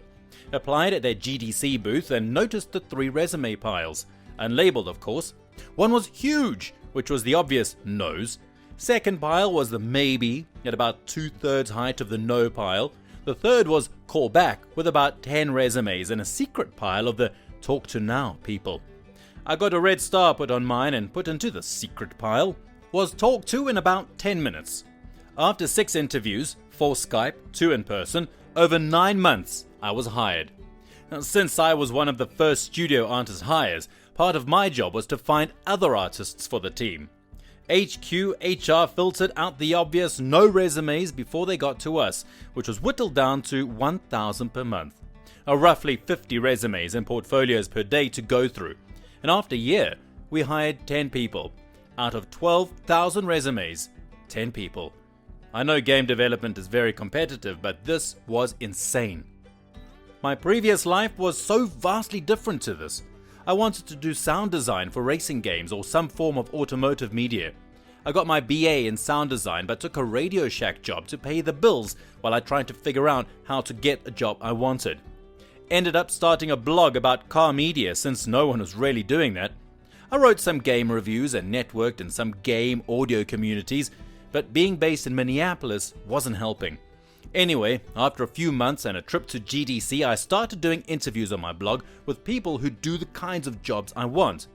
The blog sort of became a facade, I guess, but it put me in direct contact with people I wanted to know. It got pretty successful over like 6 months, and I was interviewing ESPN production guys and the dev teams from Codemasters and Turn 10. I even did a Kickstarter to make my own car recordings, and I co-authored a GDC presentation. Anyway, one day I got an email from one of the folks at Turn 10 I interviewed, saying they needed someone, and I was the first on the list because of my blog work. Loved that job for a multitude of reasons, but contract gigs aren't for me, I guess, so it's a previous life now. They think it looks bad to change jobs too often. I've had 3 jobs in the past year. One was finishing up a temporary contract, one was awful and not as described, so I left my current job. I'm nearly 30 and have had a job since I was 16, starting part-time in retail for my teens. I've had a total of 10 jobs. My parents have had less than that combined over 40 years. Places either don't offer as many permanent contracts as they used to, or you quickly stagnate as development opportunities and salary increases are far and few between. To move up, I've had to change jobs. Not once within a team or department have I or any of my colleagues ever just been promoted or had an out-of-the-ordinary okay increase. You've got to jump around these days. Your loyalty to a company or organization usually gets you jack, and I generally, think anyone under 50 now, that is those still working and not just counting the clock to retirement, gets it. What bothers me about the whole job hopper thing is that the threshold is always so arbitrary. Some people say 6 months, some people say 3 years. I also absolutely despise the idea that you should force yourself to work in a terrible toxic job that is doing nothing for you but padding your CV just to appease some mythical recruiter. My mom seems to think that I'll easily get a job right out of college with just a bachelor's degree because I'm extremely intelligent, so employers will just be begging for me. Like sis hasn't been job searching in probably 30 years and thinks that I, with a measly bachelor's, no connections and no experience, will easily get a job and be able to move out right after graduation. The older generation has no idea how hard it is to even get a decent job at a minimum wage, let alone in the professional market. This one I can't entirely agree with. I'm 23 with an associate's in industrial automation and I landed a pretty sweet job. It depends on the field and what the competition is like and a whole bunch of other things. Dear men, how do you protect your sweaters and hoodies from being abducted by the women in your life? The only defense is being single. Opposite solution, lean in. Marry them or at least cohabit. Then you'll always know where they put their clothes. Our clothes. FTFY. It's a war we lost long ago, son. Be careful, or they'll come for those precious fries of yours next. What? Surely they wouldn't do that. They said they weren't even hungry. And you believed them? LMAO. I give them one. When I get involved with a girl and she starts homing in on my outerwear, I select one I won't miss and offer it to her. That way I can always be like, "Where's the one I gave you?" whenever she asks if she can have one. "But it doesn't smell like you." Lol. One time a girl said that and I grabbed it from her and wiped it all over myself and gave it back. Not sure if it worked, but she laughed and happily took it, so hey, it's all good anyway. You can't. Part of me thinks I got married just to gain partial ownership of my sweaters back. I let her have one that I bought specifically for her to steal. My boyfriend had the comfiest hoodie ever, and I loved it, and the store stopped selling it, so I couldn't even buy my own. He found one in the outlet and bought it, and gave me his old one. The trick is to give her your favourite one, and you tell her it's your favourite. Girls always remember stuff like that. She will never lose it. Always take care of it. Plus she'll want it to smell like you, so she will want you to wear it sometimes. That way you only lose one sweater, and you gain her heart in return. Marry me. I teach all my sweaters and hoodies about stranger danger. Do they listen? No. Have a high enough normal body temperature that you don't need sweaters or hoodies. The added bonus is that perpetually cold women will love to cuddle you. Can confirm this method works until she goes to claim your windbreaker because it's her only option. Solution: don't have one. Well, if you're gay and the guy you're seeing is roughly the same size as you actually gain access to more sweaters and hoodies. Okay, takes notes after becoming gay, then what? The crippling realization that despite what was promised, it's still a whole mission to find a good relationship. Buy 2 of every jacket. On paper, she can only wear one at a time. In practice, I've created a monster. I like to think your girlfriend is wearing all of your sweatshirts and she is rolling around. She's become unstoppable. Send help! You don't they look adorable in them and somehow even sexier? Send help. This message was forced at sweater point. Blink quickly 3 times if you need help. Douse them with Axe body spray. Keeps all the ladies away. Cover them in sand. Nobody likes wearing something that's coarse and rough and that gets everywhere. Fellow women, let's pay attention to these responses. Literally been reading every single one. I'm a bit too big for my boyfriend's hoodies now. I'm literally trying to lose weight just to fit back into them. Don't tell him my secret. Overfeed girls so she doesn't fit in my sweaters. Got it. Work at a tech company. I gain new hoodies at a faster rate than I lose them. Not sure how a girl manages to continually consume what is ostensibly an infinite supply of hoodies, but my knowledge from AP Biology tells me fungi and other decomposers use them to create the building blocks for new hoodies. I have an Indiana Jones style contraption. My hoodies rest on a pressure-sensitive plate, and in order to remove one, you have to replace it with something of equal weight. Otherwise, a giant boulder rolls onto you. Has it happened yet? He hasn't replied, so maybe he got caught in his own trap. I married her. Can't take my hoodies from my house if it's our house. Easily. My wife guards them like Smaug guards gold. I barely get to wear my own. But I guess they're safe, right? Right? Send help! Step 1. I'm single woman. Started shopping in the men's section of Costco for all the amazing warm cuddly clothes. Step 2. Realised I no longer needed a boyfriend. Step 3? Question mark. Step 4? Profit. I think step 3 is cats. Just understand that the hoodies will be liberated from you, so choose your woman well. Also understand that by taking your clothes to wear, they are wearing your mark as being your girl. Just stock up on sweaters and hoodies. And just because you break up doesn't mean you're getting it back. When you lose her, you lose the hoodie too. Pro tip: if your hoodie stinks, your girl won't want it. Unless that's her thing. I dated a girl that used to like to smell my workout undies. I'm really obsessed with cleanliness, but still. She would say things like, "I like your stink." Shudder. Buy her a nice sweater. The times I yelled at her to stop making boobs in my hoodies are uncountable. Just get your own boobs, and then it won't matter if she makes boobs in your hoodies. Johnson, get this man a bonus. There is no way. I'm a girl and have a girlfriend, and she bought a new hoodie so that I could have her old one. Guess who now has 2 hoodies? Wahahaha. They even do it to each other. There really is no hope. I'm older than most of you on this thread. Here's a bit of advice. Buy some cheap ones that are a little small for you. When she comments on it, say, "Why don't you try it on?" If you buy one for her, it doesn't work. But if you buy one for you and it's just not quite right for you, but it's a men's cut, heavier material, and just different from what she'd buy for herself, she might take it. But you have to wear it at least a day. It has to smell like you. Never share this with the females. Easy. I don't let women into my life to begin with. Maybe the reason I've been single is because no one wants my New York Rangers hoodies. I work in a trade system. Whenever she takes another one, I get the last one she took. Although I have lost countless hoodies and t-shirts. I do the same. Been working pretty well so far. Pretty much women will take what they want to wear from the guy. I actually like it when they do. It kind of tells everyone that we're officially a couple. My sadly now ex-girlfriend did this all the time. But we didn't realise how much it happened until a couple of days ago while we were packing. We have the same shoe size, and she's a t-shirt size smaller than I am. I got back about 8 different t-shirts, 2 hoodies, 3 pairs of chucks, and maybe more. She said she was keeping my Kurt Cobain shirt, that it was her memento. I offered her a hoodie. She declined because it no longer smelled like me.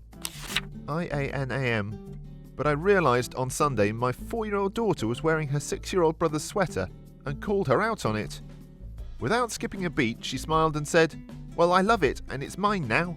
All this to say may the odds be ever in your favour because you're apparently battling instinct, not learned behaviour. I don't wear her dad's sweaters. You don't. That's just a sacrifice you have to make. On the other hand, she's going to carry around your stuff on her purse when you're together, so there's that. If you're single and hooking up a lot, go to Walmart or Old Navy or somewhere else cheap and just buy some cheapo sweatshirts and shorts and sweatpants. Then, if they ask for something to sleep in or go home in, you have stuff on hand to give them that you won't mind losing. And if the situation never arises, you have some more loungewear. I've branded my favourite hoodie as the worst hoodie in the world. Anytime my wife asks for it, I just tell her that she wouldn't want it. It's the worst in the world. Don't worry guys, I'm out here fighting for you all. A couple of years back I stole a girl's hoodie. I've switched tactics. I have a pair of earrings that I stole from a girl recently. Be single. Source: am single. Give my hoodie back. It looks bad on you. Do you have a death wish? I'm accepting challenges. Be like my husband and just don't own any hoodies, because you're happy to wear a t-shirt and shorts even if it's 20 degrees outside. Let a girl borrow my super nice and one of my favourite hoodies once upon a time. We were dating, I guess. She was super sweet and amazing, and it didn't work out because she moved out of state. She still wears my hoodie from time to time. I see it in the pictures. I think it's really sweet, but I want the hoodie back. She always smelled really good too. I, a woman, am very tall, almost 6 foot, and so I actually have to buy men's hoodies so that the sleeves are long enough. One day while digging through my closet, I found a hoodie I don't wear often and gifted it to my boyfriend. He tried it on and loved it, so he kept it. He was very happy to finally figure out how it feels to take a significant other's hoodie. Abductor here with a tip. Don't be a gentleman and offer it when we're cold, and don't leave them lying around random places in the house. I do this clever thing where I'm single and all my friends are in other states. 200 IQ plays. Be gay. Instructions unclear. Hoodie currently stolen by boyfriend. Still not safe. I steal my boyfriend's hoodies all the time. This. Moved in together. I have about 5 or 6 hoodies. There's always one available somewhere, and the furthest she's going to take the one she's wearing is into one of the other rooms. I spray it with perfume they don't wear. They usually end up leaving it. And me. Works like a charm? You just don't. You'll never win. My first girlfriend still has a t-shirt I gave her 5 years ago. I would hope so if you gave it to her. Go to Walmart and buy a dozen cheap hoodies. Lightly scent them with your cologne if you wear any. Write your name in Sharpie on the tag. Then give them out like calling cards. This works well until 2 otherwise unconnected women run into each other with identical hoodies, with an identical scent and identical stories about a one-night stand and breakfast with some pirate-looking person. Pro tip: if you move in together, she can only take them to her side of the closet or closets. This way you can always dig them back out again and wear them. Hentai sweatshirt. If she steals that, she's a keeper. Your reply has been saved. Get really fat. No. A big and roomy hoodie is a better hoodie. Instead, you lose weight until you're the size of a 5-year-old. The real answer. I keep certain sweatshirts with the full understanding that they will be stolen by a girlfriend or even female acquaintance. When they do, I just go to a thrift store and grab a new one for a few bucks. Slightly too large or small for me and from the mid-90s. That's got girlfriend sweatshirt written all over it. Get hoodies with very weird or awkward graphics on them. Make sure your fave sweater has a tiny hole in it or some minute stain, invisible to the naked eye, and she'll refuse to wear it. It's weird, I'm almost 30 and have several long-term girlfriends. It's weird, I'm almost 30 and have had several long-term girlfriends since I was 16, and this has really honestly never happened to me. I've even lived with a few of them, which is a perfect situation for clothes stealing. I don't get it. I smoke. She doesn't. Hates the smell of my sweaters after I pop outside for a fart. Men of Reddit, what makes you most insecure? I hate that I'm losing my hair before 30. Baldness does not agree with me. 29, and my hairline is receding. It's not fun. My high voice, which probably caused my social anxiety. It sounds like I never went through puberty. I am 19 years old, and phone calls are exceptionally awkward. I am less self-aware of it after I've learned to deepen my voice, but it had gotten to a phase where I would only use signs to answer basic questions, like nodding and pointing to objects. I feel this pretty deeply. My voice didn't deepen until 19 or 20, and it only mostly deepened. I feel like it didn't go as deep as it should have. I know advice doesn't help all that much for this, but if it means anything to you, try not to let it bug you too much. It's not as abnormal or strange as you think. Take a look at singers. There are lots of male singers with higher registers, and nobody looks at them funny. It's your voice. Make it your own. Own it. When I see my wife check out other men in front of me, I can fully accept she'll find other people attractive in life, and I'm fine with that. But on the odd occasion when we're out and we're talking, and I see her eyes track someone, and I look to see what's interesting, and it's another guy. Talk to her about it for your sanity's sake. Be honest, but not accusatory. Tell her it makes you feel bad, and don't accept any responses that put it on your insecurities. Your feelings are valid, and you deserve respect. Talking about it is hard, but not talking solves nothing. I'm lonely, but I won't admit I'm lonely to people IRL, so I spend a lot of time studying. I know a large amount about very different scientific fields. Maybe you could find a group of people who also enjoy the study of science. My weight in comparison to my girlfriend. She's a fitness instructor while I work a desk job. I'm not huge or anything, but for example, we went to Mexico and took pictures on the beach. She looks like a VS model and I look like I like pasta. Congratulations on your VS model, my fellow pasta friend. Being told I'm creepy. A woman at a bar 7 years ago called me creepy because I maintained eye contact during a conversation. I got so insecure about that I no longer maintain eye contact with anyone for longer than 3 seconds. It actually made my GF insecure because she thought I never wanted to look at her. Feels bad, man. This sounds like this one experience you had no reason to be called creepy. I would try and let it go if you can. Eye contact is seen by most people as professional and attentive. Long-term bachelorhood. It literally affects every single component of your life and factors into, if not outright propagates other various anxieties. Fear of dying alone? Long-term single doesn't help. Fear of social interactions? Again, long-term really doesn't help. Lack of motivation for self-improvement? You've guessed, being long-term single only compounds these issues. I myself was single for a while and maybe not had some of these fears yet. I was very lonely. I know it's not for everyone, but I personally had great success with an online dating site. At first I met and talked to new people and built some confidence. Then I was ready when I met the girl of my dreams to show her the man I was. Now the only advice I will give about these sites, make sure you use a credible one, not these Tinder, Bumble, Swipe apps. I think the websites focused less on hookups have much more success with helping people connect on a real level. May not be for you, but it worked for me. Seeing other men younger than me doing better than me. It's like every 25-year-old I see has a better job, drives a better car, has a better relationship with other people, eats better food, travels to more places. I feel like I'm a loser every time, and it just reminds me why I'm still single and nobody wants me. I had a poor start in life.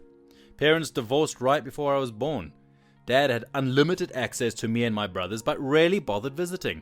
Mum was always out with her friends. Sometimes I'd not see her for over a day straight. We never seemed to have any money and didn't experience a lot. Dinners out were rare. Holidays or any form of travel were rarer still, and usually only to the same 2 places because it was cheap and familiar. I went hungry a lot. School was rough. I wasn't exactly the kind to fit in, and I couldn't always count on getting emotional support. I did have my brothers, but honestly one was a dick in the past, and the other is kind of a dick now. My mother married a man who turned out to be a controlling, insensitive jerk, and she stayed with him for 10 years, just long enough to ruin my teens and early 20s. And I only have one grandparent who's actually interested in being in my life. But sorry to say, she's one of the least intelligent or put together people I've ever met, and she's broke, so her usefulness has been extremely limited despite her good intentions. I grew up seeing lots of arguments and tears and moments that were intended to be happy. Holidays, Christmas, dinners out, etc. turned into opportunities for everyone to tear into each other. I'm weak. I couldn't deal with this, so I remained a shut-in with no drive in life. So now I'm 30 years old, have no degrees in anything, still working in the same entry-level job I started 6 years ago, still driving what's now a 20-year-old car, still have never traveled, visiting my dad in the next state over doesn't count. Still living in the same stupid town I swore I'd get out of, still never having been in a relationship or even had sex yet, still wondering how do I fix myself when I just don't have the resources or assistance to do so. You don't have to look hard to find 20-year-olds who are already more accomplished than me, and seeing how I'm doing by comparison just makes me feel like I'm worthless and undesirable. Do not judge yourself off other people who may have had more guidance in life or better role models. Everyone has a different life and are all different because of it. It sounds like you've had it pretty rough, but the only person left who can change it needs to be you. Part of the problem I think a lot of people have is confidence. What I did that helped me build confidence is get involved in things that you are good at or make you feel good. This is a great start to self-healing and learning to love yourself for who you are. I'm no expert, but I do hope you can find some happiness. Not really knowing how to talk and interact with women in a way that makes them want to be more than just friends with me. At 37, I still haven't figured this out, and it's pretty terrifying thinking that I'll be alone for the rest of my life. My weight. I've been 115 pounds for a majority of my life at 5'9". Being told a bit from leaders inside the company telling me I need to eat more, to people leaving comments on my pictures the same. Doctors have always told me that I was healthy at that weight. It just is as it is. Been making a change in the last 5 months. I've added 17 pounds to about 132. But it's been a very difficult journey. Eating and being bloated and constantly cooking enough. The gym has been good to me though. My brother and best friends have similar issues. I'd suggest going to a gastroenterologist. It's possible that you seemingly eat enough, but your body isn't absorbing the nutrients correctly. When the girl you're dating starts talking to you about her exes, especially when she still keeps in touch with some of them, just tell them. If a girl starts constantly talking about her ex, I'm going to tell her that I don't have an opinion on a man I've never met, and that I'm in a somewhat awkward position to comment on such a situation. However, it is also important to know how her previous relationships went, and how she dealt with it.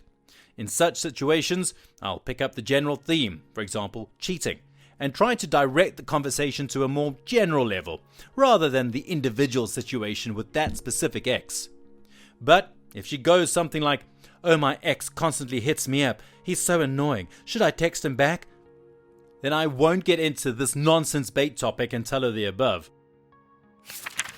My body. I've been a chunky kid since 5th grade or so. A couple of years ago I hit my greatest weight, 272 pounds, but managed to turn it around and lose 78 pounds, 194 pounds. But I'm still not at where I want to be.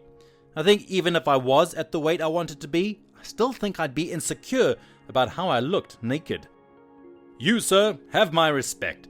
Losing 80 pounds is no joke and takes so much will that not many have.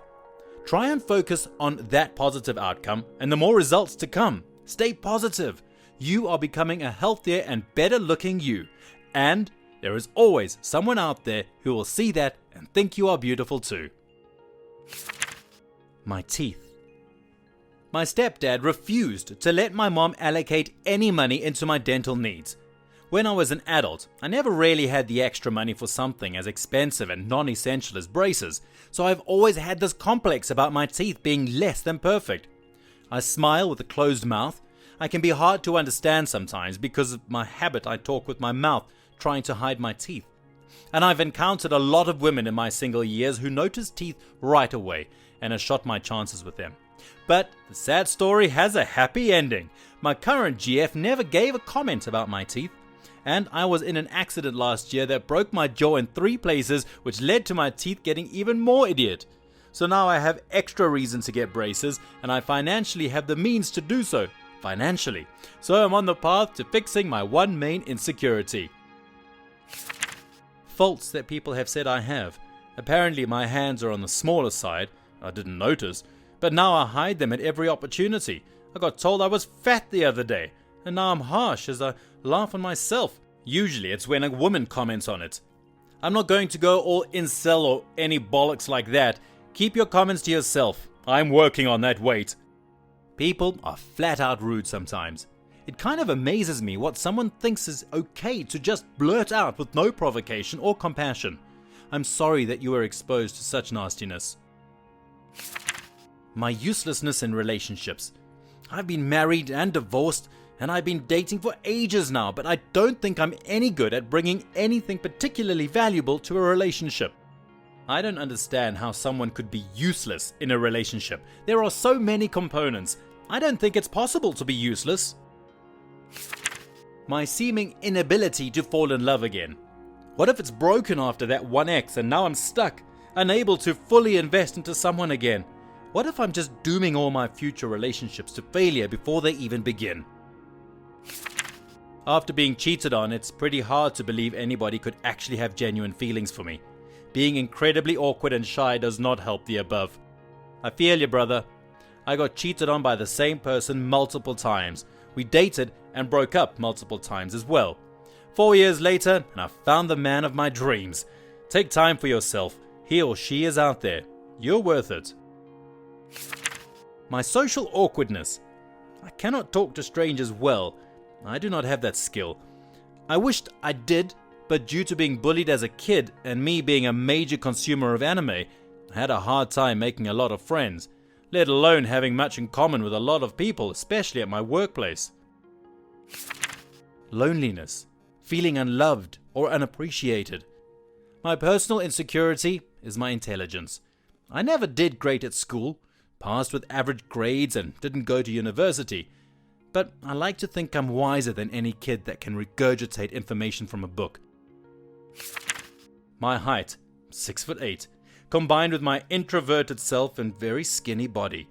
I don't like standing out in crowds and my height makes that inescapable. I don't fit in many things, car seats, plane seats, etc. Through much of my life, I've felt more of an oddity or circus attraction rather than another person. Serious, students of Reddit, how do you stay motivated during the school year?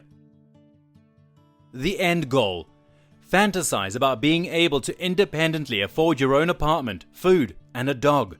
That motivates me. I work hard so I can afford a comfy life for my future shelter dogs. This is a sort of a silly one, but I always have a yummy snack while I'm doing my math homework.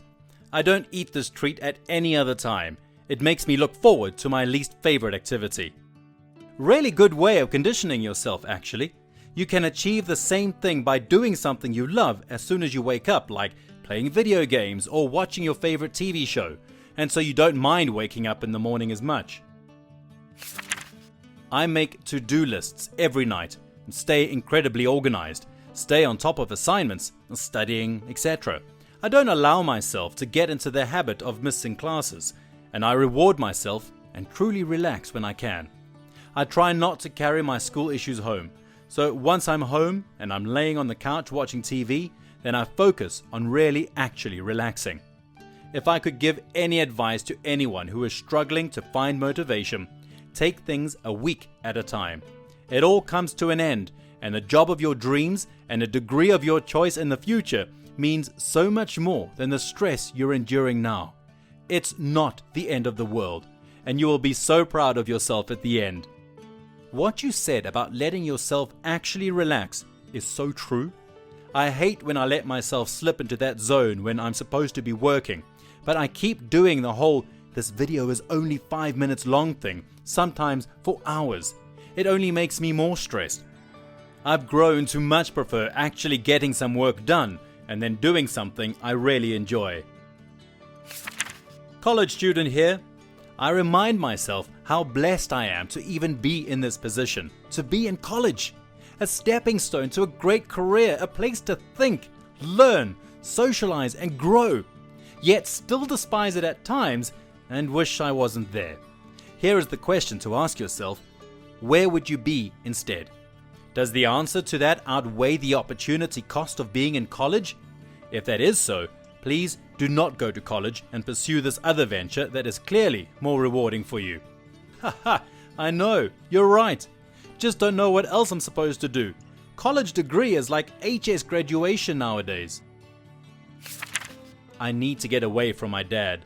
I want a future with a lot of money and possibilities, and my degree provides both.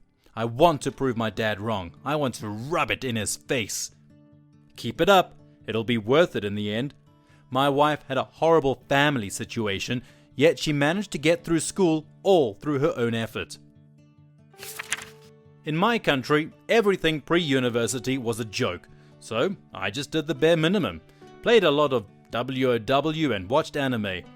I planned on studying physics when I finished and enjoyed all of the relevant subjects.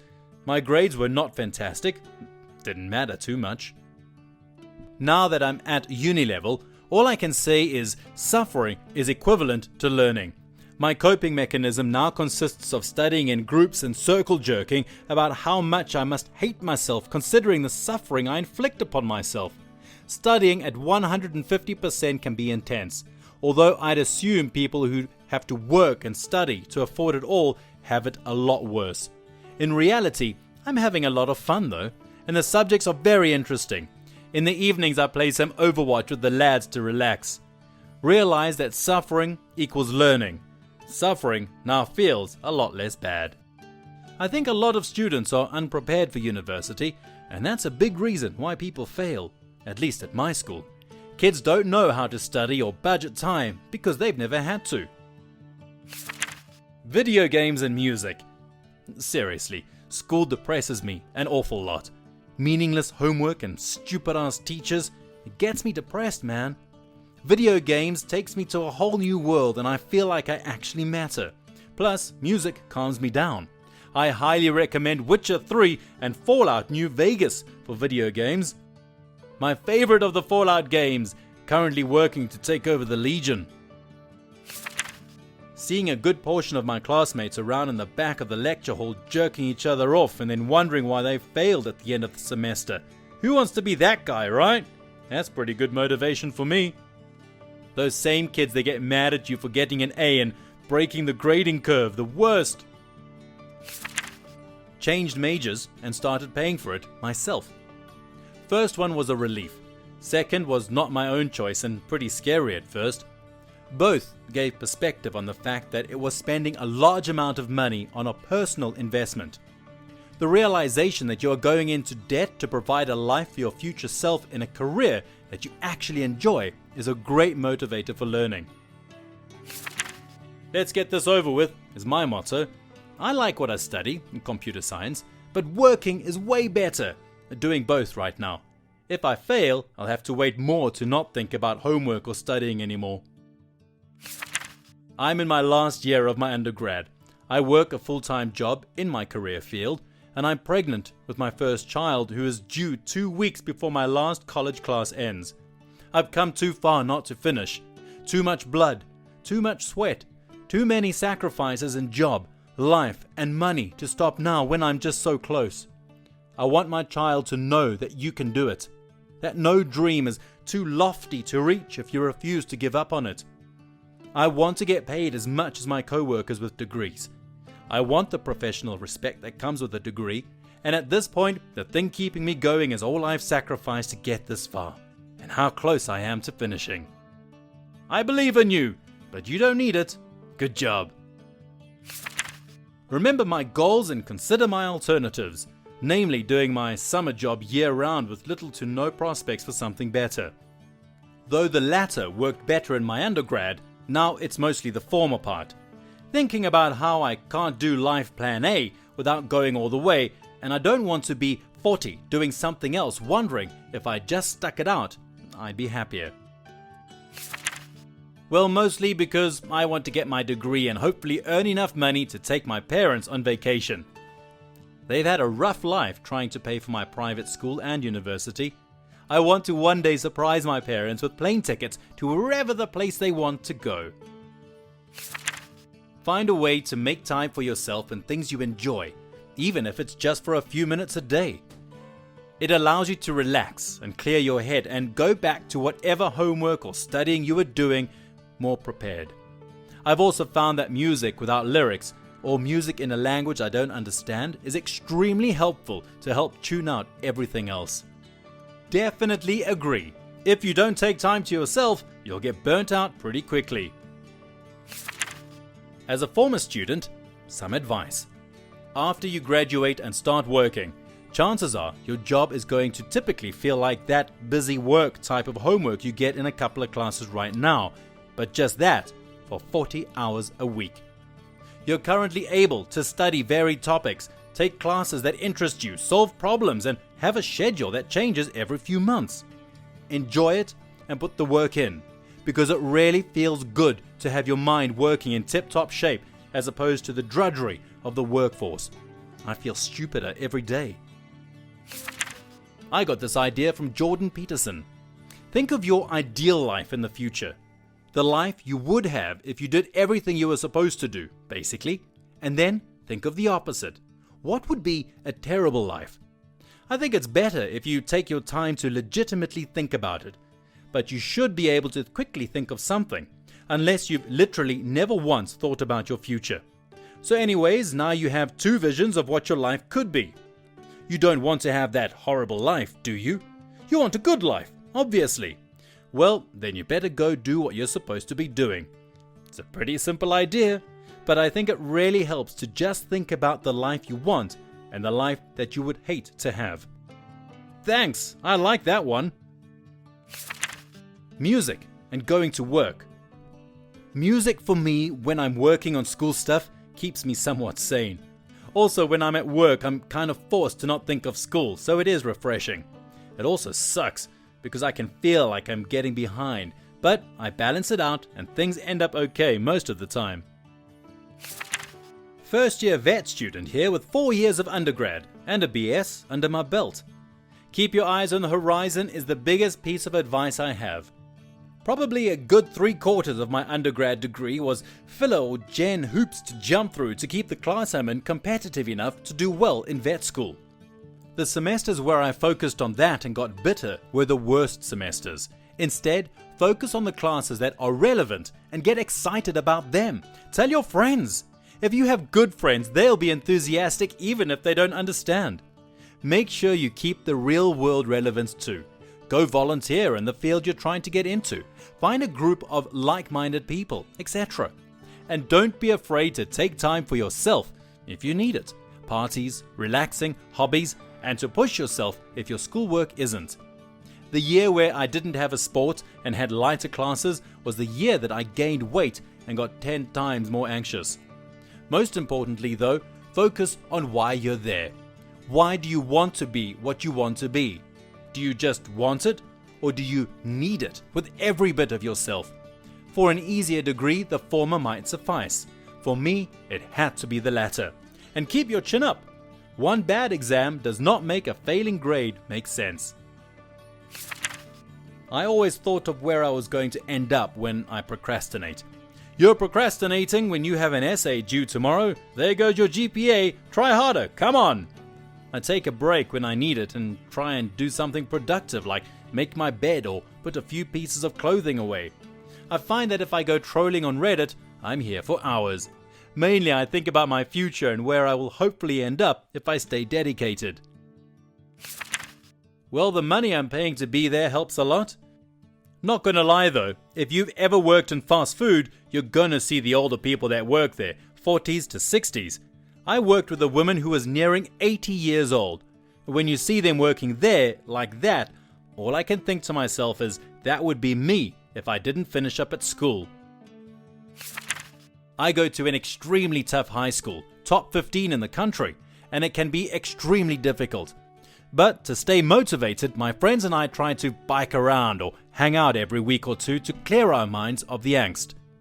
This may not seem like much, but it makes my school life enjoyable because I can actually look forward to school because I'll be seeing them. Also, the way they teach is more about learning and a lot less about testing and grades, which helps. When I was in school, particularly graduate school, I found that not falling behind and staying on top of things really helped. I did much better in graduate school than undergraduate. I also found graduate school to be substantially easier, despite covering harder content. It's pretty astonishing what a few years of work experience will do for your perspective and ability to get stuff done.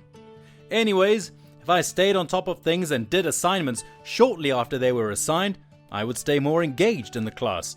The feeling of being behind and having to play catch up is absolutely miserable. I can catch up, but it's a big demotivator for me because I realize it's going to require a large effort to do so. Much better to simply not allow yourself to come close to falling behind.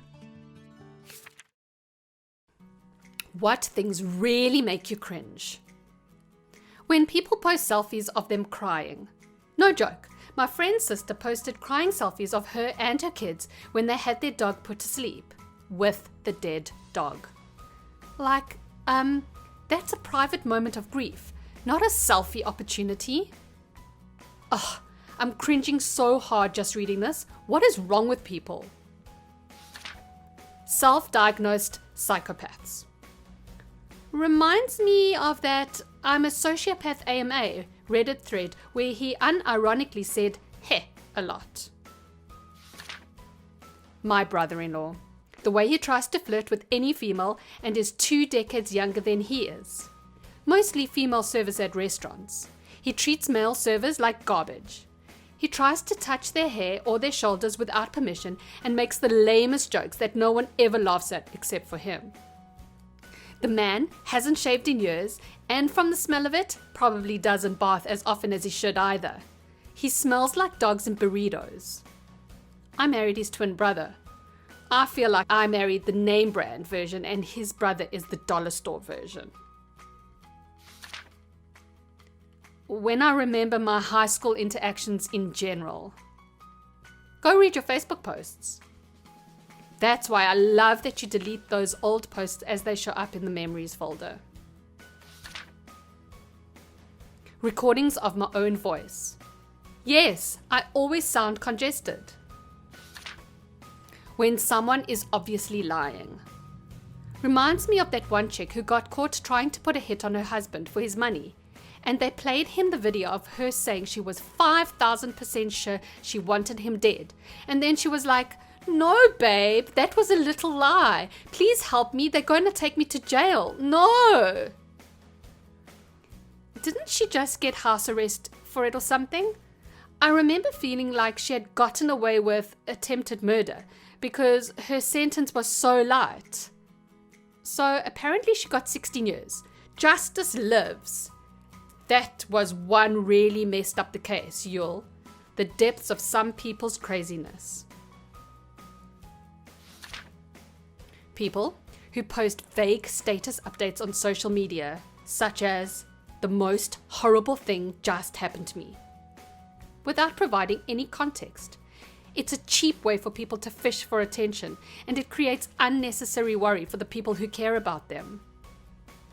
I just got back from the emergency room. Bonus points if they post a picture of the hospital bracelet. The time I was talking too loud at a wedding when I wasn't supposed to, and everyone at the wedding turned around to see what mean guy wouldn't shut up. I was across the table from some friends who did this during the reception speeches because they didn't realize what was happening. The bride's brother is a pretty well-known actor and happens to be 5 feet away from them giving his speech, which he stopped in the middle to yell at them to shut up. Videos of people getting caught in lies. Oh, I need to see some of those, strangely. When people get that mentality of, "I'm one bad bee," because they really just one annoying guy. I know someone just like this. They genuinely think they're a bad guy, and it only serves to make them more cocky and unbearable to be around. How on earth they have friends? I'm not sure.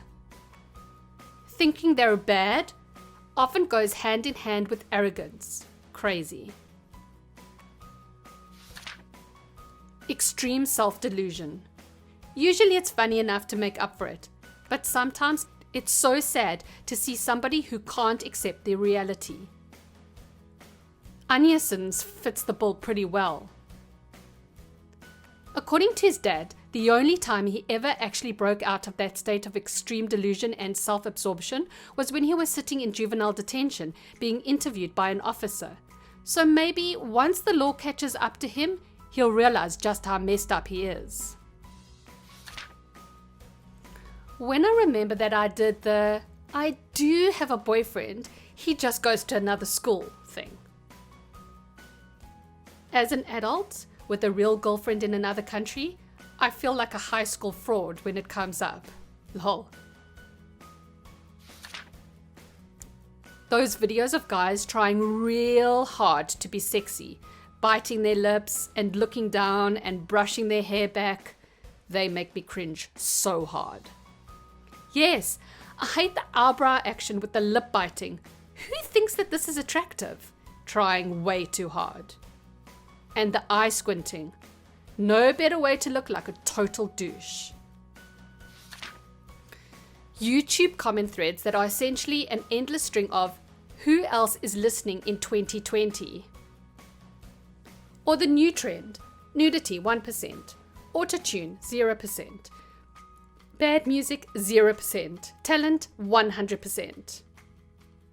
100% reasons to remember the name.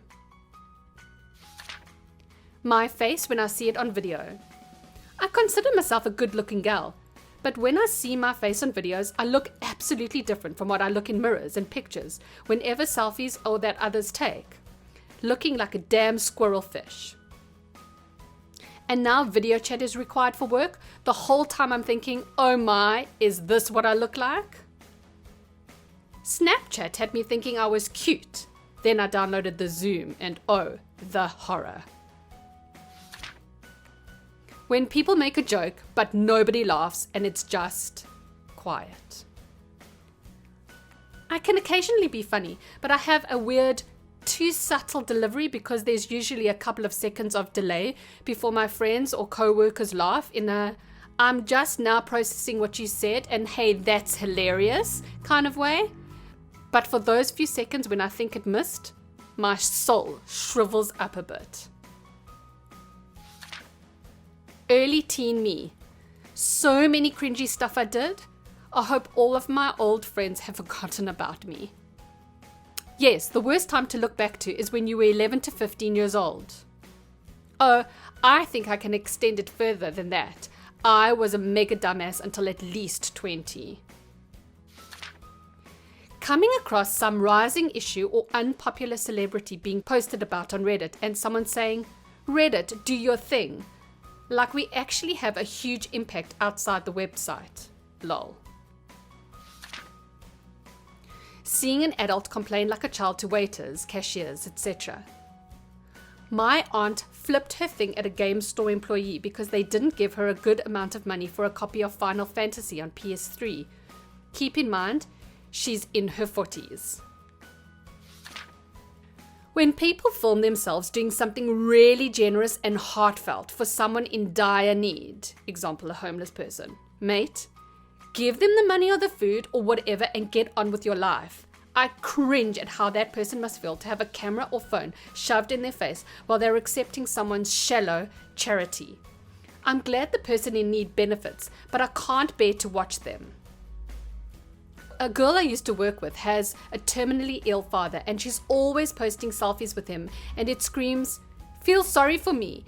He looks miserable in all of them and all I can ever think is how if I were on my deathbed, the last thing on earth I would want is a camera shoved in my face.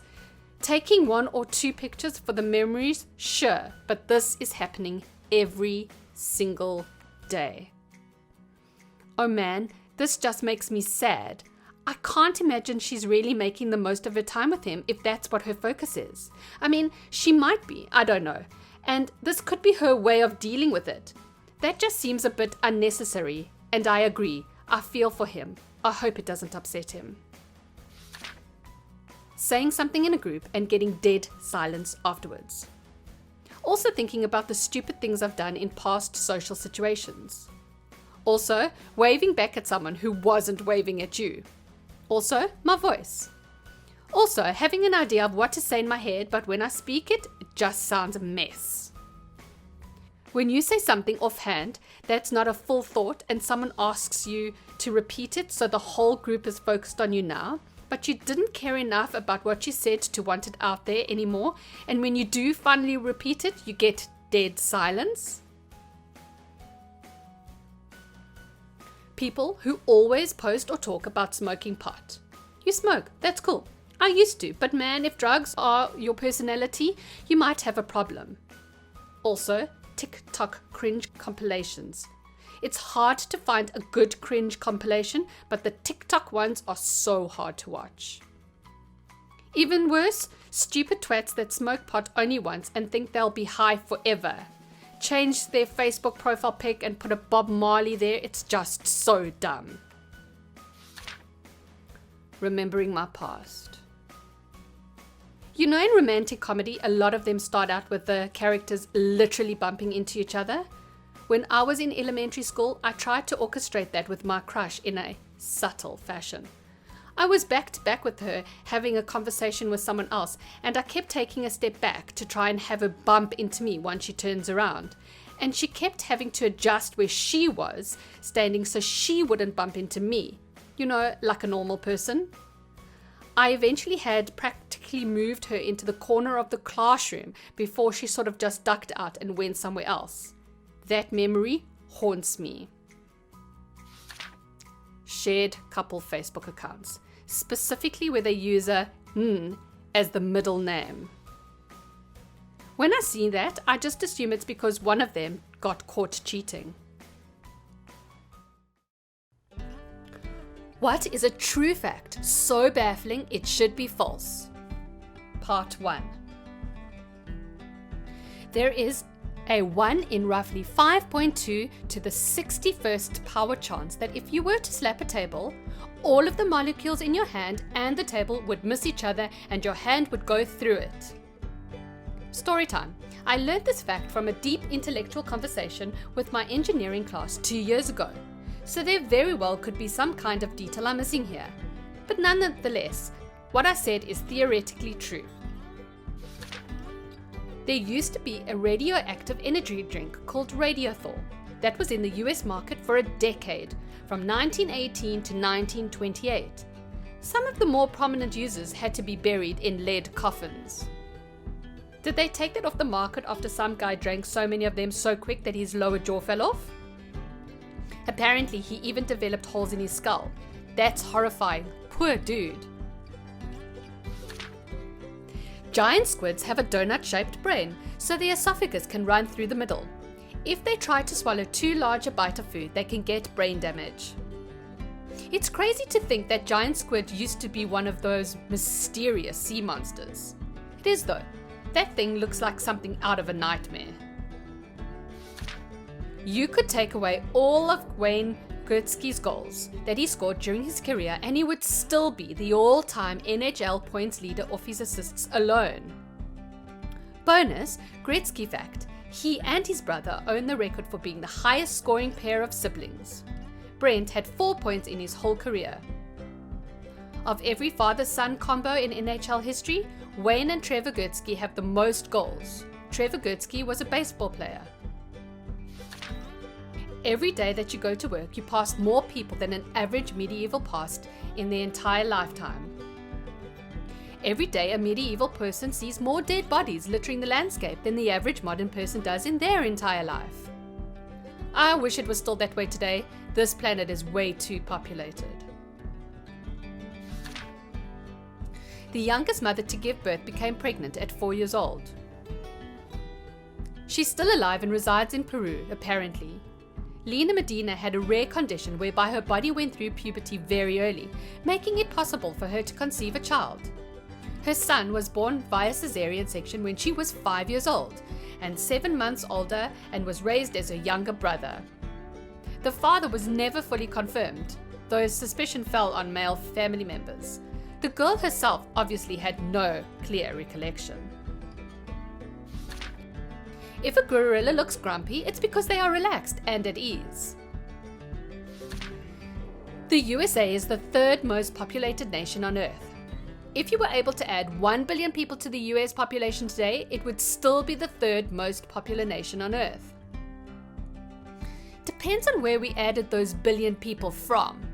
If you moved 30% each of China's and India's population into the US would become the world's most populated nation as a result. By a couple of 100 million, in fact. And the only involves moving 840 million people. This was not an immigration formula. The hypothesis is just snap fingers and add a billion. The gravity of black holes is so great that it literally bends light around the black hole, so that if you could somehow stand close enough to a black hole and look straight ahead, you would actually see the back of your own head. Firstly, I would shave my own neck. Greenland extends east of, west of, south of, and north of Iceland. I love geography ones because they just mess with your head so hard when you hear them. Some other fun facts. Canada extends further south than 13 US states. 27 US states are at the least partial north of Canada's southernmost point. This includes California, which meets a state bordering Mexico, has parts of it that are north of parts of Canada. The westernmost point on the South American mainland is as far east as Florida. Heading directly south from most areas in the US will, after Mexico's Central America, will land you in the Pacific, and you won't hit land again before Antarctica. Canada has so much fresh water that if you count size based on dry land alone, it ranks as smaller than the US and China. Russia is closer to the US than it is to Crimea. When entering the Panama Canal, ships heading from the Atlantic side to the Pacific east side, likewise. To go from the Pacific to the Atlantic, you head west. France shares a land border with Brazil. When the 22nd president of the US, Grover Cleveland, was 27 years old, he was friends with a married couple who had a baby girl named Frances. As a gift, he bought them a high-end baby stroller for little Frances. 21 years later, he married Frances and she became the youngest First Lady. Think about that. This isn't mind-blowing or anything, but a fun presidential fact. Grover Cleveland was also the only US president to serve 2 non-consecutive terms. He was the 22nd and the 24th president, with Benjamin Harrison, 23rd president, serving as the meat in the sandwich that was Grover Cleveland's 2 terms. A morbidly obese person can survive with absolute starvation without any sickness or feeling ill. Under close control, there have been studies since the 60s. There is a patient in 1973 who went under a 382-day starvation diet for therapeutic purposes under close control with only vitamin and mineral supplements. And water intake without protein, carbohydrate or fat intake. No food at all. Dropped from 207 kilograms to 88 kilograms and maintained it. After a follow-up checkup 5 years later, the patient was 96 kilograms, stabilized. Prolonged fasting had no ill effects. If anybody is curious about the article, the PubMed ID is PMC 2495396. Keep in mind, for anyone attempting to imitate multiple other attempts to after him wound up dead. Do not try this at home. It requires very strict supervision. From what I remember, a lot of deaths are from when they start eating again. You have to start back extremely slowly. People were deliberately infected with malaria to cure their syphilis, and the man who developed this treatment, Julius Wagner Jurek, received the Nobel Prize for it. The extremely high fevers of the malaria infections killed the syphilis bacteria when the patients were cured of malaria using quinine. Quinine is the reason tonic water glows under black light. TIL, tonic water glows under black light. The life of Fern, the luckiest unlucky man in the world. In January 1962, Fern is riding on a train through a freezing canyon when it fell into an icy river. All 17 other passengers died, while he escapes with a broken arm and hypothermia. 1963, on his first plane trip, he was sucked out of the plane's door and landed in a haystack unscathed. 19 other people were killed in the crash. In 1966, he was riding in a bus when it skidded off the road into yet another icy river. 4 passengers drowned, while he only received some minor cuts and bruises. In 1970, his car engine burst into flames while he was driving, but he managed to escape before it exploded. In 1973, in yet another driving incident, his car's engine was doused with hot oil from a broken fuel pump. This caused flames to shoot through the air vents, singeing off all his hair. He was otherwise unharmed. In 1995, he was hit by a bus but only sustained minor injuries. 1996, to escape a head-on collision with a United Nations truck on a mountain curve, he swerved into a guardrail that broke on impact. To save himself, he jumped out of his car's open door and grabbed onto a tree branch as he watched his car plummet off the cliff. Suffice to say, the guy had a complicated relationship with the Grim Reaper. Giraffes eat bones. When I was in Africa, we were legit surrounded by a family of 12 giraffes. Then one bent over and picked up a gazelle carcass, looked dead into our eyes as it ate its leg. It was so creepy. Taser is actually an acronym for Thomas A. Swift's Electric Rifle, TASER. Laser is also an acronym for light amplified by stimulated emissions of radiation. SCUBA is an acronym for Self-Contained Underwater Breathing Apparatus. Ireland was a net exporter of food during the Great Potato Famine. That's what caused the famine. The Brits exported all the food and the Irish were left with only one small kind of potato for themselves, which then was afflicted with the disease. More people died making the V2 rockets during World War II than were killed by them. Another fun fact about V2 rockets? Germany was facing a large issue with rocket fuel shortages during the project because people kept drinking it. The fuel was made from 70% ethyl alcohol and 30% water, distilled from potatoes. It was the most economically viable fuel at the time, since they were already very low in other fuels. To stop workers from drinking it, they denatured the alcohol, essentially poisoning it, but people kept drinking it anyway and getting extremely ill. This simply caused people to start leaving the V2 program, suggesting that they were only in it for the free alcohol. This also means that any alcohol over 70% ABV is stronger than actual World War II rocket fuel. TSA's fail rate is over 80%. I personally know someone who, in his carry-on, accidentally packed a loaded handgun, made it on the plane, and was so freaked out when he landed, he UPS'd it back home and took a Greyhound bus after his trip. I know a dumbass that flew internationally with a handgun in his checked luggage, on accident, but still a dumb, mean guy. He left out of Florida, heading for South Korea with a layover in Japan. The Japanese found it and he was arrested and spent over 2 weeks in jail. They let him go.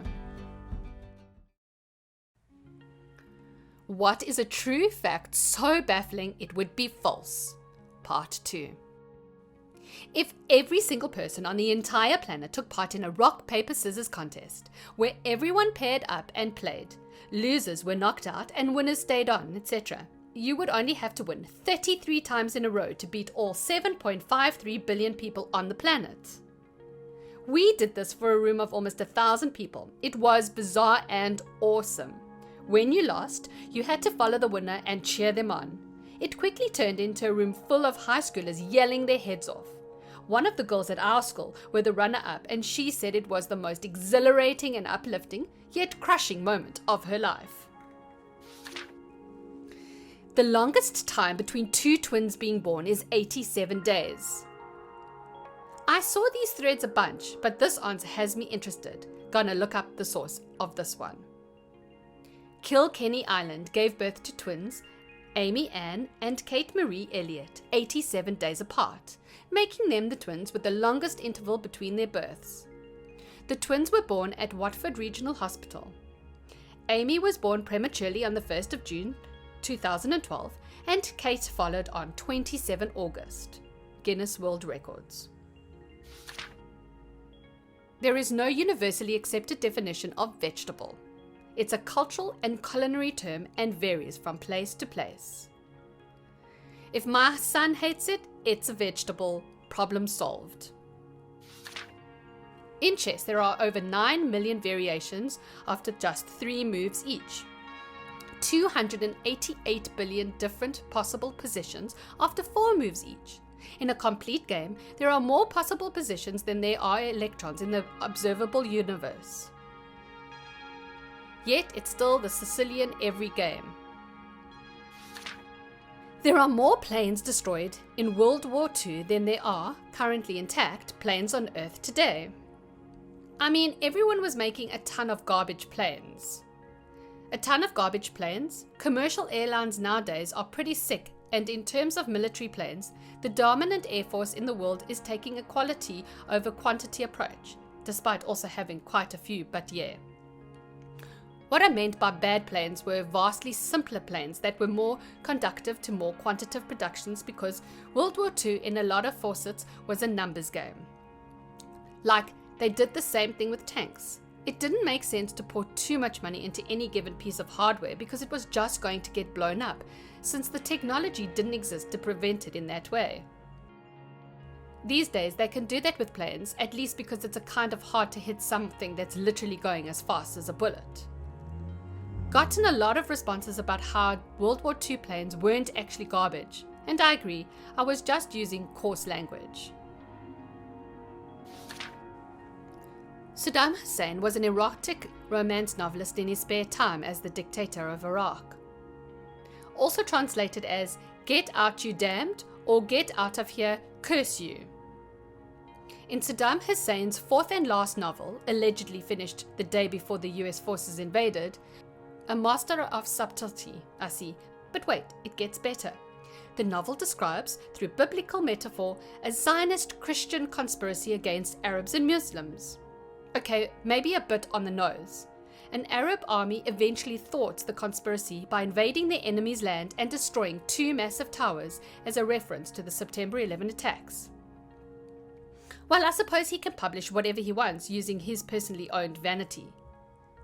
The book was published in Tokyo by a Japanese publisher, Takum Sotem Publishing, in 2006 under the title Devil's Dance. A total of 8,000 copies were printed of the 256-page novel. I want to be in the room when the decision to publish this one was made. It's a book portraying American policy as a Zionist Christian conspiracy, which is eventually defeated heroically by the 9/11 attacks. You know, for kids. Honestly, what do you call this novel? Probably should have been answered with The Aristocrats. There is an extremely rare condition called Stone Man syndrome. It causes any smallest damage done to the tissue to regrow onto a bone. Speaking briefly, people affected by the sickness slowly turn into living statues as they get older. Wikipedia. Surgical removal of the extra bone growths has been shown to cause the body to repair the affected area with even more bone. I'll never sleep again. If you're launching from Earth, the most difficult place to reach is the solar system, is the Sun. The reason for this is that to fly directly into the Sun, you need to first launch from Earth and then remove all of your orbitary velocity around the Sun. Anything less will just put you in a different orbit around the Sun rather than directly into it. The amount of power required for that to do it directly is basically impossible currently. As an alternative, you could, for relatively little power, fly all the way out to Pluto distance, slow down much less, and then fall back onto the Sun. The trade-off being the travel time is now about 90 years. There are others in between paths that will get you there for different balances of energy and time, but all of them are tougher than getting basically anywhere else in the solar system with an equivalent balance. There's a mission currently traveling to study the Sun, the Parker Solar Probe. It won't be flying directly in, but plans to make the closest passes there any probe ever has. It's going to make 7 passes by Venus to shed speed so it can get closer and closer to the Sun. The full flight time is planned for just less than 7 years. As of this post, they are 1 week shy of a year in. The Planck scale is the smallest known unit of measurement. If you were to expand a single atom until it was the size of the observable universe, about 92 billion light years in diameter, a single Planck unit at this scale would be about the size of an average tree. They aren't all small. Planck units are formed by setting a bunch of universal constants to 1 and seeing what falls out, and some of them are large. Interesting, but it makes sense for the Planck temperature to be the max since it would emit light with Planck length wavelength. But yeah, I would have assumed Planck things are always the smallest unit. If you earned $1 every second, it would take 2,921 years to make more money than Bill Gates. It's okay, I think I'll survive to earn 3,600 an hour. Since a lot of you are mentioning taxes and leap years, here's the maths for you. A common year would net you $31,536,000 or $31,622,400 during a leap year.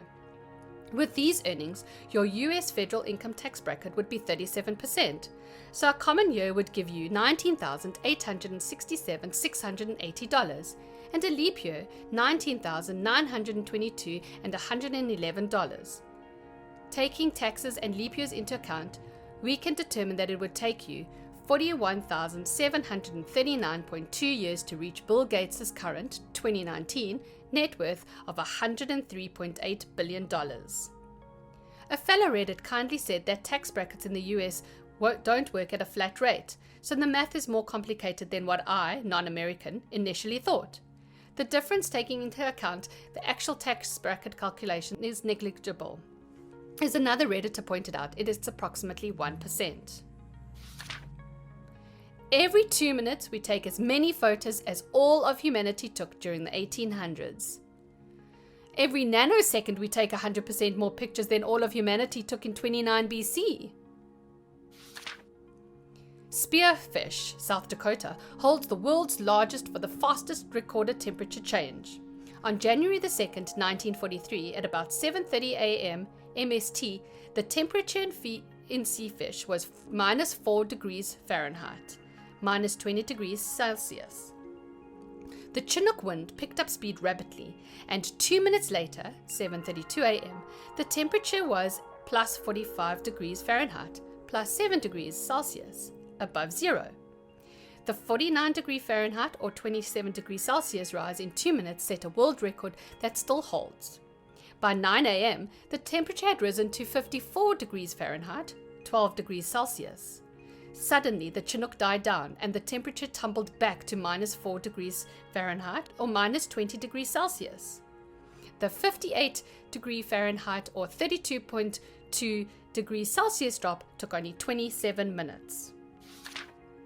If you shrink down our sun to the size of a white blood cell, the Milky Way galaxy would be equal to the size of the continental United States. Space is huge. And because we're out in a spiral arm, we'd probably be somewhere in space, Florida. Something poetic about that. The last guillotine execution in France was in 1997.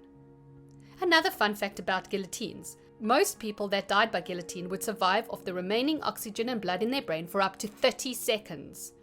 It is thought that the last seconds of life, in which the head is still blinking and the tongue is moving, was excruciatingly painful. Stalin, Hitler, and Freud all lived in Vienna at the same time. And as others have pointed out, including a source further down, Tito and Trotsky were also there. The Café Central in Vienna has hosted Stalin, Hitler, Freud, Trotsky, Che, and Tito as guests in the 10s. It's a super fancy place now. I'd recommend it to anyone visiting Vienna. There is a theoretical possibility that a child can be born that has 2 biological fathers and 1 biological mother. Inherits DNA information from 2 different men and 1 woman. Search for heteroparental superfecundation and chimerism for those who are interested. It's heteroparental null superfecundation, even though the sound of it is a fetal aberration. 1 lone egg and loads of sperm yield a complex incubation. We are healthcare experts who have been following the coronavirus outbreak globally. Ask us anything about COVID-19. What percentage of the population do you think will eventually catch COVID-19? Most epidemic modeling suggests that up to 1/3 of the population may be infected in a first pandemic wave with no interventions, so it all depends on human actions. I heard the Spanish flu hit so hard the second time around because it mutated enough to affect people for a second time who now had a weakened immune system. Is that possible? Are you concerned about contracting coronavirus yourself? How safe do hospital workers feel caring for the patients? Am I worried myself? Yes, but I'm a doctor and patients need care. That's part of the job. You are very brave. I don't think I'd be capable of that. Thank you for everything that you're doing. 2 concerns. Do I need to sanitize food packages or mail parcels that I get from the delivery guy? How long does the virus stay on surfaces? And some countries are comparing the doubling of infection rate to Italy, which is scary. What is the likelihood of other countries going in this direction? To your first question, We don't know how much of a risk these represent. Yes, the virus can persist on surfaces, but epidemiologic observations don't really suggest that these are important sources of infection. If you're concerned, there are several online sources recommended how to do safe disinfection. For what it's worth, I don't bother, but the rest of my family does. If you were to show symptoms of the virus, what is the best protocol to seek medical treatment without putting anyone else, including healthcare workers, at risk of exposure? Increasingly, areas with a lot of disease are setting up drive-through testing centers. There's one in my suburb, where people can be tested without getting out of the car. If you have access to one of these, it would be ideal. Of course, it all depends on the availability of testing. That will improve, but still might be constrained where you are. What techniques are you applying on your personal lives to keep you going during these tough times? Another technique: use your non-dominant hand to open doors, take groceries off shelves in stores, etc., because you are less likely to touch your face with that non-dominant hand. That's such a simple thing I've never thought of. Thank you. What do you think will be the biggest impact on healthcare beyond the front lines of the pandemic? There is a huge problem for healthcare right now. In areas like NYC and northern Italy, we've seen institutions that are unable to cope with the volume of patients. And don't forget about people with other diseases, pregnant women and kids who need routine vaccines. We're not prepared, and there will be a lasting impact. What do you think of the low case count in a densely populated country like Italy? The low case count in a densely populated country may reflect a lack of testing for the virus, rather than a lack of infection. Can COVID-19 become more potent as it makes its way around, or does it remain static? Any virus can evolve over time, and it's most typical for them to become weaker because less severe diseases. The new SARS-CoV-2 virus is far from stable, so there is no concern that it will become more virulent than it already is. How should I think about any large public gatherings in the future? It feels like unless the virus is 100% eradicated, it will be tough to have large events in the next few years, especially if the virus is cyclic. What will happen entirely depends on what we do and whether external effects like the weather actually make any difference. But this will only end and likely be before a few years. Large gatherings will be possible, but we don't know when. Good afternoon. Is it true that blood pressure medications may increase the severity of COVID-19 in those that become infected? I think that there is a little compelling evidence that blood pressure medications change susceptibility to infection or severe disease. The data out there are a bit contradictory. But controlling your blood pressure is important, and most blood pressure medications aren't a worry at all. I'd stick with what you're on, as long as it's working. Yesterday, saw the virus pass the 500,000 infection mark. Did it really all start from just one individual? It's kind of mind-boggling. Just how contagious is this thing? The virus did start from one or a relatively small group of people who likely contracted it from an animal. But this is how many infections work. They grow exponentially rather than linearly. Can I still carry the virus and transmit to others even after I've had it and no longer show symptoms? I need to know this answer as well. I'll reply to a second level question since this isn't my AMA, but I am a biologist who once upon a time worked in virology. The answer is yes, but sort of, and sometimes no. It's not always clear. In reality is that with all viruses, sometimes the symptoms go away as the infection is being fought, but you typically can still be contagious for about a day or so after the symptoms dissipate. However, in some cases, the body's immune response is kind of slow, so while the symptoms eventually dissipate, you can still find the person contagious up to a week after. This is true with many other viruses, but rare. More the exception than the rule in terms of up to a week. Usually just a day is sufficient. Of note, even though someone is contagious without symptoms, either during incubation, before symptoms, or when they are clear, the lack of symptoms makes spreading the virus harder. No coughing, no runny nose, no sneezing, and all of a sudden, the only way you are spreading the virus is because of poor hygiene on using the bathroom and not washing your hands. Or you are someone that likes to lick things. So generally speaking, you are going to be fine. With that being said, it's too early to say right now specifically about COVID-19. I'm mere expressing how behavior typically is in similar viral infections, but we can't say for certain yet. Hi, once you have the COVID-19, can you get it again? We're not sure how immunity works or how long it lasts. The best guess is that people who are infected are likely to be protected over the short to medium term. We don't know about longer. It's refreshing to hear an honest "we don't know" rather than spouting conjecture and assumptions.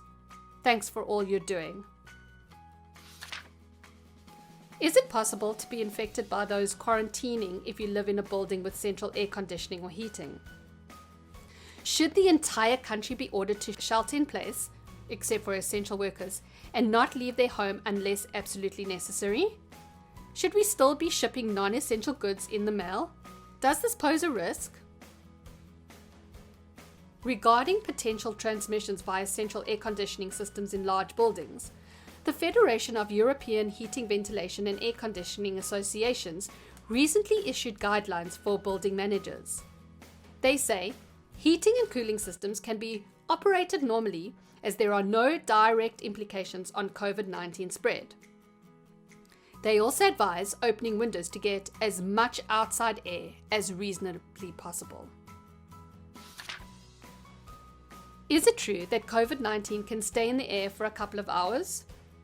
So, for example, if someone sneezes, the virus will distribute in the air and will stay there for a couple of hours.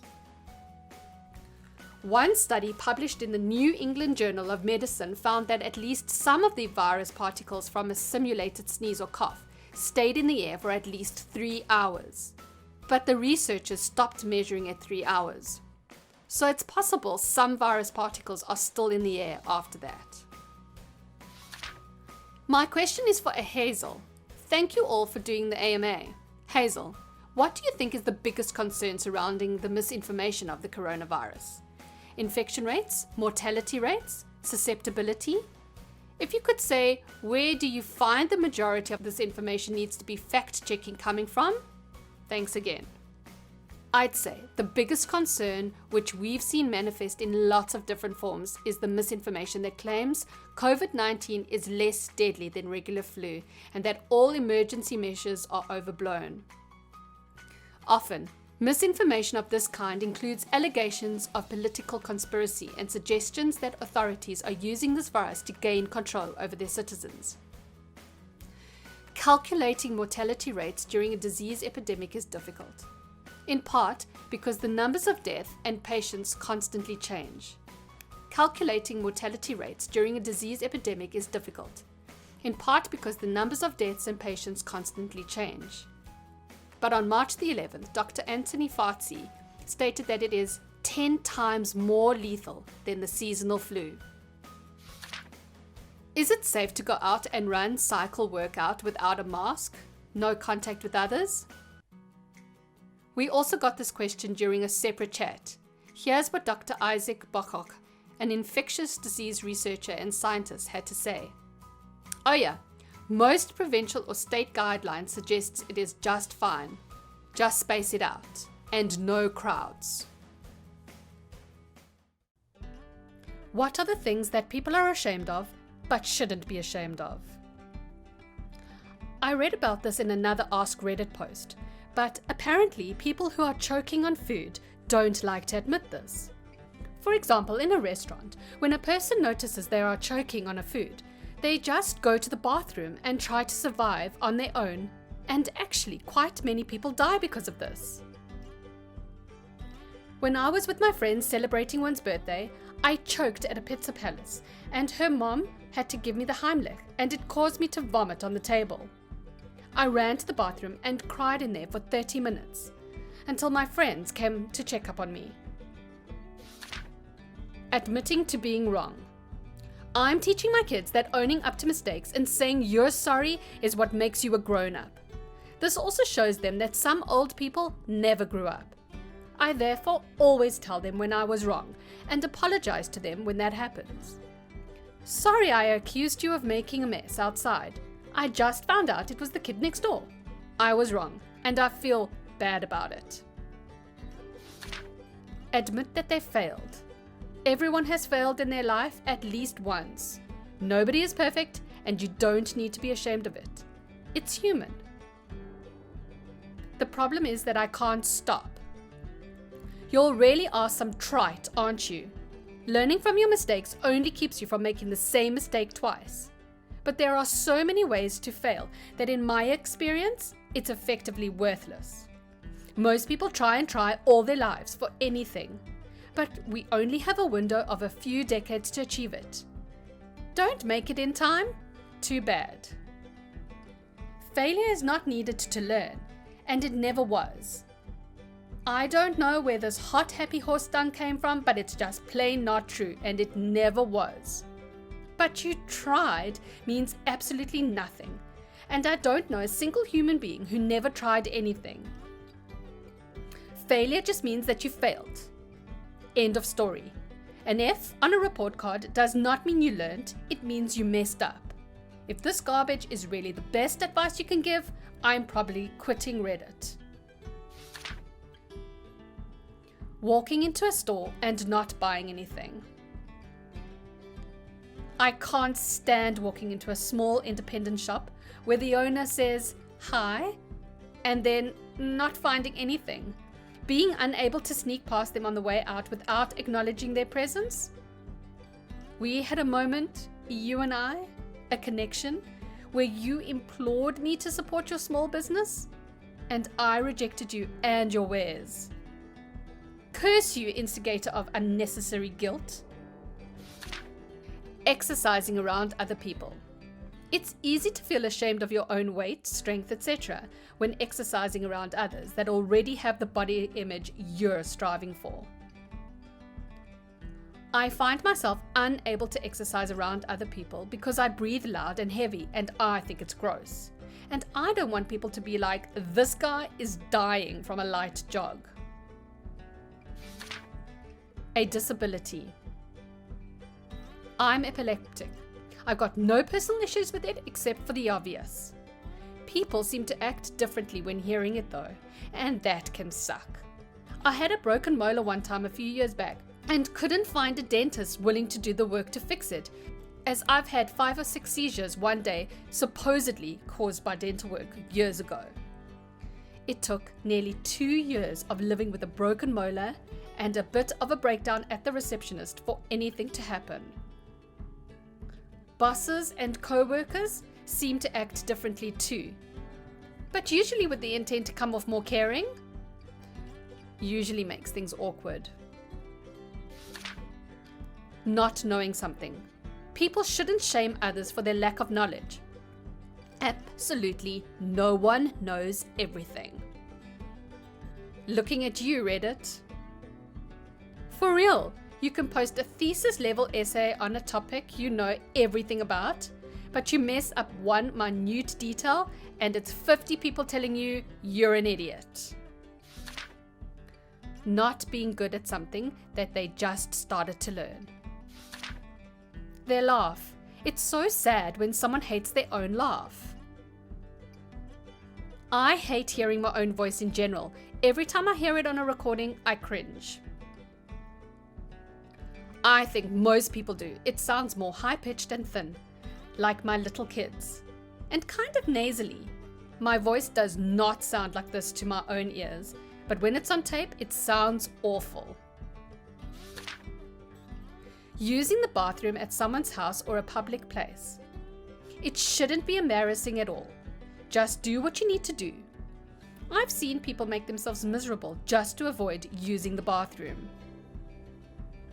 I was never embarrassed to go to the bathroom at someone's house until sometime in junior high I had to go to a friend's house and dropped a load. Didn't think anything of it. I had a big family and nobody ever cared if you left the bathroom stinky because it's just a fact of life. Especially if 8 people are sharing the same bathroom in one house. Well, a few minutes later, her mom walks into the bathroom and makes a huge deal about how stinky it was in there and how you should spray perfume as a courtesy and yada yada yada. I'm sure she thought it was one of her kids and didn't mean to be malicious.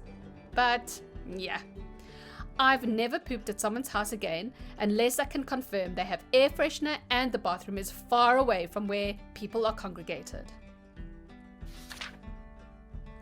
Wearing hand-me-down clothes that don't fit quite right because they can't afford anything new.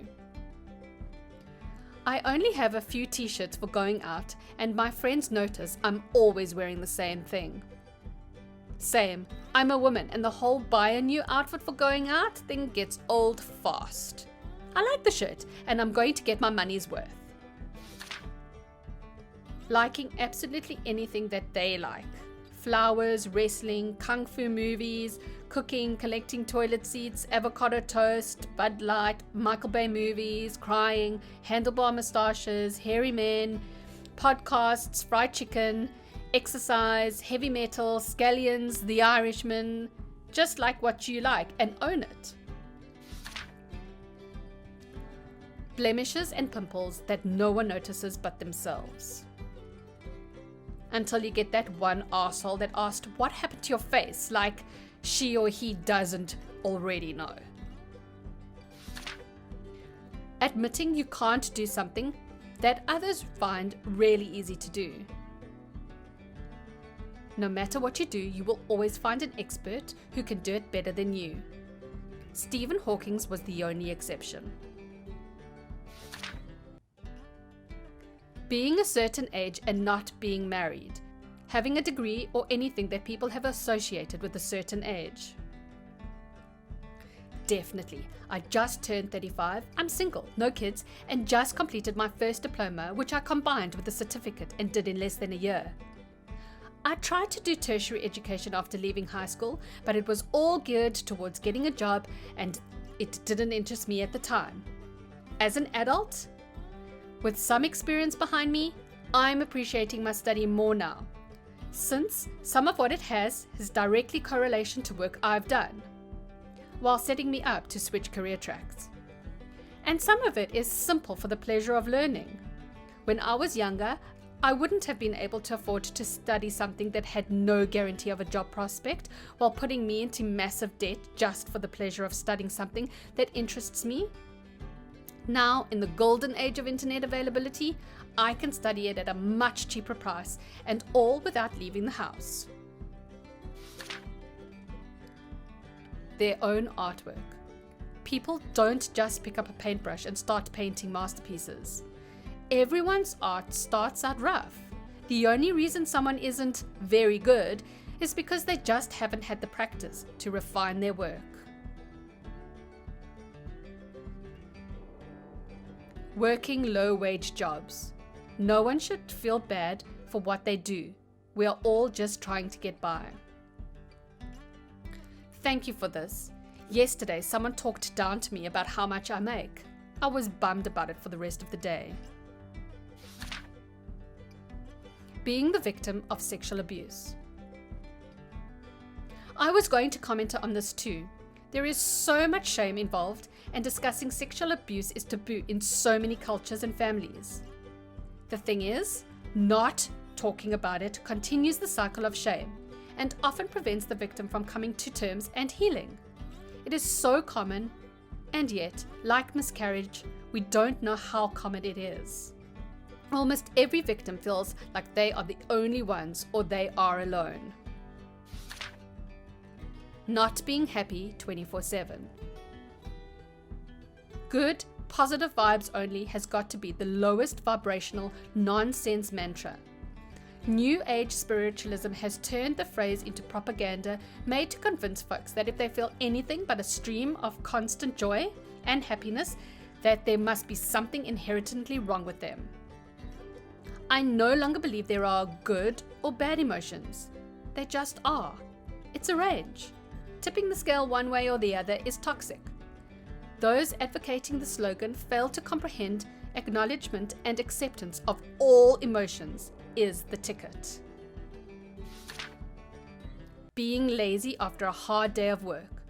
We've all been there, had a super hard day, get home, house needs cleaned, dinner needs made. Instead we order pizza and chill because we deserve it once in a while.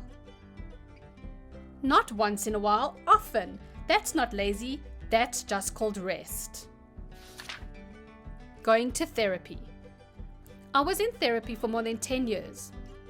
My ex-husband was abusive and a pedophile. I'm not ashamed of trying to fix my brain into understanding that he will not come and kill me. Therapy can do amazing things for you, and no one who has been through therapy should be ashamed. Usually, the shamers need therapy the most. What is a completely random fact? When a Viking received a gut wound, they would be fed strong onion soup. After some time, someone would smell the wounds elsewhere on their body. If they smelt like onions, there was damage to the intestines and no chance of saving them. This is pretty ingenious, to be honest. It's safe and effective. Also, the understanding of human anatomy was pretty decent too. Penguins have an organ above their eye that converts salt water to fresh water. Ladies and gentlemen, we have solved the freshwater crisis. Squid brains are donut-shaped, and their esophagus runs through it. If a squid eats something too big, it can get brain damage. I would be a real dumb squid. Ants have a terminal velocity of 1.778 meters per second. This means they can fall from any height and not harm themselves. No fall damage? That's so unfair. Humans have 100 times fall damage of ants, but also 100 times strength and speed.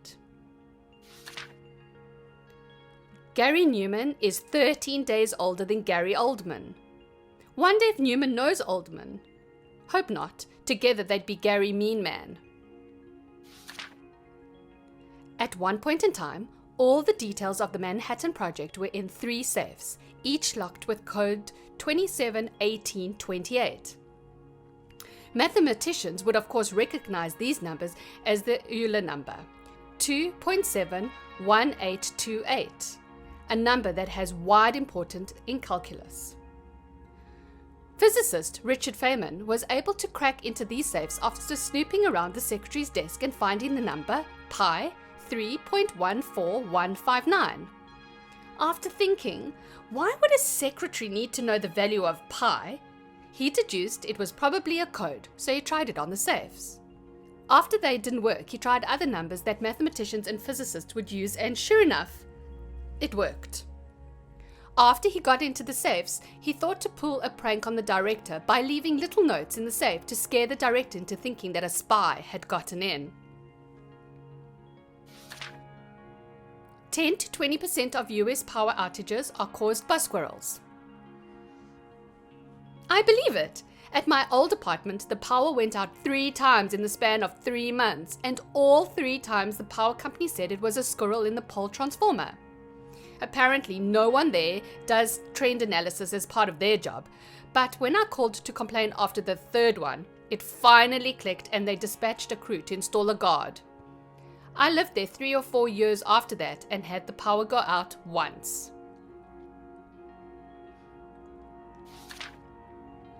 Muppet singing Bohemian Rhapsody is the first ever video on YouTube with 1080p quality. This is important, and I hope my kids will read about it in textbooks. The original Mr. Potato Head toy did not come with what we now consider the body. It was a set of parts with pins that children could stab into real potatoes.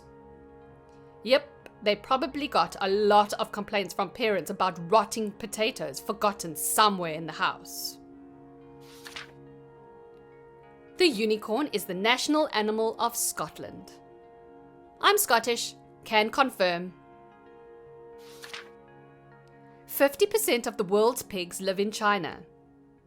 China just lost 1/3 of their pigs due to an epidemic, unrelated to COVID. So I guess that's not true anymore. When roosters make their sound, their ears close up so they won't become deaf. It's illegal to own just one guinea pig in Switzerland because they get lonely. I like this. I've heard that guinea pigs can die from loneliness. Crows hold grudges. Once they identified the suspect in question, they would threaten them by diving down and swarming the person that they had felt threatened by years before. I've heard really cool things about crows. One crow that was harassed by a specific person will convince lots of crows to attack that same person if they are seen later. The oldest "your mom" joke was discovered on a 3,500-year-old tablet in Babylon. The ancestors of modern horses evolved in the Americas, then migrated to Asia and died in the Americas due to an unsuitable climate. Thousands of years later, escaped Spanish colonial horses would repopulate the American plains with modern horses, who could now enjoy the perfect environment that their ancestors first evolved in all those years ago. Interesting. I wonder why so many people are concerned with wild horses being invasive and ruining things. From what I've heard around Alberta anyway, it's because farmers want to use the crown land for free grazing for their cattle and don't want the competition. There may be other concerns as well, but I haven't heard any compelling arguments. The thigh bone of human is stronger than concrete. Concrete is rather fragile, especially if it's as thin as a pelvis. Concrete strength comes from the thickness and is almost always reinforced with steel rubber. Incubators for premature babies were a sideshow attraction for many decades. They were called infantoriums. The word alone is so 19th century, I became a barber surgeon. The tallest building in the state of Wyoming is a college dorm. Why build up when you can just build out? I miss living in Wyoming. There was practically no one around. It was great. More fun facts. There are 2 sets of escalators in Wyoming. More cows than people, and the population density is 6 people per square mile. Each pineapple takes 1.5 to 3 years to grow. They really grow out of each other too. I thought that was just a wallpaper pattern until I went to Hawaii and visited a plantation. You can grow a new one out of the top of the one you're eating if you keep enough of it intact. Also, it's one of only 2 members of the bromulide family that are edible. The other is not commercially viable for crops. The world's longest hiccup was about 8 years. Just think how hard it would be to get in a relationship. I'm sitting here imagining some guy making a hiccup sound, but the sound never stops and he's just spending 8 years screeching at everyone. If you're 25 years old, approximately 1/3 of the world's population were alive when you were born, have died since. If you're older than 30, you're older than half the people currently living. Thanks. I wasn't feeling old before, but I am now. When a pregnant woman gets injured, the fetus will send stem cells to the site of the injury to help repair it. My first pregnancy, I'd had cancer and refused treatment. They called it a miracle because I had none after I delivered. My second child helped me cure a tumor I had. I'm now 8 years later and still have not had any issues. My OB couldn't explain either, and I'm good with the outcome. Twinkies are 68% air, therefore making it totally possible to fit 2 Twinkies into the space taken up by only 1. IDK, if my Twinkie maths is right, but that would mean it's only 30% Twinkie, and you could fit 3 Twinkies inside of a space meant for 1, right? The world's largest purchaser of explosive is the US government. The world's second largest producer of explosive is Disney. So that's how Disney controls all the other companies. If you open your eyes in pitch black room, the color you'll see is called Eigengrau. Eigengrau is a German term which literally means its own grey or intrinsic grey. Ants were actually one of the first species to develop agriculture in the form of growing different types of fungus. Ants are insane, man. It really shows how strength in numbers is way more important than individual intelligence. The last living member of a species is called an ending.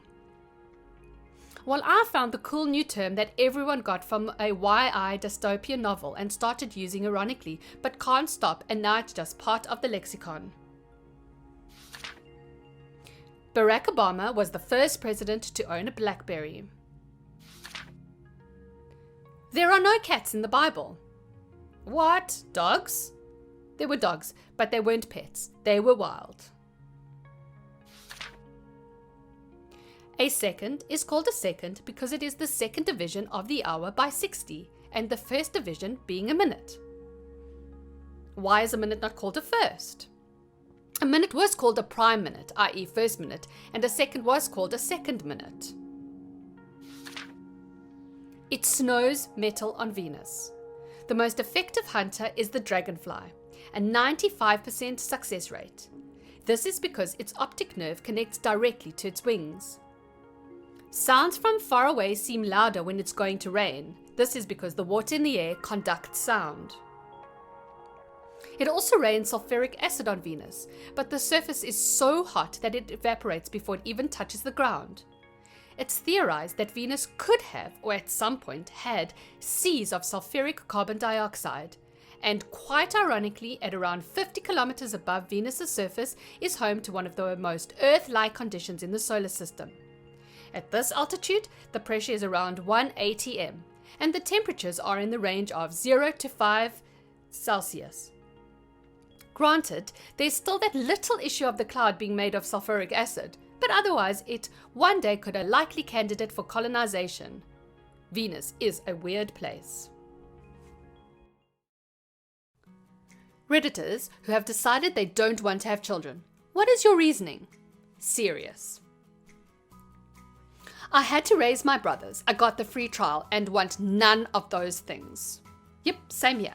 Raised my 2 younger sisters and my parents just can't understand why I'm not giving them grandchildren. Yeah, been there, done that, no thank you.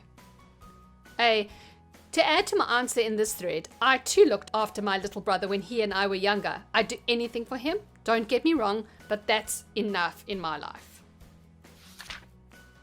It's my belief that if you are going to have kids, you should love them unconditionally, no matter what.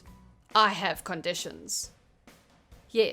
The biggest thing that makes me question wanting kids was that I really don't think I could handle being a parent to a child with disabilities.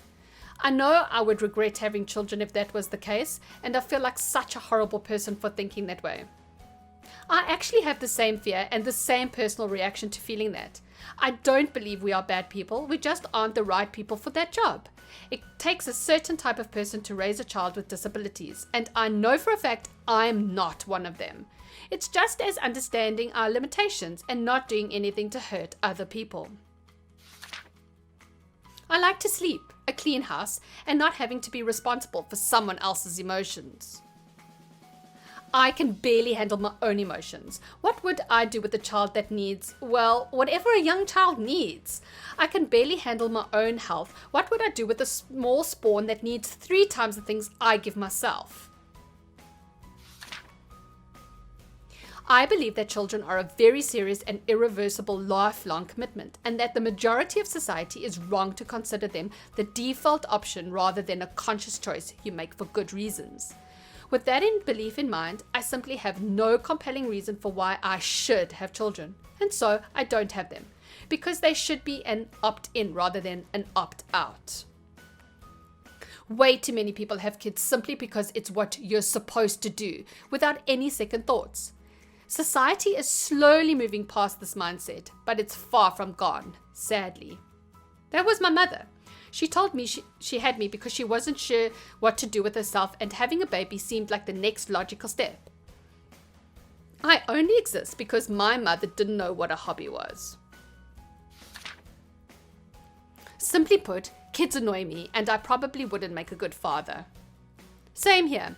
Worked at multiple summer camps and children's places. Did it for experience and thought it would be fun. Kids honestly hate me, and I'm fine with it. I've worked at a lot of camps, and kids generally love me. I love them too, but I wouldn't want to be a parent to any of them. That's an entirely different level of responsibility that does not appeal to me. I like coming home and being able to enjoy doing nothing. No reasoning involved. I knew I didn't want kids when I was 6, and 45 years later, I haven't changed my mind.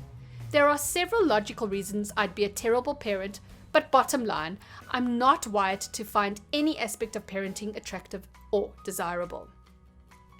45 years later, I haven't changed my mind. Do people still tell you that you will change your mind? I'm curious because I've said since I was 12 that I don't want kids. I'm nearly 30 now, and people still tell me I will change my mind. It stops at 40. Idiots finally realize you're serious. You'll look 15 years younger than the parents though. Haha. I have a load of supporting reasons, but the main overriding one is that I just don't want them. I think children should be wanted, not just a thing you do because that's what you do. For supporting reasons, I also am actively worried about the effects of overpopulation.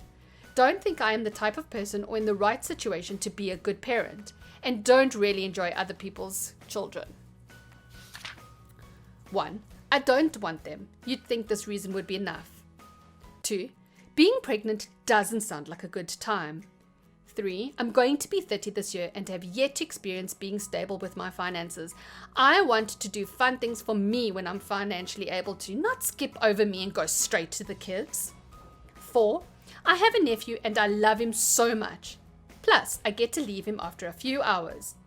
As my stepmother and I always say, kiss them once when they arrive and twice when they leave. I intentionally stopped answering this question a long time ago.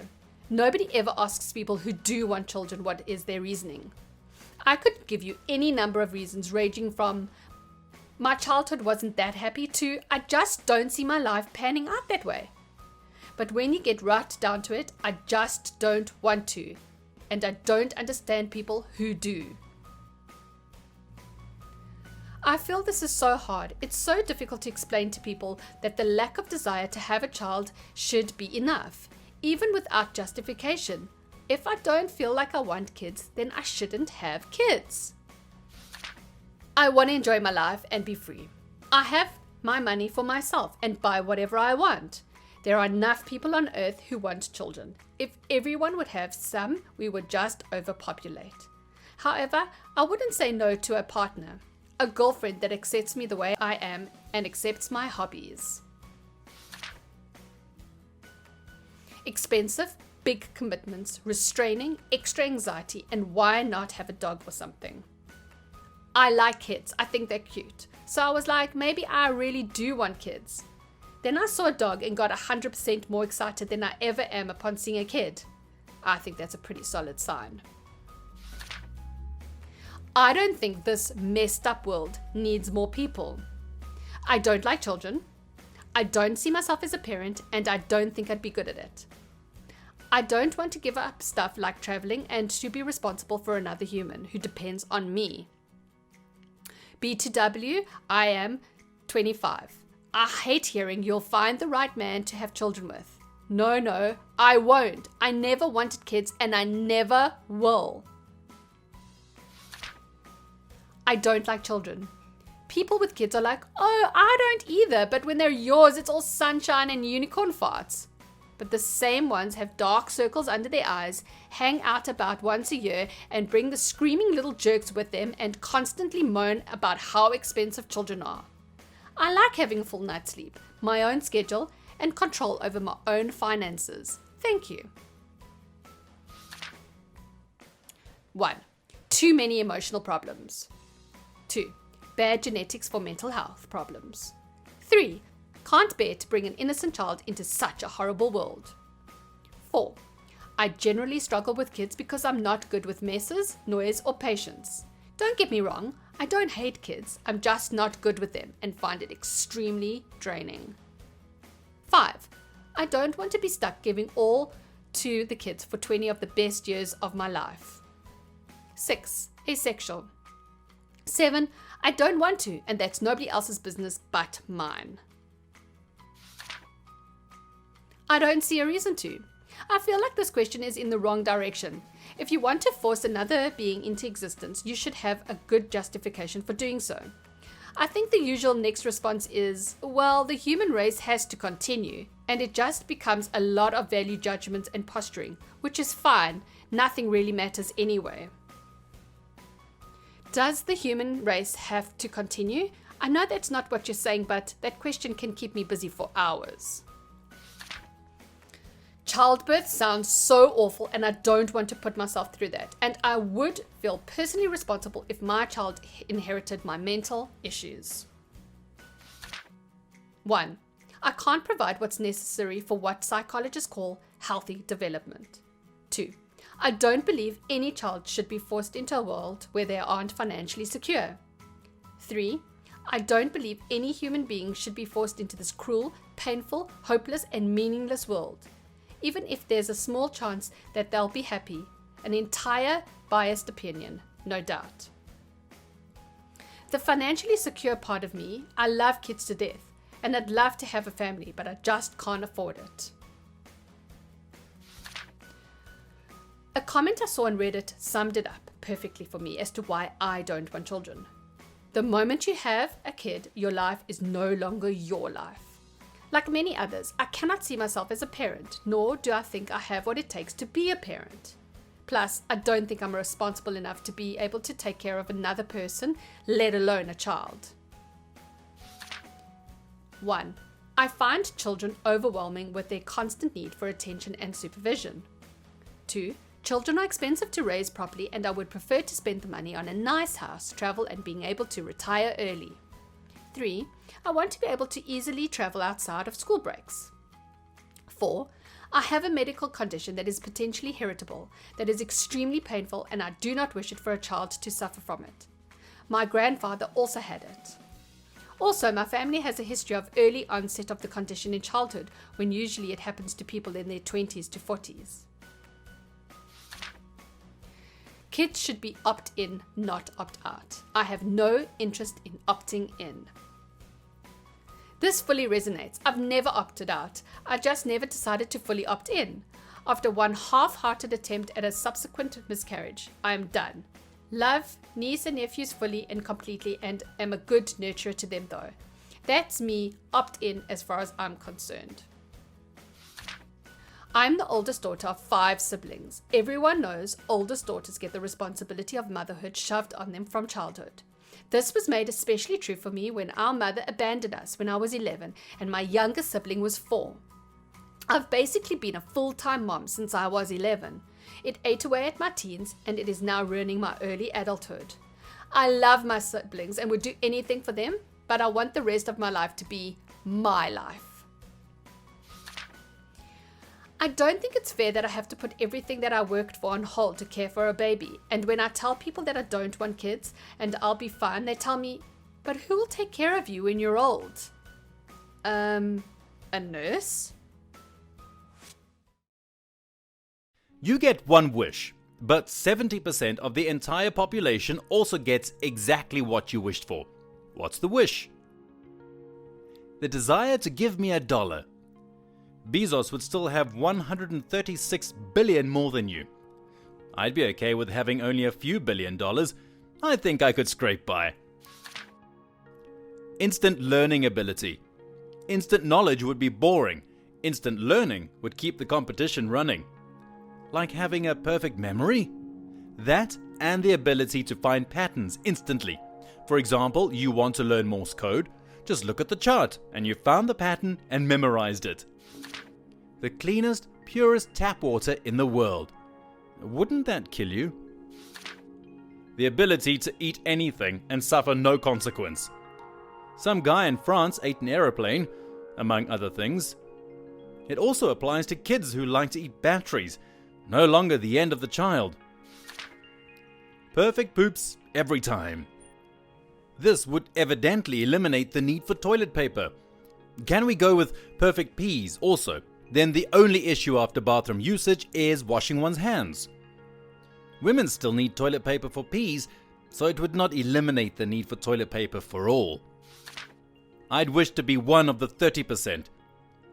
70% of the population is equal to 30% of the population. This is only true when the population is 0. That is, that wish kills everyone. Perfect health. Perfect inheritable health. I wonder why everyone else is wasting wishes. Wouldn't easily transmittable be better than inheritable in this case? That 70% of humanity and I receive short sleeper genes, enabling us to join the 1% of humanity who can sleep soundly 4 to 5 hours each day without any life hacks, any known adverse health consequences, and wake up each day feeling well rested. Lying to your boss after a refreshing 4-hour sleep? No, I was one of the 30%. That's right, I didn't get the superpower. Well, according to the new workers' mandate, we get to come in a few hours late, right? The ability to learn magic would add some spice to a pretty boring world. Sucks to be 30%. The legal system would become difficult. War and crime too. This is apparently similar to an anime called My Hero Academia. Thank you to the 20 or so people who have informed me so far. Message received. I always wish for magic closer to a D&D wizard sense rather than a sorcerer sense, where you can do amazing things but have to study your ass off. Or you can study lazily and summon a couple of small lights or something. If it just rewards talents and luck, then it would definitely make the world worse.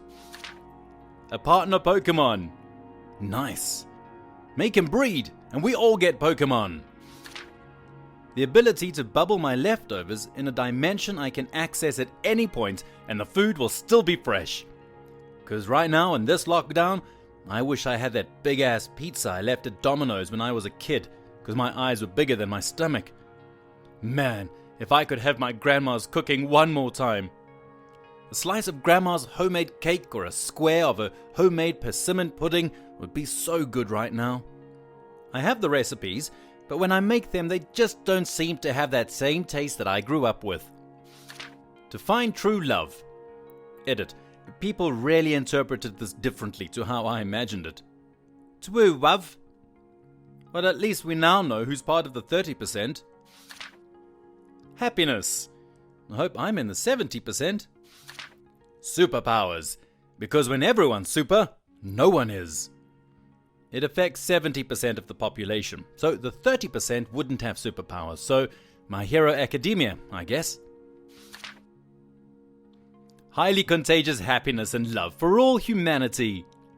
That would be a horrible hell.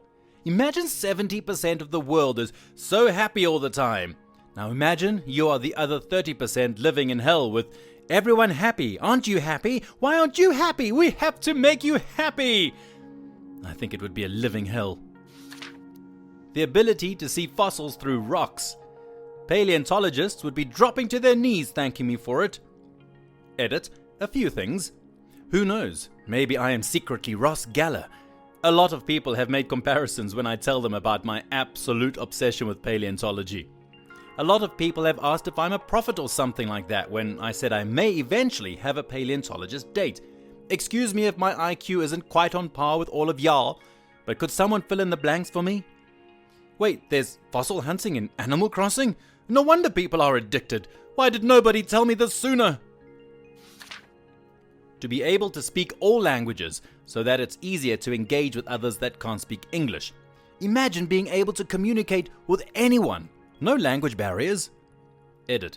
Wasn't expecting this to explode. I hope all you legends have a great day, and thanks. Why you gotta be so nice, bro? I can't even deny that. The poor babblefish. By effectively removing all barriers to communication between different races and cultures, has caused more and bloodier wars than anything else in the history of creation. Do away with PMS.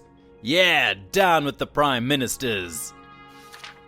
They no longer have mental illnesses. Thank you. I hope I'm part of the 70%. The ability to think logically, but also the will to think logically. A good point. Interesting philosophical debate. Is logic a choice? To be completely healthy, physically and mentally. I wonder what perfect mental health at the snap of a finger would do. Would I still be me? Would I still have my personality, quirks, hobbies? I'm overthinking it. To be debt-free. Just wait a moment, please. I gotta take out a huge loan I can't afford real quick. When I was a kid, we were in the Jehovah's Witness cult. Knew some old folk that got heavily into debt in mid-1970. Since their cult announced the end of the world for 1975, lots of them did just that. Huge loans, houses, etc. They quit their job a year before the end of the world to spend all their time preaching to make sure they all get into paradise. Didn't turn out too well for them in the end. A stable government that looks out for the needs of the people above all else. Nice thing is, if 70% of humans had this, it would be likely to spread over time. That's basically the end of history theory from Francis Fukuyama. He distanced himself later from it. To deeply empathize with my fellow humans. I think this is the best answer in the thread. Agreed. This is what we need to finally get the massive cultural change that makes world peace possible and solve the world hunger problem. To be immune to coronavirus and have the immunity passed to others with a high five. We should be good in no time. Since most animals are immune to coronavirus, the immunity comes from being transformed into an animal. Now there are only furries, which is the scariest thing ever. Sneezing attracts bees. Not the bees! A seed that grows into a tree. And if the tree is fully grown after a month, every day there will be fresh fruit on the tree. Ah, I see you're a man of culture. Agriculture. A reasonable BMI. Sucks for anyone who spent the last few years getting ripped. They're back down to average size, LOL. The gains giveth, and the gains taketh away. Kinda heart. I mean, I would say I have one, but like, if I didn't, I'd wish for a kind heart, and hopefully it would affect lots of people, and those people would go and help other people, but I don't know. At first I read Kinder as that brand of chocolates for kids. Healthcare. I keep going back and forth between this and permanent housing. To have a choice of any superpower. The entire planet becomes a battlefield as 70% of the population square off in warfare, testing their new capabilities. Exponential growth and breeding with the 70% eventually lead to everyone having superpowers, and the quirkless go extinct. Everyone be free from coronavirus. To be genetically immune to coronavirus. That's enough for herd immunity, and it would die pretty quick. Free food. All types of food. The human population literally consumes itself, as 70% of the population suddenly gets the hunger for human flesh. Humility. A lack of humility is what makes people pursue their dreams and sometimes succeed in doing so. Sometimes breaking the rules is a good thing. Not sure humility would make life better. I'd like to say immunity to cancer. But I fear that if only 30% of people have a chance of getting cancer, cancer research will die of underfunding. Cancer will be treated as a rare illness, and research in rare illnesses is stagnant to say the least. But on the route we are on right now, a definitive end to cancer is possible. It's an interesting dilemma. Well, the gene that will make you immune to cancer will spread fast in the future generations, and if there is a gene, then scientists can try to analyze it. Set up a bank account, get the routing number, and wish that 1 cent of every dollar you earn is directly deposited to that account. You now have access to 1% of 70% of them. I'm guessing the world population's income. You absolutely mad, lad. An unlimited supply of egg salad. 60 years later, the population has grown so fast that all the other resources are depleted and humans go extinct. Why would we go extinct if we have egg salad? Universal healthcare and education. There should be enough healthy and educated people in the 70% who can figure out how to deliver the same to the remaining 30%. I already have universal healthcare, but I'd still go for it. Wisdom. I need a lot of that right now. The fear of the Lord is the beginning of wisdom, and the knowledge of the holy is understanding. I would just make up 2 long phrases that are gibberish and only known to me. I would wish for whatever I say between those 2 phrases to become true. This way I can make anything come true, and no one else will be able to use this because they would simply not know about it, and I will be able to pass this on when I die. Congratulations, you've just invented magic. True love, a true companion or best friend for life, a match made in heaven. I chose this of all things because of all the fruitful things it would bear. Fun adventures, safety and stability of relationships, growth, love, trust, peace of mind, happiness, strength, family, experiences, working together to achieve many things, etc. The second option would be a fortress full of pizza. If you can't have love, have a pizza. XD. Doctors of Reddit, what patient made you go, how are you even alive? Part 1. A belligerent guy comes in a wheelchair. He doesn't want to be here. He's fine. The party was good. EMS messed his evening up. EMS brought him in from a bush party.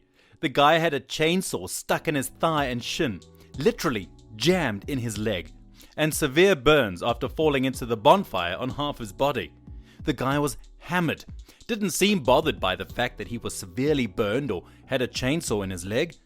He ended up losing the leg below his knee and got a nasty infection from the burn. But still, if his leg wasn't completely screwed, I'm convinced he'd have gotten up and tried to fight people. I was on home call for ER in a small town. I got a call from the ER nurse one night and she was like, EMS brought someone in here and they think she might be dead. I was like, well, is she? She was like, I don't know. This was a seasoned RN, by the way, so I was like, well, guess we're treating this as a code blue kind of situation. So without any further information, I jump into my car and rush over to the hospital. Once I got there, I realized why the triage nurse was so confused. In the trauma bay lay what appeared to be skeletonized remains under a blanket. The person felt warm to touch, so I opened their eye, and a yellow, wrinkled, shrunken eyeball stared at me and then suddenly moved. The potassium of 1, for those familiar with lab values. The backstory was extreme self-neglect or depression combined with caregiver neglect. Weighed in at 67 pounds at a height of about 5'5". We actually resuscitated her very aggressively and unbelievably. After about 8 liters of fluid, she started speaking a word or 2 at a time and recognized her daughter. I have a hospice patient that has been on our service for 4 years. I'm either really great at the hospice or really bad at it. My great-grandma went to hospice because she was no longer ambulatory, needed help using the restroom, losing weight, etc. A month in, her nurse comes in to find her in the restroom on her own steam. This was paired with a marked weight gain. Turns out the nursing home food was garbage, so she wasn't eating enough. But the hospice facility let her have salty, buttery pierogi and kielbasa again, so she started eating. My father's doctor couldn't believe A, he didn't need to amputate his feet, and B, he was still alive.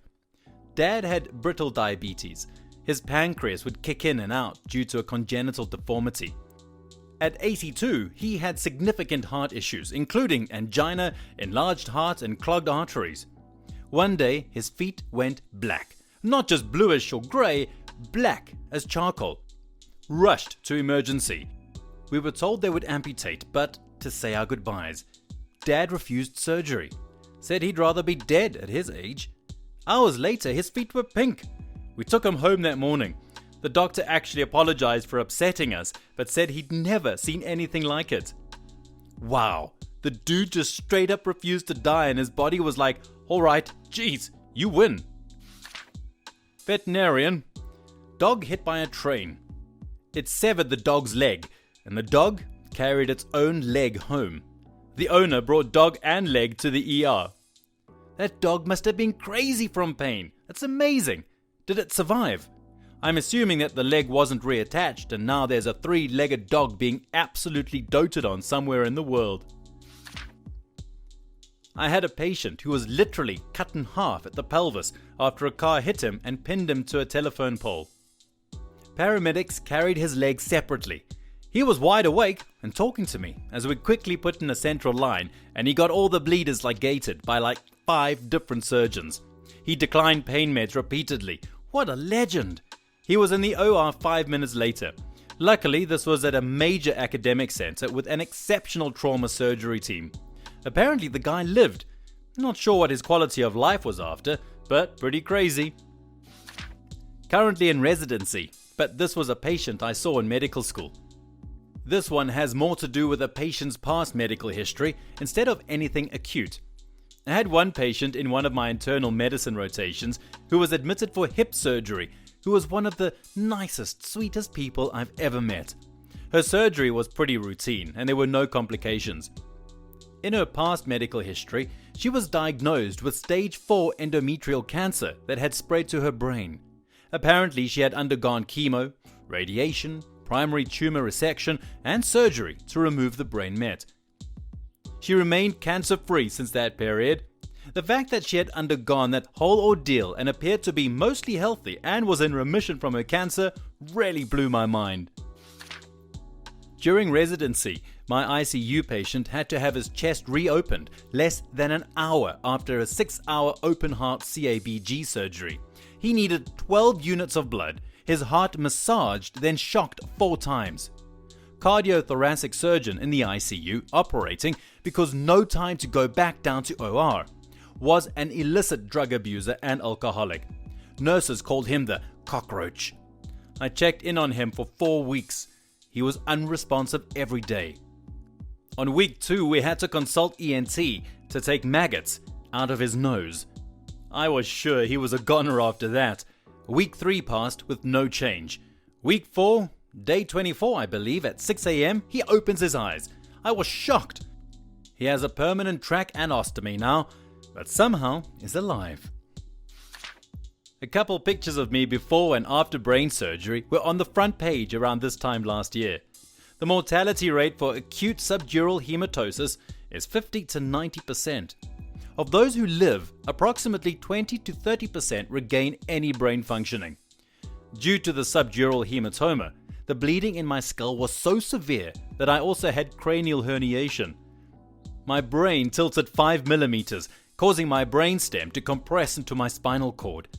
That I not only lived, but woke up and recovered well enough to go back to work, get married, travel the world, return to baseline physically is a straight up medical miracle. I'm still in touch with the neurosurgeon who was on call at the hospital that day, and he says the same thing. Lady in her mid-30s was in the clinic for 1 week follow-up post-foot amputation, diabetes. She was admitted straight from the clinic because her blood glucose was 600 milligrams per DL, and normal is 80 to 120, and the wound was severely infected. We used super concentrated doses of insulin to bring it back to the 200s. She was on strict diet restrictions, and we couldn't figure out how it wouldn't drop any lower than 250. It turns out her kids, teens, had been sneaking giant 64-ounce sodas and candy bars into the hospital, literally 1 week after we chopped her foot off because of uncontrolled diabetes. Not exactly a case of, how did you survive that trauma disease? But how do you even function on your own? I work in trauma, and once had a guy fall off a roof. He said he remembered hitting the bars on the scaffolding on the way down. We originally thought he'd fractured his femur, but nope, just a small hematoma. He was in bed next to a man who had broken his ribs and had a small C-spine fracture when he fell forward picking up his keys. As a med student on my emergency rotation, I had a guy brought in who had fallen off a 7th or 8th floor balcony and landed on his head. Essentially DOA, and we couldn't get a blood pressure when he got to the hospital. As a student, my job was to basically stand to the side and squeeze the bazillion bags of blood that went into this dude. His cervical spine was essentially dust on the initial CT scan we got. I figured he probably wouldn't have made it, but about a month later, I'm now in my ICU rotation and I see this guy awake and conscious. Pretty crazy. Not a doctor, but I had a few doctors ask me that. Typically, if you get appendicitis, it'll rupture and sepsis will set in within a day or so. And when that happens, it gets real bad, real fast. So I got appendicitis. It freaking hurt so badly, but I didn't know I had appendicitis. I went to the doctor. He couldn't tell what was going on. He thought I had a compacted stool and wanted me to take stool softeners. So I did. It didn't help, because, spoiler, it was appendicitis, right? And then a roommate who thinks he knows what he's talking about tells me that it's all in my head, and I just need to physically get off the couch and exercise because he feels much better after the exercises. Okay, dude, I can't even get off the couch to use the restroom without almost passing out in pain. He tells me to just play a video game to get my mind off of it. I go to class, grad student at the time. I call the doctor and make another appointment. He doesn't know what's going on. I talk with another doctor, no clue. He thought maybe it's appendicitis, but I didn't have a fever and didn't have a recoil pain. So maybe it was gastrointestinal stuff. So I schedule an appointment, meet with them. All the while I'm going to class and taking the maximum dosage of all pain relievers I can get my hands on. And finally, the GI doctor's scan showed that I had appendicitis. Hooray! I go to the nearest ER and I say, in a totally calm tone, "Hi, my name is," insert name here. So my doctor said I should probably go to the ER because my appendix burst a while ago and it should probably be taken out or something. Turns out my appendix burst and I held onto it for 3.5 weeks. I had a dozen doctors come in and some of them even started by saying, "Hello, my name is Dr. Such and Such and I heard that you're the guy who has had a burst appendix for nearly a month and you're still alive. I'm not on your case, but I just wanted to meet you. How the hell are you still alive? How the hell did you drive yourself here and just waltz into our ER?" I got that alien bioengineering upgrade where the abdomen moves around and the wall seals off the burst appendix so it doesn't leak everywhere. Currently a med student, but was formerly an ER nurse. While working as a nurse, I had this one patient who was originally from the Congo, complaining of right lower abdominal pain, with a subsequent diagnosis of appendicitis. Nothing crazy about that, I see it every day. The crazy part was the story he told me next. He said that he didn't think it could be appendicitis, and when I asked him why, he told me this. When he was in the Congo, he was out in the bush trying to poach gorillas. Awful, I know. When he developed right lower abdominal pain, nausea, fever, etc. Being out in the bush, far from medical attention, he and his buddy decided the best course of action was to cut open his abdomen with the machete and remove his own appendix. After nearly dying from the surgery, he then went on to nearly dying from sepsis over the next several weeks. I assume he was under medical care by this point. Somehow he manages to overcome nearly impossible odds and survives, and years later immigrated to Canada where he develops appendicitis again. So after hearing this, I was equally amazed as well as skeptical, but he showed me his scar, which I thought was fairly validating. I told his surgeon the story and asked why would he still get appendicitis, and they said he most likely just didn't remove the whole thing. I know this is all hearsay, and it is definitely possible it was exaggerated or even entirely fabricated by the patient, but if it's true, it's one of the most badass things I have ever heard and definitely belongs here. Doctors of Reddit, what patient made you go, "How are you even alive?" Part 2. Obligatory, not a doctor.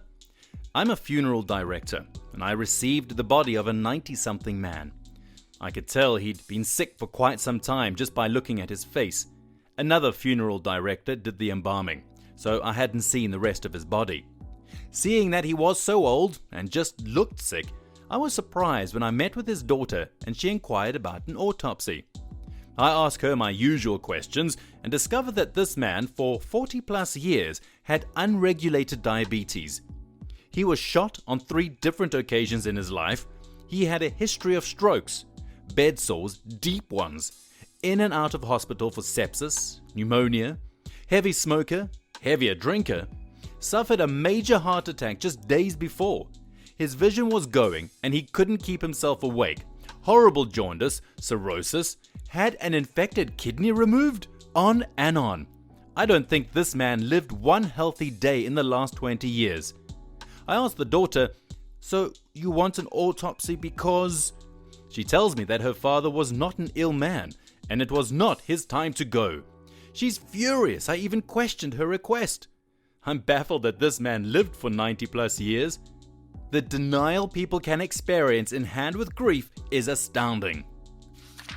Two patients that give me faith in what medicine can do when I think about it, both quite young to be so sick. First was a woman who was very pregnant, and some genius doc agreed to put her under twilight anesthesia for an elective procedure that definitely could have waited. She went into labor while she was under, and from there had everything go wrong, ended up in cardiac arrest. Was transported to my hospital and put on VA ECMO. She was in rough shape when I saw her first. Most people in her condition don't make it. I ended up seeing her a month later walk into my OP clinic and I got the creepiest feeling. It was like seeing a ghost. She was fine. Not like most people who come out of the ICU after that kind of stay.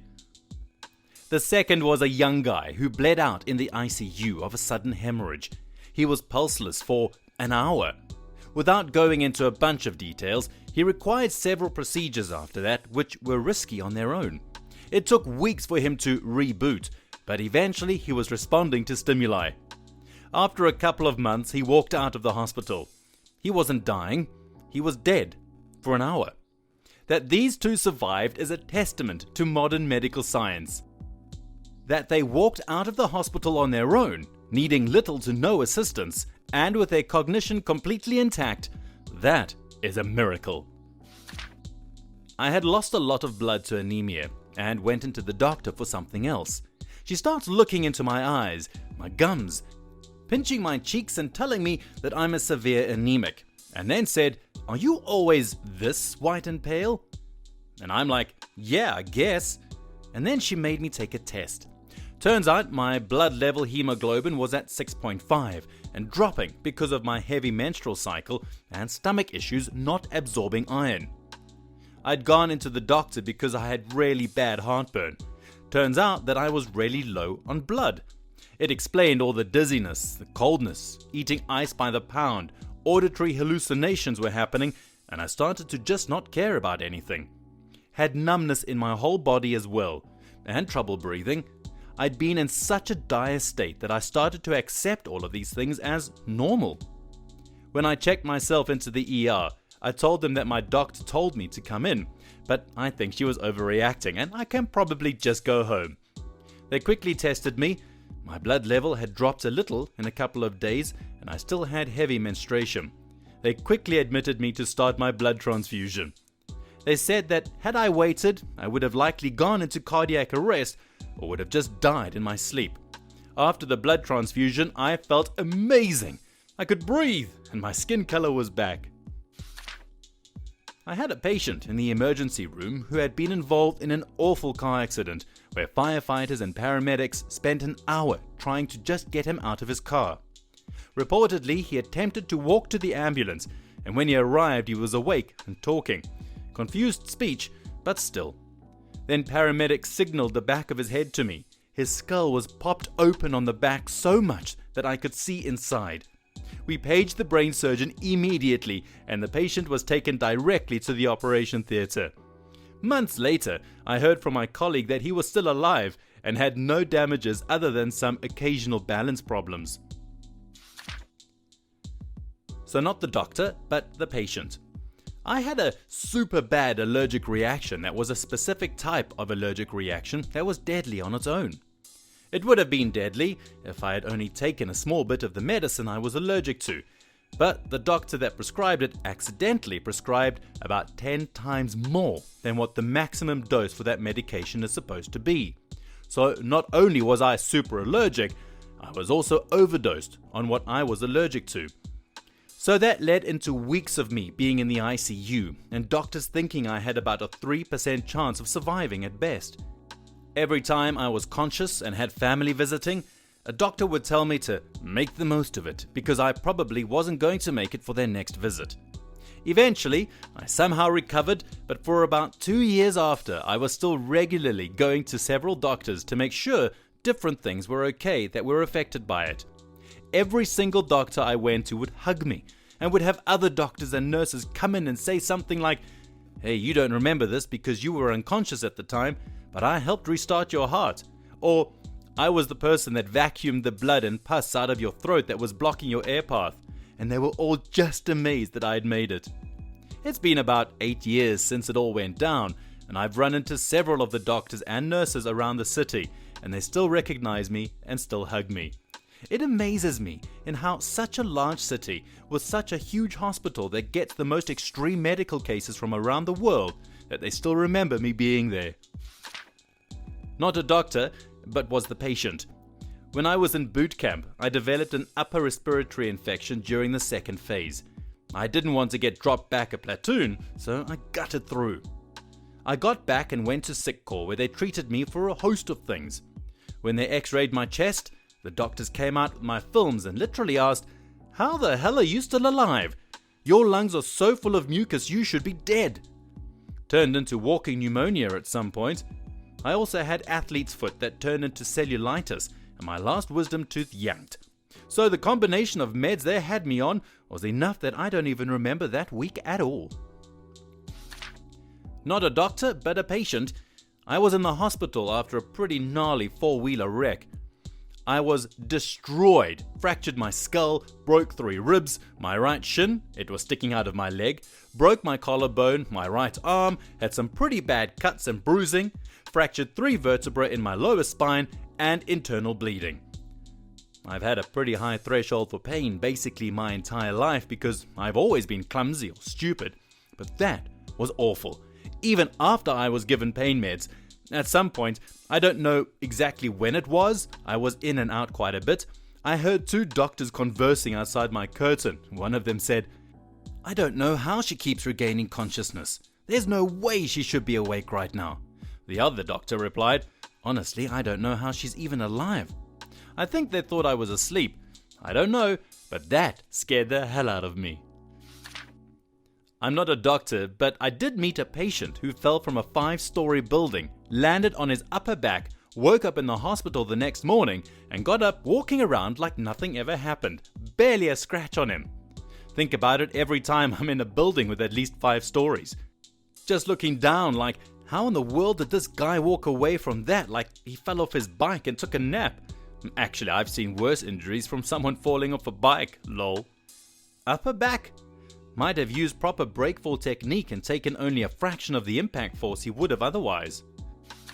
I'm a midwife, and we have patients who have massive obstetric hemorrhage, MOH, which is classed as any blood loss over 2 liters. This can happen for a variety of reasons. We had a patient who unexpectedly started hemorrhaging following an uncomplicated normal vaginal delivery and just couldn't stop it. As soon as we pumped blood in, it hosed out. The doctors had to perform an emergency hysterectomy and the bleeding stopped. I think it's fair to say we were all shocked, not just at the incident itself, but at the fact that this woman lost 8 liters of blood. Also, she spent just 1 night in intensive care before she was back on the ward, caring for her newborn, and she was home within a week. Women are bloody awesome, excuse the pun. For reference, women usually have between 4.5 to 5.2 liters of blood circulating in their body. Hence, 8 liters is very scary. This was many years ago, so I can't recall the exact details, but basically, we had a lady on ventilation with sepsis and multi-organ failure, renal failure, respiratory failure, metabolic acidosis, deranged liver enzymes, the whole works. We counseled the family and they agreed to withdraw life support, so DNR was issued and we took her off her ventilator. A few days later, she's still around, unconscious, still in full-blown sepsis with multi-organ failure, but brainstem functions were there. I remember looking at her charts with my registrar, I think resident in the US, and my registrar going, "But how?" Then one day, maybe about a week on, during visiting hours, the patient's son approached us before he left to thank us for looking after his mother. His parting words were, and I kid you not, "I don't know if it's relevant, but my mother practiced black magic." My registrar made the ward sister contact the hotel chaplaincy team to inquire if they do an exorcism. They don't. My blood sugar was less than 1,000 when I was diagnosed with type 1 diabetes. I was less than a year old. My mom had taken me to the doctor's office 4 times in 3 days, but the nurse called her a nervous mom and sent her home. Also diagnosed with Addison's disease a couple of years ago, I'd probably had it for months and had been living on my own in a town where I knew nobody. The day I got home, I basically had a conscious blackout. Happened a few more times over the next couple of weeks, and I lost the ability to sense low blood sugars. When I was finally hospitalized, I was an Addisonian crisis. Took them 3 days to bring in an endocrinologist, and he knew what was wrong within minutes. They told me my heart would have stopped within a week due to a low sodium, high potassium. What is the worst piece of advice that you can give someone who is heading into high school? Have a baby because everyone will think it's cute to have a baby. I think a lot of my friends took advice from you.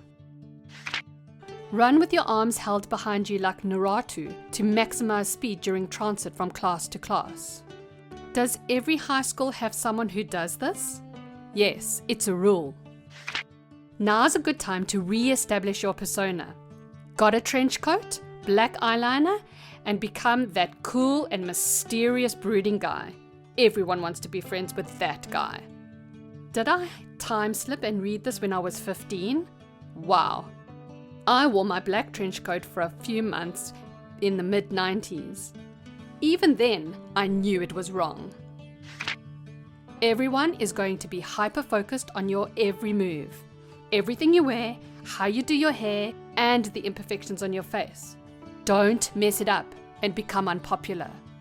I know it says worse advice, but that's just too far, man. Who hurt you? Who hurt you? High school. Find the biggest, toughest guy in the school and spank his butt. The biggest football player in my school was named, not kidding, Gondar Gregerson. He was huge and thought it was hilarious to slide a recycling garbage can out in front of you as you were walking in the hall during lunch. No one ever got mad at him because he was huge and a bully. One day, he does it to me, a small, Nirvana-loving freshman girl in a flannel and Doc Martens, and I stumbled and fell over it. He and his senior guy friends thought it was hilarious. I got irate and kicked the garbage can as hard as I could. The lid flew off, exploding all the sticky soda cans all over him. It was beautiful. There's nothing weird about this. It's about consent. Beaches are a public place. You wear clothes that you intend to be seen in public in. Underwear, by their definition, is worn under what you intend to be seen in public. If you see someone in their underwear without their consent, you feel like you're violating their privacy. This is literally the most important time of your life. Remember that. The messed up thing is that this is what every single teacher said to me in high school.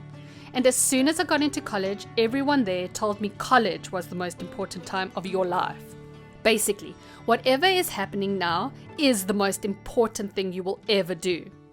Okay, I guess the last part is true regardless. But the way it's presented in schools, that your grades will affect your entire life and that if you aren't making yourself miserable, then you aren't trying hard enough, that just isn't a healthy way to think. Run to lunch so you have more time to spend socializing. I run so I don't have to wait in line. Math, English, and science are all pointless later in life. Spend your entire time studying 14th century katana technique.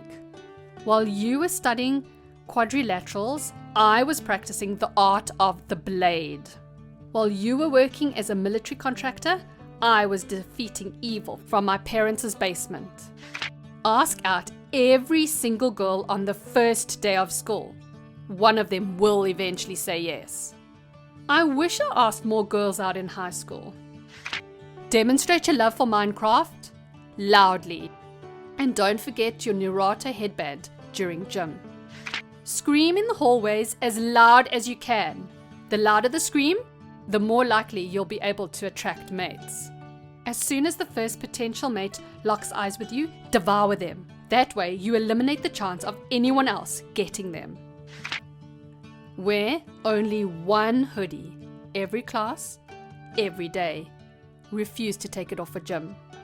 I used to do this in the beginning of MS. Probably uncomfortable with their body or social anxiety. Wearing a hoodie that is somewhat loose is kind of like a shell in a way. Of course, everyone's reasons might be different. I did it because I just wasn't used to wearing only a shirt. Felt kinda odd. Watch High School Musical, Glee, and 13 Reasons Why, because that is exactly how high school life is going to be like. Those who can't break into choreographed singing and dancing end up in Glee Club, who need practice, training times, plebs, the lot of them. Those who don't make Glee Club, or new kids in school, get bullied. I had hopes that my high school experience resembled Dazed and Confused. Unfortunately, it was way past the 70s at that point. Bring a gun.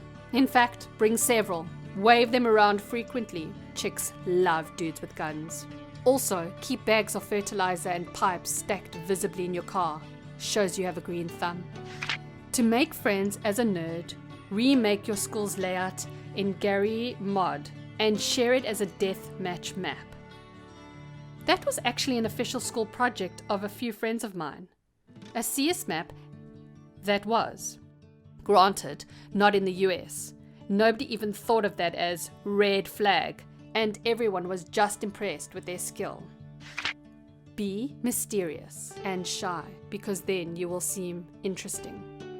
My parents literally gave this advice. I don't know why they hated me. Pick fights with all the seniors, particularly the football players, so you will earn respect. Correct. High school is exactly like prison in the Shawshank Redemption. Kick someone's butt your first day or be someone else's slave. Wear only clothes from Hot Topic and a cat-eared headband. Meow frequently. Tell everyone in all of your classes you are a vampire. And sometimes drink a tiny vial of blood to show off how vampire-like you are. Furthermore, be sure to ask your crush for a blood sample or take it from them while they're sleeping. Either one works. People think it's really cool when you dab and stuff like that, so do it. A lot. The scary thing is some high schoolers actually think this is cool. Say yes to everything. Honestly, this isn't terrible advice within reason. Saying yes opens opportunities that you would never have otherwise. As long as it doesn't lead to your death or someone else's, it's probably a good idea to say yes to whatever you're invited to do. Even if you're a socially awkward person, like I was, going places with a diverse group of people will allow you to be more comfortable in more situations. If you want to make a lot of friends, brag about your super hot Roblox girlfriend. I had a Club Penguin girlfriend. We sort of lost touch recently. It matters what everyone thinks, and do whatever it takes to impress them. The social hierarchy in high school is extremely important to the rest of your life, and you should obsess about what everyone in high school thinks of you. Even better is when you document your thoughts openly on Facebook, sort of as an open social art project. People love insights into your artistic mind. Don't forget to tag everyone for visibility. Learn to love anime and everything about it. Never, and I mean never, forget to sprint to every class with your arms behind your back. Also, a fedora really compliments eyes. Be the nice guy every girl needs. Black trench coat, fingerless gloves, and katana on your back makes you look like a shotgun warrior. The females will be swooning. Your parents want grandkids. So get pregnant as soon as possible and as often as possible. You might be thinking, I'm a guy, so I can't get pregnant. That just means you have to try harder. Keep trying until you get pregnant with man babies. It's okay. Once you make it to the NBA, you can totally support all your kids, your baby mamas, friends, and extended family.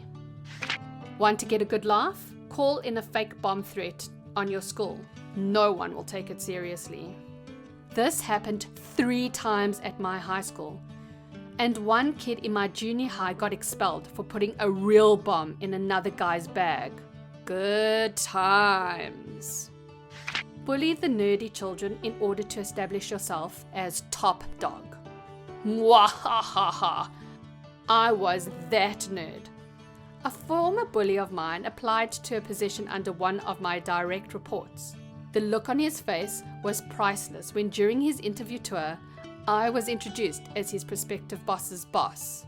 He didn't get the job. He was barely qualified, and his personality hadn't really changed. What's something that society generally accepts as normal, but when you think about it, it's actually very strange? Honestly, when you think about how most foods have been discovered, it's remarkable how we were able to eat anything. Take olives, for example. Raw, they're extremely bitter and almost completely inedible. Yet someone was like, you know what this needs? To be soaked in brine for days first. I mean, how many things did that guy put in brine first before he landed on olives? Or bread. It was discovered in Egypt in 8000 BC because they were brewing beer. The yeast from the beer was left out and in the heat rose and created sourdough. But for that to happen, we're talking leaving this paste out for days. And someone saying, yeah, I'll eat that. We store our dead. We line them up in neat little rows, in neat little boxes where it's cool. Why do we store our dead? I know in some traditional Catholic or Christian traditions, your body needs to be whole, i.e. not cremated, for the second coming when the dead will be raised again and something. Hence, storing the dead in boxes. Beach attire. Everyone at the beach is essentially hanging out in their underwear. Some wearing less publicly than what they'd normally wear hidden away under clothes for the sake of decency. As long as there's sand and water, it's totally cool to walk around in brightly colored undies. Further, people should not see you in your undies. Look away when a girl is in her underwear. But bikini, walk around freely, all good. Most nursery rhymes are really messed up if you take them literally.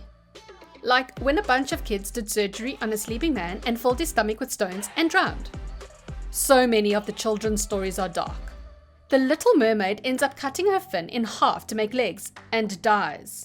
In The Little Red Riding Hood, the wolf leaves the grandmother's blood and meat for the girl to eat. I'm sure there are loads more, but they are the ones that I can think of right now.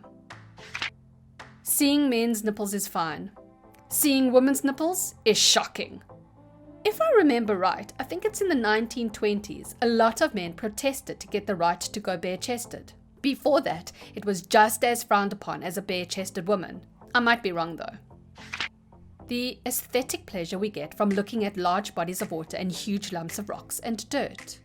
I disagree with this one. When you're looking at mountains and oceans, visually you're seeing massive amounts of more territory and scenery in a single glance than you would see looking at a storefront or a garden, or looking down the street. It's an optical overload. When parents make their kids kiss people. It's definitely a respect culture thing. When I was a teenager, my brother and I refused to kiss my mean Uncle Hello one time, and he banned us from coming to his house for an entire year. Having a 200-gram rectangle in your pocket that can access every bit of knowledge from the entirety of human history. Every bit of knowledge from the entirety of human history? I agree with the sentiment, but this trope isn't accurate and it annoys me. There's a lot of good information on the internet, but the stuff accessible to everyone is generally pretty shallow. There is so much more knowledge that's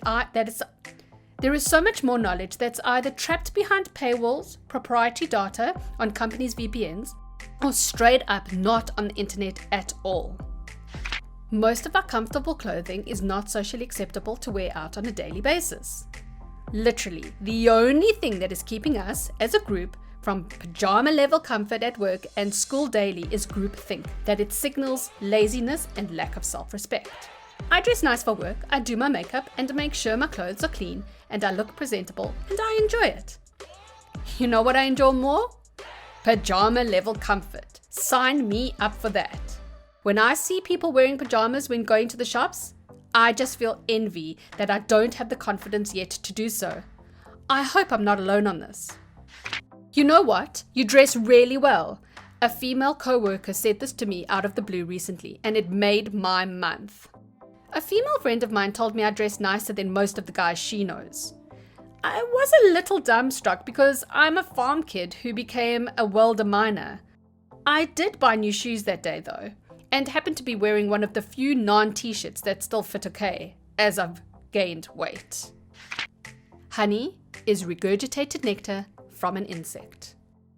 There was actually a theory that I read somewhere that our ability to find and consume honey helped us develop our brains because of its massively high caloric content. Spending hundreds or even thousands of dollars on a wedding dress that will only be worn once, while the groom rents a tuxedo and returns it after the wedding. Why the difference? The difference is women want style and fashion. Men have a few choices for tuxedos, but mostly it's size. So a company can keep the standard tuxedo and rent them out over and over again. There is no standard wedding dress. A shop could not have a selection as small as what a tuxedo shop has and rent them out over and over again. Sleep. Oh man, I've done so many things that I need to stop doing things. Stay still and let my brain turn off all non-essential parts until I feel like doing things again. Imagine your body is like a computer. You don't want it running 24 hours a day or you'll burn it out. How alcohol is globally accepted. If you change alcohol for liquid drug, it becomes kind of weird. Examples. At the restaurant, the waiter asks us what kind of liquid drug we would like before our meal. At 16, my dad offered me my first liquid drug. When you receive guests, it's courtesy to offer them some liquid drug. Eric Weinstein made a good point about this. The weird phrase, drugs and alcohol, doesn't make sense. Alcohol is a drug. It's all just drugs. When he's having people over for some wine, he'll ask if they prefer red drugs or white drugs. The garter ceremony of any wedding. Like, here, let me remove this band, signifying your virginity with my teeth. Meanwhile, your grandfather cheers on in the background. The whole story is even stranger. It comes from the tradition of marriage being pretty much basically how to socially enable procreation. In ye old golden times, after a wedding, when the groom and bride were expected to consummate their marriage, the family would supervise to make sure the deed was done. And after people realized that, actually watching the couple consummate the marriage was a little overbearing, it morphed to the groom removing one of the more intimate parts of the bride's outfit while they're presumably humping like rabbits and throwing it to the crowd, who was still around waiting, just not watching. After the act was done, as proof that he'd been there, the tradition morphed into the garter removal happening during the reception because it became typical for the bride and groom to do their business after the reception rather than during it. I'd say drinking alcohol. Consuming a substance that lowers inhibitions and has such potential for damage and addiction seems to go against our self-preservation instincts. Animals consume alcohol too. In Eastern Europe where I live, you can see dead birds lying on the ground in November. The reason why is because they eat overripe berries which contain alcohol and fall on the ground, totally smashed, then they freeze to death at night. We have volunteers who pick drunken birds from the ground. Alcohol consumption is totally normal in our world. Clapping. You're effectively hitting your hand over and over to congratulate someone. Yet, if I hit any other part of my body, it's weird. Up until now, I was alone, but buffets like Golden Coral, the amount of bacteria and germs exchanged in these places have always appalled me. But I think a few more people care now. Isn't that a flaw of practice, not necessarily conceptual? I know you can find stories and videos about poor health practices in buffets. However, the idea of using a third-party utensil, giant spoon, to gather an all-you-can-eat smorgasbord is a great idea as long as no one coughs in their hands or gets germs on the hand they use to pick up the spoon. Even then, you could start providing hand sanitizer near the lines or at the table. The only error I see in buffets is individual error or company health malpractice, not in the concept of a buffet itself. Drinking milk from other animals. Eating the fermented form of that milk, yogurt. Eating that when it goes off, cheese. Eating that when it's covered in mold, blue cheese. Yeah, we eat moldy, gone off, fermented cow udder excretion. It's really strange when you think about it. Add to it, most people are horrified if someone besides a baby consumes human milk. It is okay if it comes from another animal, but abhorrent if it comes from a human. So bizarre. If you heard of an alien species and they used a device to portray a simulation of them killing each other for their entertainment, you would think they are crazy. Yet, we play shooter video games all the time for fun. Maybe, but the fun in shooter games doesn't come from the fact that we're killing people. Shooter games with non-human models are just as fun as those that use human models. It's about the competition and skill, not the appearance of a human for us to kill. What would be weird is games that are solely based around the action of killing a human being. Like the whole premise of the game and its main focus was glorifying the act of taking a human life. Not like a stealth game or something like that, but a game that was just the act of killing with no other appeal. Ask Reddit. Men of Reddit, what is a compliment that you want to receive but never get from ladies? Any compliment followed by eye contact and a genuine smile will make a lot of men blush like a schoolgirl on the inside. Made a mistake at work and was feeling down about it. One of the most beautiful female coworkers said, "At least you've still got your good looks and charm," and smiled at me. Been riding that high all week. My first girlfriend in high school told me that the one thing she loved most about me was that I was very genuine. I've worked so hard on myself as a person the last few years so that maybe I can hear that compliment again one day. Something really simple can do the trick. Once or thrice I've got, "I'm really glad you're here," which really jazzed me up. I may not stop smiling like an idiot for a while if this is followed by a hug. This is too true. Whether you're in a relationship with a person or just friends, to hear that they want you around or enjoy your company is one of the best things ever. Honestly, the best thing my ex used to say to me was, "You're right." She was clever to only use it when I was. She rightly called me out on BS all the time, but to know I could rely on her to honestly tell me I was right as quickly as she would call me out was so reassuring and comforting. Pillow talking with a girl. Once she said, "I feel really safe with you," and snuggled into me. It made me feel alpha and warm and fuzzy. Every once in a while I get an uneasy feeling when my husband isn't home, so I call him and tell him, "I feel funny. How long till you're home?"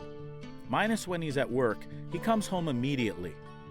Last night he was out. I went to bed super early because I'm sick and I woke up from a dream that something happened to him. Called him and he said he was fine but he's heading home now. When our daughter runs to him for protection from a scary sound or whatever, the look of pure joy that he's her protector is freaking adorable. You're hot. I told a guy I know he looked hot once. He just looked at me, stammered a reply, stared at the floor, then avoided me for the rest of the night. Don't think I'll do that again. I get all warm and fuzzy when a lady tells me I am a great listener. It's probably because I compulsively nod my head to affirm every word has been understood. My brother does the same thing, so when we talk to each other, we look like a couple of bobbleheads. Honestly, any compliment at all will be cool. I genuinely can't remember the last time a girl that wasn't related to me gave me a compliment. Personally, I think I'd prefer compliments about my appearance because I have a lot of confidence issues regarding that. I'm not horrendously deformed or anything, but my face is meh at best, and I do everything possible to make up for it in other ways. I try very hard to dress well, work out, do my hair nicely, wear decent cologne, and generally present a nice appearance to others. It would be cool if someone noticed on occasion. Problem is, when many women pay a compliment, a lot of guys will take this as interest. And it might result in a pissed off guy when he finds out it was just a woman being nice.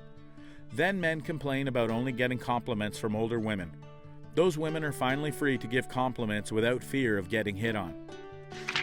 All those cooking classes you've taken have really paid off. You should open an upscale restaurant and share your culinary talents with others. My girlfriend has been telling me the same lately, minus the upscale part. It makes eating your single-course dinner feel like a conquered feast. I think being complimented on demeanor is nice. Like if a girl compliments my appearance, it always makes my day, but I like if someone calls me suave, confident, smooth, funny, etc. It really boosts your confidence. That all my sacrifices are appreciated. My wife tells me I'm handsome, I'm hot, I have a nice butt. All that is truly appreciated. When she told me that she appreciates how much I sacrifice so she can live the life she wants, it blew me away. Nothing else compares to feeling appreciated like that. Man, for real.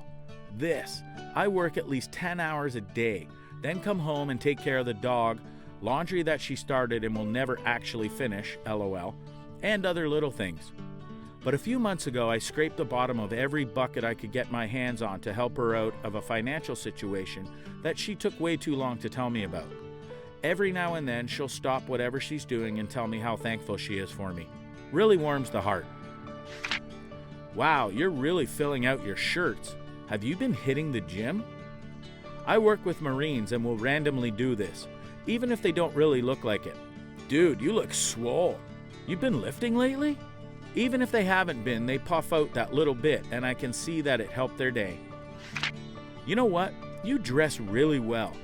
A female coworker said this to me out of the blue recently, and it made my month. A female friend of mine told me I dress nicer than most of the guys she knows. I was a little dumbstruck because I'm a farm kid who became a welder miner. I did buy new shoes though that day, and happened to be wearing one of the few non-t-shirts that still fit okay as I've gained weight. Something to do with my personality. I work out a lot, so getting compliments on my body isn't something new. But I'm a shy guy, so not many people know me, so I don't know if I have a decent personality. Nice beard, dude. If I get that compliment, it's from guys. Some cutie at the bar walked by and pulled on my goat. She just said, "I love it." And honestly, it probably stopped me from shaving it for about a year. Any of them, really. Society isn't trained to compliment men. I get more compliments from other straight guys than I do from women. It's because if we give a compliment to a male friend, they often see it as sexual interest. You know, nice haircut. And then, thanks, you want to go out sometime? Lady here said this to a coworker. That shirt looks really good on you. He seemed genuinely surprised and thanked me. Told my boyfriend, I feel safe with you, as well as some things he would not want me to repeat anywhere. Told a different coworker friend, you're a good guy, smart, witty, caring, and respectful, after a breakup when he was feeling really insecure. I don't understand why it's so difficult to give men compliments or praise of any kind. It's because society doesn't make it very common to have men be complimented. I'm a mechanic. I make a living and build my dreams with my hands. They're scarred, stained, sometimes swollen, and sometimes bloody. The one thing I've always wanted is for someone to recognize that, especially since I take pride in my work, and one way or another these beat-up hands are going to build my future. My boyfriend is always apologizing for his hands being rough when he holds mine, and I always say, don't apologize, it shows you're a hard worker, and I love that about you. And then I rub his hands and knuckles because his hands are always sore, and it makes him melt. I give the guys I work with compliments all the time. Maybe I'm not a bad person after all. More people need to do this though. It's a bit sad when you can see the shock of, wow, did she just tell me I look good? On a guy's face. Like he never hears that. Makes me feel bad. Men can't fathom the amount of attention some, if not most, women get. So don't feel bad because we don't know any better. That's why we have to have pride or an ego, because it's the only thing that keeps us from self-loathing and killing ourselves. Heck, the suicide rate of males is like 2 to 3 times that of females. That should be a crisis, but most people don't care because we are men and should just have to deal with it. So if you ever wonder why some men have big egos, it's the only thing that gets us through the day. A lady at McDonald's once told me, "That's too big, Max." Turns out she was just confirming my order of 2 Big Macs. I trust you. And no, I'm not including my boss, who is a lady, talking about a work responsibility. Recently, one of my female friends told me that she told her mom that she feels safe when she's with me. I was riding that high for a week. Just I'm glad you're around would be appreciated every once in a while. Simple, to the point, the desire to be needed. This hits the magic 3 for us men. Perfect. I can tell you've been working out. Please, I've been lifting the best I can. There's a guy at my gym I want to tell how good he's been looking. I can clearly see his progress, but I'm worried he'll think I've been actively staring and studying him. I'm determined now to figure out a tactful way to say this. Just tell him you can see his work's paying off. It will make his week, and he'll have that extra motivation if he hears his lifting is actually working. Any compliments. I only get them from Mom and no one else. It really affects my self-esteem. Thanks, Mom. Try giving more compliments yourself to others. Sometimes people feel awkward just throwing it out there. You're cute. I'm always conflicted over whether to call a guy cute or not, because I've heard a lot of my guy friends complain how emasculating it is to be called cute. But some guys can be both masculine and insanely cute, and I really want to be able to express that to a significant other of mine or whatever. The number of anime shows you've watched is staggering. I'd prefer the phrase, "I see you are a man of culture" as well. Please just tell me I'm funny. I'm never going to be hot, or fit, or cool, or successful. If you tell me that stuff, I won't believe it. Being funny is the one thing I can compete on. To the right person, you will be hot, cool, funny. And who's to say what successful is anyway? It means something different to everyone. I'll say this, since I don't know you and have never seen you, your perfect grammar is very attractive. I have a t-shirt that says, "Talk nerdy to me." I love intelligence and wit above all else. Keep that chin up. I honestly would probably have a hard time believing any compliment someone gave me. Depression is a challenge. This is me. I've gotten to the point that I think that anyone who has confidence is actually just delusional or unintelligent. I tried to convince myself that since I am just so intelligent and so self-aware that it preludes me from confidence because I'll always know how much better I can be. But I think I'm coming to the terms with the fact that it's simply just depression and anxiety mixed in with perfectionism issues. I tell my partner daily that I value and adore him. I say thank you for being you, you're my hero, you're my safe place, my home. When he is lounging on the couch in his boxers, I'll stare at him and murmur, "Lord, you're an irresistible man." He works from home, so I'll write a little something on a post-it and put it near his keyboard or place it on his coffee cup. I've listened carefully to my male friends lament about how much they don't feel appreciated or desired. It's heartbreaking. I love my husband so much, I'm going to make sure he never has to doubt it. Oh, my brave knight in shining armor. I absolutely adore the way you pour the raw coffee grounds into the paper coffee filter. Like that's instant wife sans prenup material right there. I have been waiting nigh unto 15 year and nary a squeak yet. My husband loves basketball shorts, athletic type clothes, and I call him my knight in shining nylon. I wish girls would straight up tell me they find me attractive. Every time I've always had to find out secondhand after it was too late. Like, come on, I'm a clueless dude. Worst case scenario, I take it as a massive compliment and tell you unfortunately I can't reciprocate. The best compliments are the same we give women. 1. Your hair looks nice. 2. I like your shirt. 3. Anything at all. It seems that men are not supposed to be complimented on appearance because we are supposed to be manly and not care about such trivial things. But you know what? We care. If we didn't care, bearskin loin clothes would still be a thing. Reddit, tell me your glitch in the matrix stories.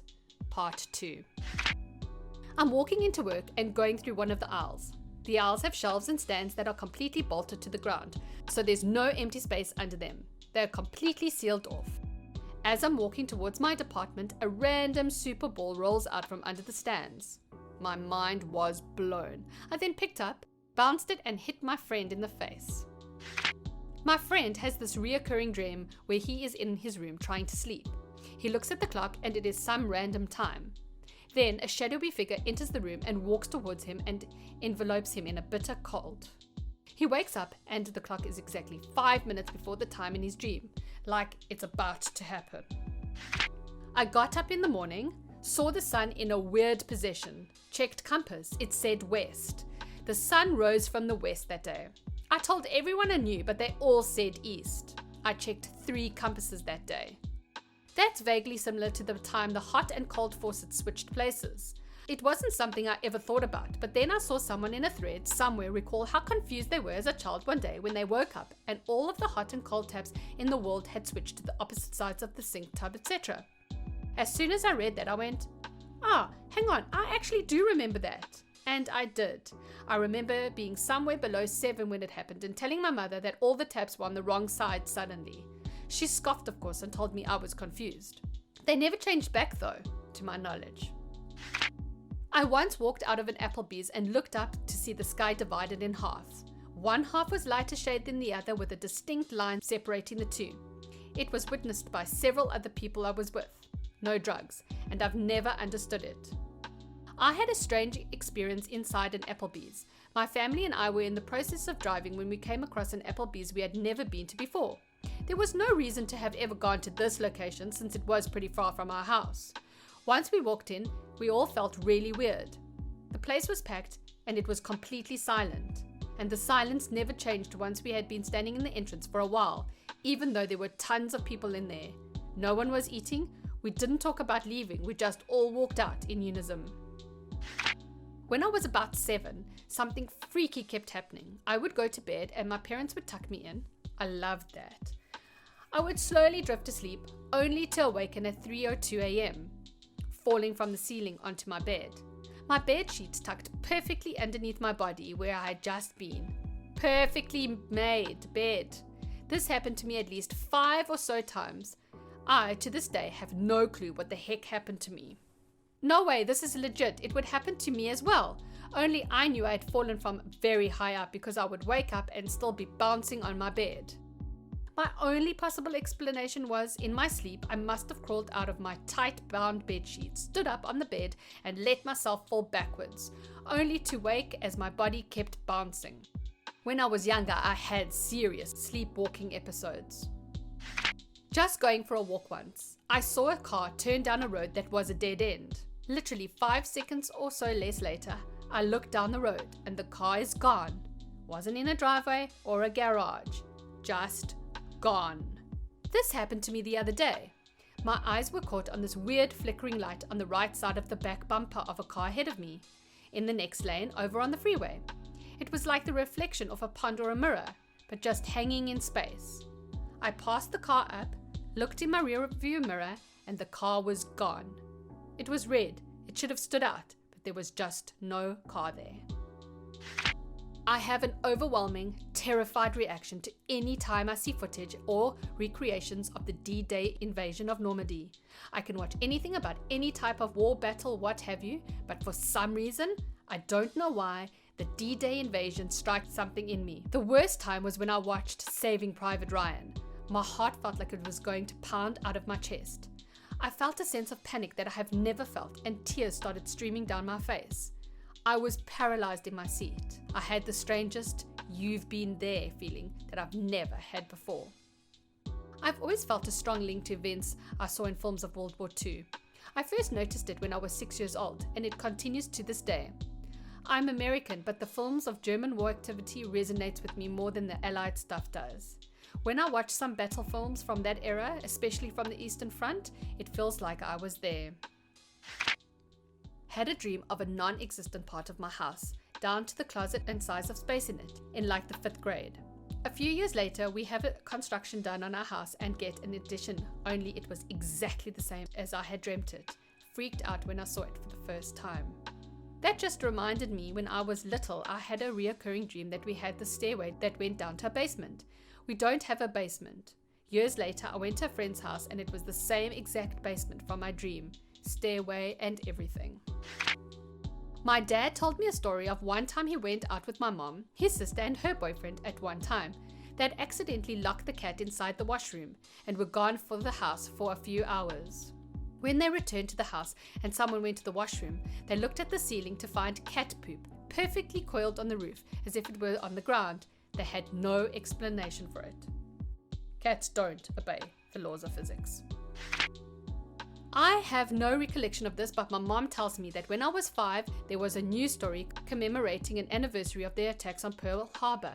After the story ended, I turned to her and gave her this 2-hour-long report about how I used to be a first mate on the ship, and I listed off its location before it sank. I described the crew, many I listed by name, the captain, and even described the sights and smells of the area. Later that day, she researched it all at the local library and confirmed my story. To this day, I don't remember what happened, but she continues to talk about that moment, especially when I describe my death.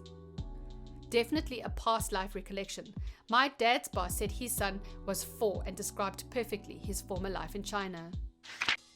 When I was in the 1st grade, I was taking a test when I noticed blood dripping on the desk. It starts to gather and I touch my nose and figure out that I'm having a nosebleed. By now there's a huge puddle on the desk and I'm so embarrassed that everybody will see. So I asked the teacher if I could go to the bathroom while trying to cover my face. She doesn't really seem to notice anything and says yes. I run into the bathroom and go to wash the blood off my hands. But as I put them in the sink, I don't see anything. I look up and there's no blood on my face.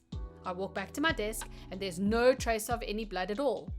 I have yet to figure out what the heck happened to me that day. All the different dreams posted here made me think of a similar occurrence. Shortly after moving to a different town from college, a good friend from home died. I went back home for the funeral, touched his hand in the coffin and said goodbye. That night I was in the process of having a dream and he appeared. He told me that he had something to show me.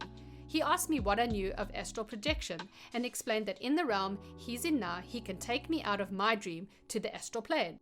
We went all kinds of neat places and he then told me that he's safe and happy and that he had to wait to tell me because he couldn't find me in my new town. He stopped talking abruptly, grabbed my shoulder and said, 12:51. And I immediately woke up to my mom yelling at me. I looked at the clock and it was 12:51.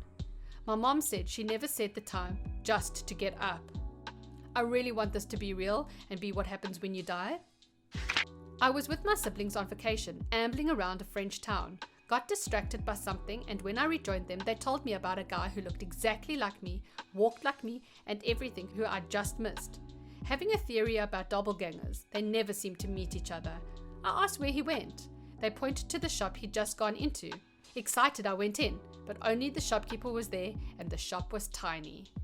I had a similar experience in high school. A kid transferred to my school knowing everything about me. Not just a bit of background, but he had distinct memories of us from early childhood up until about 3 years beforehand.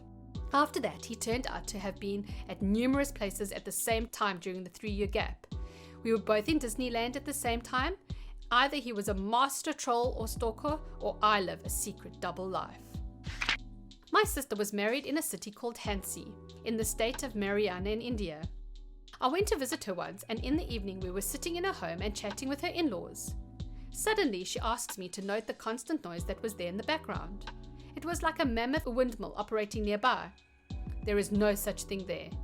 And as I noticed it, she said the noise stops immediately when someone talks about it. Lo and behold, it did. Every time I tried to talk about it, the noise stopped. It scared the life out of me.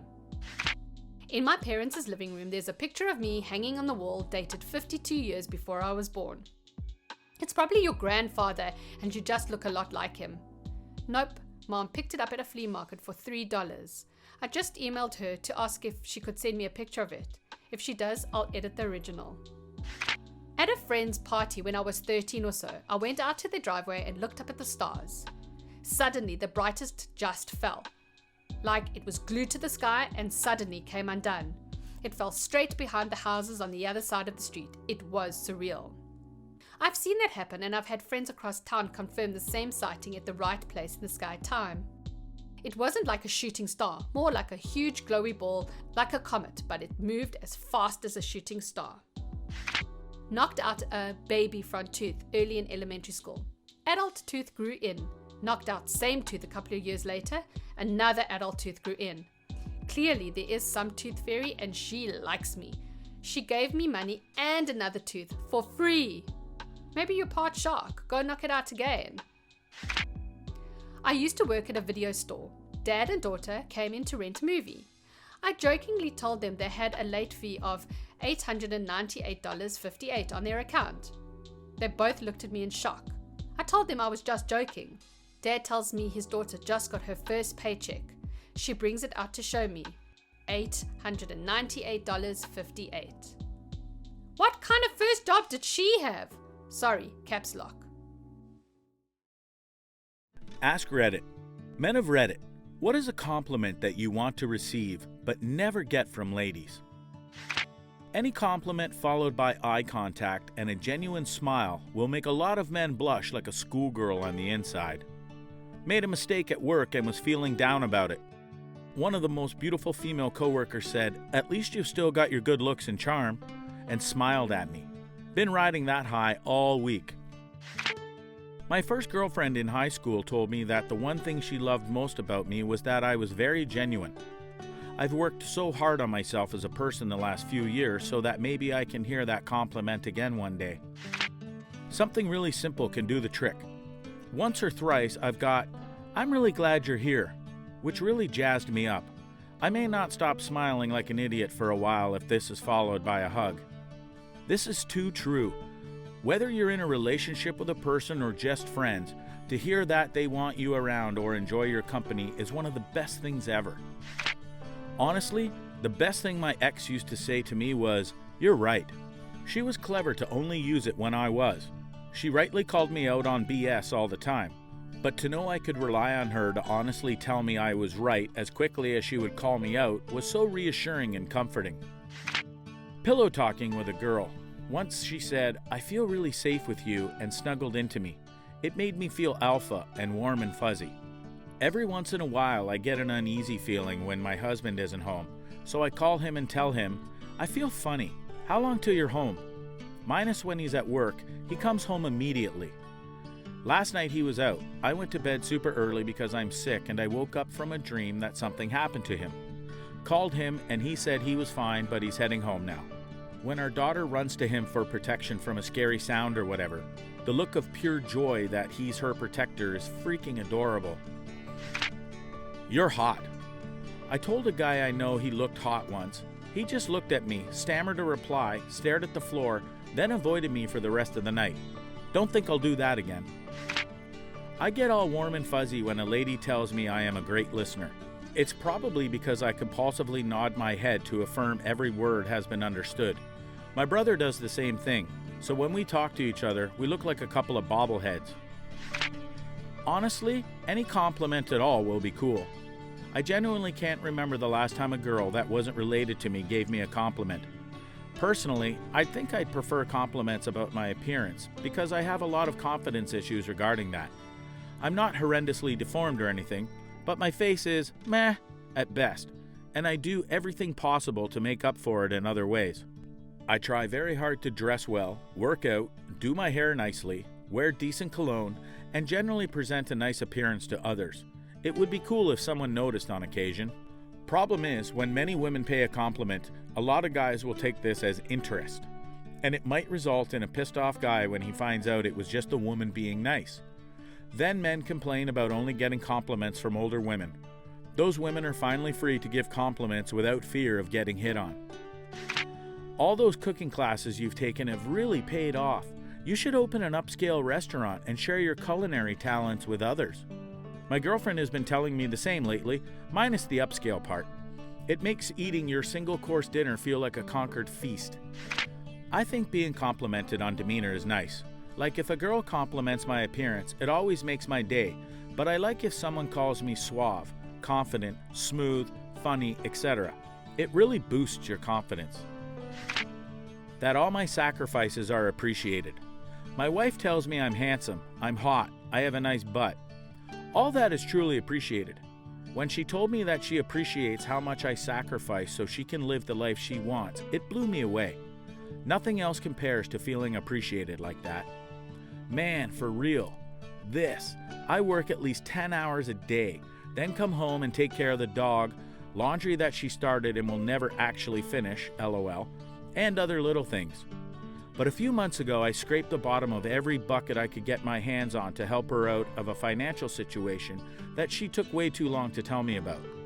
Every now and then, she'll stop whatever she's doing and tell me how thankful she is for me. Really warms the heart. Wow, you're really filling out your shirts. Have you been hitting the gym? I work with Marines and will randomly do this, even if they don't really look like it. Dude, you look swole. You've been lifting lately? Even if they haven't been, they puff out that little bit and I can see that it helped their day. You know what? You dress really well. A female coworker said this to me out of the blue recently, and it made my month. A female friend of mine told me I dress nicer than most of the guys she knows. I was a little dumbstruck because I'm a farm kid who became a welder miner. I did buy new shoes though that day, and happened to be wearing one of the few non-t-shirts that still fit okay as I've gained weight. Something to do with my personality. I work out a lot, so getting compliments on my body isn't something new. But I'm a shy guy, so not many people know me, so I don't know if I have a decent personality. Nice beard, dude. If I get that compliment, it's from guys. Some cutie at the bar walked by and pulled on my goat. She just said, "I love it." And honestly, it probably stopped me from shaving it for about a year. Any of them, really. Society isn't trained to compliment men. I get more compliments from other straight guys than I do from women. It's because if we give a compliment to a male friend, they often see it as sexual interest.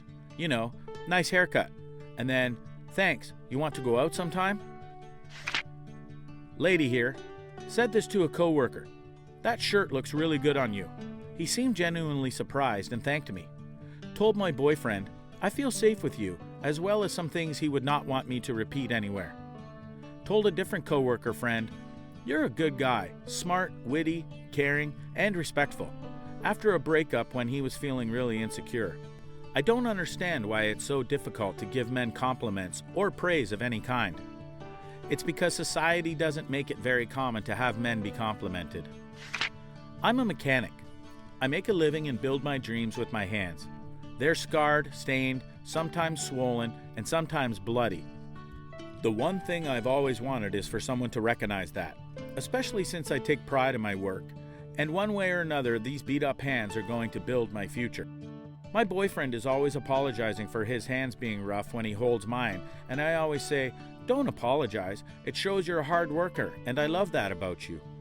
And then I rub his hands and knuckles because his hands are always sore, and it makes him melt. I give the guys I work with compliments all the time. Maybe I'm not a bad person after all.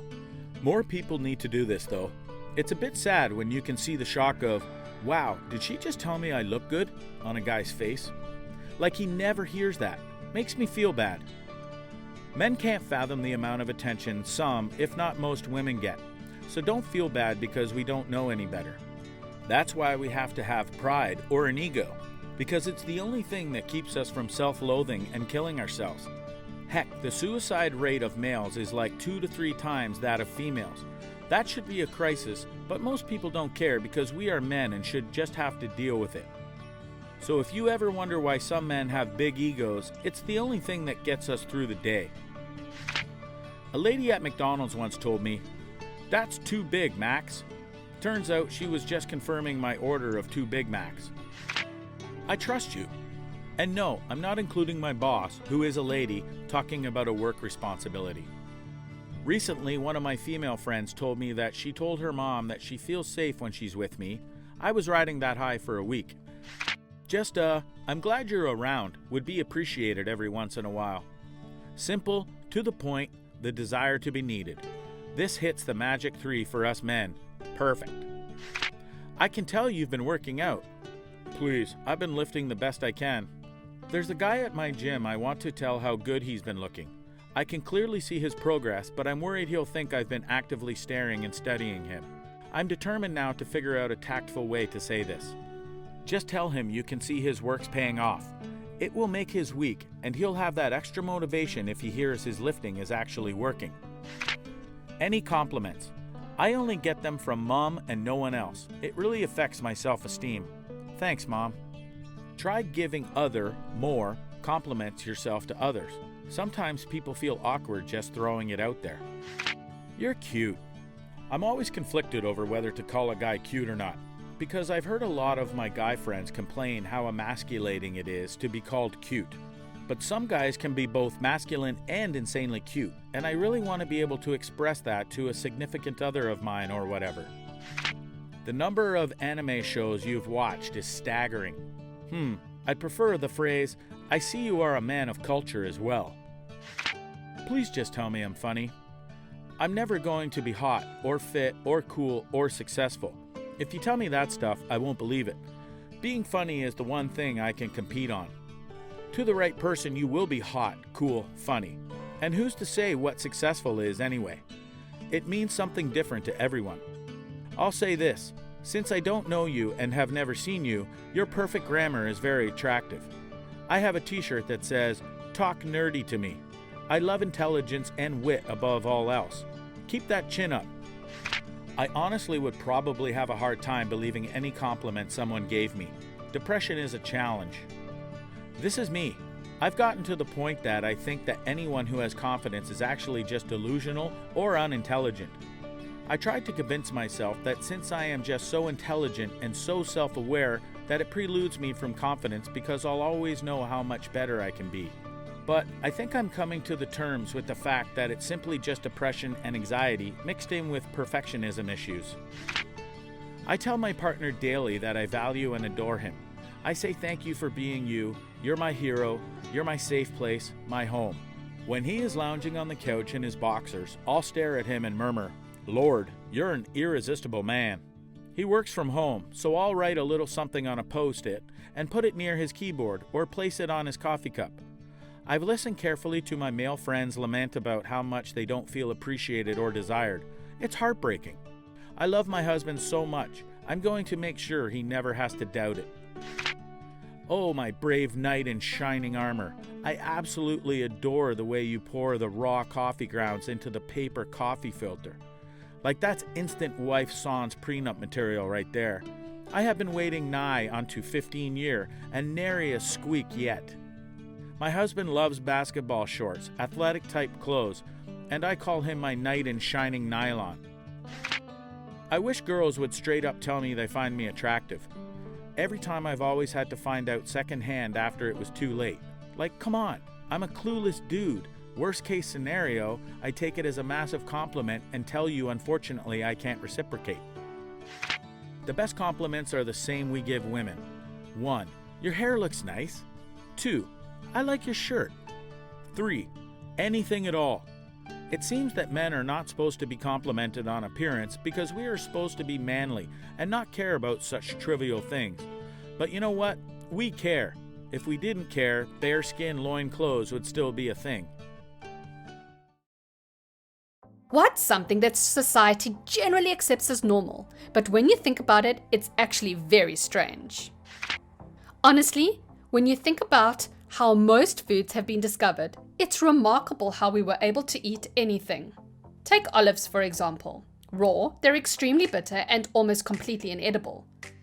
Yet someone was like, you know what this needs? To be soaked in brine for days first.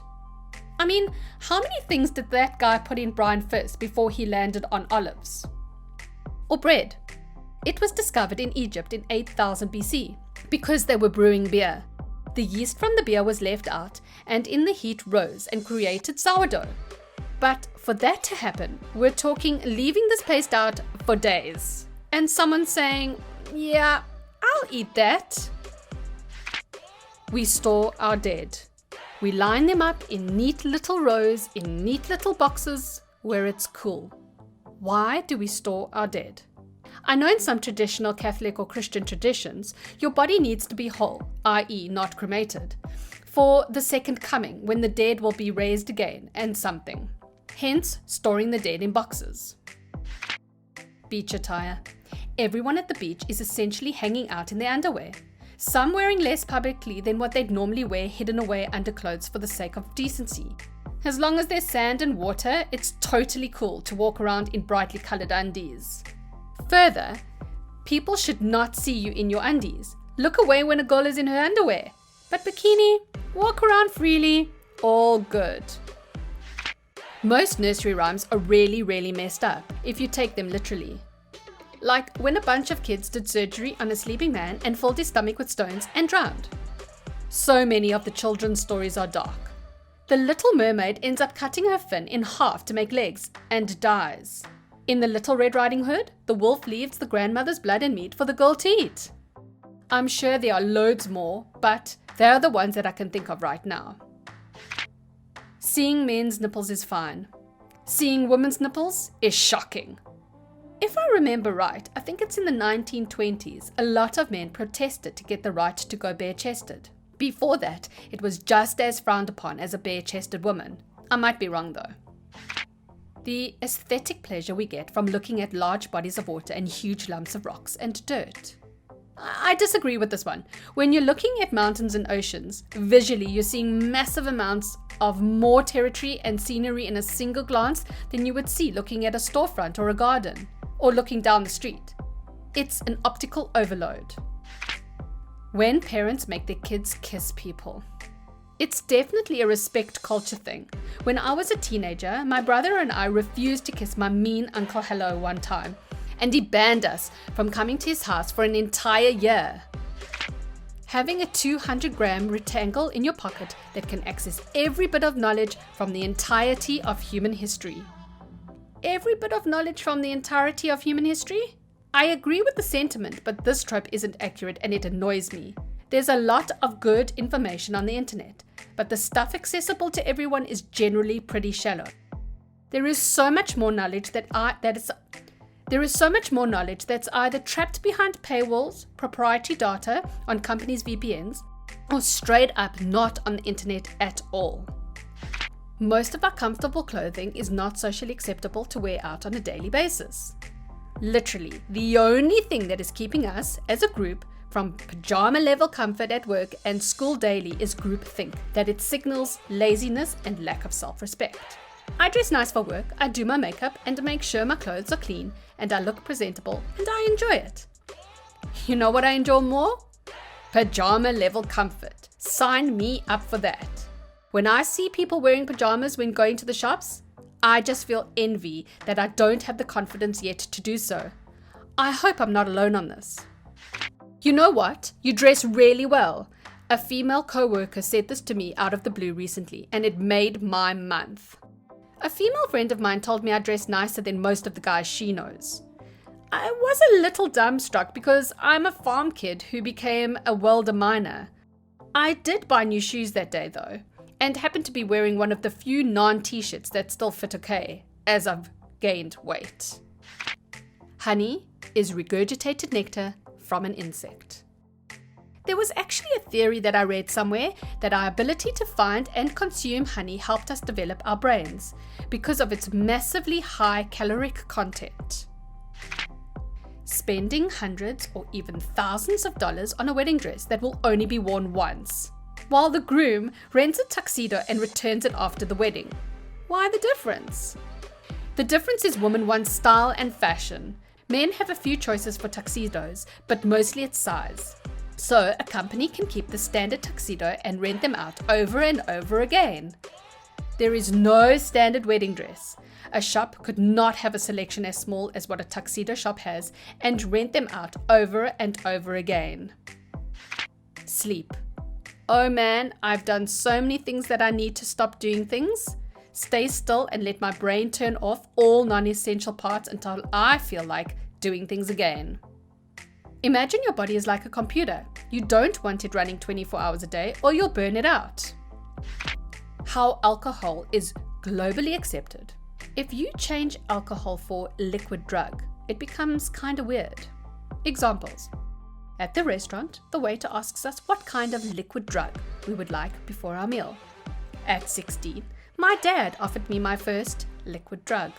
When you receive guests, it's courtesy to offer them some liquid drug. Eric Weinstein made a good point about this. The weird phrase, drugs and alcohol, doesn't make sense. Alcohol is a drug. It's all just drugs. When he's having people over for some wine, he'll ask if they prefer red drugs or white drugs. the garter ceremony of any wedding. Like, here, let me remove this band, signifying your virginity with my teeth. Meanwhile, your grandfather cheers on in the background. The whole story is even stranger. It comes from the tradition of marriage being pretty much basically how to socially enable procreation. In ye old golden times, after a wedding, when the groom and bride were expected to consummate their marriage, the family would supervise to make sure the deed was done. And after people realized that, actually watching the couple consummate the marriage was a little overbearing, it morphed to the groom removing one of the more intimate parts of the bride's outfit while they're presumably humping like rabbits and throwing it to the crowd, who was still around waiting, just not watching.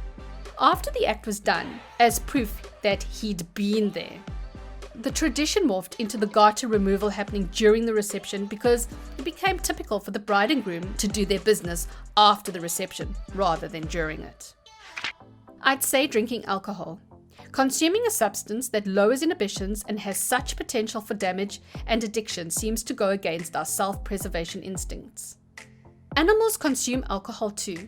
In Eastern Europe where I live, you can see dead birds lying on the ground in November. The reason why is because they eat overripe berries which contain alcohol and fall on the ground, totally smashed, then they freeze to death at night. We have volunteers who pick drunken birds from the ground. Alcohol consumption is totally normal in our world. Clapping. You're effectively hitting your hand over and over to congratulate someone. Yet, if I hit any other part of my body, it's weird. Up until now, I was alone, but buffets like Golden Coral, the amount of bacteria and germs exchanged in these places have always appalled me. But I think a few more people care now.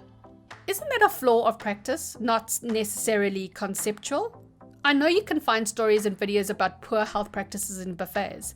However, the idea of using a third-party utensil, giant spoon, to gather an all-you-can-eat smorgasbord is a great idea as long as no one coughs in their hands or gets germs on the hand they use to pick up the spoon. Even then, you could start providing hand sanitizer near the lines or at the table. The only error I see in buffets is individual error or company health malpractice, not in the concept of a buffet itself. Drinking milk from other animals. Eating the fermented fore of that milk, yogurt. Eating that when it goes off, cheese. Eating that when it's covered in mold, blue cheese. Yeah, we eat moldy, gone off, fermented cow udder excretion.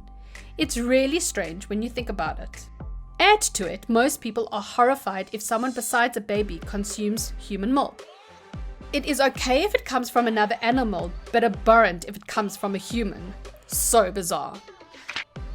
If you heard of an alien species and they used a device to portray a simulation of them killing each other for their entertainment, you would think they are crazy.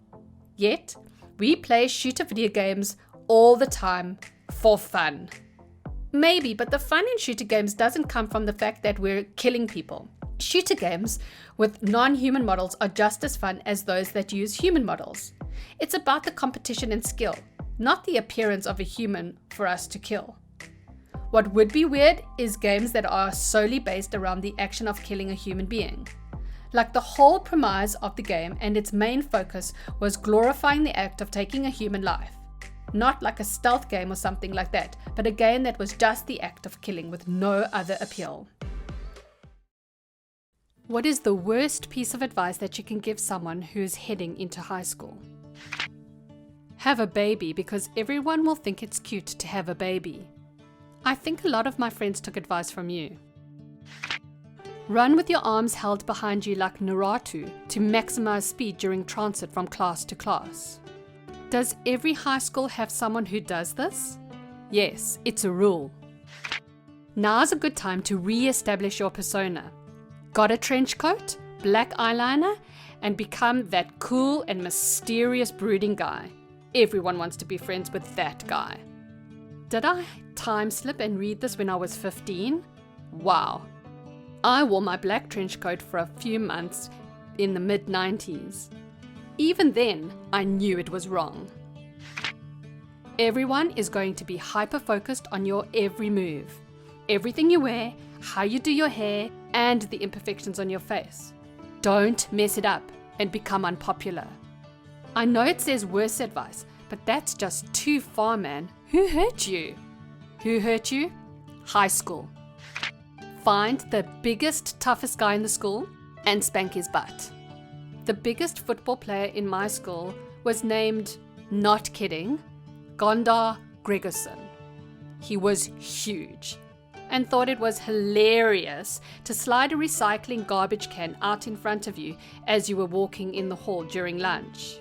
No one ever got mad at him because he was huge and a bully. One day, he does it to me, a small, Nirvana-loving freshman girl in a flannel and Doc Martens, and I stumbled and fell over it. He and his senior guy friends thought it was hilarious. I got irate and kicked the garbage can as hard as I could. The lid flew off, exploding all the sticky soda cans all over him. It was beautiful. There's nothing weird about this. It's about consent. Beaches are a public place. You wear clothes that you intend to be seen in public in. Underwear, by their definition, is worn under what you intend to be seen in public. If you see someone in their underwear without their consent, you feel like you're violating their privacy. This is literally the most important time of your life. Remember that. The messed up thing is that this is what every single teacher said to me in high school. And as soon as I got into college, everyone there told me college was the most important time of your life. Basically, whatever is happening now is the most important thing you will ever do. Okay, I guess the last part is true regardless. But the way it's presented in schools, that your grades will affect your entire life and that if you aren't making yourself miserable, then you aren't trying hard enough, that just isn't a healthy way to think. Run to lunch so you have more time to spend socializing. I run so I don't have to wait in line. Math, English, and science are all pointless later in life. Spend your entire time studying 14th century katana technique. While you were studying quadrilaterals, I was practicing the art of the blade. While you were working as a military contractor, I was defeating evil from my parents' basement. Ask out every single girl on the first day of school. One of them will eventually say yes. I wish I asked more girls out in high school. Demonstrate your love for Minecraft loudly. And don't forget your Naruto headband during gym. Scream in the hallways as loud as you can.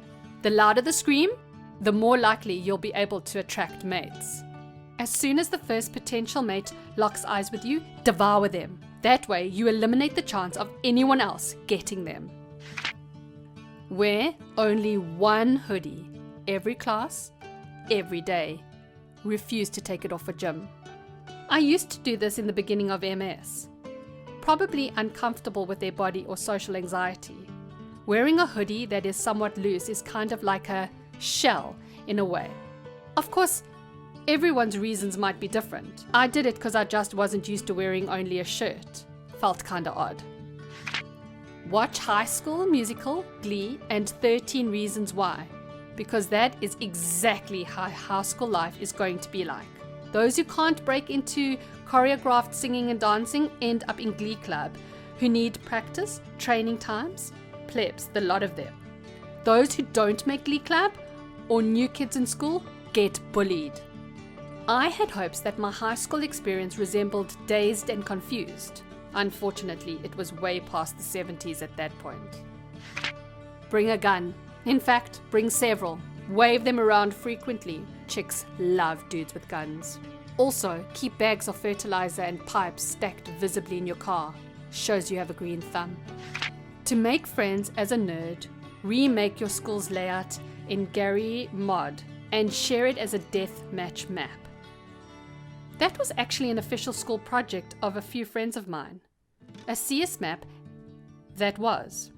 Granted, not in the US. Nobody even thought of that as red flag, and everyone was just impressed with their skill. Be mysterious and shy, because then you will seem interesting. My parents literally gave this advice. I don't know why they hated me. Pick fights with all the seniors, particularly the football players, so you will earn respect. Correct. High school is exactly like prison in the Shawshank Redemption. Kick someone's butt your first day or be someone else's slave. Wear only clothes from Hot Topic and a cat-eared headband. Meow frequently. Tell everyone in all of your classes you are a vampire. And sometimes drink a tiny vial of blood to show off how vampire-like you are. Furthermore, be sure to ask your crush for a blood sample or take it from them while they're sleeping. Either one works. People think it's really cool when you dab and stuff like that, so do it. A lot. The scary thing is some high schoolers actually think this is cool. Say yes to everything. Honestly, this isn't terrible advice within reason. Saying yes opens opportunities that you would never have otherwise. As long as it doesn't lead to your death or someone else's, it's probably a good idea to say yes to whatever you're invited to do. Even if you're a socially awkward person, like I was, going places with a diverse group of people will allow you to be more comfortable in more situations. If you want to make a lot of friends, brag about your super hot Roblox girlfriend. I had a Club Penguin girlfriend. We sort of lost touch recently. It matters what everyone thinks, and do whatever it takes to impress them. The social hierarchy in high school is extremely important to the rest of your life, and you should obsess about what everyone in high school thinks of you. Even better is when you document your thoughts openly on Facebook, sort of as an open social art project. People love insights into your artistic mind. Don't forget to tag everyone for visibility. Learn to love anime and everything about it. Never, and I mean never, forget to sprint to every class with your arms behind your back. Also, a fedora really compliments eyes. Be the nice guy every girl needs. Black trench coat, fingerless gloves, and katana on your back makes you look like a shotgun warrior. The females will be swooning. Your parents want grandkids, so get pregnant as soon as possible and as often as possible. You might be thinking, I'm a guy, so I can't get pregnant. That just means you have to try harder. Keep trying until you get pregnant with man babies. It's okay. Once you make it to the NBA, you can totally support all your kids, your baby mamas, friends, and extended family. Want to get a good laugh? Call in a fake bomb threat on your school. No one will take it seriously. This happened 3 times at my high school, and one kid in my junior high got expelled for putting a real bomb in another guy's bag. Good times. Bully the nerdy children in order to establish yourself as top dog. Mwahaha! I was that nerd. A former bully of mine applied to a position under one of my direct reports. The look on his face was priceless when during his interview tour, I was introduced as his prospective boss's boss. He didn't get the job. He was barely qualified, and his personality hadn't really changed.